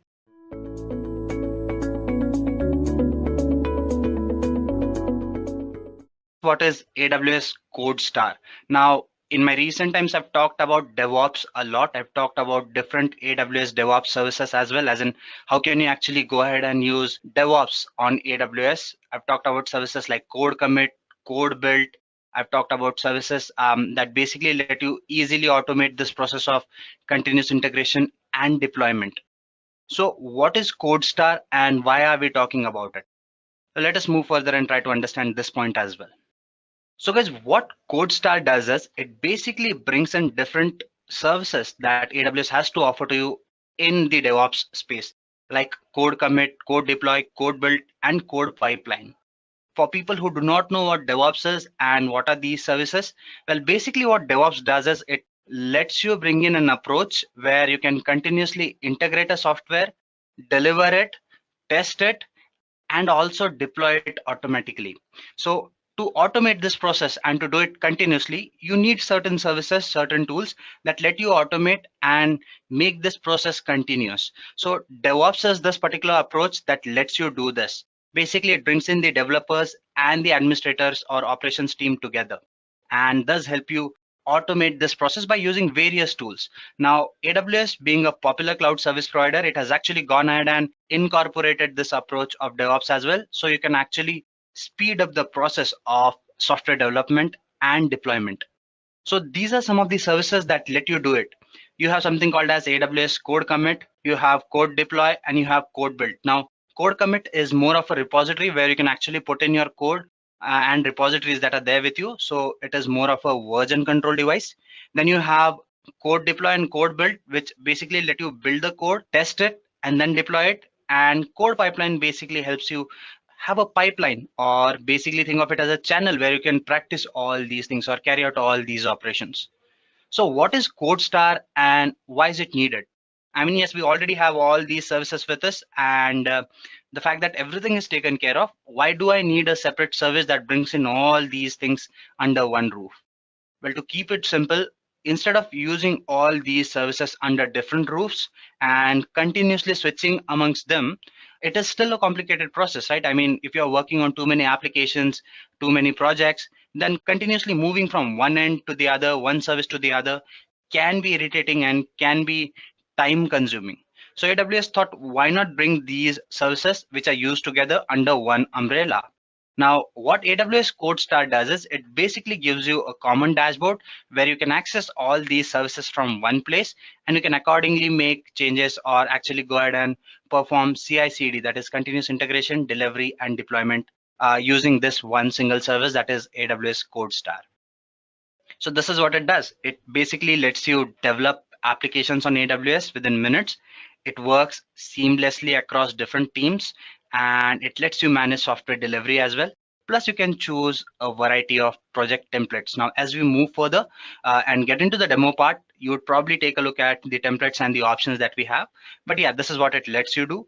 So we've already discussed the definition as in what it is and what it does, but this is the basic definition as well, which says that it lets you quickly develop, build, deploy applications on AWS, and it also lets you integrate various services for better product development and tool chain management. So guys, this is what CodeStar is. It basically brings in different DevOps services on AWS under one roof, and it actually helps you save a lot of effort and time. Let us move further and talk about something else now. So guys, these are some of the important pointers that concern AWS CodeStar, or some of the components is what you can say. Basically, what we do is we have our projects, teams, extensions, dashboards. Now, projects are nothing but the DevOps projects that you're going to create, deploy, and work with them. Teams, the different teams who are concerned with this project, the access they have and stuff like that. Dashboard is a place where you can actually go ahead and maintain or bring all these services under one roof. And then you have extensions, which basically deals with quite a few things. As we move further into the demo part, I would probably discuss this part a little more. So I'm hoping that by now you have a clearer picture as to what AWS CodeStar is, what all it can do, and the remaining terminologies. So guys, this is what AWS CodeStar is, and these are the components it concerns basically. Now, who are the people that should actually go ahead and use this particular service? Well, there are no restrictions on it as in who should actually go ahead and use it, but then this service is fairly new. Now, saying fairly new might not sound very correct or won't sound that correct. The reason for that is it is still there in the market for more than a couple of years now. So it has been there for a while, but still there are quite a few things that still need work, and there are quite a few things that have been worked upon already. So basically, when you talk about this particular service, what happens here is, if you take a look at the service a year back or so, probably they did not have a channel through which you could actually see what happened with your projects in the past. But recently they've introduced a proper pipeline flow where you can actually understand, as in, okay, these are the things that I've worked on and stuff like that. So the services are improving when you talk about this particular service, that is AWS CodeStar. But yeah, there is still room for some improvement. When you talk about businesses, for them, immediately migrating to AWS CodeStar might be a little difficult, because when you talk about big businesses and organizations, they are very rigid, and not rigid, but they are working on platforms, and unless and until it is very important, they won't easily migrate to something else. So I don't see big businesses right away migrating to AWS CodeStar, but yeah, it is a positive step, and we see CodeStar being used more and more these days. Little more tweaks here and there, and probably businesses would soon move to it, because AWS is the need of the hour and people are using AWS, so they are gonna use DevOps as well on AWS. And if you are an individual who basically likes trying out new things, who likes adopting new technologies, this is a very good service to learn, because as I've already mentioned, in near future as well, businesses would be moving to AWS CodeStar, and having this skill would be very beneficial for you as an individual as well. So yeah, who would use it or who should use it? I believe everyone should use it, but who would be using it? I feel for now, beginners or people who are working standalone or small businesses would find it easier to basically transition to AWS CodeStar, and with time we are going to see various bigger businesses moving towards this direction as well.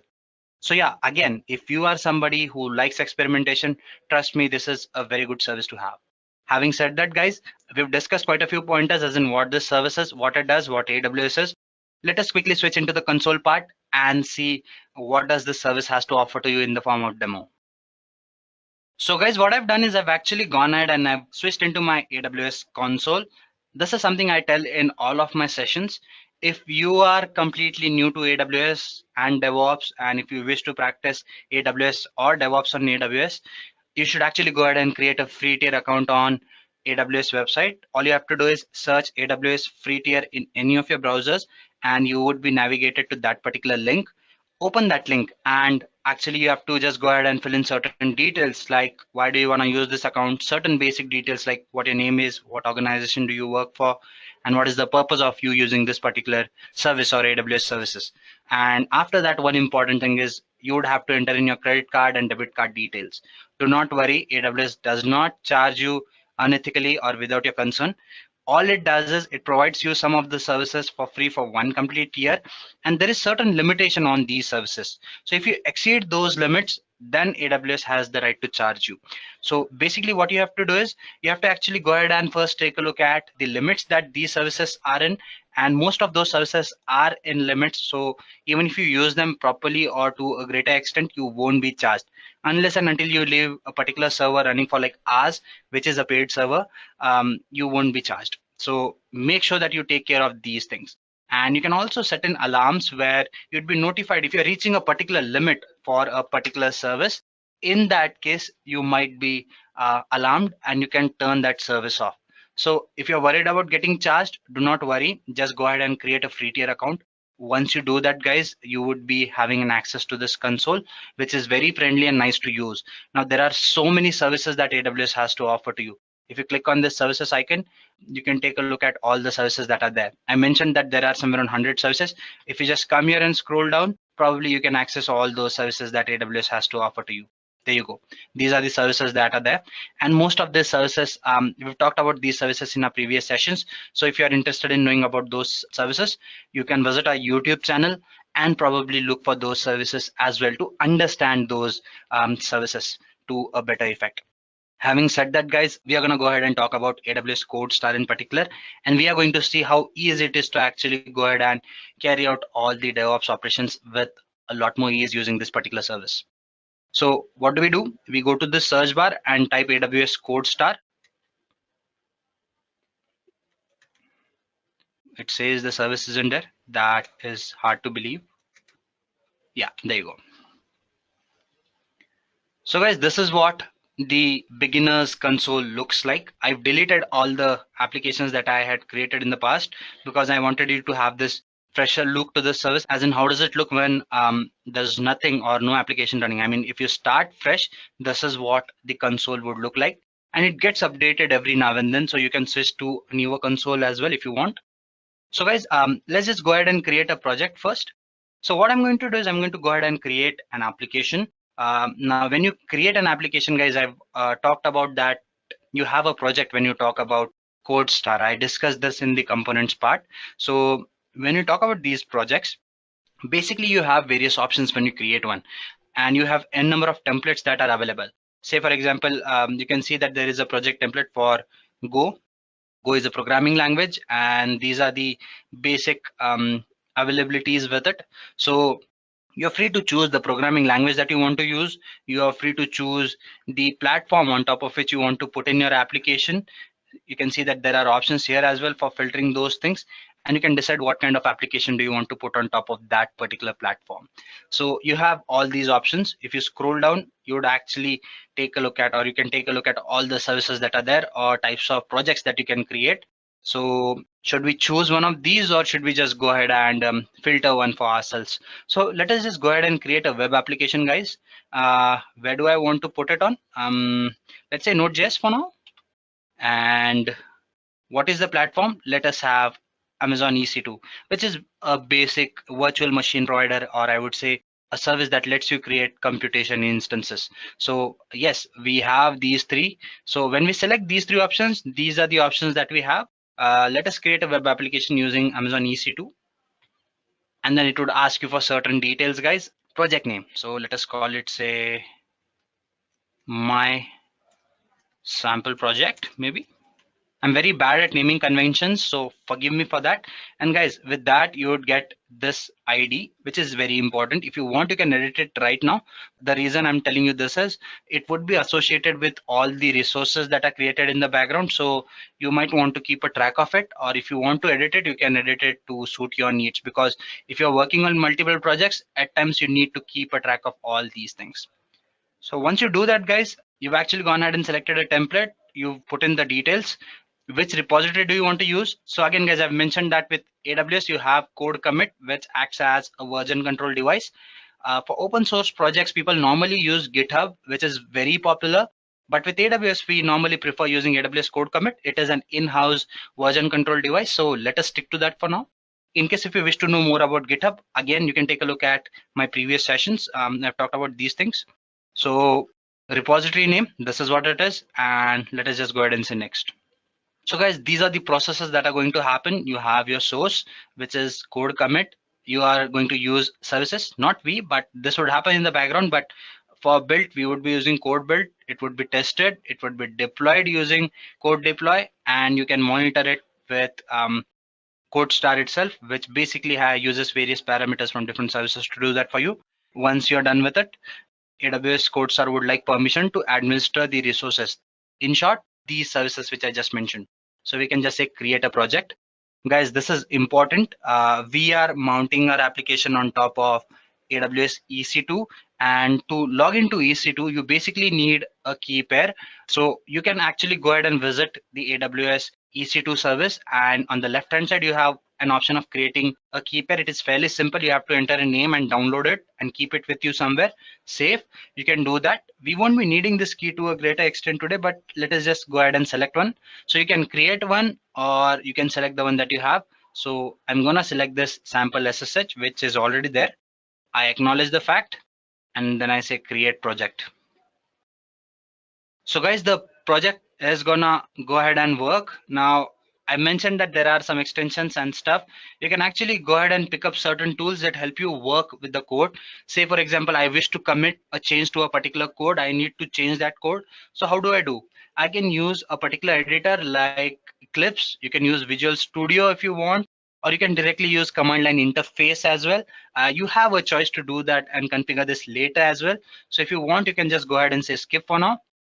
The fact that we won't be working on a very big project, we do not need to do that. So let's just skip it for now. So as you can see, it says that no ID connected because I haven't selected one.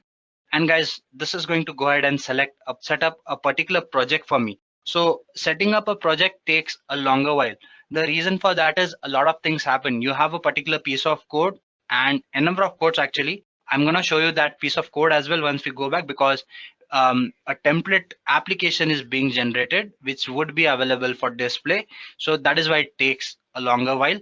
And for now, the configuration part is also happening. I mean, it would actually go ahead and configure some of the resources, because there would be a particular server or a virtual machine on top of which your application would be hosted. Certain IAM rules or policies would be created that would give particular access to particular services. Subnets and VPCs or virtual private clouds or networks basically would be created, a network under which these instances would run and can communicate with each other. So all these things happen in the background, and that is why these things take longer than normal. So let us just hope that this application gets created quicker. I've just refreshed it, but no, it is still getting created. And this is a dashboard, guys. Once this gets created, probably you'd be having application endpoints, and it would give you complete detail as in what got built, what got deployed, and what all changes can you make. So meanwhile, we'll have to bear with it. And guys, while this happens, let us just go ahead and take a look at some other stuff. Maybe we can talk about certain things or discuss certain other things so that our time does not get wasted. So guys, I talked about creating a key pair. You can always visit this particular service, EC2, and once you do that, you would be taken to the EC2 management console. There are the instances and stuff, all the details that concern this particular service. So there should be something. Yeah, this is where the key pair option is. You can just click on it and just go ahead and create a new key pair. All you have to do is put in your name of the key pair basically, and you're good to go, guys. So this is what you can do: create a key pair the way it suits your needs, and once you do that, you would be good to go, guys. And if I just go back, yeah, there are quite a few other services. I talked about AWS DevOps in particular, right? And to do that, there are quite a few services. Say, for example, code pipeline, code commit, something that I've used recently. That is why you can see all these services in the history part as well. So let us just go ahead and see whether our application is up and running. My sample project. The project has been successfully created, guys.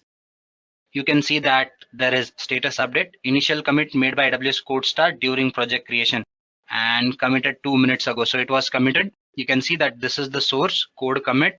It is getting built, and once it is built, it would be ready to deploy, guys. So once this happens, there are quite a few other things that we need to take care of. Say, for example, this is how if you click here, you would be taken to the dashboard, which we are on already. You have your IDE. If you're using any code commit, where you have all the details about the code that you're going to use and stuff like that. Basically your code build, something that builds your code. If you want to take a look at it, you can do that as well. Deployment, you can study that. Pipeline, where you can actually go ahead and add more stages to your project. Once we are done with the deployment part, probably we would talk about it a little as in what you can do with it. So yep, these are the things that are going to happen, guys. You can see the code is still getting built. So let us refresh it for now and see what is happening and where. There you go. So it was built already and now it is getting deployed. So half a minute or so, and guys, our application would be up and running. Now again, guys, if you are looking for maybe a structured approach when it comes to getting trained in this particular technology, if you are interested, probably you can take a look at this website by Edureka, where you have this particular course, AWS Certified DevOps Engineer. And in this training, probably you'd be covered with all the details that concern DevOps and all the services that are there. See, these are the topics that are covered here, and it talks about everything that is related to DevOps on AWS, like the services that are there and the operations that you can perform. And talking about AWS CloudFormation, this is something that has been used in a project as well that we've just created. I would talk about it as well. Getting back to this discussion for now, you can probably visit this place and take a look at the details that are there. So that is if you are interested, and probably you can get in touch with any of our executives and probably they would guide you on how to proceed with it. I mean, what is the fees, whether there are any discounts and stuff like that, and how you would be attended in case if there is any problem related to customer service or any project details or any class details or stuff like that. So you can actually go ahead and visit this website and take a look at all the stuff that is here. I believe I've stalled enough time to, so let us just actually go ahead and see whether our code has been deployed or not. So let me just refresh it once more. I say refresh.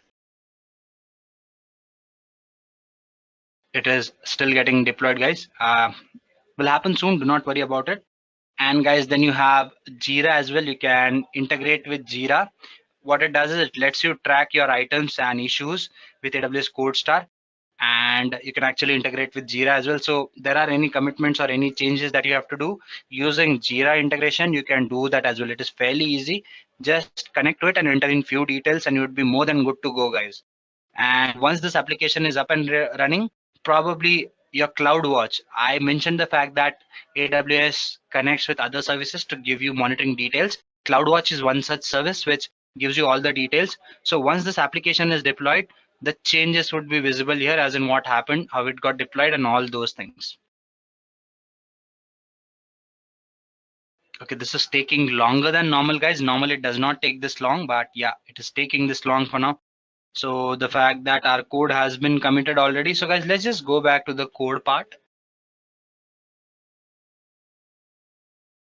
So guys, in case if you wish to take a look at the code that you've used, you can actually come to this particular place and all the details, as in what does the sample project have. See, these are the files it has, all the files that concern your particular piece of code or particular piece of application that you would be using. So if you click on this read MD file and if you say edit it, so probably all the details, if you click on say view source, so this is the code that is there in this readme file, guys.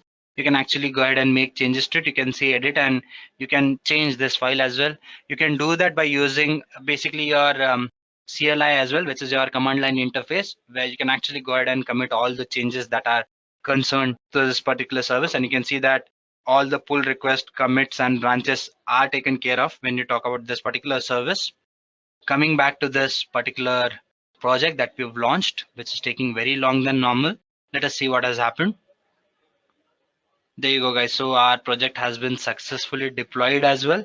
So all the operations that concern this particular service are up and running.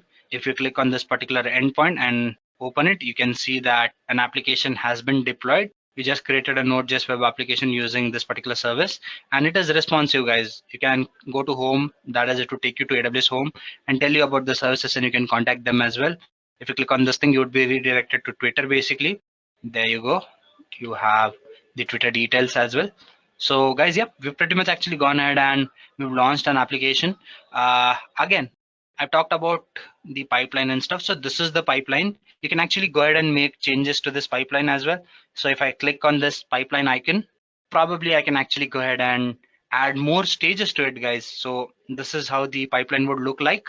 If I just say edit, it gives me an option of editing. So I can scroll down, guys, and probably I can decide what to do.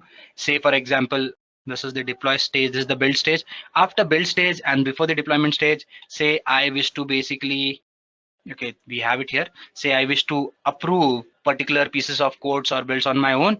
I can just say approval, say manual approval maybe, so that I can manually approve these things. So I say add this particular stage. The stage name is invalid. Let's just stick to approval for now. There you go. And I say add this stage. I can just scroll down and I can add action groups to it. I can decide what is to be added. I mean, you can add the action name, say approve deployment, and I say manual approval. Basically, it would ask me for the details. Do you want SNS topic ARN? That is, do you want to be notified each time manually you approve something, and do you want the notification to go to other team members as well? So you can do that. You can add those here. You can save the changes if you wish, and you'd be good to go, guys. Let's not do that for now. Let us just stick to the basic stuff. So you can actually go ahead and add those details, and that particular thing would be added here in the pipeline as well, guys. Once you are done with it, there are quite a few other things that you can do with this service. Like you have this dashboard, you can decide how do you wish to play with it. Do you wish to push and pull some other components so that you can decide what is the frequently used application that you're using? And if you commit the changes, those changes would be reflected here and here as well. So this is it, guys. And apart from that, you have the teams option here as well, which actually lets you decide if you wish to add more team members, what access to give to them and stuff like that. So which member gets what access to which service and how much is something that you can decide. And you can have all these details on your dashboard here and here. Again, guys, once you're done using all the services and if you're practicing, make sure you delete all the resources that are there with you, and you won't be charged to any particular level in case if a particular service charges you. So even before we leave, we are going to go ahead and delete all the stuff that we've created. But as far as this session goes, guys, we've talked about quite a few things and we've discussed what AWS CodeStar is. I believe you have some basic understanding to this particular topic. So let us just go ahead and delete our project first, and then probably we can bid adieu to this particular session. So when you say delete, guys, you'd have to enter your ID. So I'm just going to copy it from here and going to paste it here and say delete, and then it would delete this particular service for me. Takes maybe a minute or two to do that. Once the service is deleted, you're good to go.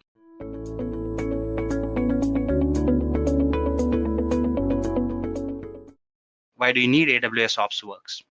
Before we talk about this particular point, let us just quickly take a look at the definition of this particular topic so that probably we can relate to the topic in hand much better. That is, once we understand what is AWS DevOps, there might be quite a few people here who might be completely new to these terminologies. So it is important we understand what OpsWorks is so that we can probably relate to the bigger picture as in why do we actually use it. So let's just do that. Let us take a look at the basic definition first. When you talk about the definition, this is what it has to say. It says that it is a configuration management service that helps you build and operate highly dynamic applications and propagate changes instantly. So too many words here. Let me just simplify it for you. Now these days we build so many applications which are built consistently and constantly. So if you think about it from an infrastructure perspective, you might be required to maintain hundreds of servers, different applications on top of it, configure those applications and do n number of activities that you actually would not want to do. Because as a developer or as a business owner, your prime focus is on focusing on the business part and on the development part. So what if you could give these laborious activities to someone else to do it? Wouldn't that be nice? Well, OpsWorks, it exactly does that. I mean, it takes care of the configuration and the management part. And when you talk about this service, it specifically helps you in various DevOps related activities. Like it lets you deploy these codes as well, or these applications as well. You can do that manually, automatically, and a number of other ways. It lets you load balance your applications. So all in all, it serves quite a few purposes when you talk about DevOps. And when you talk about DevOps, these things can be done by using Chef and Puppet. So what this thing does is, that is AWS OpsWorks, it basically lets you use configurations that support these tools as well. And Puppet and Chef, that is which these individual tools are, they also let you use OpsWorks along with them. So that is what AWS OpsWorks is. Basically, it lets you configure and basically manage various deployment processes and the infrastructure that we're talking about. As I get into the demo part, I would actually give you a deeper explanation as to what you can do with Chef, what you can do with Puppet, and a number of other things. So this is what the basic definition is. Now let us go back and try to understand why AWS Ops works. Now, when you talk about AWS Ops works, let's consider this example. Suppose you have like thousands of servers that are running at a time, something that I talked about a while ago, as in you might be required to work with a number of servers. So in this case, suppose that you have somewhere around 1,000 servers, and probably you're supposed or you're made to deal with changing the properties of certain files on these servers. If you do it manually, actually there would be a lot of laborious activities involved in this task. But if you talk about OpsWorks in particular, what it does is it lets you automate this process and it lets you do this task parallelly on n number of services. So thus it helps you save a lot of time. And apart from that, it gives you following features. It is highly productive, it is highly powerful, it is easy to use and it starts easily. It is highly flexible and it is secure as well.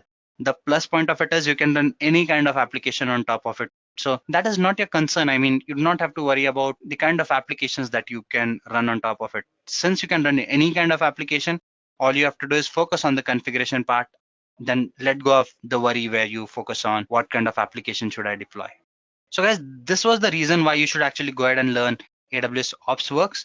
We've already looked into the details of what is AWS OpsWorks. let us take a look at certain components that are important to this particular service. So following are the components that this service focuses on. You have stacks and layers, then you have instances, applications, and cookbooks. Let me throw in some light on each of these terms individually.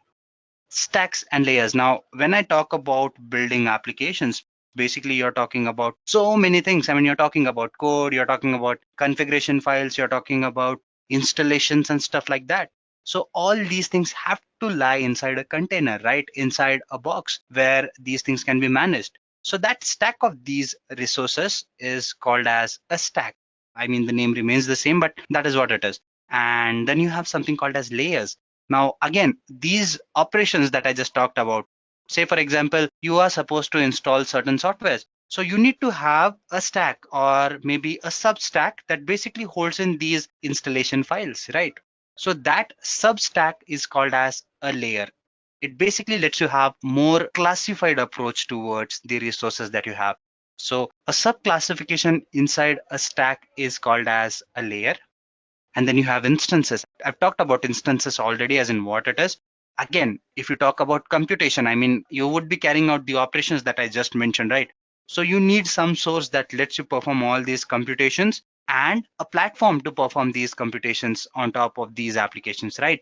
So that platform is something that is provided to you by the instances that are there. Now, there are various types of instances. Let us not get into the details of those. But yeah, these instances, think of them as platforms on top of which you can put in your applications and carry out computation.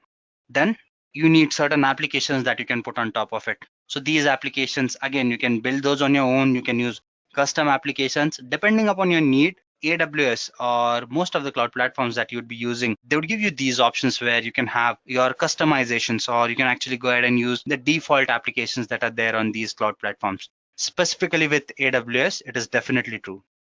Cookbooks. Now, what are cookbooks? Again, you have various configuration files or basically files that tell your service what to do. I mean, what kind of operation do you want your service to perform? So this piece of information is a configuration file. And when you talk about a cookbook, basically it is a collection of recipes. Recipe, again, is nothing but a script, basically, or your configuration file. So if you have n number of such configuration files, which basically tell your service what to do, you can club them together so that you form a cookbook. Just like our normal routine cooking practice, right?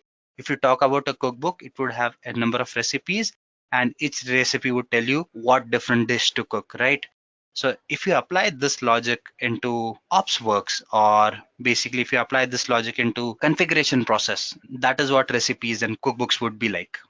So yeah, guys, we've talked about all these things. We've talked about stacks and layers. We've talked about instances. We've talked about applications and cookbooks. Now let us just go ahead and switch into the console part and try to see what AWS OpsWorks have to offer to us, or has to offer to us. So guys, what I've done is I've gone ahead and I've switched into the AWS console. This is where we would be getting a walkthrough to AWS OpsWorks. Now, before we get into the details of AWS OpsWorks, for people who are completely new to Amazon Web Services, AWS, what they can do is they can actually go ahead and create a free tier account here. What AWS does is it gives you some of the or most of the services for free so that you can actually go ahead and practice these services. Now, when I say for free, these services are available to you for 1 complete year, and there is certain limitation cap on it where you can use these services for certain limits only.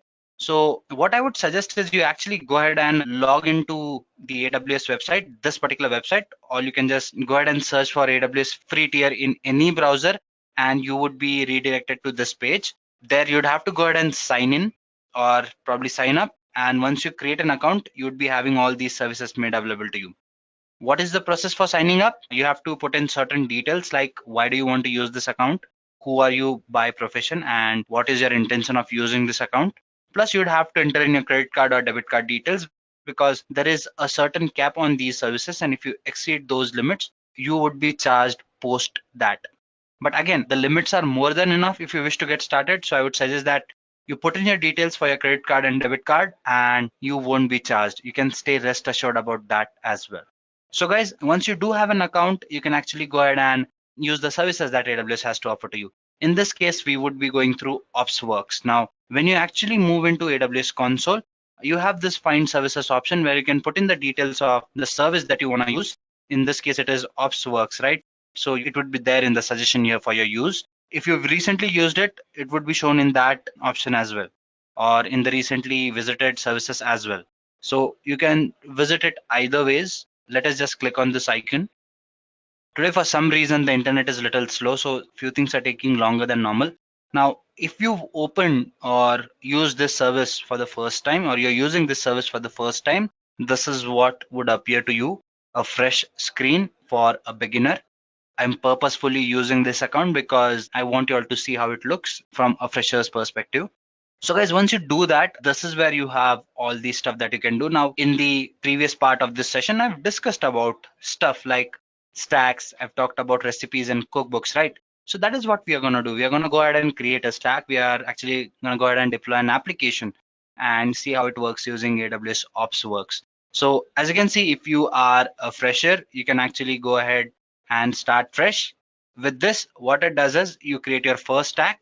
And if you already have certain instances running and you wish to use those, you can register those instances as well. But for now, let's just go ahead and start fresh so we get to see what all can be done. So let's say add your first stack. So guys, you're given these options. As I've already mentioned, when you talk about AWS OpsWorks, it works with two services or two tools rather, that is your Chef and Puppet in a very good manner. Initially, it started on a great scale when you talk about Chef in particular. I mean, it was very easy to integrate with Chef, that is integrating AWS with Chef rather. And now the fact that Puppet is trending these days, you can actually go ahead and use Puppet as well. If you talk about adding a stack, you can actually go ahead and add a sample stack where a Node.js application would be deployed to the discussed instance or to the instance that you would be creating. And if you talk about the other options, you can actually go ahead and bring in your existing cookbooks and use certain community cookbooks as well that are there for offerings when you talk about AWS in particular. To do that, you'd have to use Chef 12 stack. And in case if you wish to use built-in cookbooks for the applications and deployments, you can switch to Chef 11 stack as well. So guys, we're going to stick with the basic application for now. Once you click or select this option, a Node.js app will be set up to help you explore the features and configuration options of AWS OpsWorks stacks. For example, layers, lifecycle events, and etc. So let's just go ahead and create one. What operating system do you want? Let's stick to any. I mean, we are not going to go ahead and explore these instances or these operating systems. So let it be Linux for now. It does not matter to any great extent. And say create a stack. So guys, these are the 5 processes that would happen. It would create a stack. The name would be my sample stack. A cookbook repository would be created basically, that is using Chef. A layer would be created. Node.js app server would be its name. Then probably a recipe would be assigned to basically using which you can actually go ahead and deploy your application. And finally, you'd add an instance layer as well, or you'd add an instance to the layer rather. So once you do that, let's just go ahead and say explore the sample stack. So all these things have happened, guys. Now, as you can see, you have a sample stack basically. So if you wish to explore, you can actually go ahead and go through these options as well. The important thing that you need to do is actually you need to go ahead and start an instance. So let's just say start the instance. So guys, this is the process which takes a long time. Meanwhile, let us just go through certain basics. If we are able to bide the time so that the instance gets launched in that duration, I mean, so basically there is a server that is getting installed here. So it's obviously going to take a longer while. So meanwhile, let's talk about certain terms and try to understand those. If we still have enough time, then I would probably pause this session. Meanwhile, the application gets or the instance and the server gets up and running. So let us try to take a look at certain pointers. When you talk about these stacks, probably this is the layer that is there, which we have. We've talked about layers already. So again, if you come to this particular location, it would give you the information about the stuff that we are talking about. Let me just click on this thing. See, there's the information here as in what is a stack, what does it mean? Layers as in what are the layers that you're using, what a layer is and stuff like that. So if you wish, you can add more layers as well. Instances, this is where you'd have information about your instance, which is getting booted right now or booting up right now. This is the IP address that we can use. Then there are two types of instances, guys. You have your time-based instance and you have your load-based instance, where you can customize the way your application needs to be handled. If you wish to spawn in more instances, or if you wish to give in certain instructions for your instance to react to, you can set in certain time variable parameters. And if you wish to load balance better, you can actually go ahead and load balance your instances as well. If you click on this icon, no load balance based instances is what it is saying. You can actually go ahead and add those. You can edit the configuration for the same as well. Now this is the information as in what happens with a load based instance. Then you have your time based instance as well. Same for it as well, the information as in how it works. Deployments. This is something that we're going to do once instance is up and running. So we should wait for that. Monitoring, this is where you get all the information about what has happened once the application server is up and running. Let us just go ahead and see whether the instance is up and whether it's running. It is still booting up, guys. So I'm just gonna go ahead and kind of wait for this particular activity to happen. And once it does happen, I would re-continue the discussion. Okay, booting process is done. Now it is running the setup. So I'm hoping that it's gonna happen quicker. So guys, there you go. The Node.js server is up and running, and you can see the status is online. The instance that we are using right now is T2 medium. Now there are different families of instances that you use which serve different purposes. Certain instances are memory specific, certain are general instances. If I'm not wrong, T2 family instances are burstable instances which actually work at some reserved capacity in the initial phase, say somewhere around 20%. And if you require more computation, they burst into that mode where you can actually go ahead and utilize that instance 100%. Now this is for cost saving purposes, but that is not the discussion for today. Let us just go ahead and see what we have here in store. Now our instance is up and running, so let us move ahead and get into the deployment part. Let's just say deploy an application, deploy this particular application. Yep, command, deploy, comment, sample for today. There you go. And I say deploy. So yeah, this application would be deployed to our instance basically. So again, guys, the reason we use ops to work is what it does is it kind of simplifies all these processes. Now, this is where we've actually gone ahead and created a very simple application and we've deployed it. Again, as I've already mentioned, you have the freedom of choosing the instances that you use, choosing the application that you want to bring in, and you can actually go ahead and use all the recipes and cookbooks that you have. I mean, you can use configurations and instructions that you want to use that suit your need better. And your applications can be large, they can run on any kind of platform. So all these restrictions won't be there once you actually go ahead and deploy your application, or once you actually do go ahead and decide to use AWS OpsWorks. So yes, it is a complete service. Once this thing is up and ready, we can see what has happened. So the application is deployed, and if you wish to take a look at what has happened, the reason it took this long was these were the number of operations that were performed. See, you can take a look at the log. This is all that has happened, and this is what it has gone through, these many processes. So you can understand the amount of time it has taken. And when we say automate certain processes, it helps you take care of these many processes, guys. So yep, again, so if you wish to actually go ahead and see what has happened, you can kind of move to your instances. This is where instance lies, right? So you can come here and kind of move to your IP. Now I've clicked on that IP and this is what I've got. You've successfully just deployed your first app with AWS OpsWorks. So this is it, guys. I mean, we've understood how OpsWorks works, what all it does, and at least the basic part.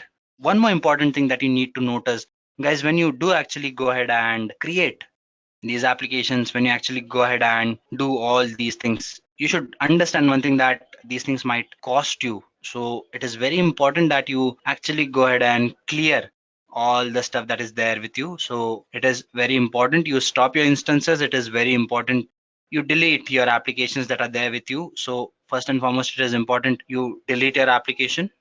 Once you've deleted the application, guys, your next process is to actually go ahead and stop and terminate the instance that you're using, and you would be good to go, guys. So once you've deleted the instance, once you've deleted the application, then go ahead and delete your stack from here.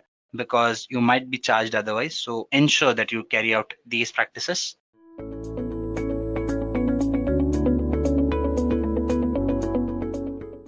Say whenever you run multiple applications, it is certain that you require a server. So depending on the application that you are running, you might need only a few servers, or sometimes you might need 100 of servers. The number of servers are all dependent as per your requirements. Amazon Elastic Compute Cloud actually provides you those virtual servers, along with secure and resizable compute capacity in the cloud. Virtual in the sense that they are not physically existing, but you can use them anywhere in the world without any limitation. Now with Amazon EC2, it makes it easier for you to obtain these virtual server. You simply choose the instance types you want, the template you would like to use, which could be based on Windows, Linux or Ubuntu, and launch the quantity you need. You can do this with a few clicks from the AWS Management Console or automate the process via the API using SDK in your choice of languages. Now, within minutes, your instance will be up and running with full administrative control. Now, once you're done using your instances, you can simply terminate them and stop paying for them. Now, let's go on right ahead and see why EC2 is one of the most popular AWS offering. Now, with EC2, you can scale your instances up or down as per your requirement. Secondly, they can integrate with other services like S3, EBS, VPC, RDS, etc. And the best part is you pay only for the time your instances are running, so when you stop using your instances, you stop paying for them. Fourth part is you can launch your instances in one or more regions. As you already know, the global infrastructure is divided into regions, and inside the region you can have more than one availability zone, which is nothing but your data center. Fifth part is you have the freedom to choose different operating system like Windows, Linux, Ubuntu, etc. And lastly, EC2 comes with a tight security network, as EC2 works with a virtual private cloud or VPC to provide you that secure network to all the resources which you are going to utilize. Now, moving on to the next topic, Amazon EC2 provides a range of instances which are designed for different use cases. Amazon EC2 provides instances optimized for compute, memory storage, and GPU processing. Now, they range from cluster compute instances designed for high-performance computing workload to small, economical instances for low-volume applications. You can see here the different type of instance size and its use cases for different purposes. We shall also discuss these instances pricing. The first type of pricing is on-demand pricing. Now, with on-demand pricing, you only have to pay for what you use. Now, when you stop an instances, you simply stop paying for them. You can use your instance either to launch, stop, hibernate, start, reboot, and terminate your instances. Now, coming to the next pricing, we have reserve pricing. With reserve pricing, you obtain a significant discount by bidding over the on-demand price in return for a low one-time payment. The third pricing is spot instances. Now, with spot instances, it lets you name the price you want to pay for your instances. You can do that by using market-based pricing, and it can allow you to obtain compute capacity at a significant discount to that on-demand pricing. And lastly, we have a new type of pricing, that is saving plans. Saving plans allow you to easily reduce your bill by making a commitment to compute usage, say for a period of 1 or 3 years term. Now, there are two types of saving plans. One is compute saving plan and another is EC2 instance savings plan. Now, compute saving plans provide the most flexibility and help reduce your costs up to 66% regardless of its instance family, its size, availability zone, region, operating system, or tenancy. Now, whereas on the other hand, we have EC2 instance saving plans that provide the lowest price, offering saving you up to 72% in exchange for a committed period of compute usage. I hope till here everyone is familiar with what EC2 is, its types and pricing. So let's quickly do a quick hands-on to see how simple it is to launch an instance. After that, I'll even show you guys how to host a server. Let's get started with the hands-on. And the first thing you need to do is go to AWS Management Console. From there, you can click on Amazon EC2. Click on Services, click on EC2 and open that in the new tab. From there on, you can click on Launch Instance.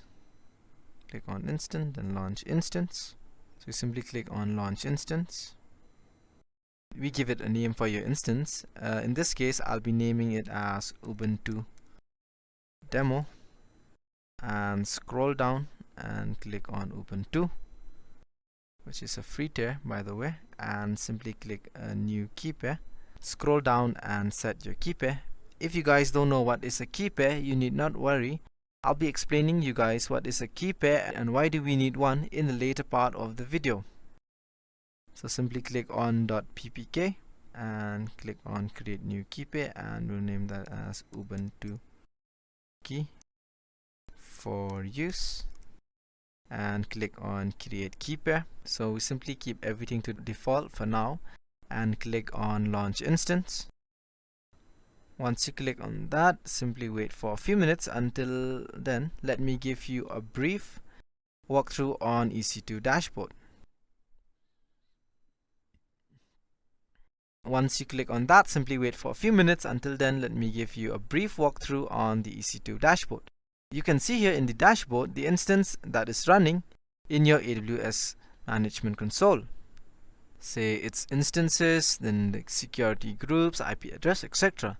And to the right here we have a region where you'll be able to select any region based on your location nearer to you. If you have an instance running, you will be charged as long as your instance are running. So how will you be able to check which region your instances are running? Now for that, EC2 provided us with the function EC2 global view. Now where you will be able to see how many instances are running in which region without having to select each and every region. Now as you can see here, 8 instances are running in one region only. Now coming back to our instance, we can see that it is running. So the next thing that we need to do is host a website server. In order to do that, you simply copy the IP address and simply open PuTTY, and you simply paste your IP address, click on SSH and click on Alt, and then paste your key pair which you have generated a few minutes ago, and click here as Ubuntu for use. Click on OK, click on open, click on accept, and simply click here Ubuntu. You'll be logged into an Ubuntu terminal. Simply minimize the screen a bit so you guys can see. So before we host a server, the first thing you need to do is type this command: sudo apt get update.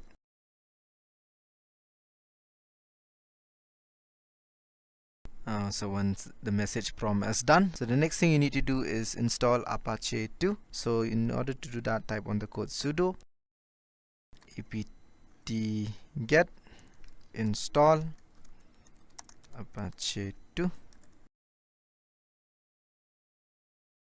Click on yes.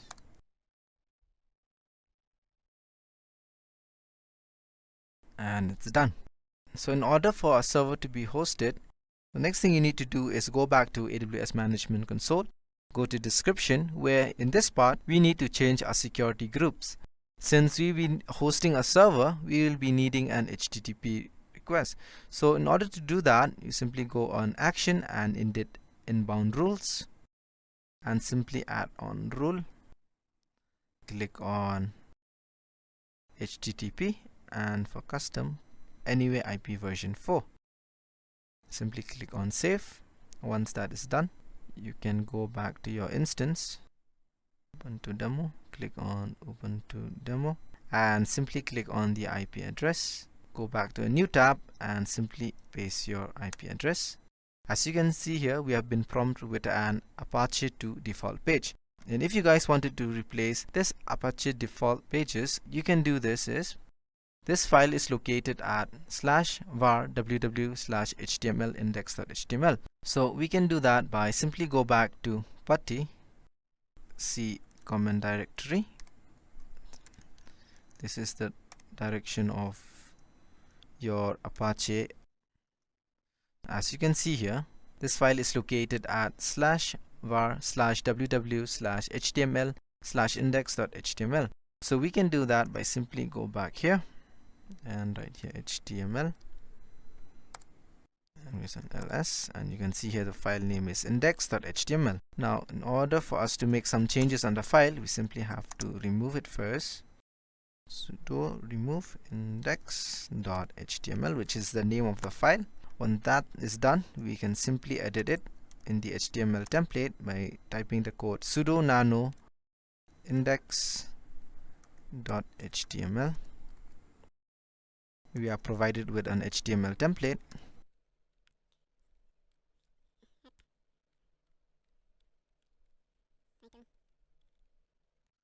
Welcome to Edureka website.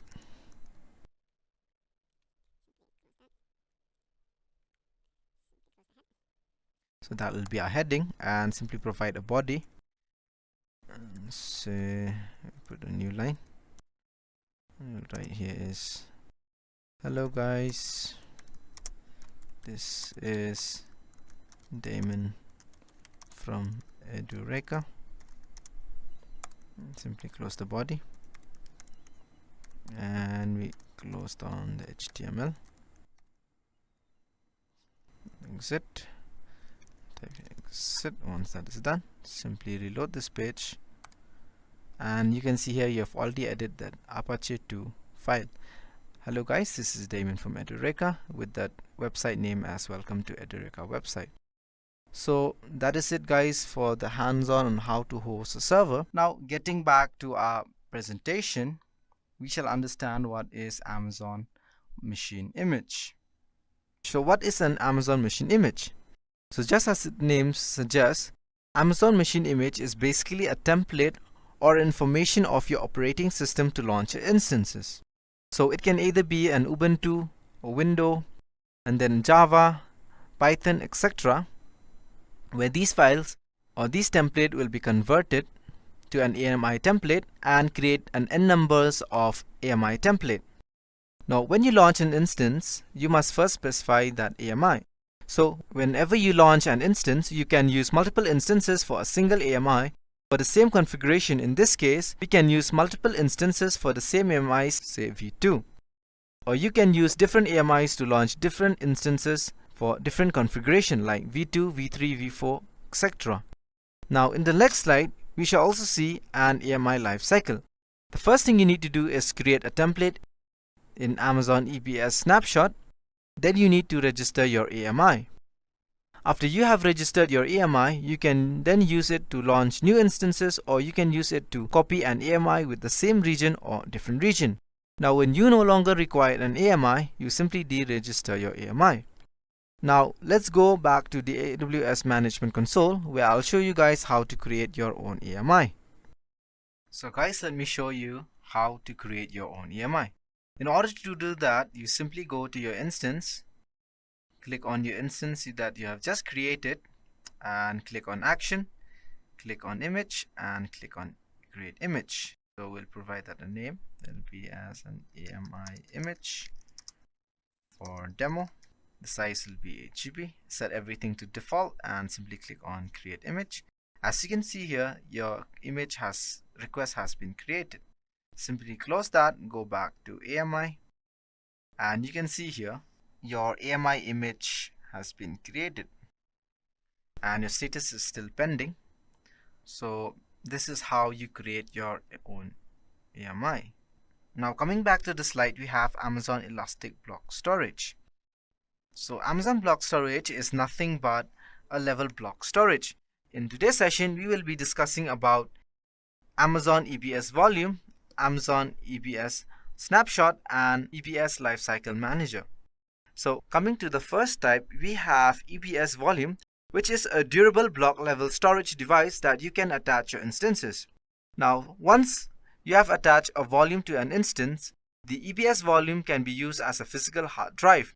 Now EBS volume are flexible as you can dynamically increase size, modify the provisional IOPS capacity, which is nothing but your input-output operational per second.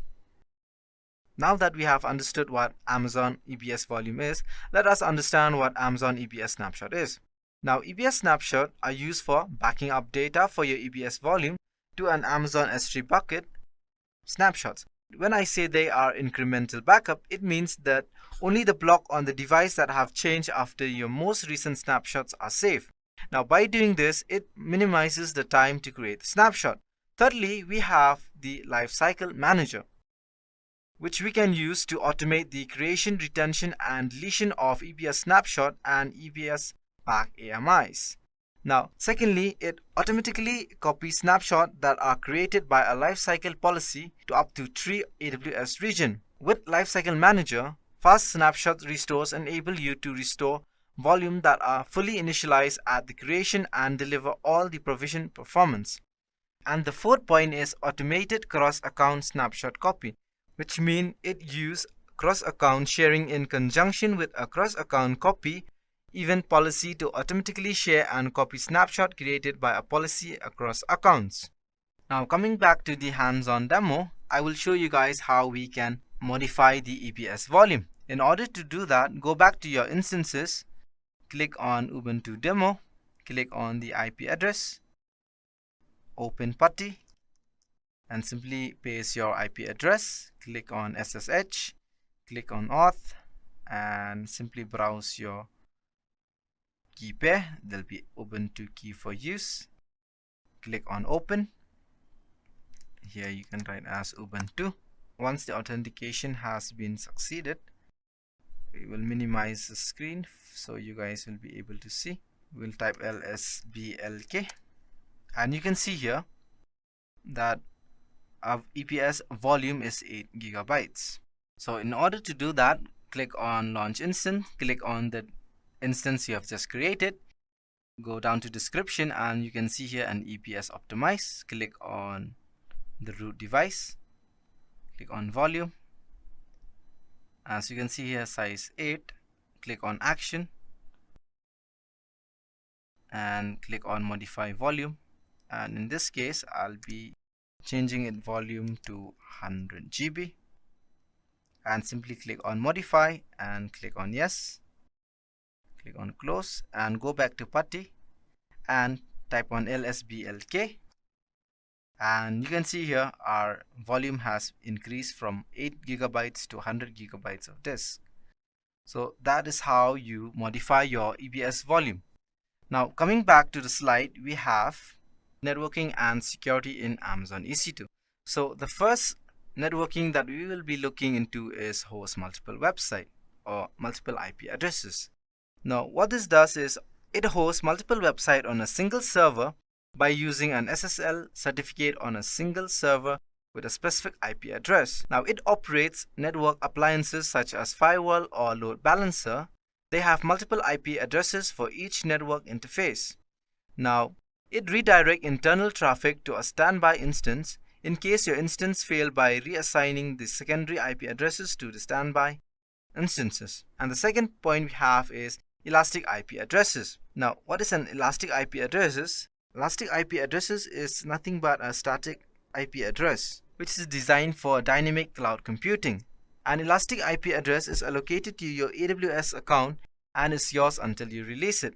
Alternatively, you can specify the elastic IP address in a DNS record for your domain so that your domain point to your instance.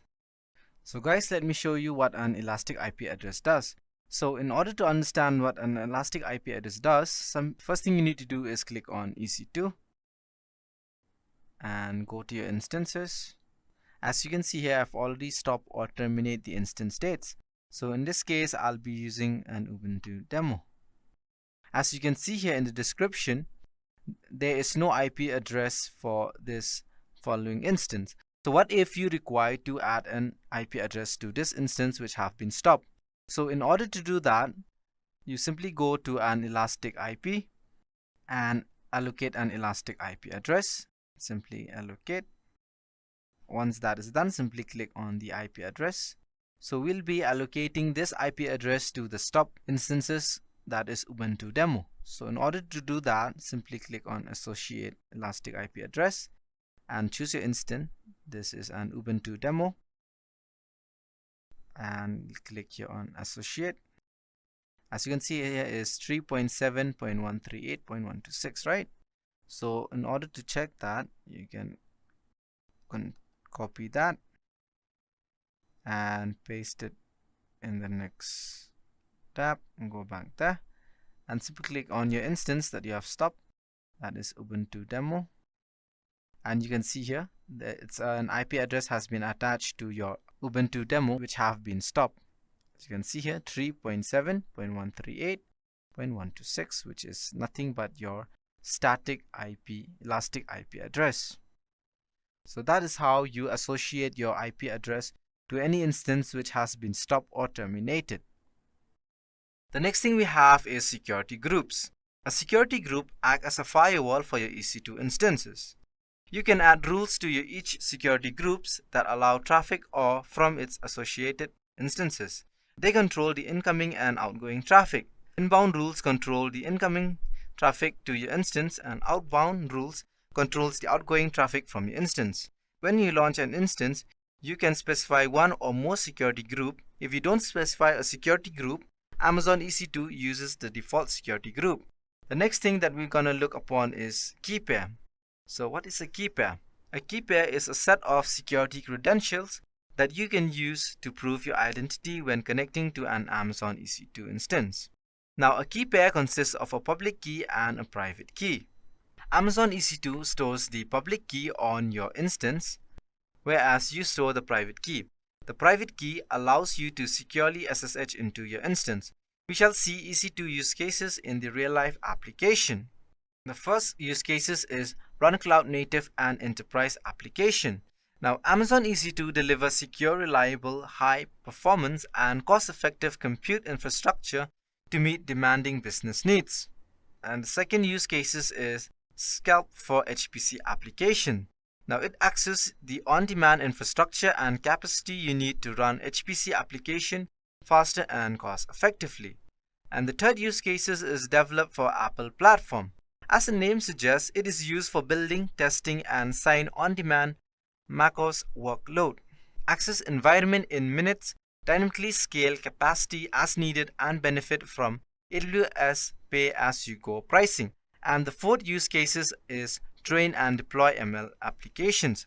Now, Amazon EC2 delivers the broadest choice of compute, networking and storage services purpose-built to optimize price performance for machine learning projects. Now, coming to the next part is how do we provision our EC2 instance. Now, Amazon Machine Image or AMI is supported and maintained image provided by AWS. It is basically a template for your instance to be launched. Firstly, we need to create an Amazon Machine Image, like I explained a while ago, which is nothing but a template for your software operating system. Secondly, we choose our instance type. We have already looked at a table of different types of instance in the previous slide, and basically the type is saying how powerful you want your machine to be, how many CPUs, memory storage or GPU you want to have. Thirdly, we will configure the instances, how many instances you want, which subnet you want it to be, assigning your IP address, then its shutdown behavior where you can stop, pause or terminate your instances. Now, when you start an instances, it has to have an operating system, and that's a disk, which is basically a storage, and that storage is an EBS volume. When we launch an instances, we can add a tag. They are value pairs which allow you to simply identify your instance and classify it. And lastly, you review your instance. Launch detail. You can go back and edit changes for each section, or you can click launch to complete your process. This is just an overview on how to launch an EC2 instance, which I have already showed you guys with a hands-on demo. So in the next slide, we shall understand what is load balancing. In this video, I will only give you guys an introduction as to what is load balancing, since the topic itself is vast. So getting back to the topic, what does a load balancing does? Elastic load balancing automatically distribute your incoming traffic across multiple targets such as EC2 instances, containers, and IP addresses in one or more availability zone. What it means is that, say when you are streaming Netflix in India around daytime or evening time, the traffic will be huge.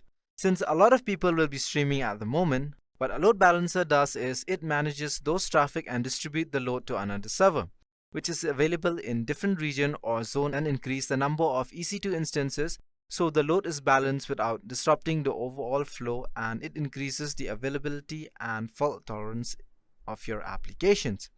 Now, the next thing that we are going to discuss is auto scaling. Just as the name suggests, it monitors your application and automatically adjusts capacity to maintain steady predictable performance at the lowest possible cost. So in order to understand what that means is, let me give you an example. So in the daytime, a lot of people will be using the server. When that happens, autoscaling simply monitors and add more EC2 instances. So the server can perform its tasks without failing, and when it's around midnight, the amount of people using the server will decrease, so the requirement of server is also decreased. So autoscaling scales out the extra server which is not required and scale up again if a lot of user is using it again. So that is basically what an autoscaling and a load balancer does. Now coming to the architecture, we will understand how we launch an EC2 instances. The first thing you need to do is select the region, whichever it's closer to you. Then we have a VPC, so we are simply using the default VPC in this case, and we have the availability zone. And each VPC has a number of public subnet. In this case, we can use 2. We can also have just one subnet. Now if you guys are wondering what is the difference between a public subnet and a private subnet, in a public subnet we attach an internet gateway and we have a routing table which point to that internet gateway. And our EC2 instances have public IP addresses. Those are the 3 things which you need. First, the EC2 instance must have a public IP addresses. We need to have an internet gateway which is attached to a VPC, but you need a route table entry which points to the internet.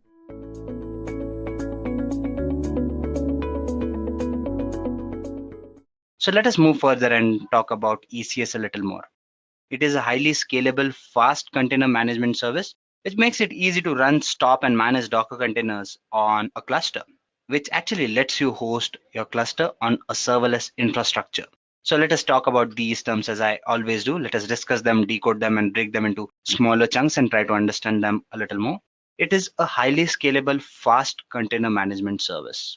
So basically, it lets you manage your containers. As I've already mentioned, when you talk about Docker, you're talking about containers. So this service basically lets you manage those containers, those Docker images, and lets you deal with them a lot better. And the fact that it is highly scalable and it is fast, it meets in the changing needs of the applications that are there. I mean, if you wish to scale up, scale down, have more RAM, have more space, and stuff like that, it lets you deal with those because AWS is highly adept in providing you with the needs, or actually providing you with the requirements that you actually have. So yep, it is highly scalable, it is very fast, and it lets you manage your containers.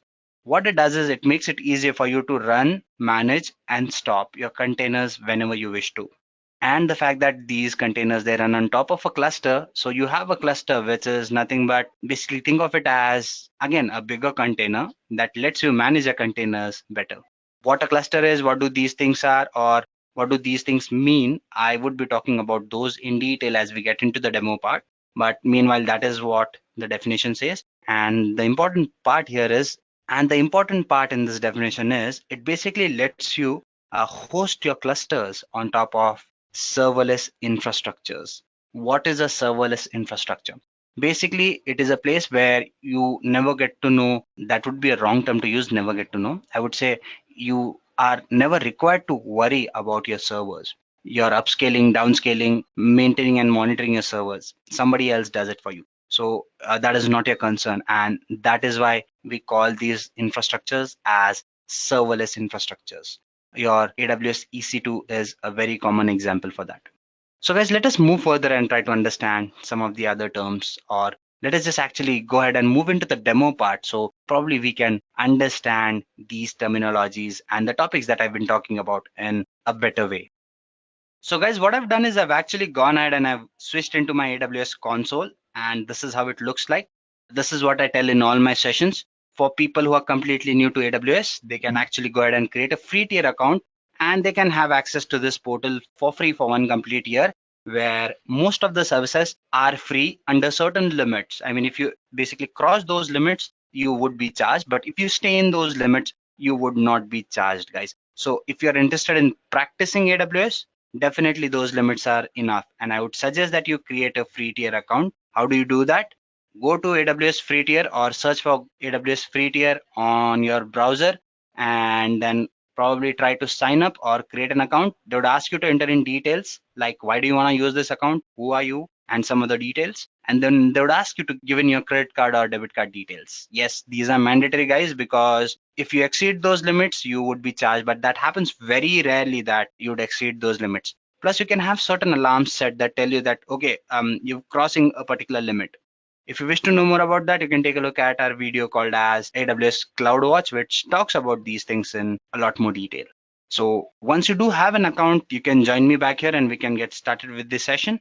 And the fact that I was suggesting you a video, one thing that also reminded me that I should suggest you is the fact that you can actually go ahead and take a look at one more video that we have, or two more videos that we have.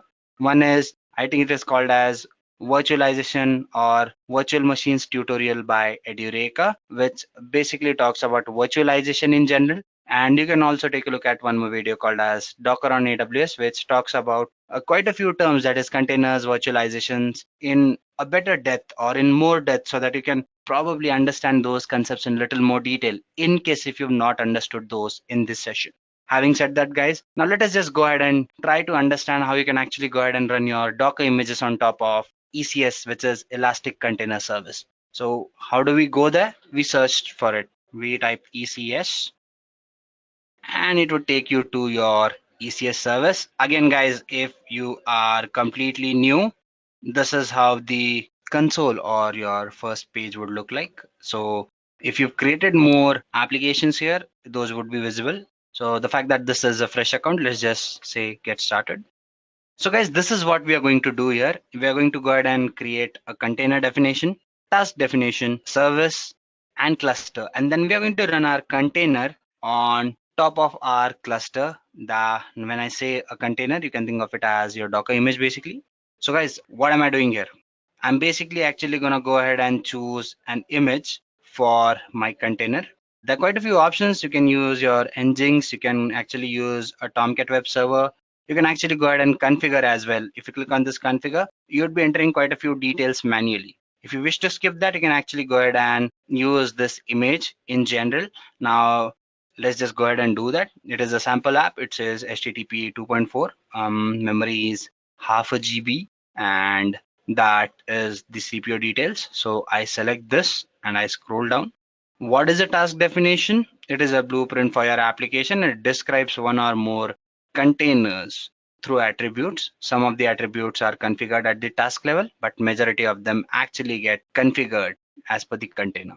So these are some of the parameters that are at concern. That is your definition name, network mode, your execution role, compatibilities, memory, and the CPU. So I say next. The number of desired tasks, I would say 1. And security group, well, let that be created automatically. And load balancer, guys, if I'm experiencing more traffic, I would want to balance it better. So your load balancer does it for you.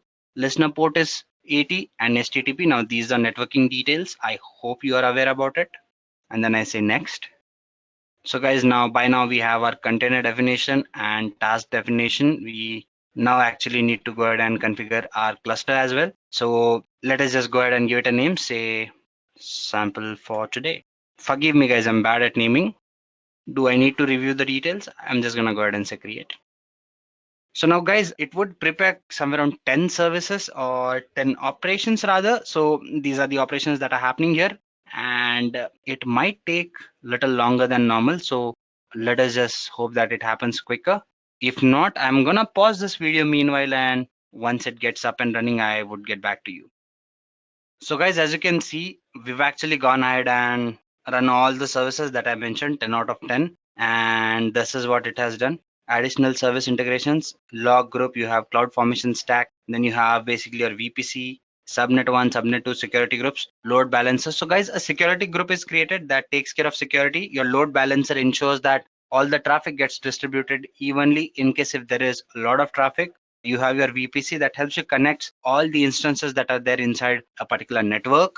You have your cluster, you have a task definition, you have your service, and quite a few other things. So guys, let us just go ahead and view the service that we've launched. If you come here, you would actually get a lot of details, like what task is running. You have your event details here as well, auto scaling groups, if any, and what are the deployments that have happened, other metrics, if any, what was the CPU utilization and stuff like that. So there would be a lot of things that would be under concern. For now, let us just go ahead and see how the application looks like and stuff like that. Before that, you have your cluster details here. You have your task definitions, EKS, that is for some other session. You have your clusters, you have your repositories and stuff like that. So if I just go ahead and click on this particular icon, not the icon, the link rather, there you go. I would be redirected here. If I just scroll down.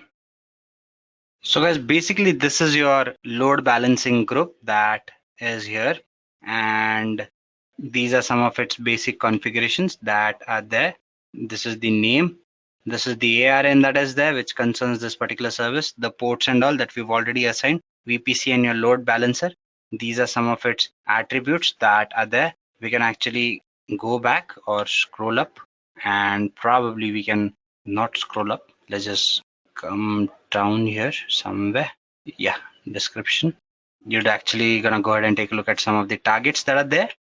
These are your availability zones that you can do. You have your health checks that are constantly shown, as in how healthy your service is. Some monitoring details again here if you wish to. CloudWatch gives you the details. I've already mentioned that it would also help you actually go ahead and set alarms that if you wish to, and you can just go back here. Okay, let's just go ahead and search for ECS again. There you go. So your cluster is here basically, guys. These are the other details. It is sample for today, bad name. We've launched it using Fargate. It works in tandem with your ECS, and these are the running tasks it says, and the number of services that are there. So you can just open sample for today. So yeah, this is the details about all the services that are there. And then you have your load balancer, which would let you actually go ahead and confirm whether your application or your container is up and running or not. So if you kind of scroll down here, there would be a DNS here which you can copy and you can put it here, and there you go, your application is up and running. So guys, this is how you actually go ahead and create a container, and basically you deploy that using ECS, and you can deploy Docker images. You can actually go ahead and deploy quite a few other types of applications and containers using ECS. One more thing that you need to know, guys, is you actually need to go ahead and delete your applications when you're actually using ECS service, or you're actually going ahead and using AWS. It is very important you understand the importance of deleting your services, because if not, you might be charged. We've actually gone ahead and configured a load balancer as well, so we need to delete quite a few things here. So this is our application, right? So if we come here, my application, what are the options that I have? I can say update, and number of tasks is 1. Set it to 0 so you do not miss out on anything important. Say next, next. So the service is updated. Let's just go to sample app service. The problem for me is navigating between these services, guys. I'm actually not used to using this interface a lot, and it kind of makes it irritating for me to actually go ahead and do all these things. So I'm just gonna go ahead and now select this and say delete. Say delete me. So this application would be deleted. Once you do that, you go back to your cluster, guys, and you can actually go ahead and delete your cluster as well. Where is the option to delete your cluster? Go to this sample for today and delete the cluster. So deleting the cluster takes a longer time than quite a few other things. Once you've deleted this, guys, you can go to your services, go to EC2 probably, and in the left side panel, you'd be given an option as in something called as load balancers. You can delete the load balancer there, and probably all the required tasks are done.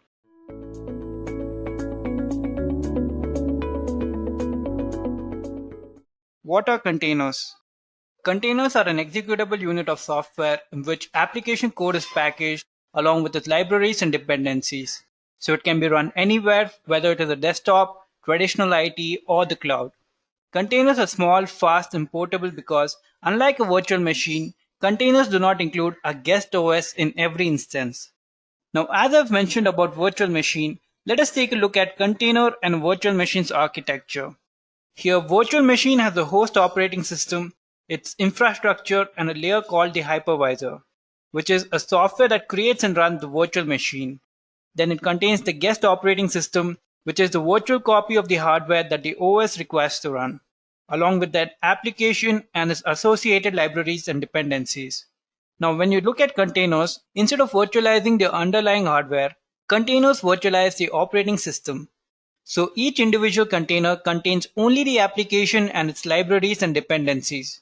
The absence of the guest OS is why containers are so lightweight and thus fast and portable. And also, container runtime is a software that executes the containers. Now that you have an understanding about what are containers, let us move on to the next topic and see containers on AWS. Containers on AWS can be divided into three categories: registry to store container images, orchestration that manages when and where the containers are run, and the third category is flexible compute engines to power the containers. Now let us discuss about these one by one in details now. First, in orchestration, we have Amazon ECS. Amazon Elastic Container Service is a highly scalable container management service that makes it easier for you to run, stop, and manage containers on a cluster. The containers in ECS are defined in a task definition that are used to run individual tasks or various tasks within a service. The task definition can be thought as a blueprint for your application. Now, to run your application on Amazon ECS, you must create a task definition. The task definition is nothing but a text file in JSON format that describes one or more containers that form your application. And here you can have only up to 10 containers. Now let us take a look at the working of Amazon ECS. Now you can see Amazon ECS schedules your task, which is usually done by Amazon ECS Task Scheduler. They are responsible for scheduling or placing your tasks within the cluster. Now you can see all the containers run within the ECS cluster. An ECS cluster is nothing but a logical grouping of tasks or services. And when you first start using ECS, a default cluster is created for you. Now you can see the container agent or the ECS agent runs on each container instances within an Amazon ECS cluster. The agent sends information about the resource's current running task and resource utilization to Amazon ECS. Now the container images are then downloaded and stored in the container registry. The container registry could be Amazon ECR, Docker Hub, or a self-hosted registry. Now let us move on and take a look at Amazon EKS. Amazon Elastic Kubernetes Service is a managed service that can be used to run Kubernetes on AWS. And you can do this without needing to install, operate, or maintain your own Kubernetes control plane or nodes. Now let us first understand what is Kubernetes, then we can see what are the control plane or nodes. Kubernetes is an open source system for automating the deployment, scaling, and management of containerized applications. Kubernetes works by managing a cluster of compute instances and scheduling containers to run on the cluster. So in Kubernetes, containers run in logical grouping called pods. So you can run and scale one or many containers together as a pod. Now Kubernetes control plane software is a software which decides when and where to run your pods. They also manage your traffic routing and scale your pods based on utilization or other metrics that you define. Kubernetes will automatically start pods on your cluster based on the resource requirements and automatically restart pods if there are any instances that are running on fail. Now the advantages of using Kubernetes is because it is an open source project, you can use it to run your containerized applications anywhere without needing to change your operational tooling. These were the orchestration management tools. Now let us have a look at Amazon Elastic Container Registry. Now this is a fully managed container registry that makes it easier for you to store, manage, share and deploy your container images. Now if you're wondering what is a container image, it is an immutable file that contains the source code, libraries, dependencies, tools and other files needed for an application to run. Now due to its read-only quality, these images are also sometimes referred to as snapshots. Now the advantages of using Amazon ECR is you do not have to worry about operating your own container repository or scaling the underlying infrastructure. Amazon ECR will host your images in a highly available and high-performing architecture, which will allow you to reliably deploy images for your containerized applications. You can also share your container software privately within your organization or publicly worldwide for anyone to discover and download. Now let us move on to the next management tools, which are Amazon EC2 Instances and Amazon Fargate. Amazon Elastic Compute Cloud or EC2 is a web service that provides secure, resizable compute capacity in the cloud. The advantages of running your containers on EC2 instances is you have complete control on the compute platform. You can select the operating system, the memory required, the CPU, and many more. The billing is based on the cost of underlying EC2 instances. It allows you to optimize the process by taking advantages of billing models like spot instances or reserved instances. And you can also increase or decrease your computing capacities within minutes. Now, on the other hand, we have AWS Fargate. Fargate makes it easier for you to focus on building your application. It removes the need to provision and manage servers. It will let you specify and pay for resources per application. And it also improves security through application isolation. The advantage of using Fargate is it will allocate the right amount of compute, eliminating the need for you to choose instances and scale cluster capacity. In Fargate, the billing is based on CPU or memory requirements per second. These were the container management tools on AWS. Now let us move on to the next topic and see some of the advantages of running containers on AWS. The first advantage is security. AWS offers 210 security, compliance, services, and key feature, which is 40 times more than the next largest cloud provider. It also provides strong security isolation between your containers, which will ensure you're running on the latest security update and give you the ability to set access permission for every container. The second advantage is it is reliable. AWS Container Services run on the best global infrastructure with 77 availability zones across 24 regions.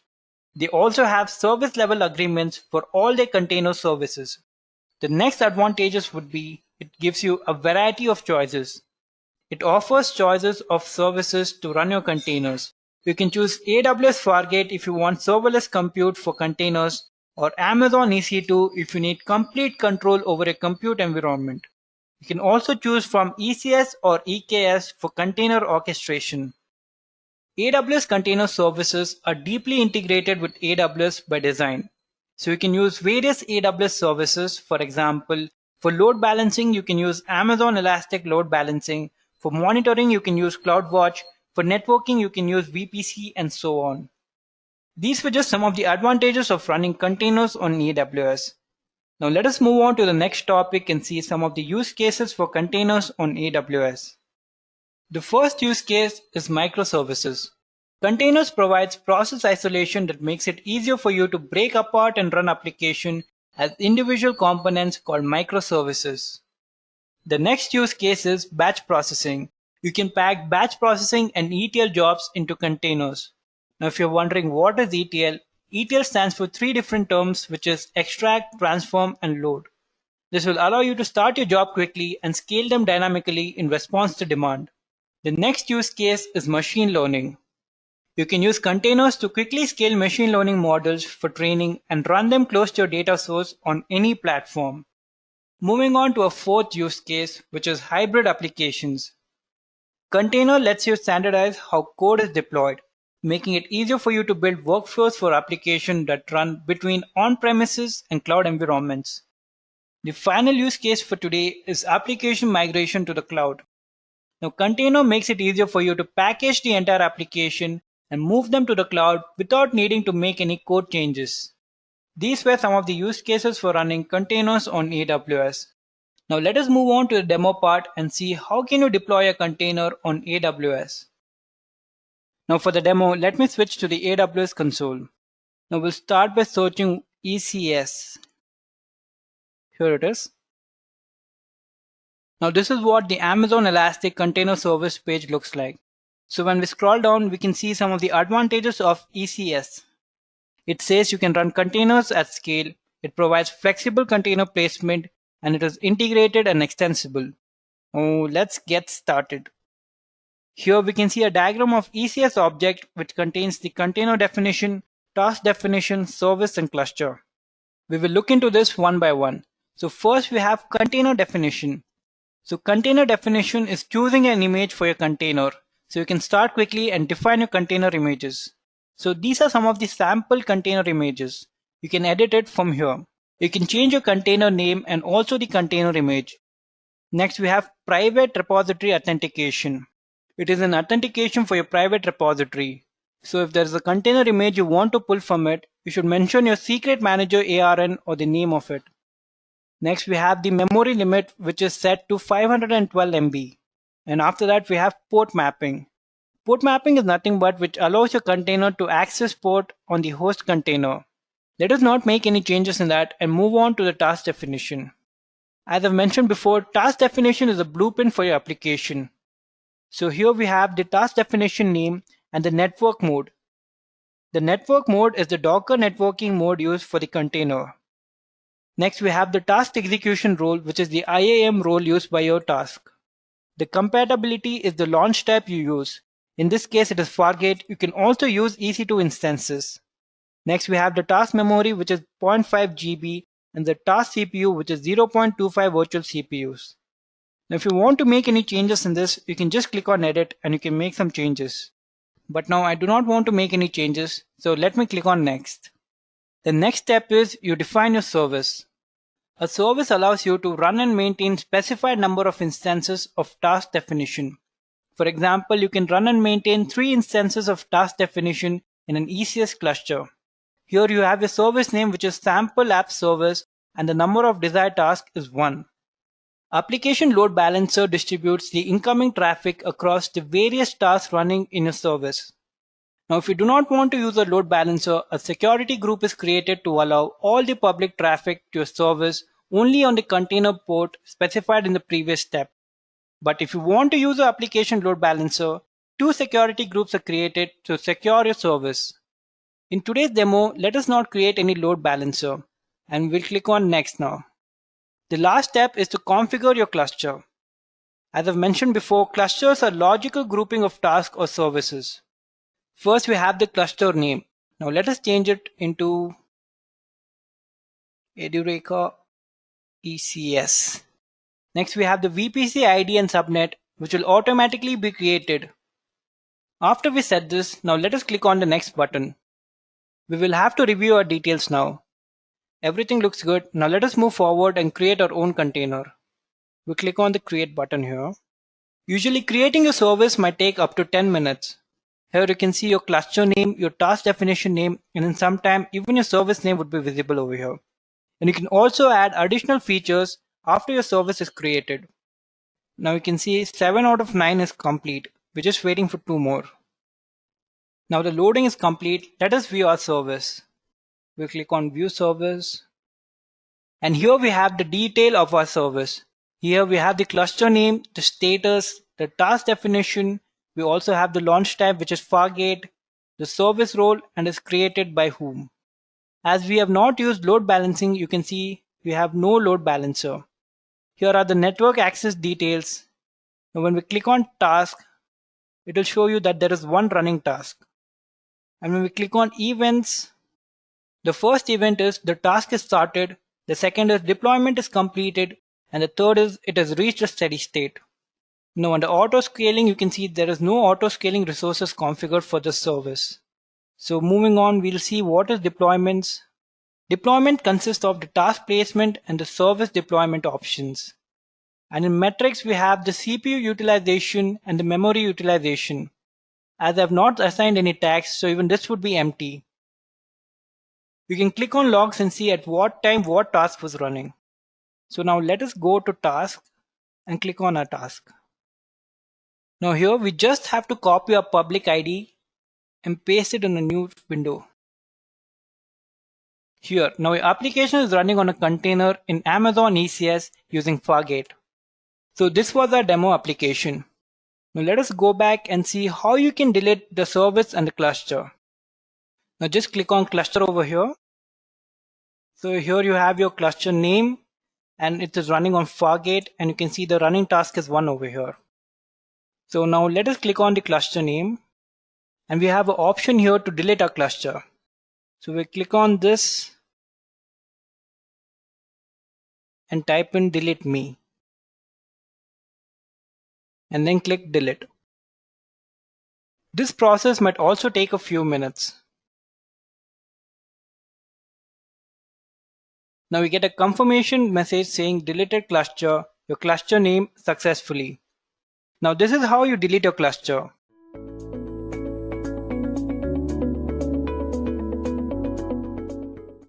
So what exactly is Docker? Now first, let us take a look at the basic definition, as in what does the definition has to say. Now, as far as the definition is concerned, it stands for a tool that basically lets you create, deploy, and test applications in different environments. Now, the second line here is very interesting. It says that it is nothing but containers which are lightweight alternatives to virtual machines, and they let you do that on one single OS. Yes, now for people who are completely new to Docker, they might wonder what virtual machines are, what containers are, and what am I talking about creating, deploying, and running applications in different environments. Well, to understand this particular term or these terms, let us first understand what virtualization is. And probably all these terms would make a lot more sense to you people. So let us first understand what virtualization is. Now guys, if you talk about virtualization, this is the scenario that existed before virtualization actually came into picture. Now, to consider computing or to consider software usage or development, we all know that we need a hardware on top of which we have a software and on top of which we run our applications, right? As simple as that. We all use laptops, computers, systems. So what we do is we probably have a system which is your hardware, on top of which you have an operating system which is a software, or basically an operating system which actually lets you go ahead and use your applications, whether it's your Java application, playing some games, playing music, whatever it is. For that, you need a basic operating system, which is a software. So when you talk about software development, this is what you need. You need a basic infrastructure, a hardware, on top of which you have an operating system, and on which you basically run applications. But when you talk about software development, it is not that simple. I mean, you're talking about n number of applications, n number of processes. Let us consider Amazon. Now, when you talk about Amazon, whether it's the e-commerce website, whether you're talking about Amazon Web Services, or the various applications they host on top of their platforms. Now, all these applications, they basically have so many parallel applications or small applications running. I mean, e-commerce website, for example, there you have your billing section, you have your different product section, you have customer service, and a number of other sections, right? So having a monolithic application actually makes our architecture very difficult to use, and also for the people who are monitoring it, maintaining it, it is a tedious task for them. The other disadvantage of this particular architecture is that the fact that there are multiple applications or multiple processes running on a single architecture, what it does is it kind of makes all those applications dependent on that particular infrastructure. Suppose if I wanted to use like multiple operating systems or different operating systems to run different kind of softwares. So if I was bound to a particular infrastructure, I wouldn't be able to do that. So what virtualization does is it basically lets you use one infrastructure on which you can run virtual softwares or have virtual environments running parallelly, so that you can run different operating systems. To give you a very simple example, we have our laptops, right, in which we have operating systems. What if I wanted to run multiple operating systems? Probably if I can install a particular software, something like a virtualization software, what that would do is that would basically let me run multiple applications on that particular hardware. So this is what virtualization does. It lets me run multiple operating systems, multiple kind of applications in a single environment. But the best part about it is when I'm using it as an individual, I do not realize that I'm working on a virtual environment. Instead, it feels like I'm working on a single system. That means if I'm using an operating system, say Windows, and running a particular software on it, parallelly if I have one more instance on which I'm running maybe a Mac OS, what I would feel is my Windows OS is running on a different system and my Mac OS is running on a different system. But that is not the case with virtualization. It is actually giving you that feel, but the underlying architecture is one, on top of which you are running multiple operating systems and multiple softwares on top of that.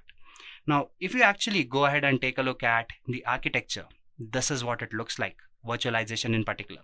Now, if you talk about a particular virtual machine which runs or is based on virtualization, you would be having a server host, that is your basic hardware, on top of which you'd be having a host operating system, and then a hypervisor. Now, what is a hypervisor? Your hypervisor is a middleware or a middle layer. Now this hypervisor, basically it acts as a middleware that communicates with your host applications, not host applications, your host infrastructure basically, and it also communicates with the operating systems or the applications that you want to run on top of it. So what a virtual machine does is it gives you the basic infrastructure, which is must. I mean, no matter what kind of application you are running, you need a basic infrastructure, that is your server, where you can actually go ahead and host your applications, and on top of it you have your host operating system. So what virtual machines do is, using this hypervisor, they let you run n number of different virtual machines, which would have their own guest OS, which would have their own binaries, libraries, and applications that run on it. So what this approach does is, this basically helps you in to a certain extent where you can actually save in some money and some time as well. I mean, instead of having n number of machines running parallelly, you can have one machine, and on top of that machine you can have various virtual machines.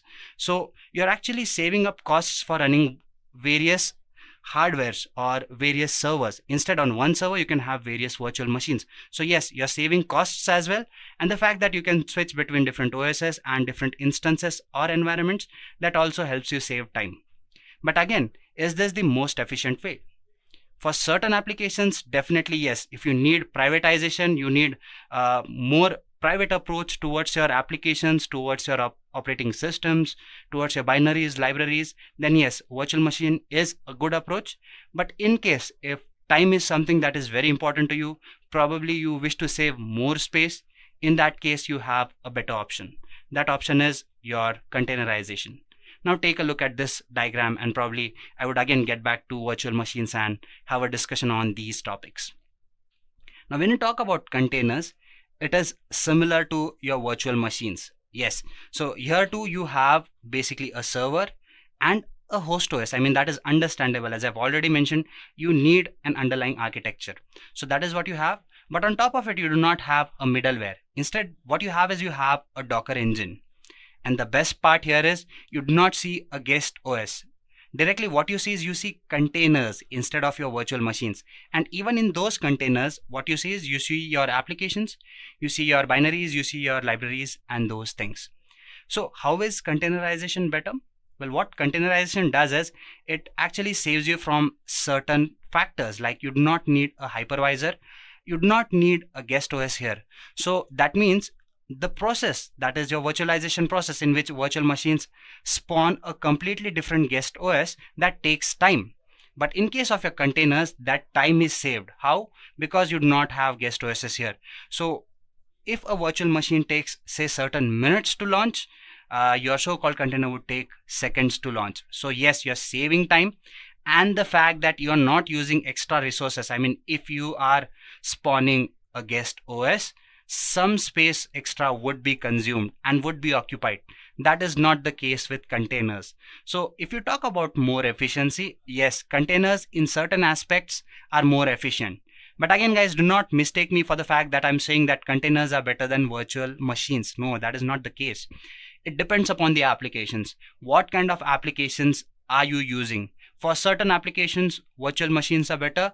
For certain applications, containerization is better. So containerization or containers basically are good enough when you talk about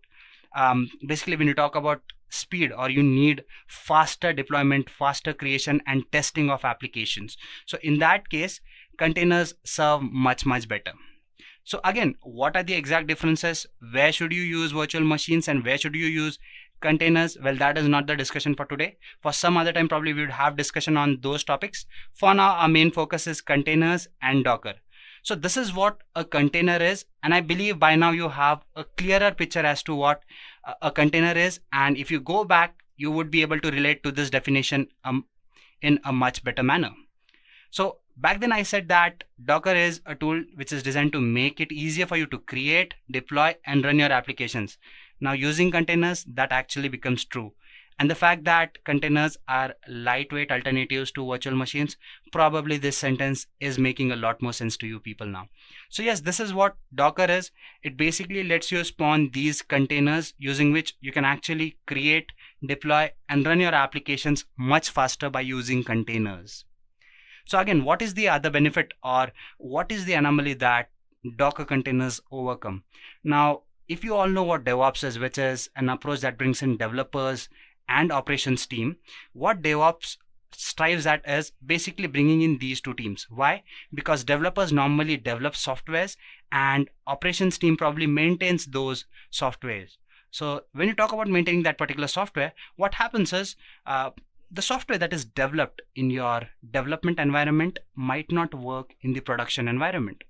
And one of the reasons for that is probably the change in environment in which you're running the software. So this is not the case when you use containers. Why? Because your container is nothing but it is a limited object, or think of it as a limited box in which you only have your binaries, in which you only have your application details or code.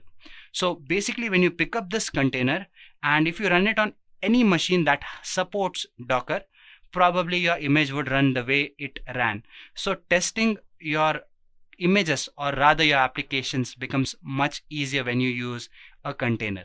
So this is what Docker is, and this is what it lets you do. So by now we've already discussed what Docker is, we've understood what virtualization is, and we've gone through what containerization is. The fact that we are talking about Docker and we are talking about using it on AWS, let us try to understand AWS a little more so that we can probably relate Docker with AWS a little better. So let us not waste any time and quickly just switch into the demo part, shall we? So guys, this is what the AWS console looks like. Now, again, for people who are completely new to Amazon Web Services, let me tell you one thing, that Amazon Web Services gives you a free tier account using which you can actually go ahead and do quite a few things. You can understand how cloud computing works. You can actually host your applications. You can load balance those, scale down those applications, and a number of other things. You can set up networks. You can actually create security groups, make sure that all these services are secure, and quite a few other things. So yes, for people who are completely new, I would suggest that you actually go ahead and create a free tier account on Amazon Web Services. Now, these services are made available to you for free for one complete year. Yes, what Amazon Web Services does is it probably gives you certain services for free for certain duration. And if you exceed certain limits, only then you are charged. Otherwise, if you stay in the limit, you would not be charged for one complete year, and which I believe is more than enough if you just have to go ahead and practice these services or get sufficient hands-on on Amazon Web Services or cloud computing. So again, if you do not have an account, just go ahead and create an account. Do you need any details to create this account? Probably you'd have to visit the console. Just type Amazon Web Services console or Amazon Web Services free tier, and you can click on the first link that is available and you would be redirected to this page. This is not what it would look like.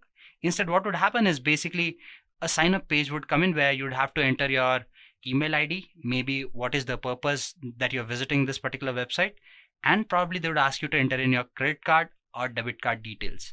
Do not worry, AWS won't charge you without your consent, and probably you can set in your alarms as well so that you do not exceed the limits that you use. So having said that, I would want you all to have an account on AWS because it is a very fun and nice platform to work on.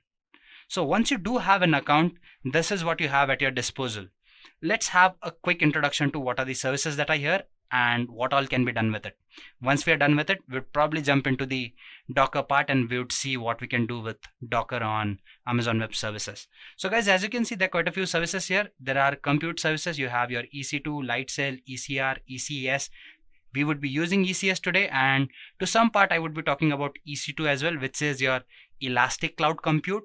I talked about virtualization, right? So what virtualization does is basically we create virtual machines. So cloud computing, or AWS in particular, lets you create virtual machines as well. And instead of calling them virtual machines, we call them instances here. So you can launch multiple instances, or basically environments on top of which you can run applications.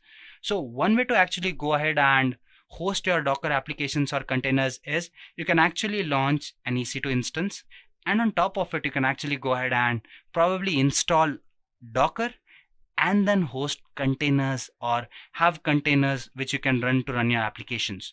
So that is the old school method where your EC2 acts as your system on top of which you're gonna go ahead and play with your containers. The other way is your ECS and AWS Fargate. Now these services, what they do is they completely cut off the process where you have to go ahead and spawn an instance on top of which you have to create security groups and do a number of other things. So in this session, we would be doing both the things. First, I would show you certain things, as in how do you get started with your Docker in EC2, and then I would switch to Fargate so that you understand Fargate in a better way and you understand why do we actually need to use Fargate.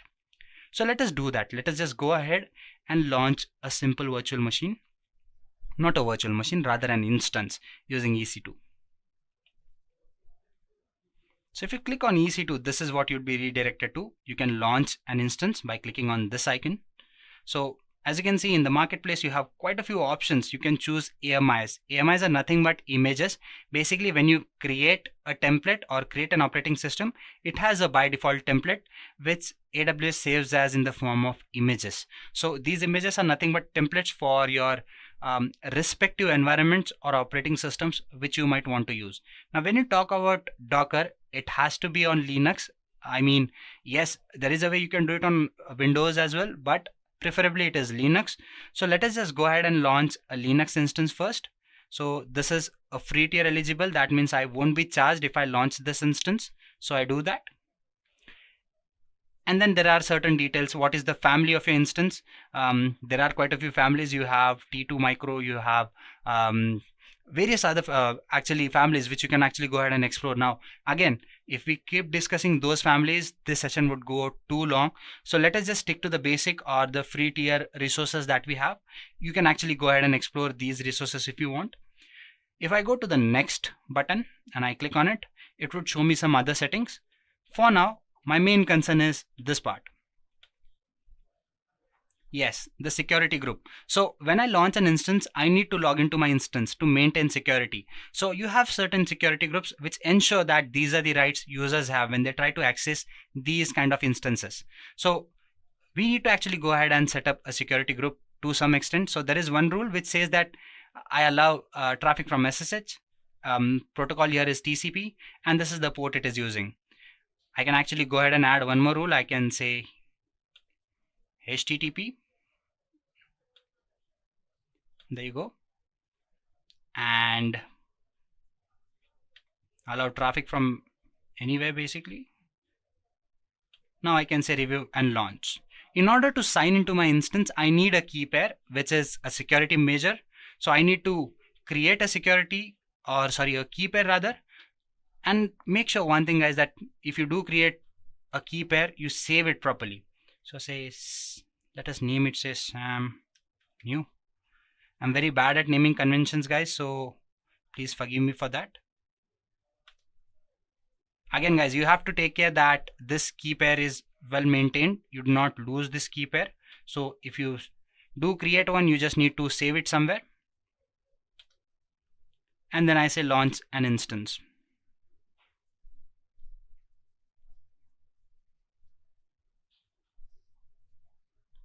So guys, what is happening here is my instance is getting launched. So once this instance gets launched, I can actually go ahead and install Docker on top of it and do quite a few things with it. Now the reason I'm going through this drill is because I wanted to understand what is happening here. So this is like basically going ahead and just creating an instance on top of it, running your Docker and doing all those things, which was very relevant say 3-4 years back. Now there are better ways to do this, but first let us see how do we do it in this particular way. So if I go back to services, I go back to EC2, you can see that an instance would be here saying that there is a running instance which I just created. Let us see whether that instance is launched or it is still getting initialized, guys, but that is not a concern. I can connect it to or connect to this instance. So guys, this being a Linux instance, I need to actually go ahead and use a key to log into this instance, and this being a Linux instance, I cannot use this PEM file. It needs to be in PPK format, and to do that we have a software. If you do not have this software, you can install this. It is PuTTY. So you have PuTTY software which lets you use this key or convert this key, and to generate a PPK key you need PuTTY Gen as well. This is the other software. So what you do is you just click on load and you select the file that we just actually downloaded. So it is not here because it is in different format. You can see PEM. I say open, and always save a copy of this key, guys. Do you want to save it? Yes. And what should be the name? Let's say sample12.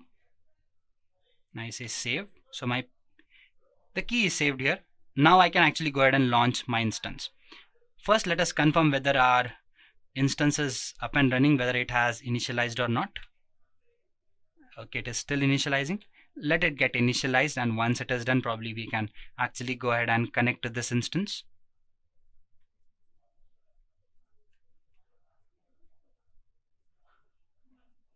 At times this can be troublesome. I mean, you have to wait for certain things. So guys, again, as you can see, I've launched an instance. The launching process is taking time. When you talk about virtual machines, which I mentioned, it takes a while. Why? Because it boots in a guest operating system, and hence this time. I mean, the checks, the quality checks, the initialization process, all these things, they can take a little longer while than normal.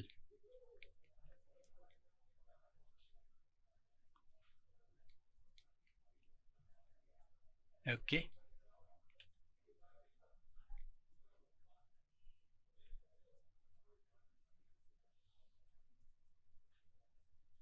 So meanwhile, just let me tell you what we have to do.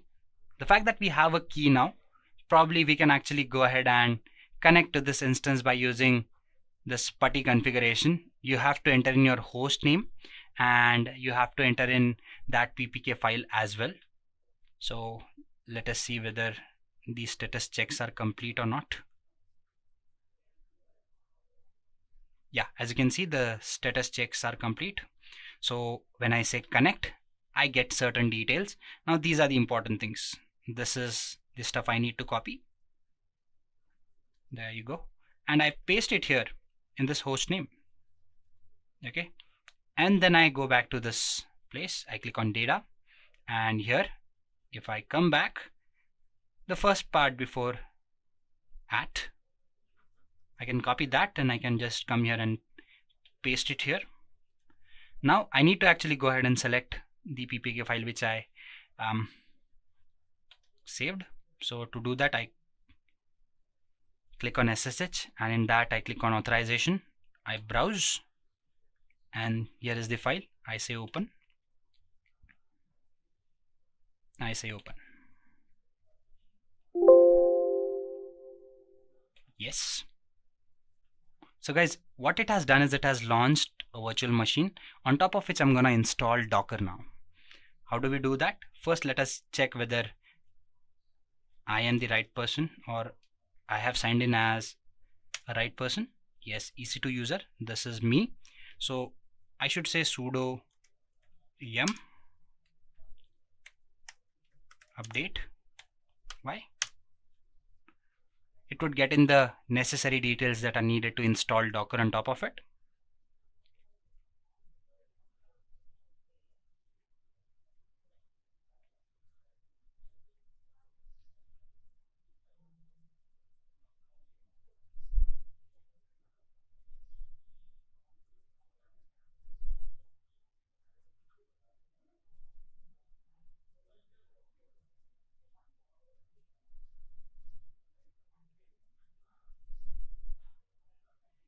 Okay, it is almost done. It should be done soon.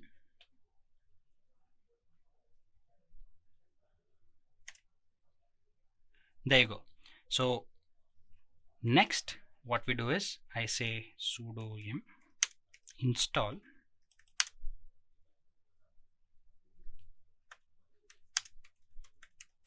Docker.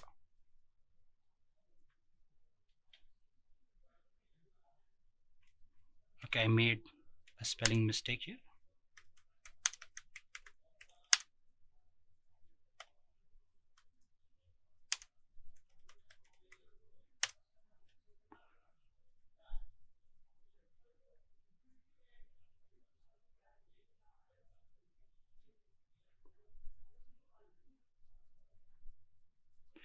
So when I go ahead, guys, what I can do now is I can just say sudo service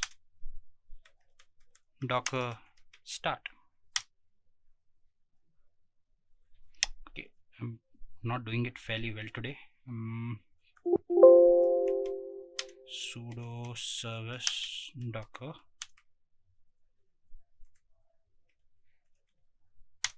start, and there you go, guys. It has configured your Docker service here. So guys, this is about configuration. I mean, back then when containers were new, this was actually still very fast and very effective. But as I've already mentioned, there are faster ways to do it. Now, by now, what we've done is we've just installed an instance, and on top of that instance, I've actually installed Docker. So that is the only thing I've done. But if I do it using certain services, this process can be speed up like anything. I mean, you do not have to worry about anything. Here we haven't created a cluster, we haven't done almost anything. So let us just go ahead and use one of the services, as in your ECS or your Fargate. Let us see what we can do using those services. So let's just close this for now. Yes. Again, guys, one more suggestion: if you do have your instances or services, make sure you terminate those, because that actually helps you basically save any costs that you might incur. This being a free instance, that wasn't the case, but still, let me just shut it down. I've done that. Now I'm gonna go to ECS.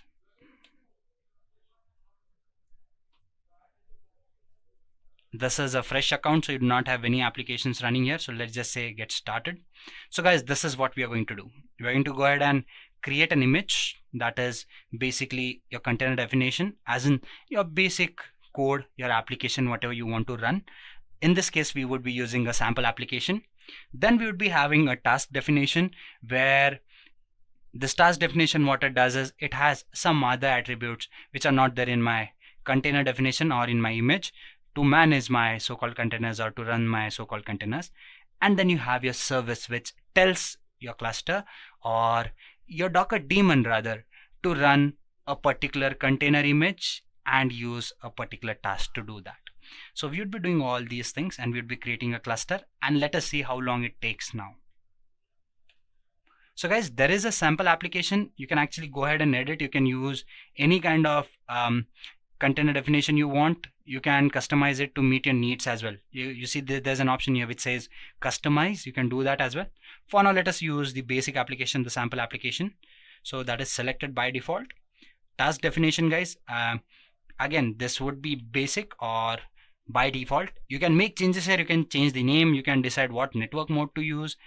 You can decide what execution role you want. If you have any role, you can actually assign that particular role, where you can assign particular properties to it. And what are the compatibilities? In this case, it has to be Fargate, because I would be using Fargate. And this is the task memory that is allocated by default. So let us stick to those configurations, because we do not want to get charged unnecessarily. So yep, this is what it is. I'm gonna say next. Now it says define a service. A service allows you to run and maintain a specified number of simultaneous instances of a task definition in an ECS cluster. Something that I told when we did get started with this particular topic. Number of desired tasks, you can change it, you can edit it, you can have multiple tasks, just to be secure, so that if any of these tasks it goes down, if its health is low, you can actually go ahead and use the other task as well. But in this case, again, let us stick to one task only. Load balancer, if your website experiences high amount of traffic, you can balance that by using a load balancer.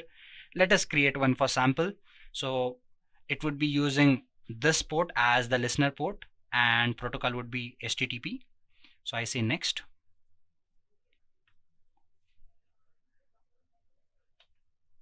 There you go. And then it says configure your cluster. Should I name it something? Let us say today's cluster.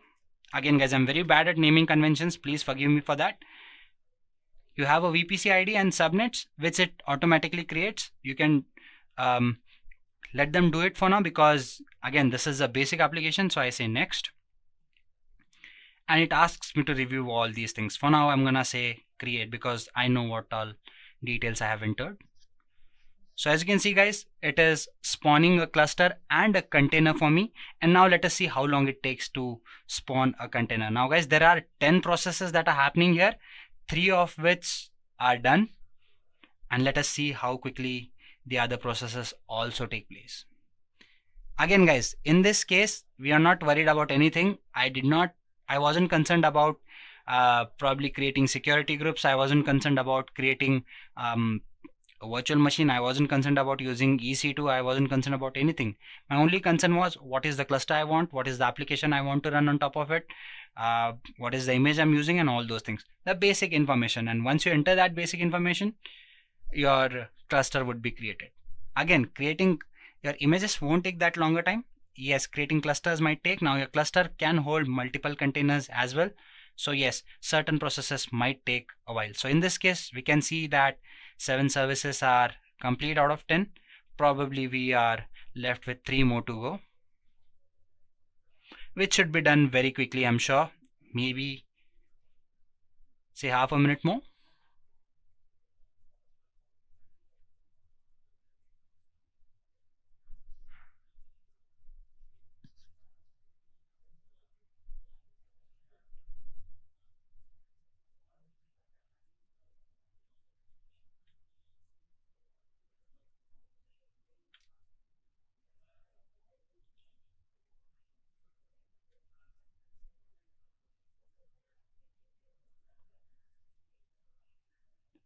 One more thing guys, once we are done with all these applications, creation of these applications, ensure that you actually go ahead and delete all the resources that you're using and all the services that you've used. And meanwhile this gets done, let us just quickly see something else. If you people are interested in a structured training, now again on our YouTube channel we have quite a few videos that talk about these things in detail. Even if you go through those details, probably you would be in a good state to actually go ahead and start with any course that we have at Edureka. But if you're looking for a structured training, probably Edureka would be a very good option guys. The reason for that is the prices here are very affordable, and those are in real time. I mean, if you do participate in some of our competitions, you might get more discounts, and this price might seem very less. It is in Indian rupees. For dollar price, you can actually call our help center number and probably they would assist you in a much better way. So this is a 4-week course, and you can see that these are the modules that are covered here, which you are free to actually go ahead and take a look at. So if you're interested in AWS and DevOps kind of a role, probably this is a very good course to take. Apart from that guys, AWS or Edureka rather provides you with a certification as well, which holds a lot of value in the market. And then they have this 24/7 support. They have their LMS where you can access all these resources for lifetime, and a very helpful support team that actually answers all your queries right away. Having said that guys, this was about your personal choice. You're free to decide on this. Let us just go back and see that whether it's completed, and you can see that our process is complete and it is up and running. So guys, let us view this service, what it has to offer to us. There you go. These are certain details. You have your task definitions. Again, Amazon EKS is something that you can use for Kubernetes, which is again a container service. This is not the topic of discussion today, so I did not get into details of this particular topic. But when you talk about this particular topic or creating your cluster is concerned, we have one with us, and there are the details, or here are the details about that particular topic. You have your tasks, the tasks that are running. There you go. It is still pending is what it says. Then you have your events. These are the events, your auto scaling groups, your deployments, and all the details that you need. So if I go back here and I click on this particular icon or the link, it would redirect me to this page. And if I scroll down, you can see that I have a load balancer. If I click on it,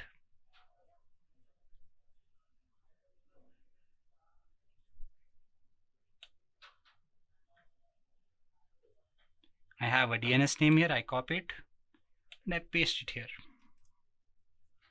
And there you go. It says that I have a sample application and it has been deployed by using a container. So it has created a container. On top of it, it has run this simple application. Now there is nothing much here, basic code. So you don't see anything too real time or too interactive, but there is enough of an evidence which says that an application has been launched and it is running on my container.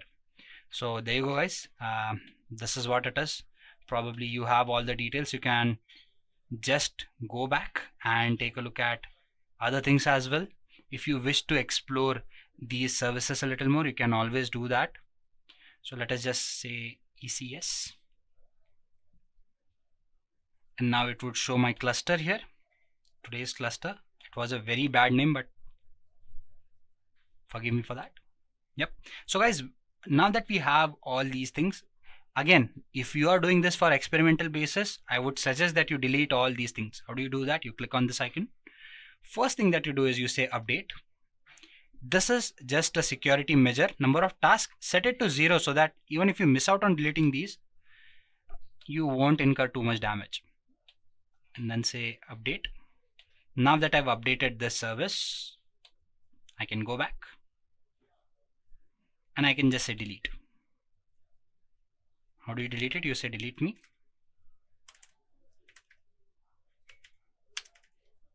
And then you say delete. There you go. And it has been deleted. Again, what do you need to delete? You need to delete your cluster as well. So say delete, and the cluster would be deleted. It might take a while to delete your cluster.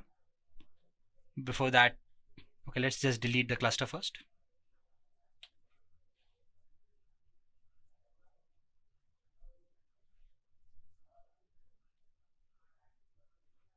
So once the cluster is deleted, guys, your next step is to actually go ahead and delete the load balancer as well, which again is not that difficult of a task.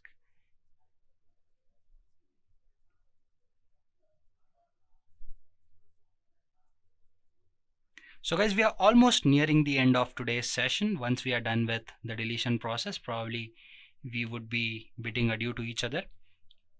Please let me know in the comment section how did you feel this session was. If you did like this session, please hit the like button and stay tuned with our Edureka channel, because on our Edureka YouTube channel we have quite a few sessions, quite a few videos that go live almost every day.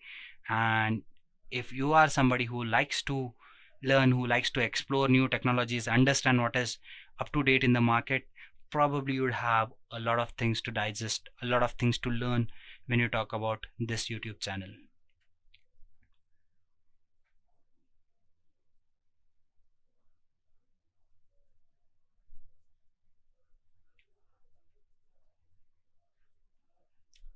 So the previous tech probably took a lot of time. As you can see that from 4 to we are just on 5 right now. Probably that was the process which took a longer while to delete. Now we are on 9. Probably we should soon reach 15. There you go.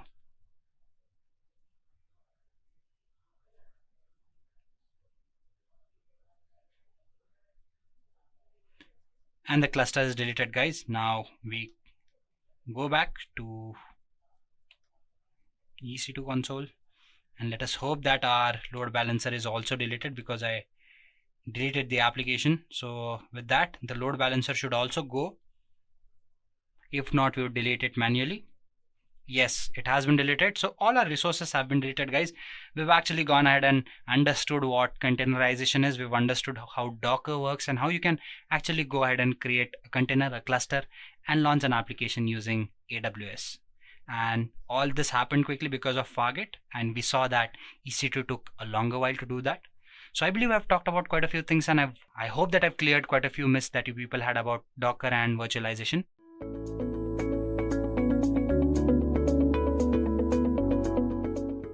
In this video, I'll demonstrate how to use AWS Lambda and API Gateway to create a REST API, showing how Lambda functions are triggered by incoming requests and also display results directly in the browser.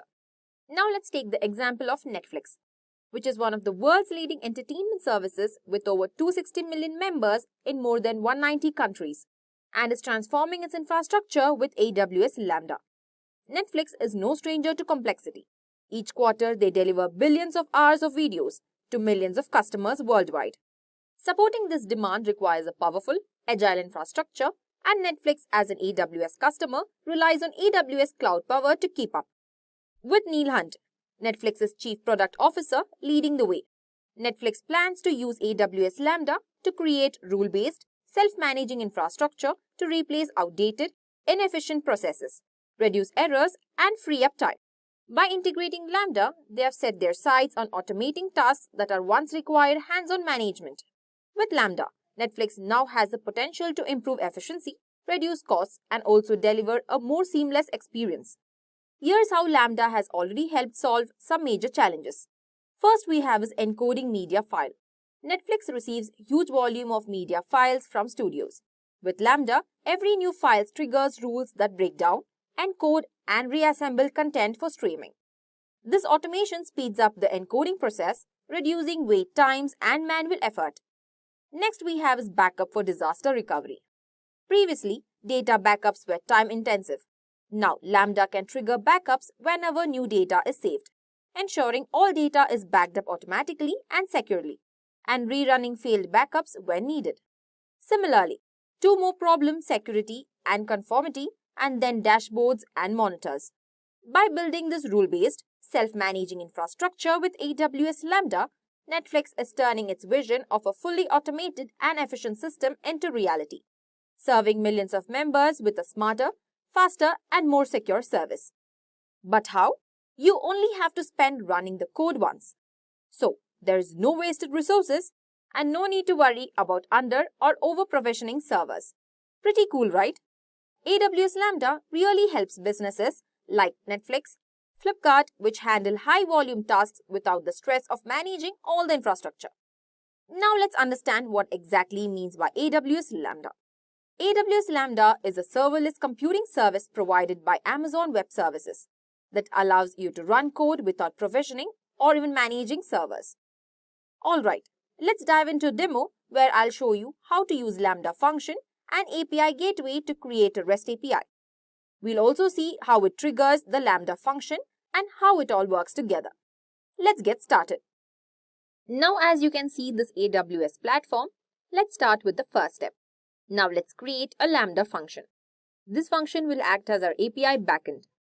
Now let's go to AWS Lambda service and click on Create Function and name it as New API Lambda. We have the runtime as Node.js. Now let's change the runtime to Python. Let's click on Create Function. For this demo, I'll keep it simple with a basic message response. But in a real-world setup, this function could hold any backend logic for your application. Add the desired functionality for your API in the Lambda function code. For this demo, add code to simply return the message here. By default, we have hello from Lambda. Now let's type into hello from Edureka as well.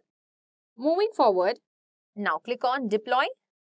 So here you can see the deployment is successful. Moving forward, we have to create a REST API in API Gateway. For that, let's go to API Gateway Service in AWS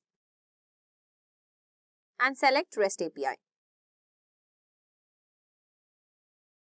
Now, choose New API, name it as My First API and set the endpoint type to regional and click on Create API. Now we will create a method for the API.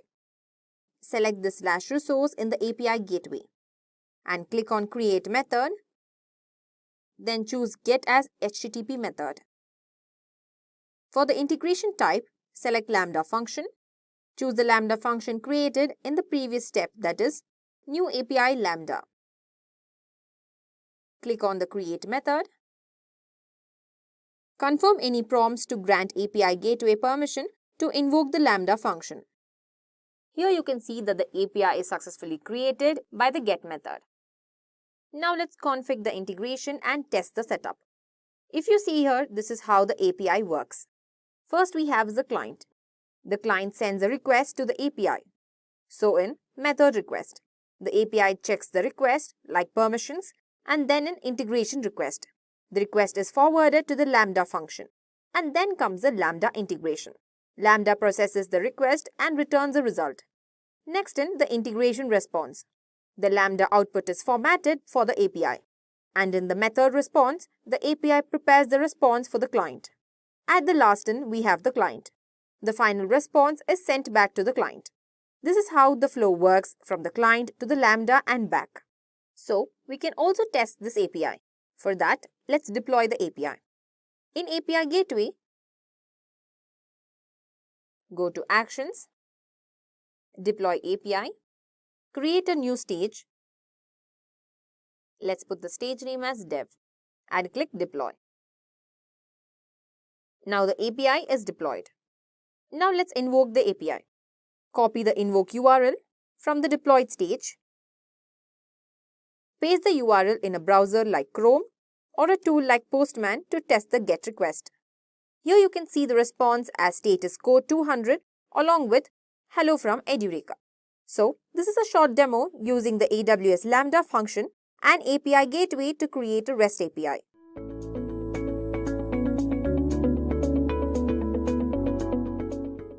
So first up, we have why do we need CloudTrail? So in today's world, business agility is the need of the hour. Now, every company wants business agility. Business agility means to achieve certain business goals by a certain period of time, which is completely improving your efficiency, and it shortens the time you take to complete one job, and therefore it is improving the organization's efficiency. Now, what CloudTrail is essential to simplify operational analysis and troubleshooting.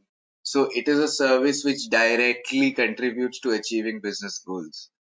Next up, we have what is CloudTrail? So CloudTrail is basically a service provided by Amazon which enables the governance, compliance, and risk auditing as well as management auditing for the AWS account. So that basically means that it is a service that lets the user monitor user activity and host activity about whatever is going on in the account. It might even be about API activity, and that is why CloudTrail gives the user a fair overview of what is going on in the account. Now, next we have the features of CloudTrail. Now, apart from the fact that CloudTrail can be used from any part of the world because of Amazon being worldwide. So when we talk about the feature of multi-regional, what we see is not that AWS itself is something which is global, but the fact that CloudTrail as a service allows the user to basically make trails from any part of the world and any number of trails. There is, though, a certain limitation to the number of trails that somebody can make. But apart from that, there is the choice of making the trails multi-regional, right? Next up, we have event history. Now, event history is a tab on the dashboard in the AWS CloudTrail, which basically helps the user see what is going on in CloudTrail and its integrated services, right?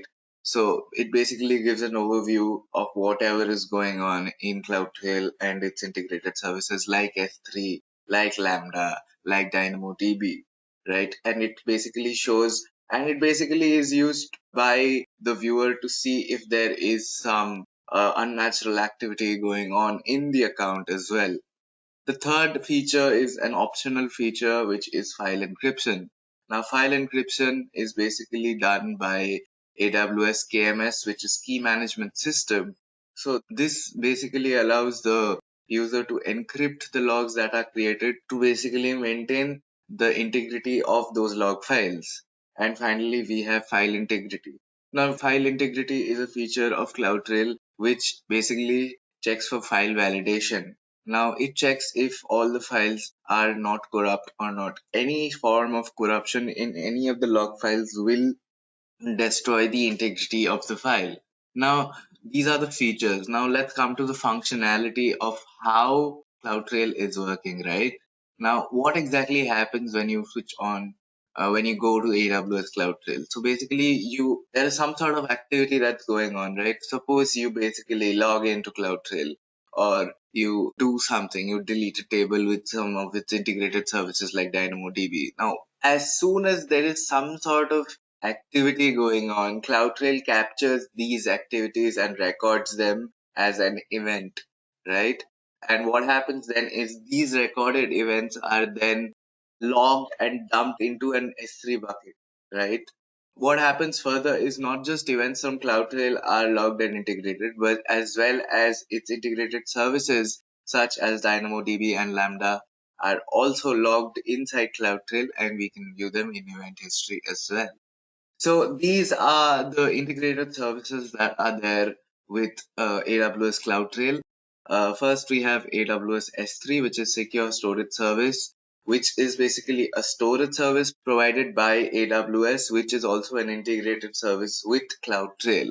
AWS SNS is Simple Notification Service. This is a notification service which is used to basically notify users if there is some unusual activity going on in the account.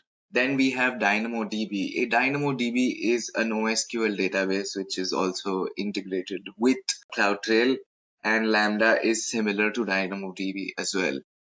So this is an example of how CloudTrail works in tandem with DynamoDB, right? So the first thing that the user does is the user logs into the AWS console, right? After that, they go to DynamoDB and create a table, right?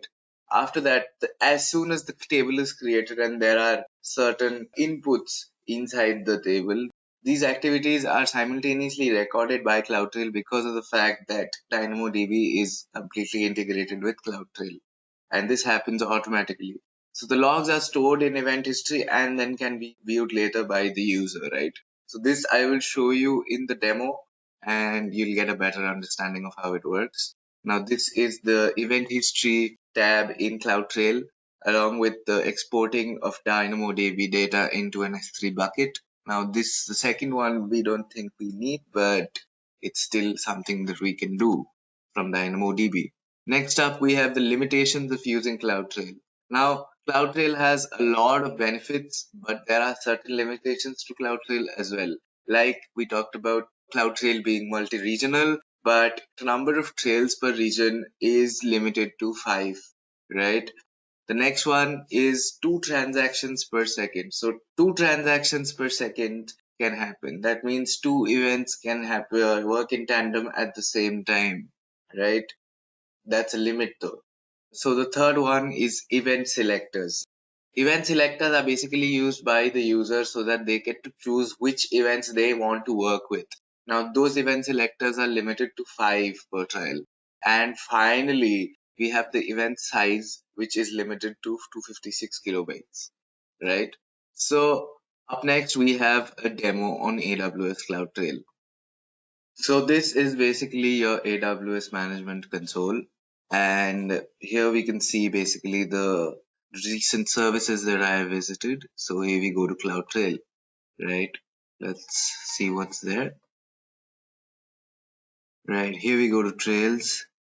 And we have here 1, 2, 3 trails that are there. So we have a limitation of 5 trails per region. So we can still create a trail, right?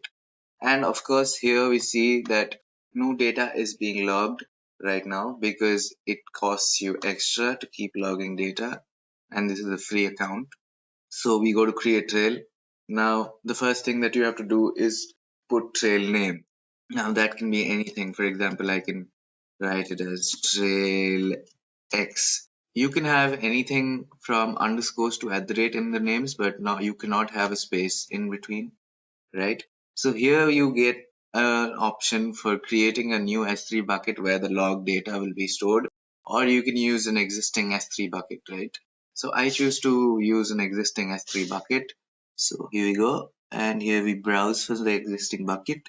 This is the existing S3 bucket that I choose. So there's an optional feature called prefix.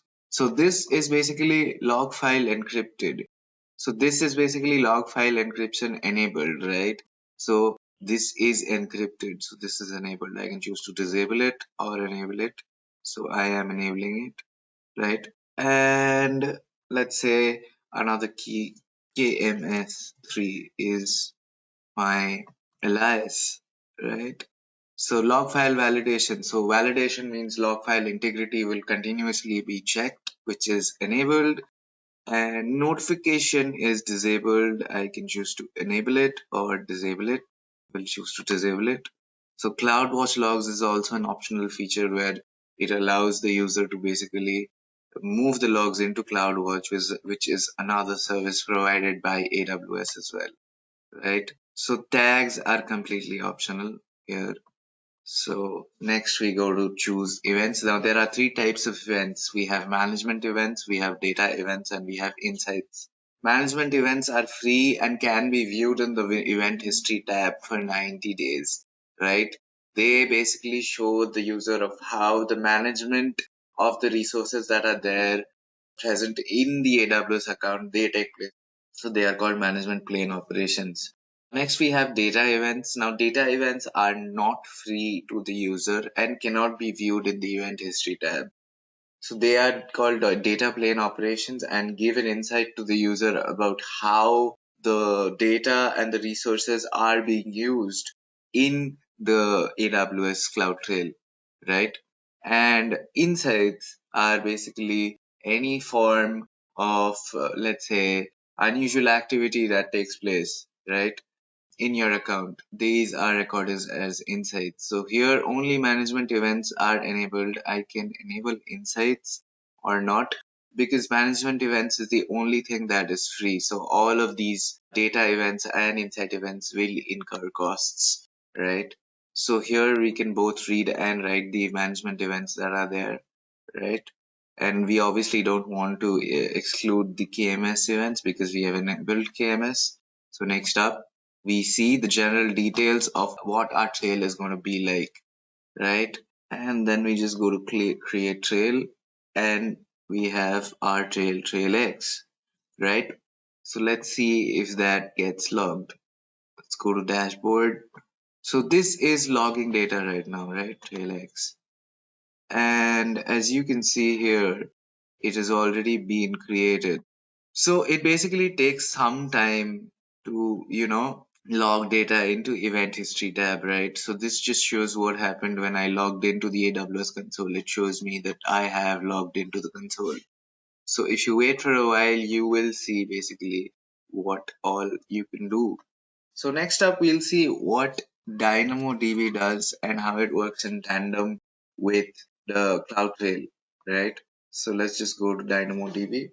So this is what DynamoDB looks like, right? Let's go to tables. Now there are some tables that I've already created, right?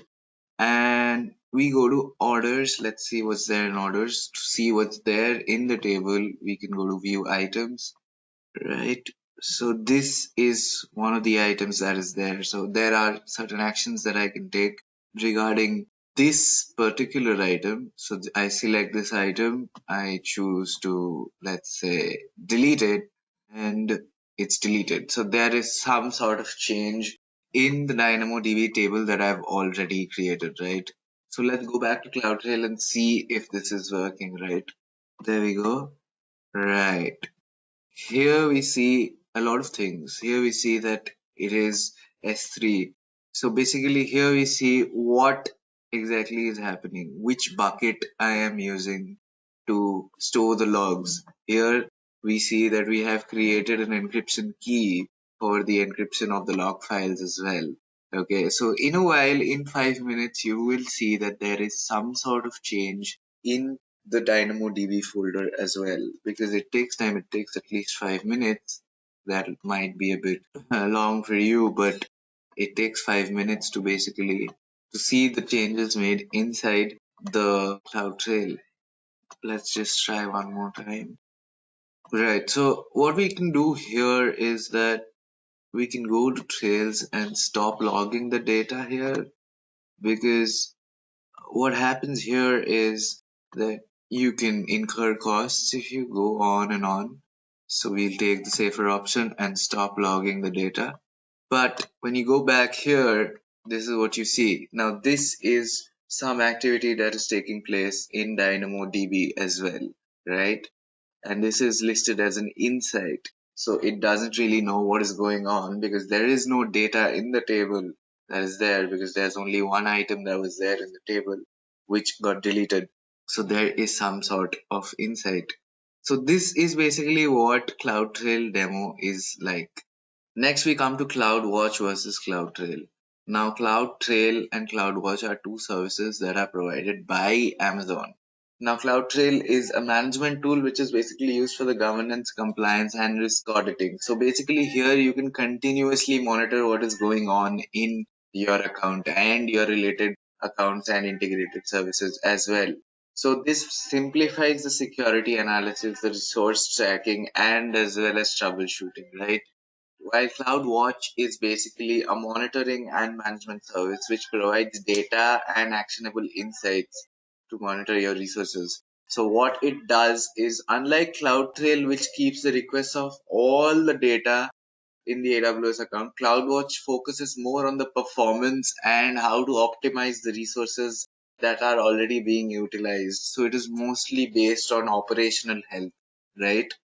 Now, next we see the difference between CloudTrail and CloudWatch. Now, CloudWatch focuses mainly on monitoring the services and reporting their health and performance, while CloudTrail focuses on creating logs for every event that is there, right?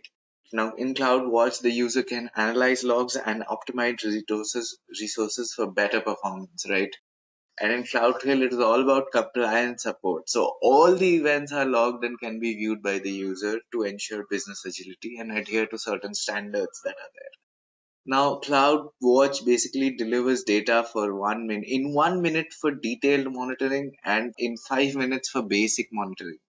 While CloudTrail, as I said before, an event is logged into event history every 5 minutes. These logs are then further transported into the S3 bucket every 15 minutes, right? Now, finally, we come to a case study which is about Pacific Interlink, which is a Kuala Lumpur based organization. Now, Pacific Interlinked is an organization which is a diverse organization which is basically into trading, refining, shipping, manufacturing, etc. And they want their services from Asia to go to the global market. Now, they use AWS to deploy their workforces, which is basically using services such as CloudTrail, CloudWatch, and Lambda, which has resulted in excellent business agility for them and substantial savings. So this is a major plus point for Pacific Interlink in using AWS all the time, right? So business agility and resource optimization is the need of the hour in today's world. So there are cost-effective methods for resource utilization in cloud computing, right? Cloud computing is the future and Amazon is the front runner in global cloud services.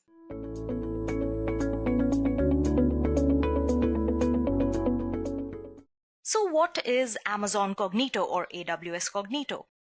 Now, Cognito is basically a medium which provides authentication, authorization, and user management for web and mobile applications. The users can sign in directly using a username and a password or through a third-party authentication such as Facebook, Google, Amazon, or Apple.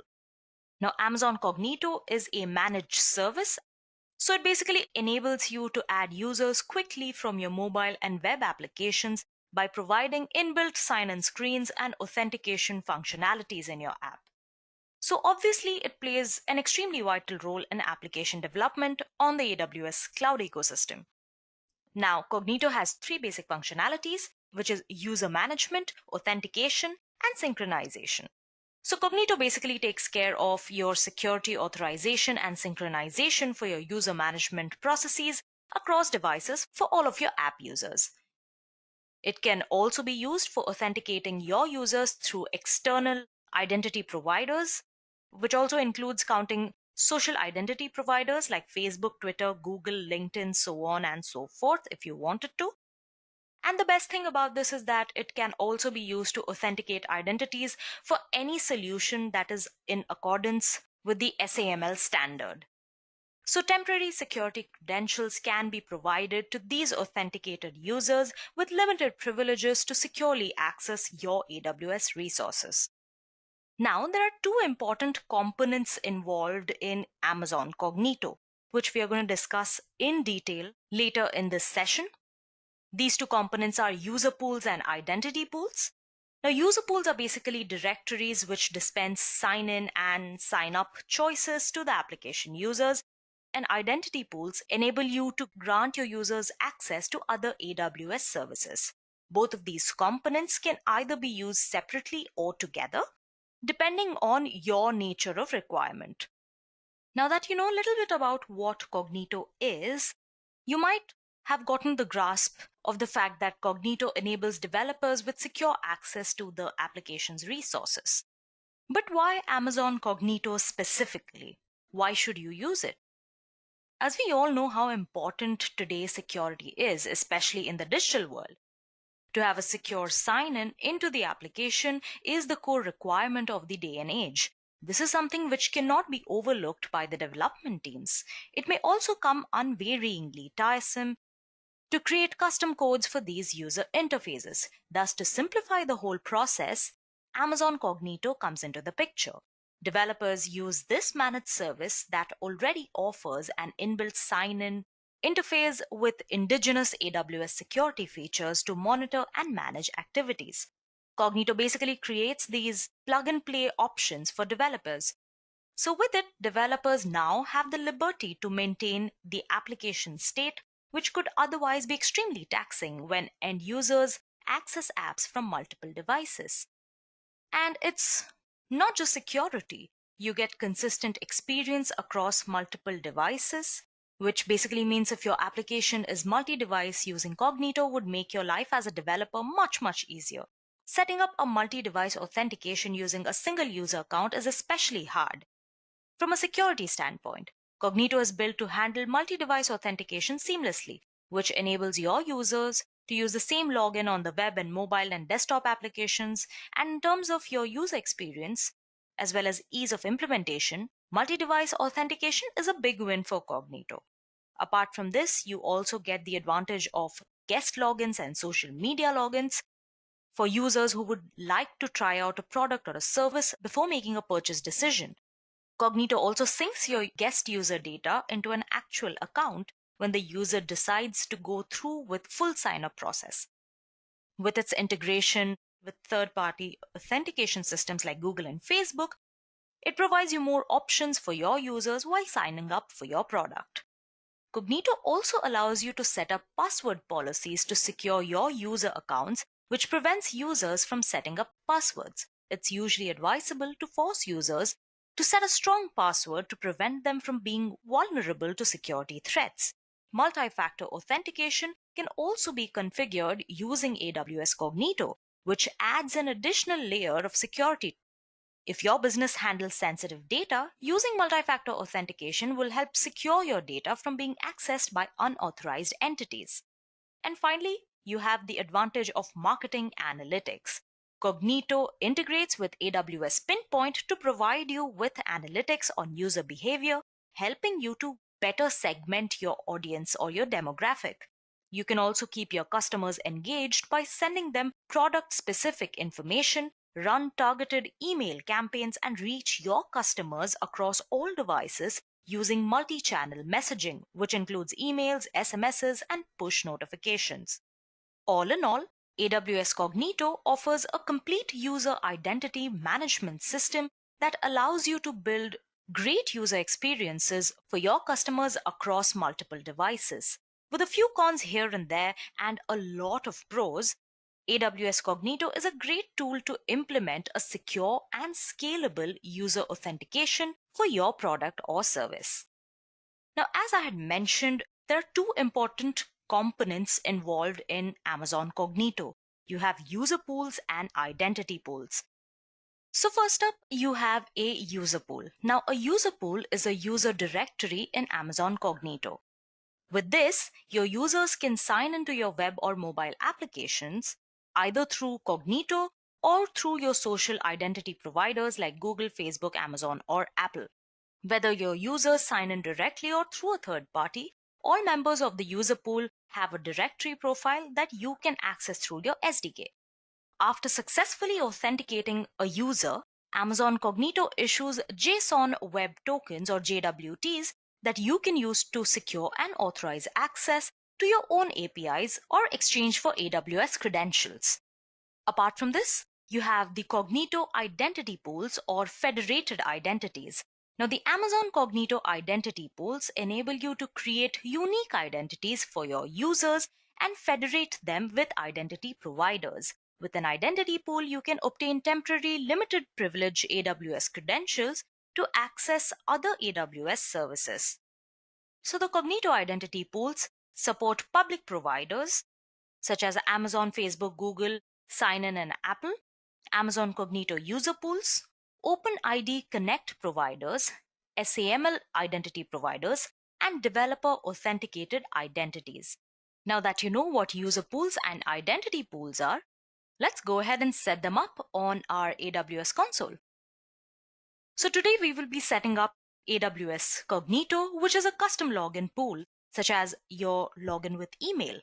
Now understand that Cognito is not a login manager for any type of login. It's only for custom logins. As I had mentioned before, what Cognito does for us basically is that it is an identity provider and user directory, all right?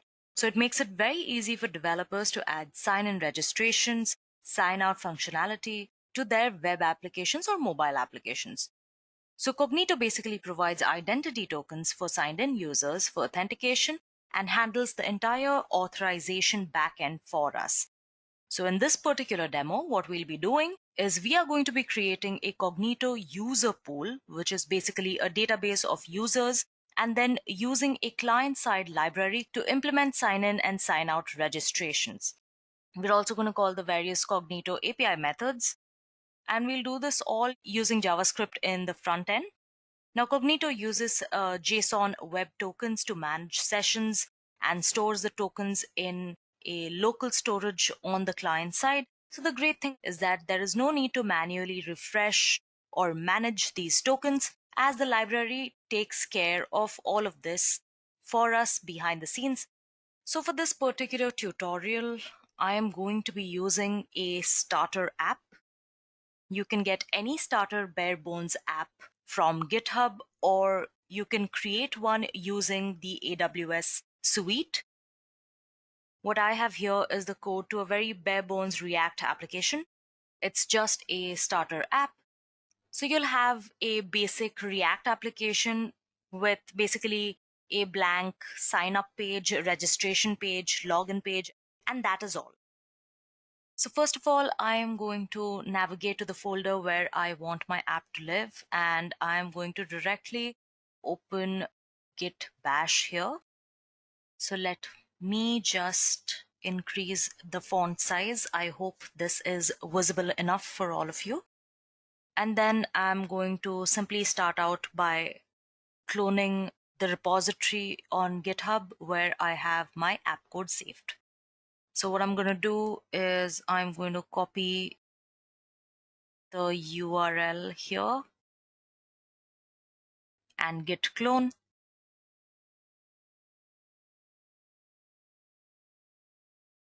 So now we've cloned our Git project into this folder. So we are going to change directories to AWS Cognito demo. All right.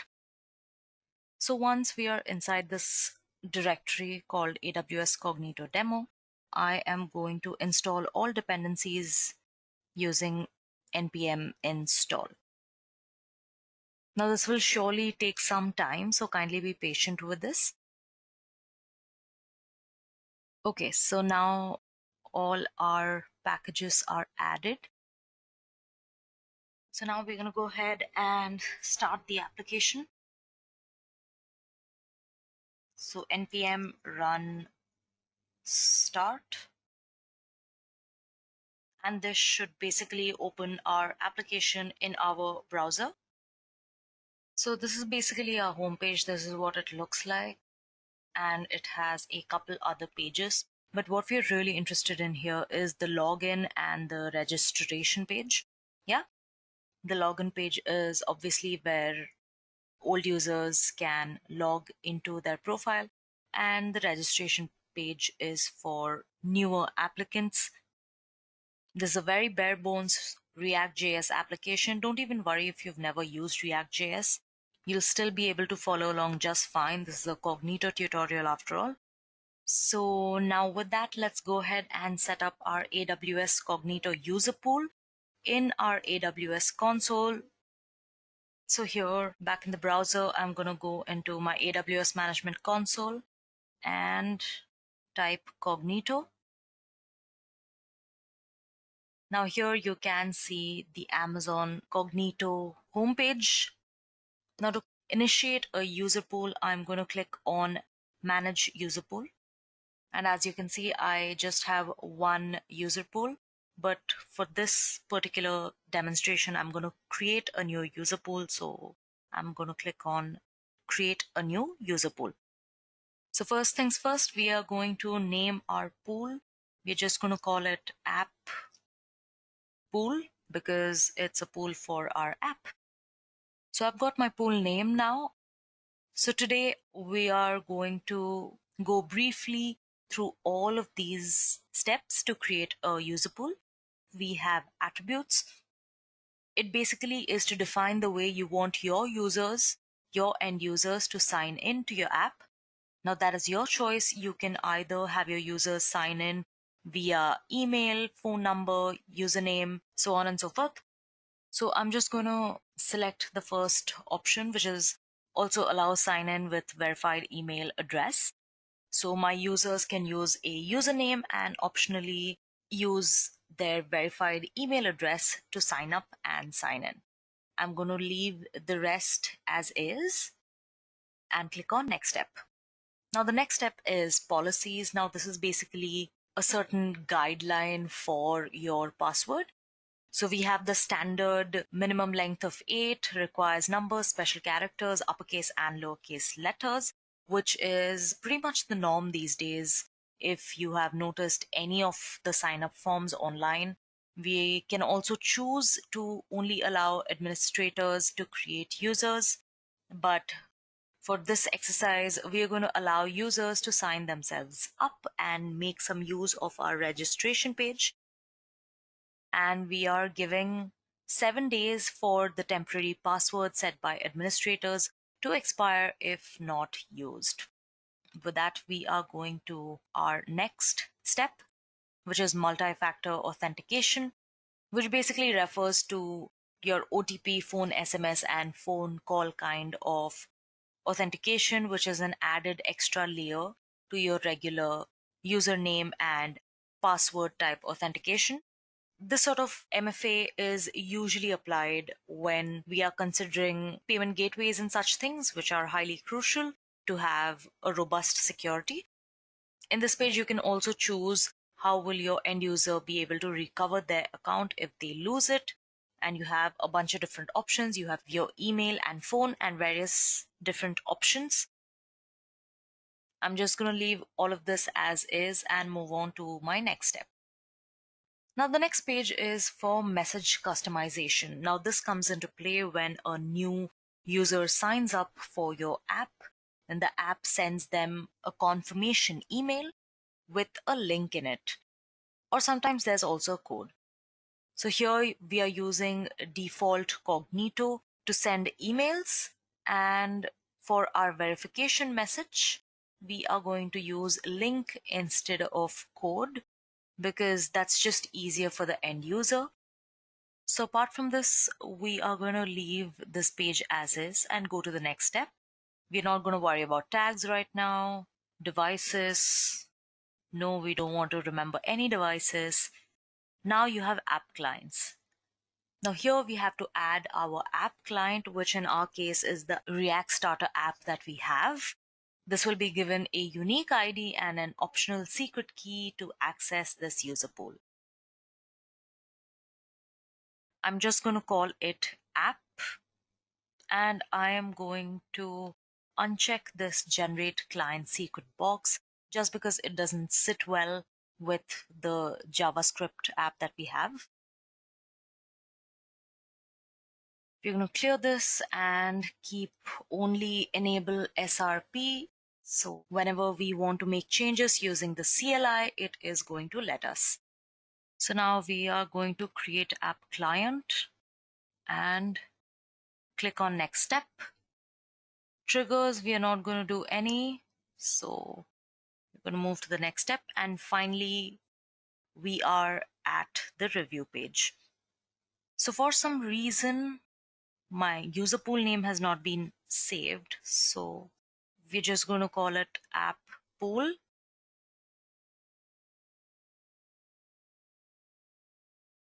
All right, and save changes. So now we create the pool. All right, our pool was created successfully. And for now, this is all that we need to do using the AWS UI. Now, the next thing that we're going to do is add some of these IDs to our source code. So let's go ahead and open up our code using Visual Studio.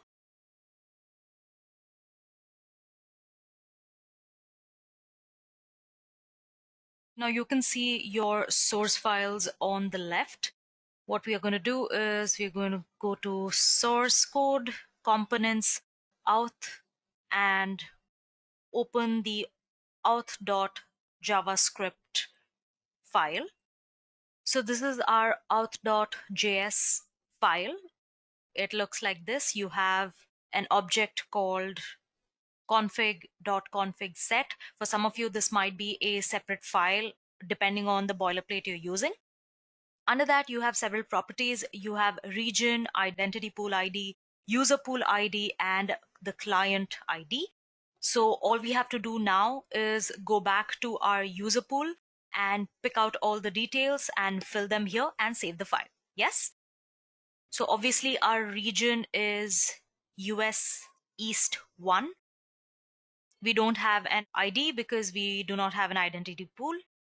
Here is our pool ID, again, our general settings. You'll find it in your general settings too. Now for the client ID, we'll have to go to app clients, and here you'll find your app client ID. Copy that and paste as well. And don't forget to save your file. All right. So now this is our landing page, very bare bones, very basic. You can click on sign in or sign up and you see this page opens up. You can go ahead and sign in with your email and password. For new users, you can also sign up. And as we had mentioned, all of these fields are required fields.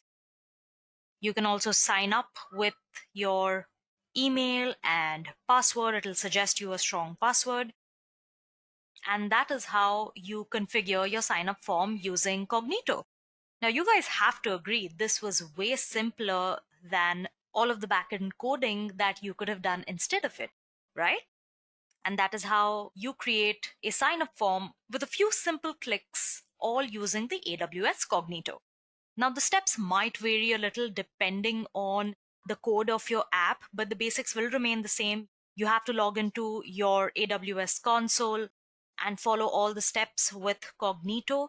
And in the end, just pick the credentials from your user pool in AWS 𝐶ognito and fill them up in your configuration or authentication file in your app source code.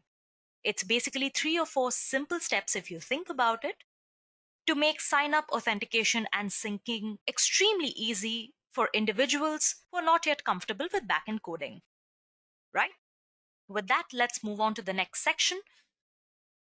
Finally, before we close the session, let's discuss a few best practices for Amazon 𝐶ognito users. Now, a user pool and a user directory is created and configured first in the Amazon 𝐶ognito, either through AWS Management Console, AWS CLI, or SDK. Once this is done, you can download, install, and integrate AWS Mobile SDK through your app on iOS and Android. You also have a choice to call application programming interfaces directly for 𝐶ognito if you do not choose to use the SDK, as it uncovers all control and data APIs as web services so that you can consume them through a client library of your own. You can also monitor 𝐶ognito metrics and log application programming interface activities in real time as 𝐶ognito integrates with CloudTrail and CloudWatch. This will enable you to take necessary action for any suspicious activity or security threat that you see in those logs. Apart from that, you can also add multi-factor authentication or MFA to user pools to protect the identity of your users. MFA adds a second authentication method that does not rely solely on your username and password, which includes your SMS-based OTPs and text messages as second factor authentication in signing in your users. You can also use adaptive authentication with its risk-based model to predict when you might need another authentication factor. It's part of the user pool advanced security features, which also include protections against compromised credentials, which you might need to take a look at if you want to use Amazon Cognito for more than educational purposes.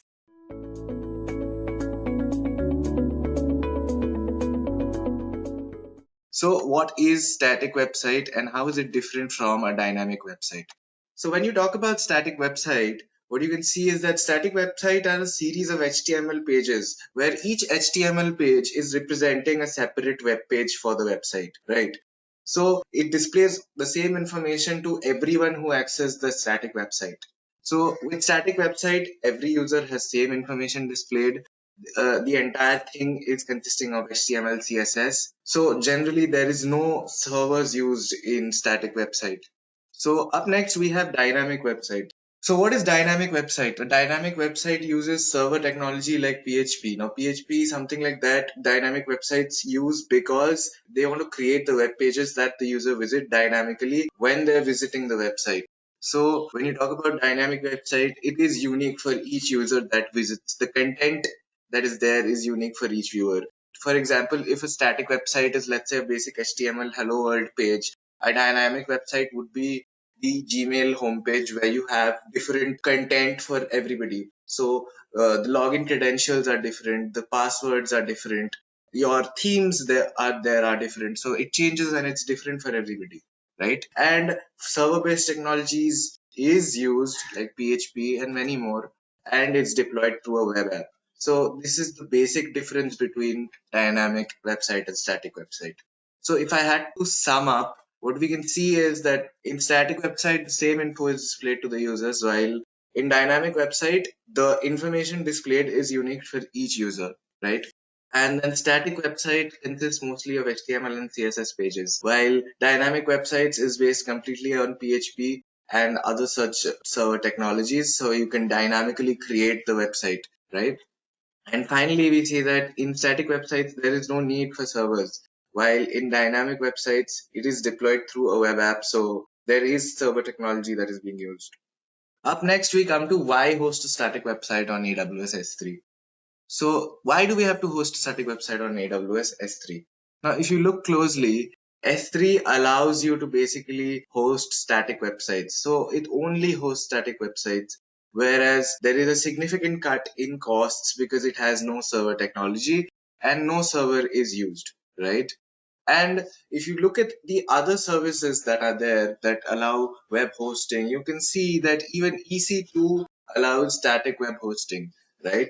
So it hosts both static and dynamic websites. So the server costs are already incurred because you are using servers for a backend, for a front end, for server technology, PHP, all of these are there. So backend is always required when it comes to hosting on EC2, which is not the case when it comes to S3, right? And then there is Elastic Beanstalk. So Elastic Beanstalk helps deploy the web app, right? The server costs are definitely incurred because even in Elastic Beanstalk, even if there's a web app, there has to be a front end, there has to be a back end. All of this has to be there. So server costs are always incurred. And PHP is used as the server tech here, just like in EC2, but unlike S3. So what we can see is S3 and EC2 can both host static websites. So why do I need to host my website on S3, right? So if you look closely, why use S3, right? So using S3, you can keep track of deployed website with zero maintenance cost. So you don't need any sort of server costs that you can incur for your company or anything like that. So that is not there absolutely. So you can do it for free. So the next point here is once you actually made a website and deployed it using AWS S3, it will always be virtually available until and unless maybe you delete the bucket, right? Finally, we see there are no server costs incurred and there's a massive reduction on costs. So this is why one of the main reasons why people use AWS S3 is because of the fact that you do not need server technology. So you save up on a lot of money that you could have spent on server costs for either yourself or your organization, right? So after this, we come to what is AWS S3.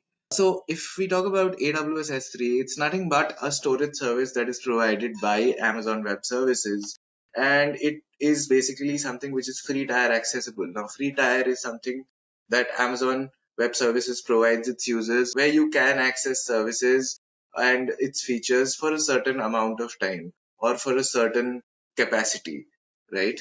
Then we can see that if you are free tier accessible, you can have 5 GB free storage that is available to you when you use S3. And then we see that no servers are required when it comes to AWS S3, so it reduces costs as well, which is our final point, which makes AWS S3 the most preferred hosting service on Amazon Web Services, which is because it is cost effective, right? So next we come to a demo where we'll show you how to host a static website on AWS S3. So log into your AWS Management Console and go to S3. So once you've gone to S3, what you need to do is you need to create a bucket where we basically put all our HTML files in. So let's name this bucket my AWS bucket 98, for example. Now you can see here it's written that the bucket name must be unique and must not contain spaces or uppercase letters. So you cannot leave spaces in between this name, right? So then we see the other things, which shows the region where your website is going to be hosted. It shows the object ownership. Now this is disabled. So all objects in this bucket are owned by this account and not you in general, right? So you cannot track this if it is disabled. But what we can see here is public access is blocked. So we need to host a website where people can access our website through the internet. So what we need to do here is just untick it so you can allow public access and just tick this. All of this is bucket versioning, which are other properties of S3 that are there. Encryption is disabled. All of this is disabled.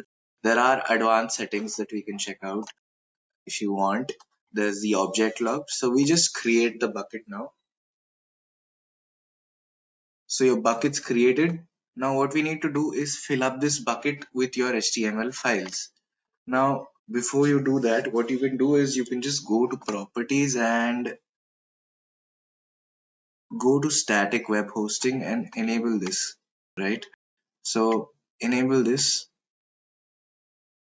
And since we have the index document, which is the home page that we'll be going to, index.html, then we have the error document, which is displayed when there's an error, right? So we can just save these changes. So bucket hosting is now enabled, static hosting. What we need to do now is create a bucket policy so that, public access is enabled and people can access it on the internet. So you can just edit this, right?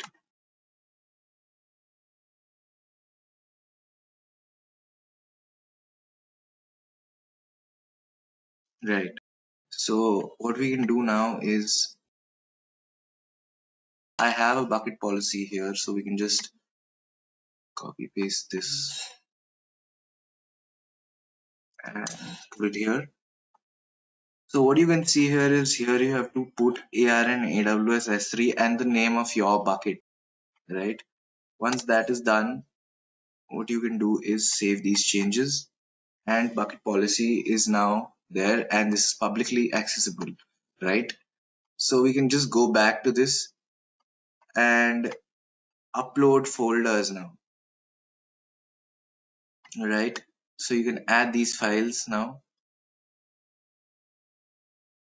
So these are my index and error files, which goes in here, right? And you can just upload them.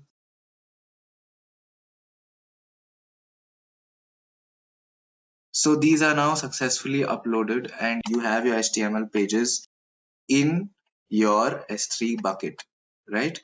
Now what we can do is go back here and just go here, right? So we can just check this if this is working now, because this shows it's publicly accessible. You can see this, right? So this is the web page that I have for the index page, which is basically the home page that you get to see. So, and this is the URL which shows my bucket and as a website in this region, right?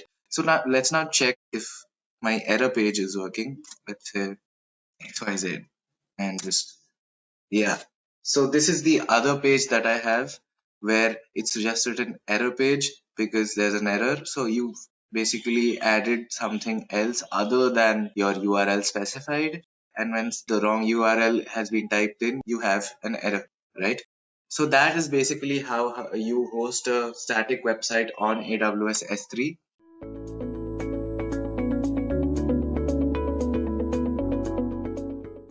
So why should you actually go ahead and consider this amalgamation of AWS and DevOps? I mean, I talked about AWS in particular, where I said that it is a popular cloud service provider which provides you with various services. DevOps again is an approach which lets you have a different look at building software applications. So why combine these two? Well, actually these two go very much hand in hand. I mean, AWS provides you with the meat or with the metal to actually go ahead and build the applications and support DevOps approach in a very good way. Let's try to understand how AWS and DevOps go well together. Again, this is a piece of text. I do not believe in general definitions. I like keeping things simple. So I'm going to talk about these things in a very simple perspective again. Let's try to understand these pointers straight away. Again, when you talk about AWS CloudFormation, why do we need it? We've already discussed what DevOps is. That is, it supports continuous integration and deployment. That means you'd be developing, you'd be having various instances, you'd be dealing with a lot of resources. So how do you keep track of all these things? So there are two resources or two services that AWS has to offer to you, which would actually simplify your job a lot. Now, AWS CloudFormation, what it does is it lets you create JSON templates basically. Those templates would let you kind of group your resources or the services that you use into a bundle so that you do not have to worry about keeping a track of all those things. In simple words or nutshell, that is what it does. It lets you have a template for your application which can be recreated again and again so that you do not have to do repetitive tasks, and you're actually your classification or your organization works actually becomes simplified. The other service which I also want to talk about is AWS CloudWatch. Now, it is something that lets you monitor your applications or your services in a much better way. That means whatever happens on AWS, it can be tracked by using AWS CloudWatch. So you know what happened at what time. That way you can keep track of all the developments that have taken place on your application building process. Then you have something called as AWS Cloud Pipeline or Code Pipeline rather, sorry. So what AWS Code Pipeline does is it actually helps you automate the process of deployment and again integration. That means you'd be having a pipeline which lets you put in data so that you can put that data or move that data to your instances, or in simple words, your servers, so that you can have replications and you can run various applications on various instances or servers parallelly. Now, for people who have worked in this domain, or for people who have worked maybe even on big data or something like that, they might have come across the process of pipelining, and they actually know how difficult it is to create pipelines. I mean, you have to write scripts for that. This is where AWS simplifies your job. It makes sure that pipeline creation is very easy, and that is why the process of DevOps becomes much easier with AWS. Again, AWS instances are something which are very important, and the reason they are important is you would be dealing with a lot of resources. So how do you do that? You have AWS instances which let you run any kind of machine, whether it's a Linux, Windows. You can actually go ahead and scale it up, scale it down the way you want to suit your needs. And this happens at mere clicks. I mean, think about just upscaling a particular instance. All you have to do is just go ahead and say that I need a larger instance, and AWS does that for you, and that too with minimal rates as well. So all in all, it is a win-win situation for you. That is why when you talk about AWS instances in particular, they play a very key role in building fault tolerant and scalable applications. So these are some of these services. Now, as I mentioned, some of the services, if you actually do go ahead and research AWS website, you'd have so many services that actually help you go ahead and perform DevOps with ease. And what AWS does is it lets you have all the DevOps approach incorporated into AWS, thus making AWS a very potent or a very powerful cloud service provider to have with you. And as I've mentioned, there are various other services as well, but these are some of the key ones which I wanted to focus on. And I hope that by talking about these things, I've justified my point as in why AWS DevOps forms a good combo. Now let's move further and try to understand AWS Certified DevOps Engineer, as in let's try to understand what would this particular individual do and why is this particular certification valued. Yes, when you talk about AWS Certified DevOps Engineer, well, if you've ever taken a look at how AWS certifications work, you'd realize that they have some associate level certifications, and DevOps on the other hand is an advanced level certification where you'd be expected to have advanced knowledge of maybe solution architecting, your admin roles, and your development roles. And once you combine these roles and then you move further, you get into advanced certification, which is called as DevOps. It brings in your operations, that is your admin team's approach, and your developers' approach together. So you would be expected to go through the basic certifications and then combine them into this particular role. So if you talk about these individuals, they're actually responsible for maintaining, monitoring, and building applications. And probably you can actually go ahead and make careers in either of these individual domains as well. Given the fact that if you are certified in this particular domain, you would be a well sought after resource rather. So what are the skills that you actually need to go ahead and do, or what are your responsibilities that you would be concerned with? Well, first and foremost, you are expected to implement and manage continuous delivery and deployment, which again is a key if you talk about DevOps. And then you need to understand how this implementation works, and you need to understand a very important process called as automation, because time is a constraint here and automation is something that helps you. Plus, as an individual, you need to have an understanding of what access rights you have, what access rights customers should have, and all those things, and accordingly you have to go ahead and build a particular application. Define and deploy monitoring metrics and logging systems. Yes, monitoring is an important part. As we move further, we would be discussing that as well, do not worry. And then you would be expected to build fault tolerant and scalable applications. Finally, it says that you should be able to design, manage, and maintain tools that help you automate and build these applications. And guys, an important point to note here is you should be actually having an understanding of doing all these things on AWS. And the reason you need to have an understanding of this particular thing is, as we move into the demo part, you'd be understanding how easy AWS makes DevOps approach. So guys, let's move further and do one thing. Let's just go ahead and see how we can use AWS to do something that relates to DevOps. Now guys, while I do go ahead and perform this particular demo, if I've missed out on certain pointers, that is, we haven't talked much about AWS Certified DevOps Administrator, so we would be discussing that as well. And parallelly, I would be going through certain pointers if I feel that I've missed out on talking about something. So let's quickly switch into the demo part and see how we can utilize AWS and DevOps together. So guys, this is what the AWS console looks like. For people who do not have an AWS account, I would suggest that you actually go ahead and create an account. AWS gives you a free tier account in which you have free tier limit where you can use certain AWS services for free for one complete year. Now again, I won't be getting into the details of how can you create an account. You can actually go ahead and take a look at the other videos that we have on YouTube, and you'd get a clear guidance as in what are the steps that you need to follow to create an account. Once you actually do go ahead and create this particular account, this is the management console that would be there at your disposal, and it actually does wonders. Let's walk through that first and then move further and take a look at the demo part as well. So these are the services that AWS has to offer to you. You can see that these services are structured or built in such a way that they meet particular needs. Like these are all the compute services that are there at your disposal. You have some blockchain services, you have management and governance services. You basically have your analytics services and various other services. Again, we would be dealing with code pipeline today, so let's stick to that. So let me give you a picture as to what we are going to do now. Firstly, we would be building an application. So we would be using a template application. To do that, we would be using Elastic Beanstalk. Now, what Elastic Beanstalk is and why are we using it? Once we create the application, we would be having some 5 to 6 minutes of buffer where the application takes to build. And in that time, we would be actually going ahead and discussing why we used EBS and all those things. Not EBS, Elastic Beanstalk. So once we have an application, I would be using code pipeline, and then I would be basically deploying my application to my instances. So guys, let's just go ahead and create an application first.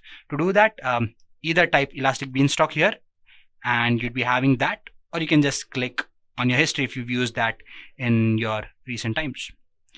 So guys, this is what it looks like. I've refreshed my account so that it starts fresh. So you'd be getting started here, else it gives you the details about the applications that you've created.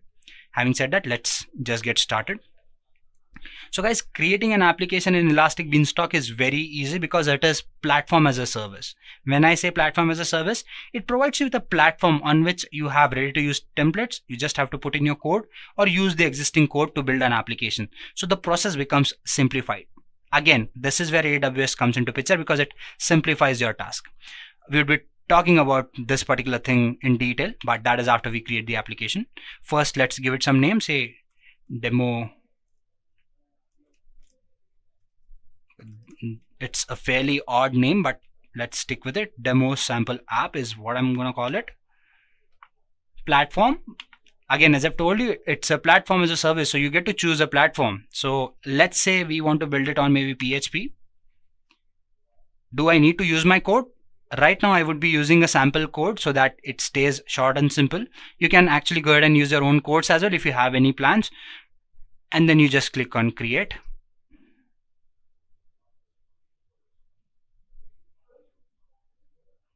At times these processes take time, guys, because the reason it takes time is it would be summoning an instance, creating an instance. And as you can see, there's a log here. It would be telling you what is happening in the background.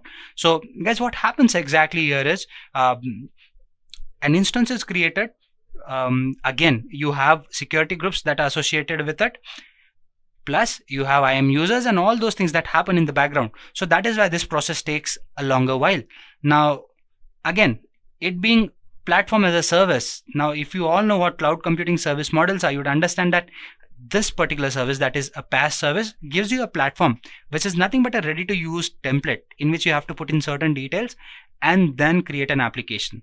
So again, if you were to create an application on your own, you'd be actually creating your own instance, your own security group, you'd be creating your own IAM user, and then you'd be putting in your code and then you'd be developing in an application. But this is where PaaS service comes into picture. It simplifies this process of creating application. It gives you ready to use or templatized platform which you can actually go ahead and use to build an application. Now again, this building process might take a longer while, guys. So let's move further and build a code pipeline meanwhile, or at least fill in certain details. So how do we do that? Again, we come back, we click on services, and then we need code pipeline, which is here in my history. So I would be coming here and switching to this particular part.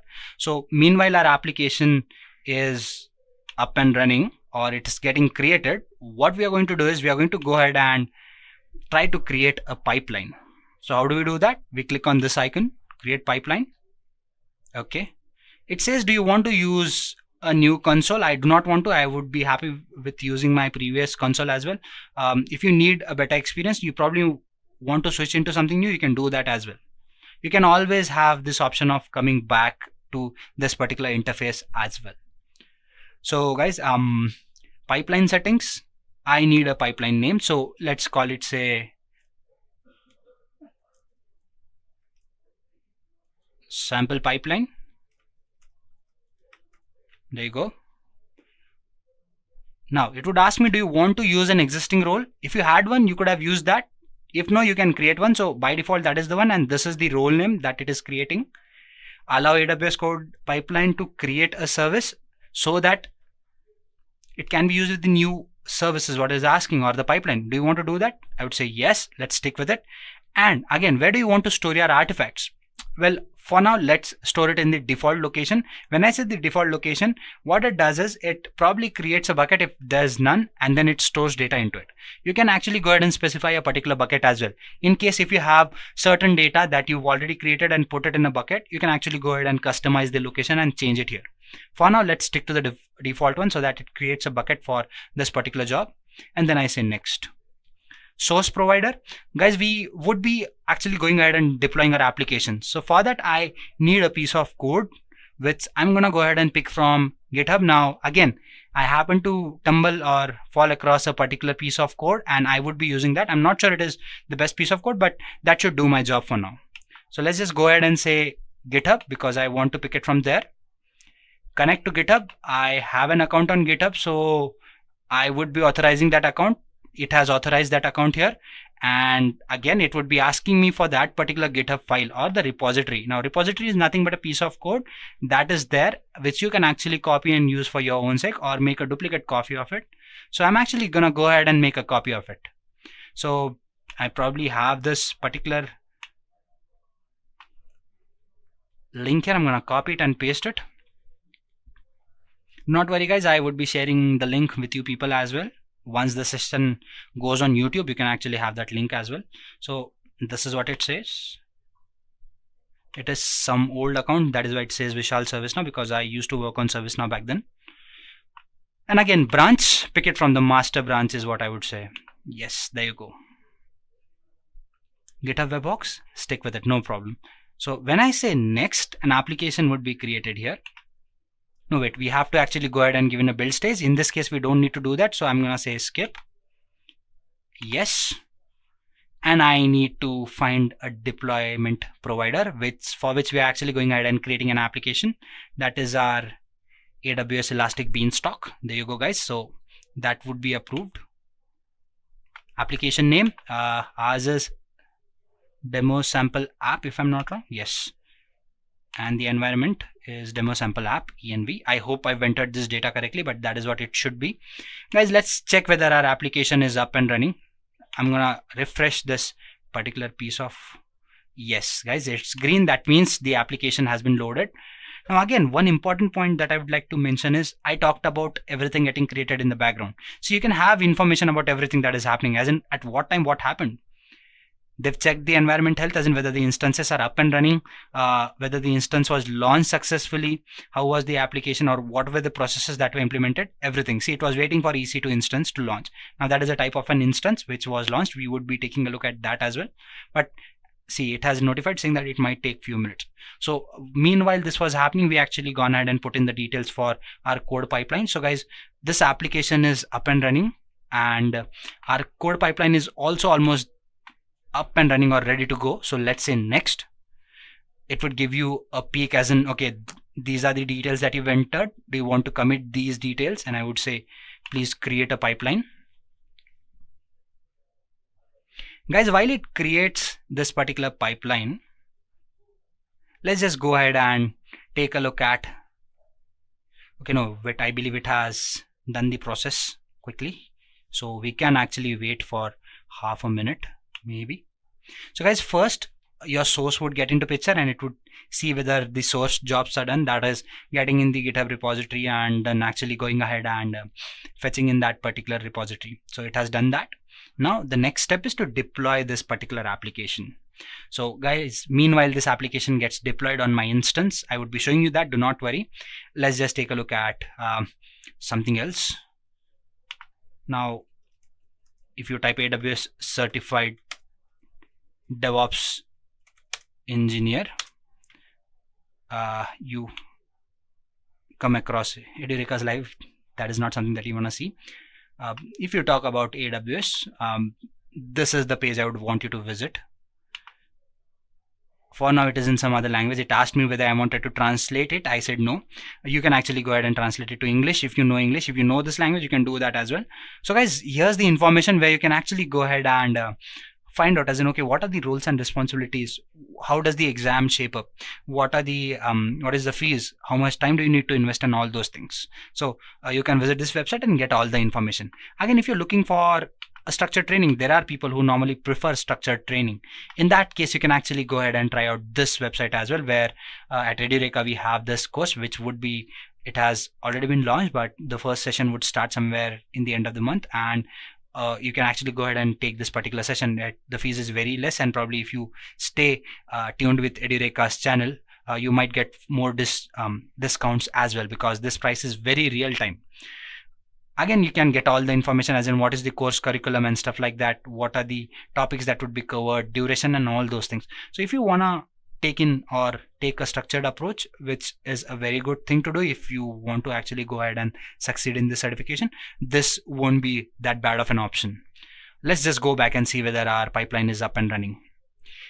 As you can see guys, the code has been deployed. So you can actually go ahead and make changes to this particular stage, guys. When I say continuous deployment and integration, you can see you always have an option of editing where you can actually go ahead and make changes to the piece of code that you've uploaded. You can actually go ahead and make changes to the storage, monitoring rules, and all those things, the IAM user that you've attached. So everything can be changed, and that is why AWS makes this DevOps process very feasible, because it helps you automate all these processes. So guys, now that our application is up and running and the code has been deployed, let's see whether it reflects. So how do we check? Well, you can just come here and click on this service, go to EC2. Probably there should be some instance that was launched by our application. You can see one instance is running. Demo sample. So this is our instance, guys. So if I just go ahead and copy this IP address here, if I just paste it here, if I click on it, it says congratulations, pipeline has been created and your instance through the S3 bucket has been deployed. Now there's one error here. It says 3 Amazon EC2 instances. The reason it does that is because, as I've told you, I've picked up a code from GitHub, and the fact that that person might have coded or hard coded this particular piece of application like that, or the notification like that. So you can actually just go ahead and go to your code pipeline, and you can make changes to the application that you've built. So I'm not going to go ahead and make changes to it, but I'm just going to tell you like how would you do that. I mean, what is the process that you actually need to do. So you can come here, you can say edit. You have this option of editing your source. You have your GitHub repository, which you can actually again go ahead and make changes. Suppose you have this particular session, you come here, you say edit. So you have your source, right? So again, this piece of code where, yeah, you've actually gone ahead and connected this particular thing. So this is where your repository lies, right? So this place, if you come here and you open your particular application, you'll realize that there's an index.html file. In that place, there must be code somewhere which says, okay, see, this is where the message has been displayed saying that this is what has happened. So you can actually make changes to the code, you can update it. And once you do that, you just come back here, you commit those changes, guys, and again, your continuous deployment, your integration, it continues.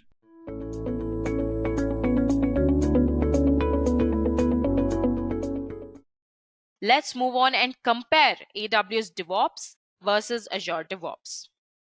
So let's talk about the services that it provides. The Amazon Web Services code pipeline is a continuous delivery service for fast and reliable application updates. Code pipeline builds, tests, and deploys your code every time there is a code change based on the release process models you define. On the other hand, Azure DevOps services for teams to share code, track work, and ship software. Azure DevOps provides unlimited private Git hosting, cloud build for continuous integration, agile planning, and release management for continuous delivery to the cloud and on-premise. It also includes a broad integrated development environment support. In the next comparison, we will talk about what category of tech stack do they belong to. As you can see, Amazon Web Services code pipeline belongs to continuous deployment category of the tech stack, while Azure DevOps can be primarily classified under integrated development environment tools. Now let's talk about the features of Amazon Web Services and Azure. As you can see, Amazon Web Services provides workflow modeling, AWS integration, and it also has some pre-built plugins in it. Whereas Azure, on the other hand, provides agile tools like Kanban boards, backlogs, Scrum boards, and it also provides reporting tools like dashboards, widgets, Power BI, etc. And it also allows you to integrate with Git, which provides free private repositories and pull requests. Now, why do people like AWS is because it is extremely simple to set up, whereas Azure, on the other hand, is a complete package. It's full and it's very powerful. Now, let's move on and check out the uses of AWS and Azure.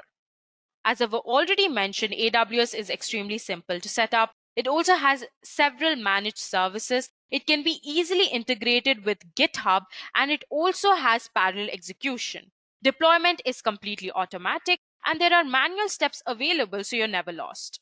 Azure, on the other hand, supports open source. It also has several integrations. That is, it can be easily integrated with GitHub and Jenkins. It also has several project management features. And the most important plus point of Azure is that it is free for stakeholders. I hope the uses between AWS and Azure are extremely clear. Now let's move on and talk about AWS and Azure clients. So Amazon Web Services is used by companies like PlayHQ, Affirm, Curo Education, Goopy, Ready4, and Bitbank Incorporation. Whereas Azure has clients like Microsoft, Kingsman Software, Evodeck Digital, Muse, Energy to Market, and QR Point. Now, the next important difference is with what tools that these cloud services can be integrated with. Amazon Web Services, as you can see on the screen, can be easily integrated with GitHub, Jenkins, Amazon EC2, Amazon S3, AWS Elastic Beanstalk, Run Sqoop, and CloudBees. Azure, on the other hand, can be easily integrated with Git and GitHub, Docker, Slack, Jenkins, Trello, and Visual Studio. Now let's move on and compare the salary of an AWS DevOps engineer and Azure DevOps engineer. As you can see on the screen already, the median salary for an AWS DevOps engineer is rupees 4,67,000 rupees, whereas the median salary for an Azure DevOps engineer is about rupees 6,04,000 rupees a year.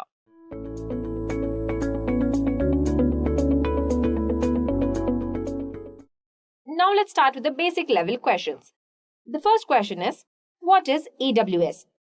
AWS is nothing but Amazon Web Services is a cloud computing platform offering over 200 services, including infrastructure as a service, platform as a service, and software as a service. It provides scalable, cost-effective solutions, computing power, database storage, and content delivery services. It helps businesses scale and manage their operations efficiently and affordably. Moving on to the next question. What is EC2? Amazon Elastic Compute Cloud is a web service that enables users to create and run virtual machines in the cloud. It aims to simplify web-scale cloud computing for developers by providing secure, resizable compute capacity. This allows developers to easily run applications and scale them as needed. The next question is, what is S3? Amazon Simple Storage Service is a cloud-based, scalable, and secure object storage service that enables users to store and retrieve data from anywhere. It offers industry-leading scalability, data availability, security, and performance. With S3, you can easily manage and scale your storage needs, making it perfect for backups, archives, and handling large amounts of data efficiently. The next question is, what is a VPC? A virtual private cloud is a secure, isolated private cloud hosted with a public cloud. It allows customers to run code, store data, and host websites.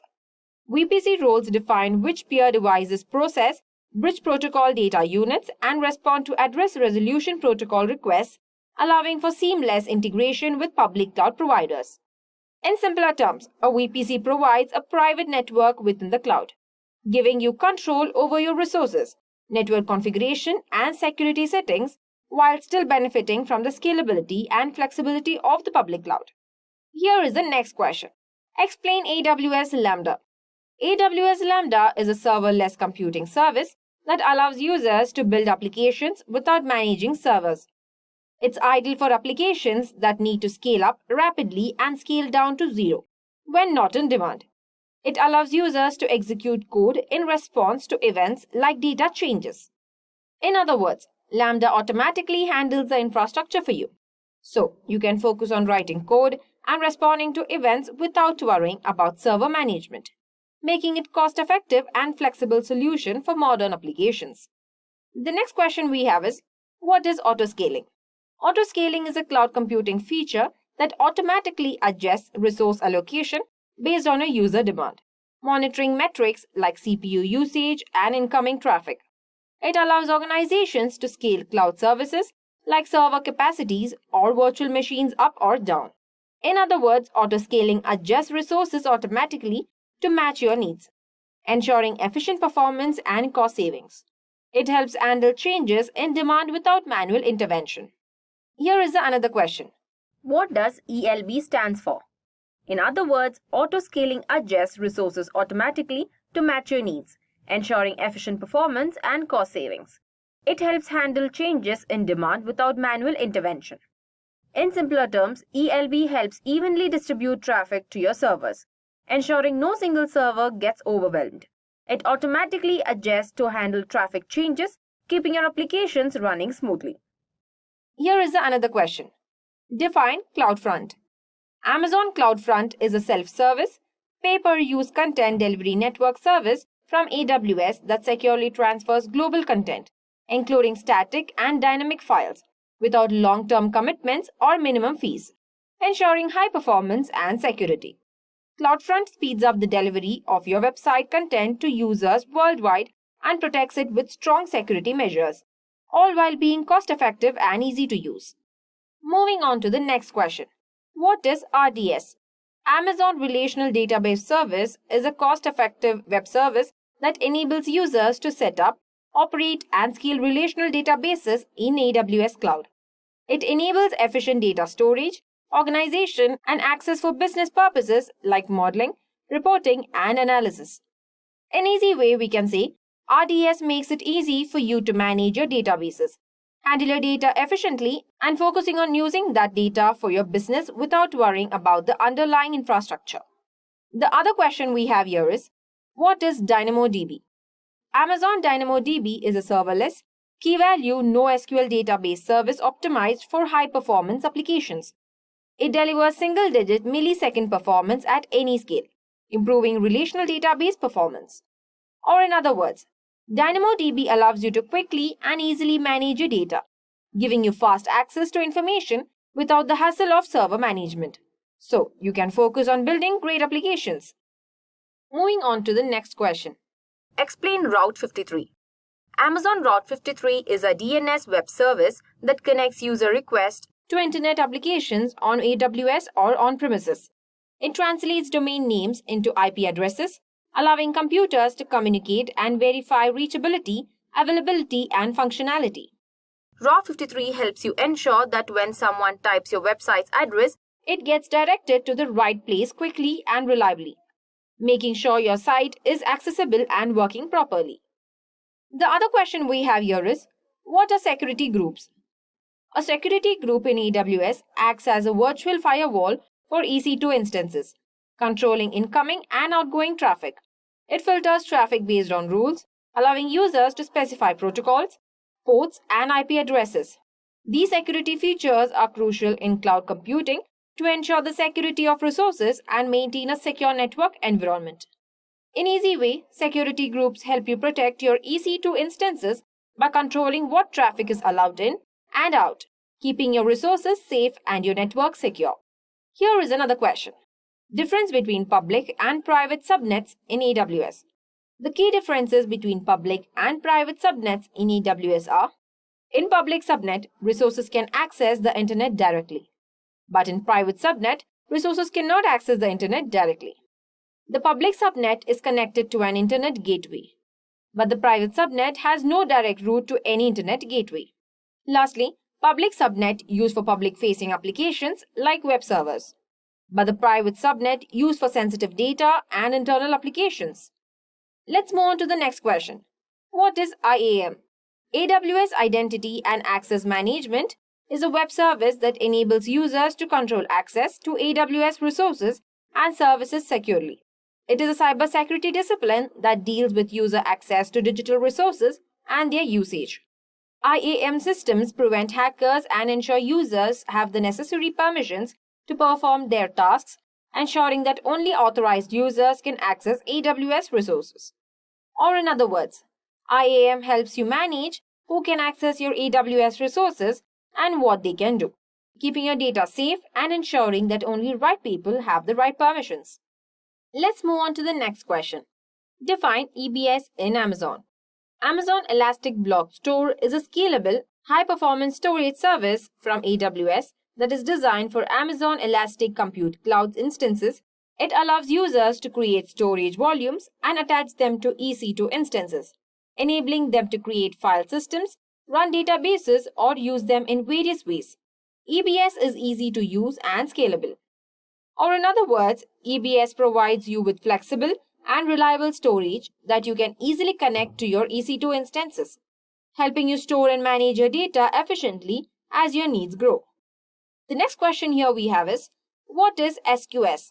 Amazon Simple Queue Service is a managed message queuing service in AWS that enables users to send, store, and receive messages between software components. Introduced in 2004, it decouples and scales distributed software systems and components, supporting programmatic message sending through web service applications over the internet. Or, in other words, SQS helps you manage communication between different parts of your application by queuing messages, making it easier to handle data flow and scale your system effectively. Let's see the next question. What is CloudFormation? CloudFormation is a service by AWS that enables developers and businesses to create and manage AWS and third-party resources in an orderly and predictable manner. It provides templates for defining and setting up cloud infrastructure, allowing users to define and deploy applications and services as code, even without technical knowledge. It simplifies management of cloud resources. The next question is, explain CloudTrail. Is a service by AWS that tracks user activity and API usage, aiding in auditing, security monitoring, and operational troubleshooting. It records all modifications and API calls in an AWS account, enabling the identification of potential security issues. And in simpler terms, CloudTrail helps you keep track of everything happening in your AWS, making it easier to monitor security, troubleshoot problems, and ensure you're meeting compliance standards. Let's see the next question. What is the shared responsibility model? The shared model is a framework that outlines the responsibilities of a cloud service provider in securing cloud services and data. It suggests that two or more parties play a role of distinct elements within the public cloud environment. AWS is responsible for protecting the infrastructure running all services offered in AWS Cloud. The last question in the basic level is, what is the well-architected framework? Well-architected framework is a set of best practices designed by AWS to help businesses build efficient, secure, and reliable cloud-based systems. It guides how well you are architected with cloud best practices, covering aspects such as operational excellence, reliability, performance efficiency, cost optimization, and sustainability.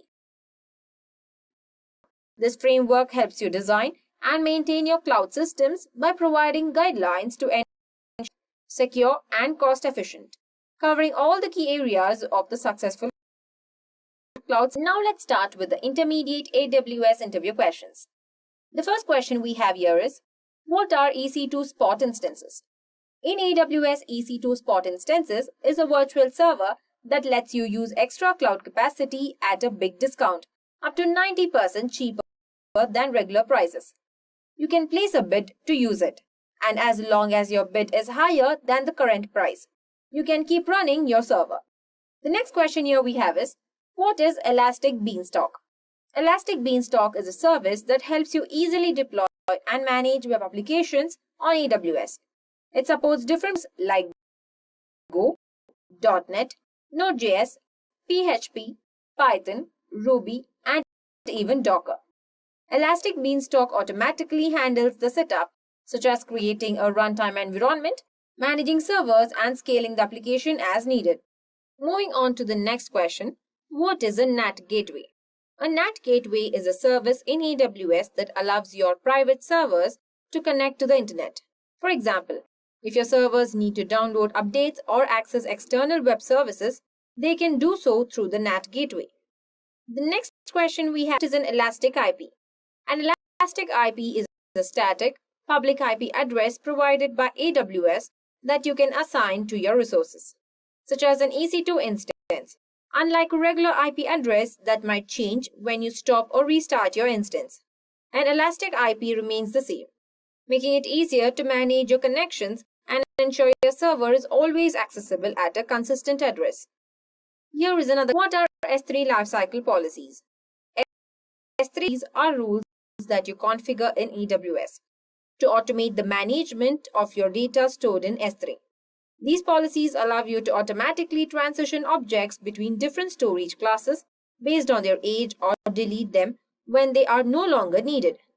For example, you can set a policy to move files that haven't been accessed in 30 days to a cheaper storage tier like S3 Glacier, or to delete objects after 1 year. The next question we have is, what is RDS Multi-AZ? RDS Multi-AZ is a feature in AWS that enhances the availability and reliability of your relational database. When you enable Multi-AZ, AWS allocates your database to a standby instance in a different availability zone with the same region. Let's move on to the next question. How does Lambda scale? AWS Lambda scales automatically based on the number of incoming requests. When your function is triggered, Lambda runs an instance of it. And as more requests comes in, Lambda creates additional instances to handle the load in real time, without any need of manual configuration. Lambda can handle thousands of requests per second, and it scales up and down as needed, ensuring that your application remains responsive under varying extra infrastructure management. Now let's see the next question. What is a network ACL? A network ACL, that is access control list, is a security that acts as a virtual firewall for controlling inbound and outbound traffic at a subnet level within your VPS. Each network ACL has a list of rules that either allow or deny traffic based on IP address, protocol, or port number. These rules are stateless, meaning both inbound and outbound rules must be explicitly defined. Network ACLs help you protect your AWS environment by filtering traffic before it reaches your instances, adding an additional layer of security. Here is another question. How do you secure S3 buckets? Securing S3 buckets involves several best practices. First, set proper permissions, that is, ensure that only authorized users and services can access the buckets by setting appropriate IAM roles and bucket policies. Then is use encryption. Enable server-side encryption to protect your data at rest, and consider using SSL, TLS for data in transit. Then is enable logging. Set up S3 logging to track access requests, which can help you monitor and audit bucket activity. Let's see the last question of the intermediate level. What are CloudWatch alarms? CloudWatch alarms are monitoring tools within AWS that helps you keep track of your resources by sending notifications when specific metrics exceed defined thresholds. For example, you can set up an alarm to notify you if CPU usage on an EC2 instance goes above 80% for a certain period, or if the available disk space drops below a certain level. These alarms can trigger automated actions like scaling your application, rebooting an instance, or simply sending an alert to your email or SMS. Now let's move on to the advanced level, where we will discuss the scenario-based questions. So here we have the first question. How would you design a highly available, fault-tolerant architecture for a web application that requires minimal downtime during maintenance and unexpected failures? The answer here is, to design a highly available and fault-tolerant architecture, use multi-AZ deployments. Deploy your application across multi-availability zone to ensure high availability. For databases, use Amazon RDS with multi-AZ deployments to ensure automatic failover. Then, implement load balancing.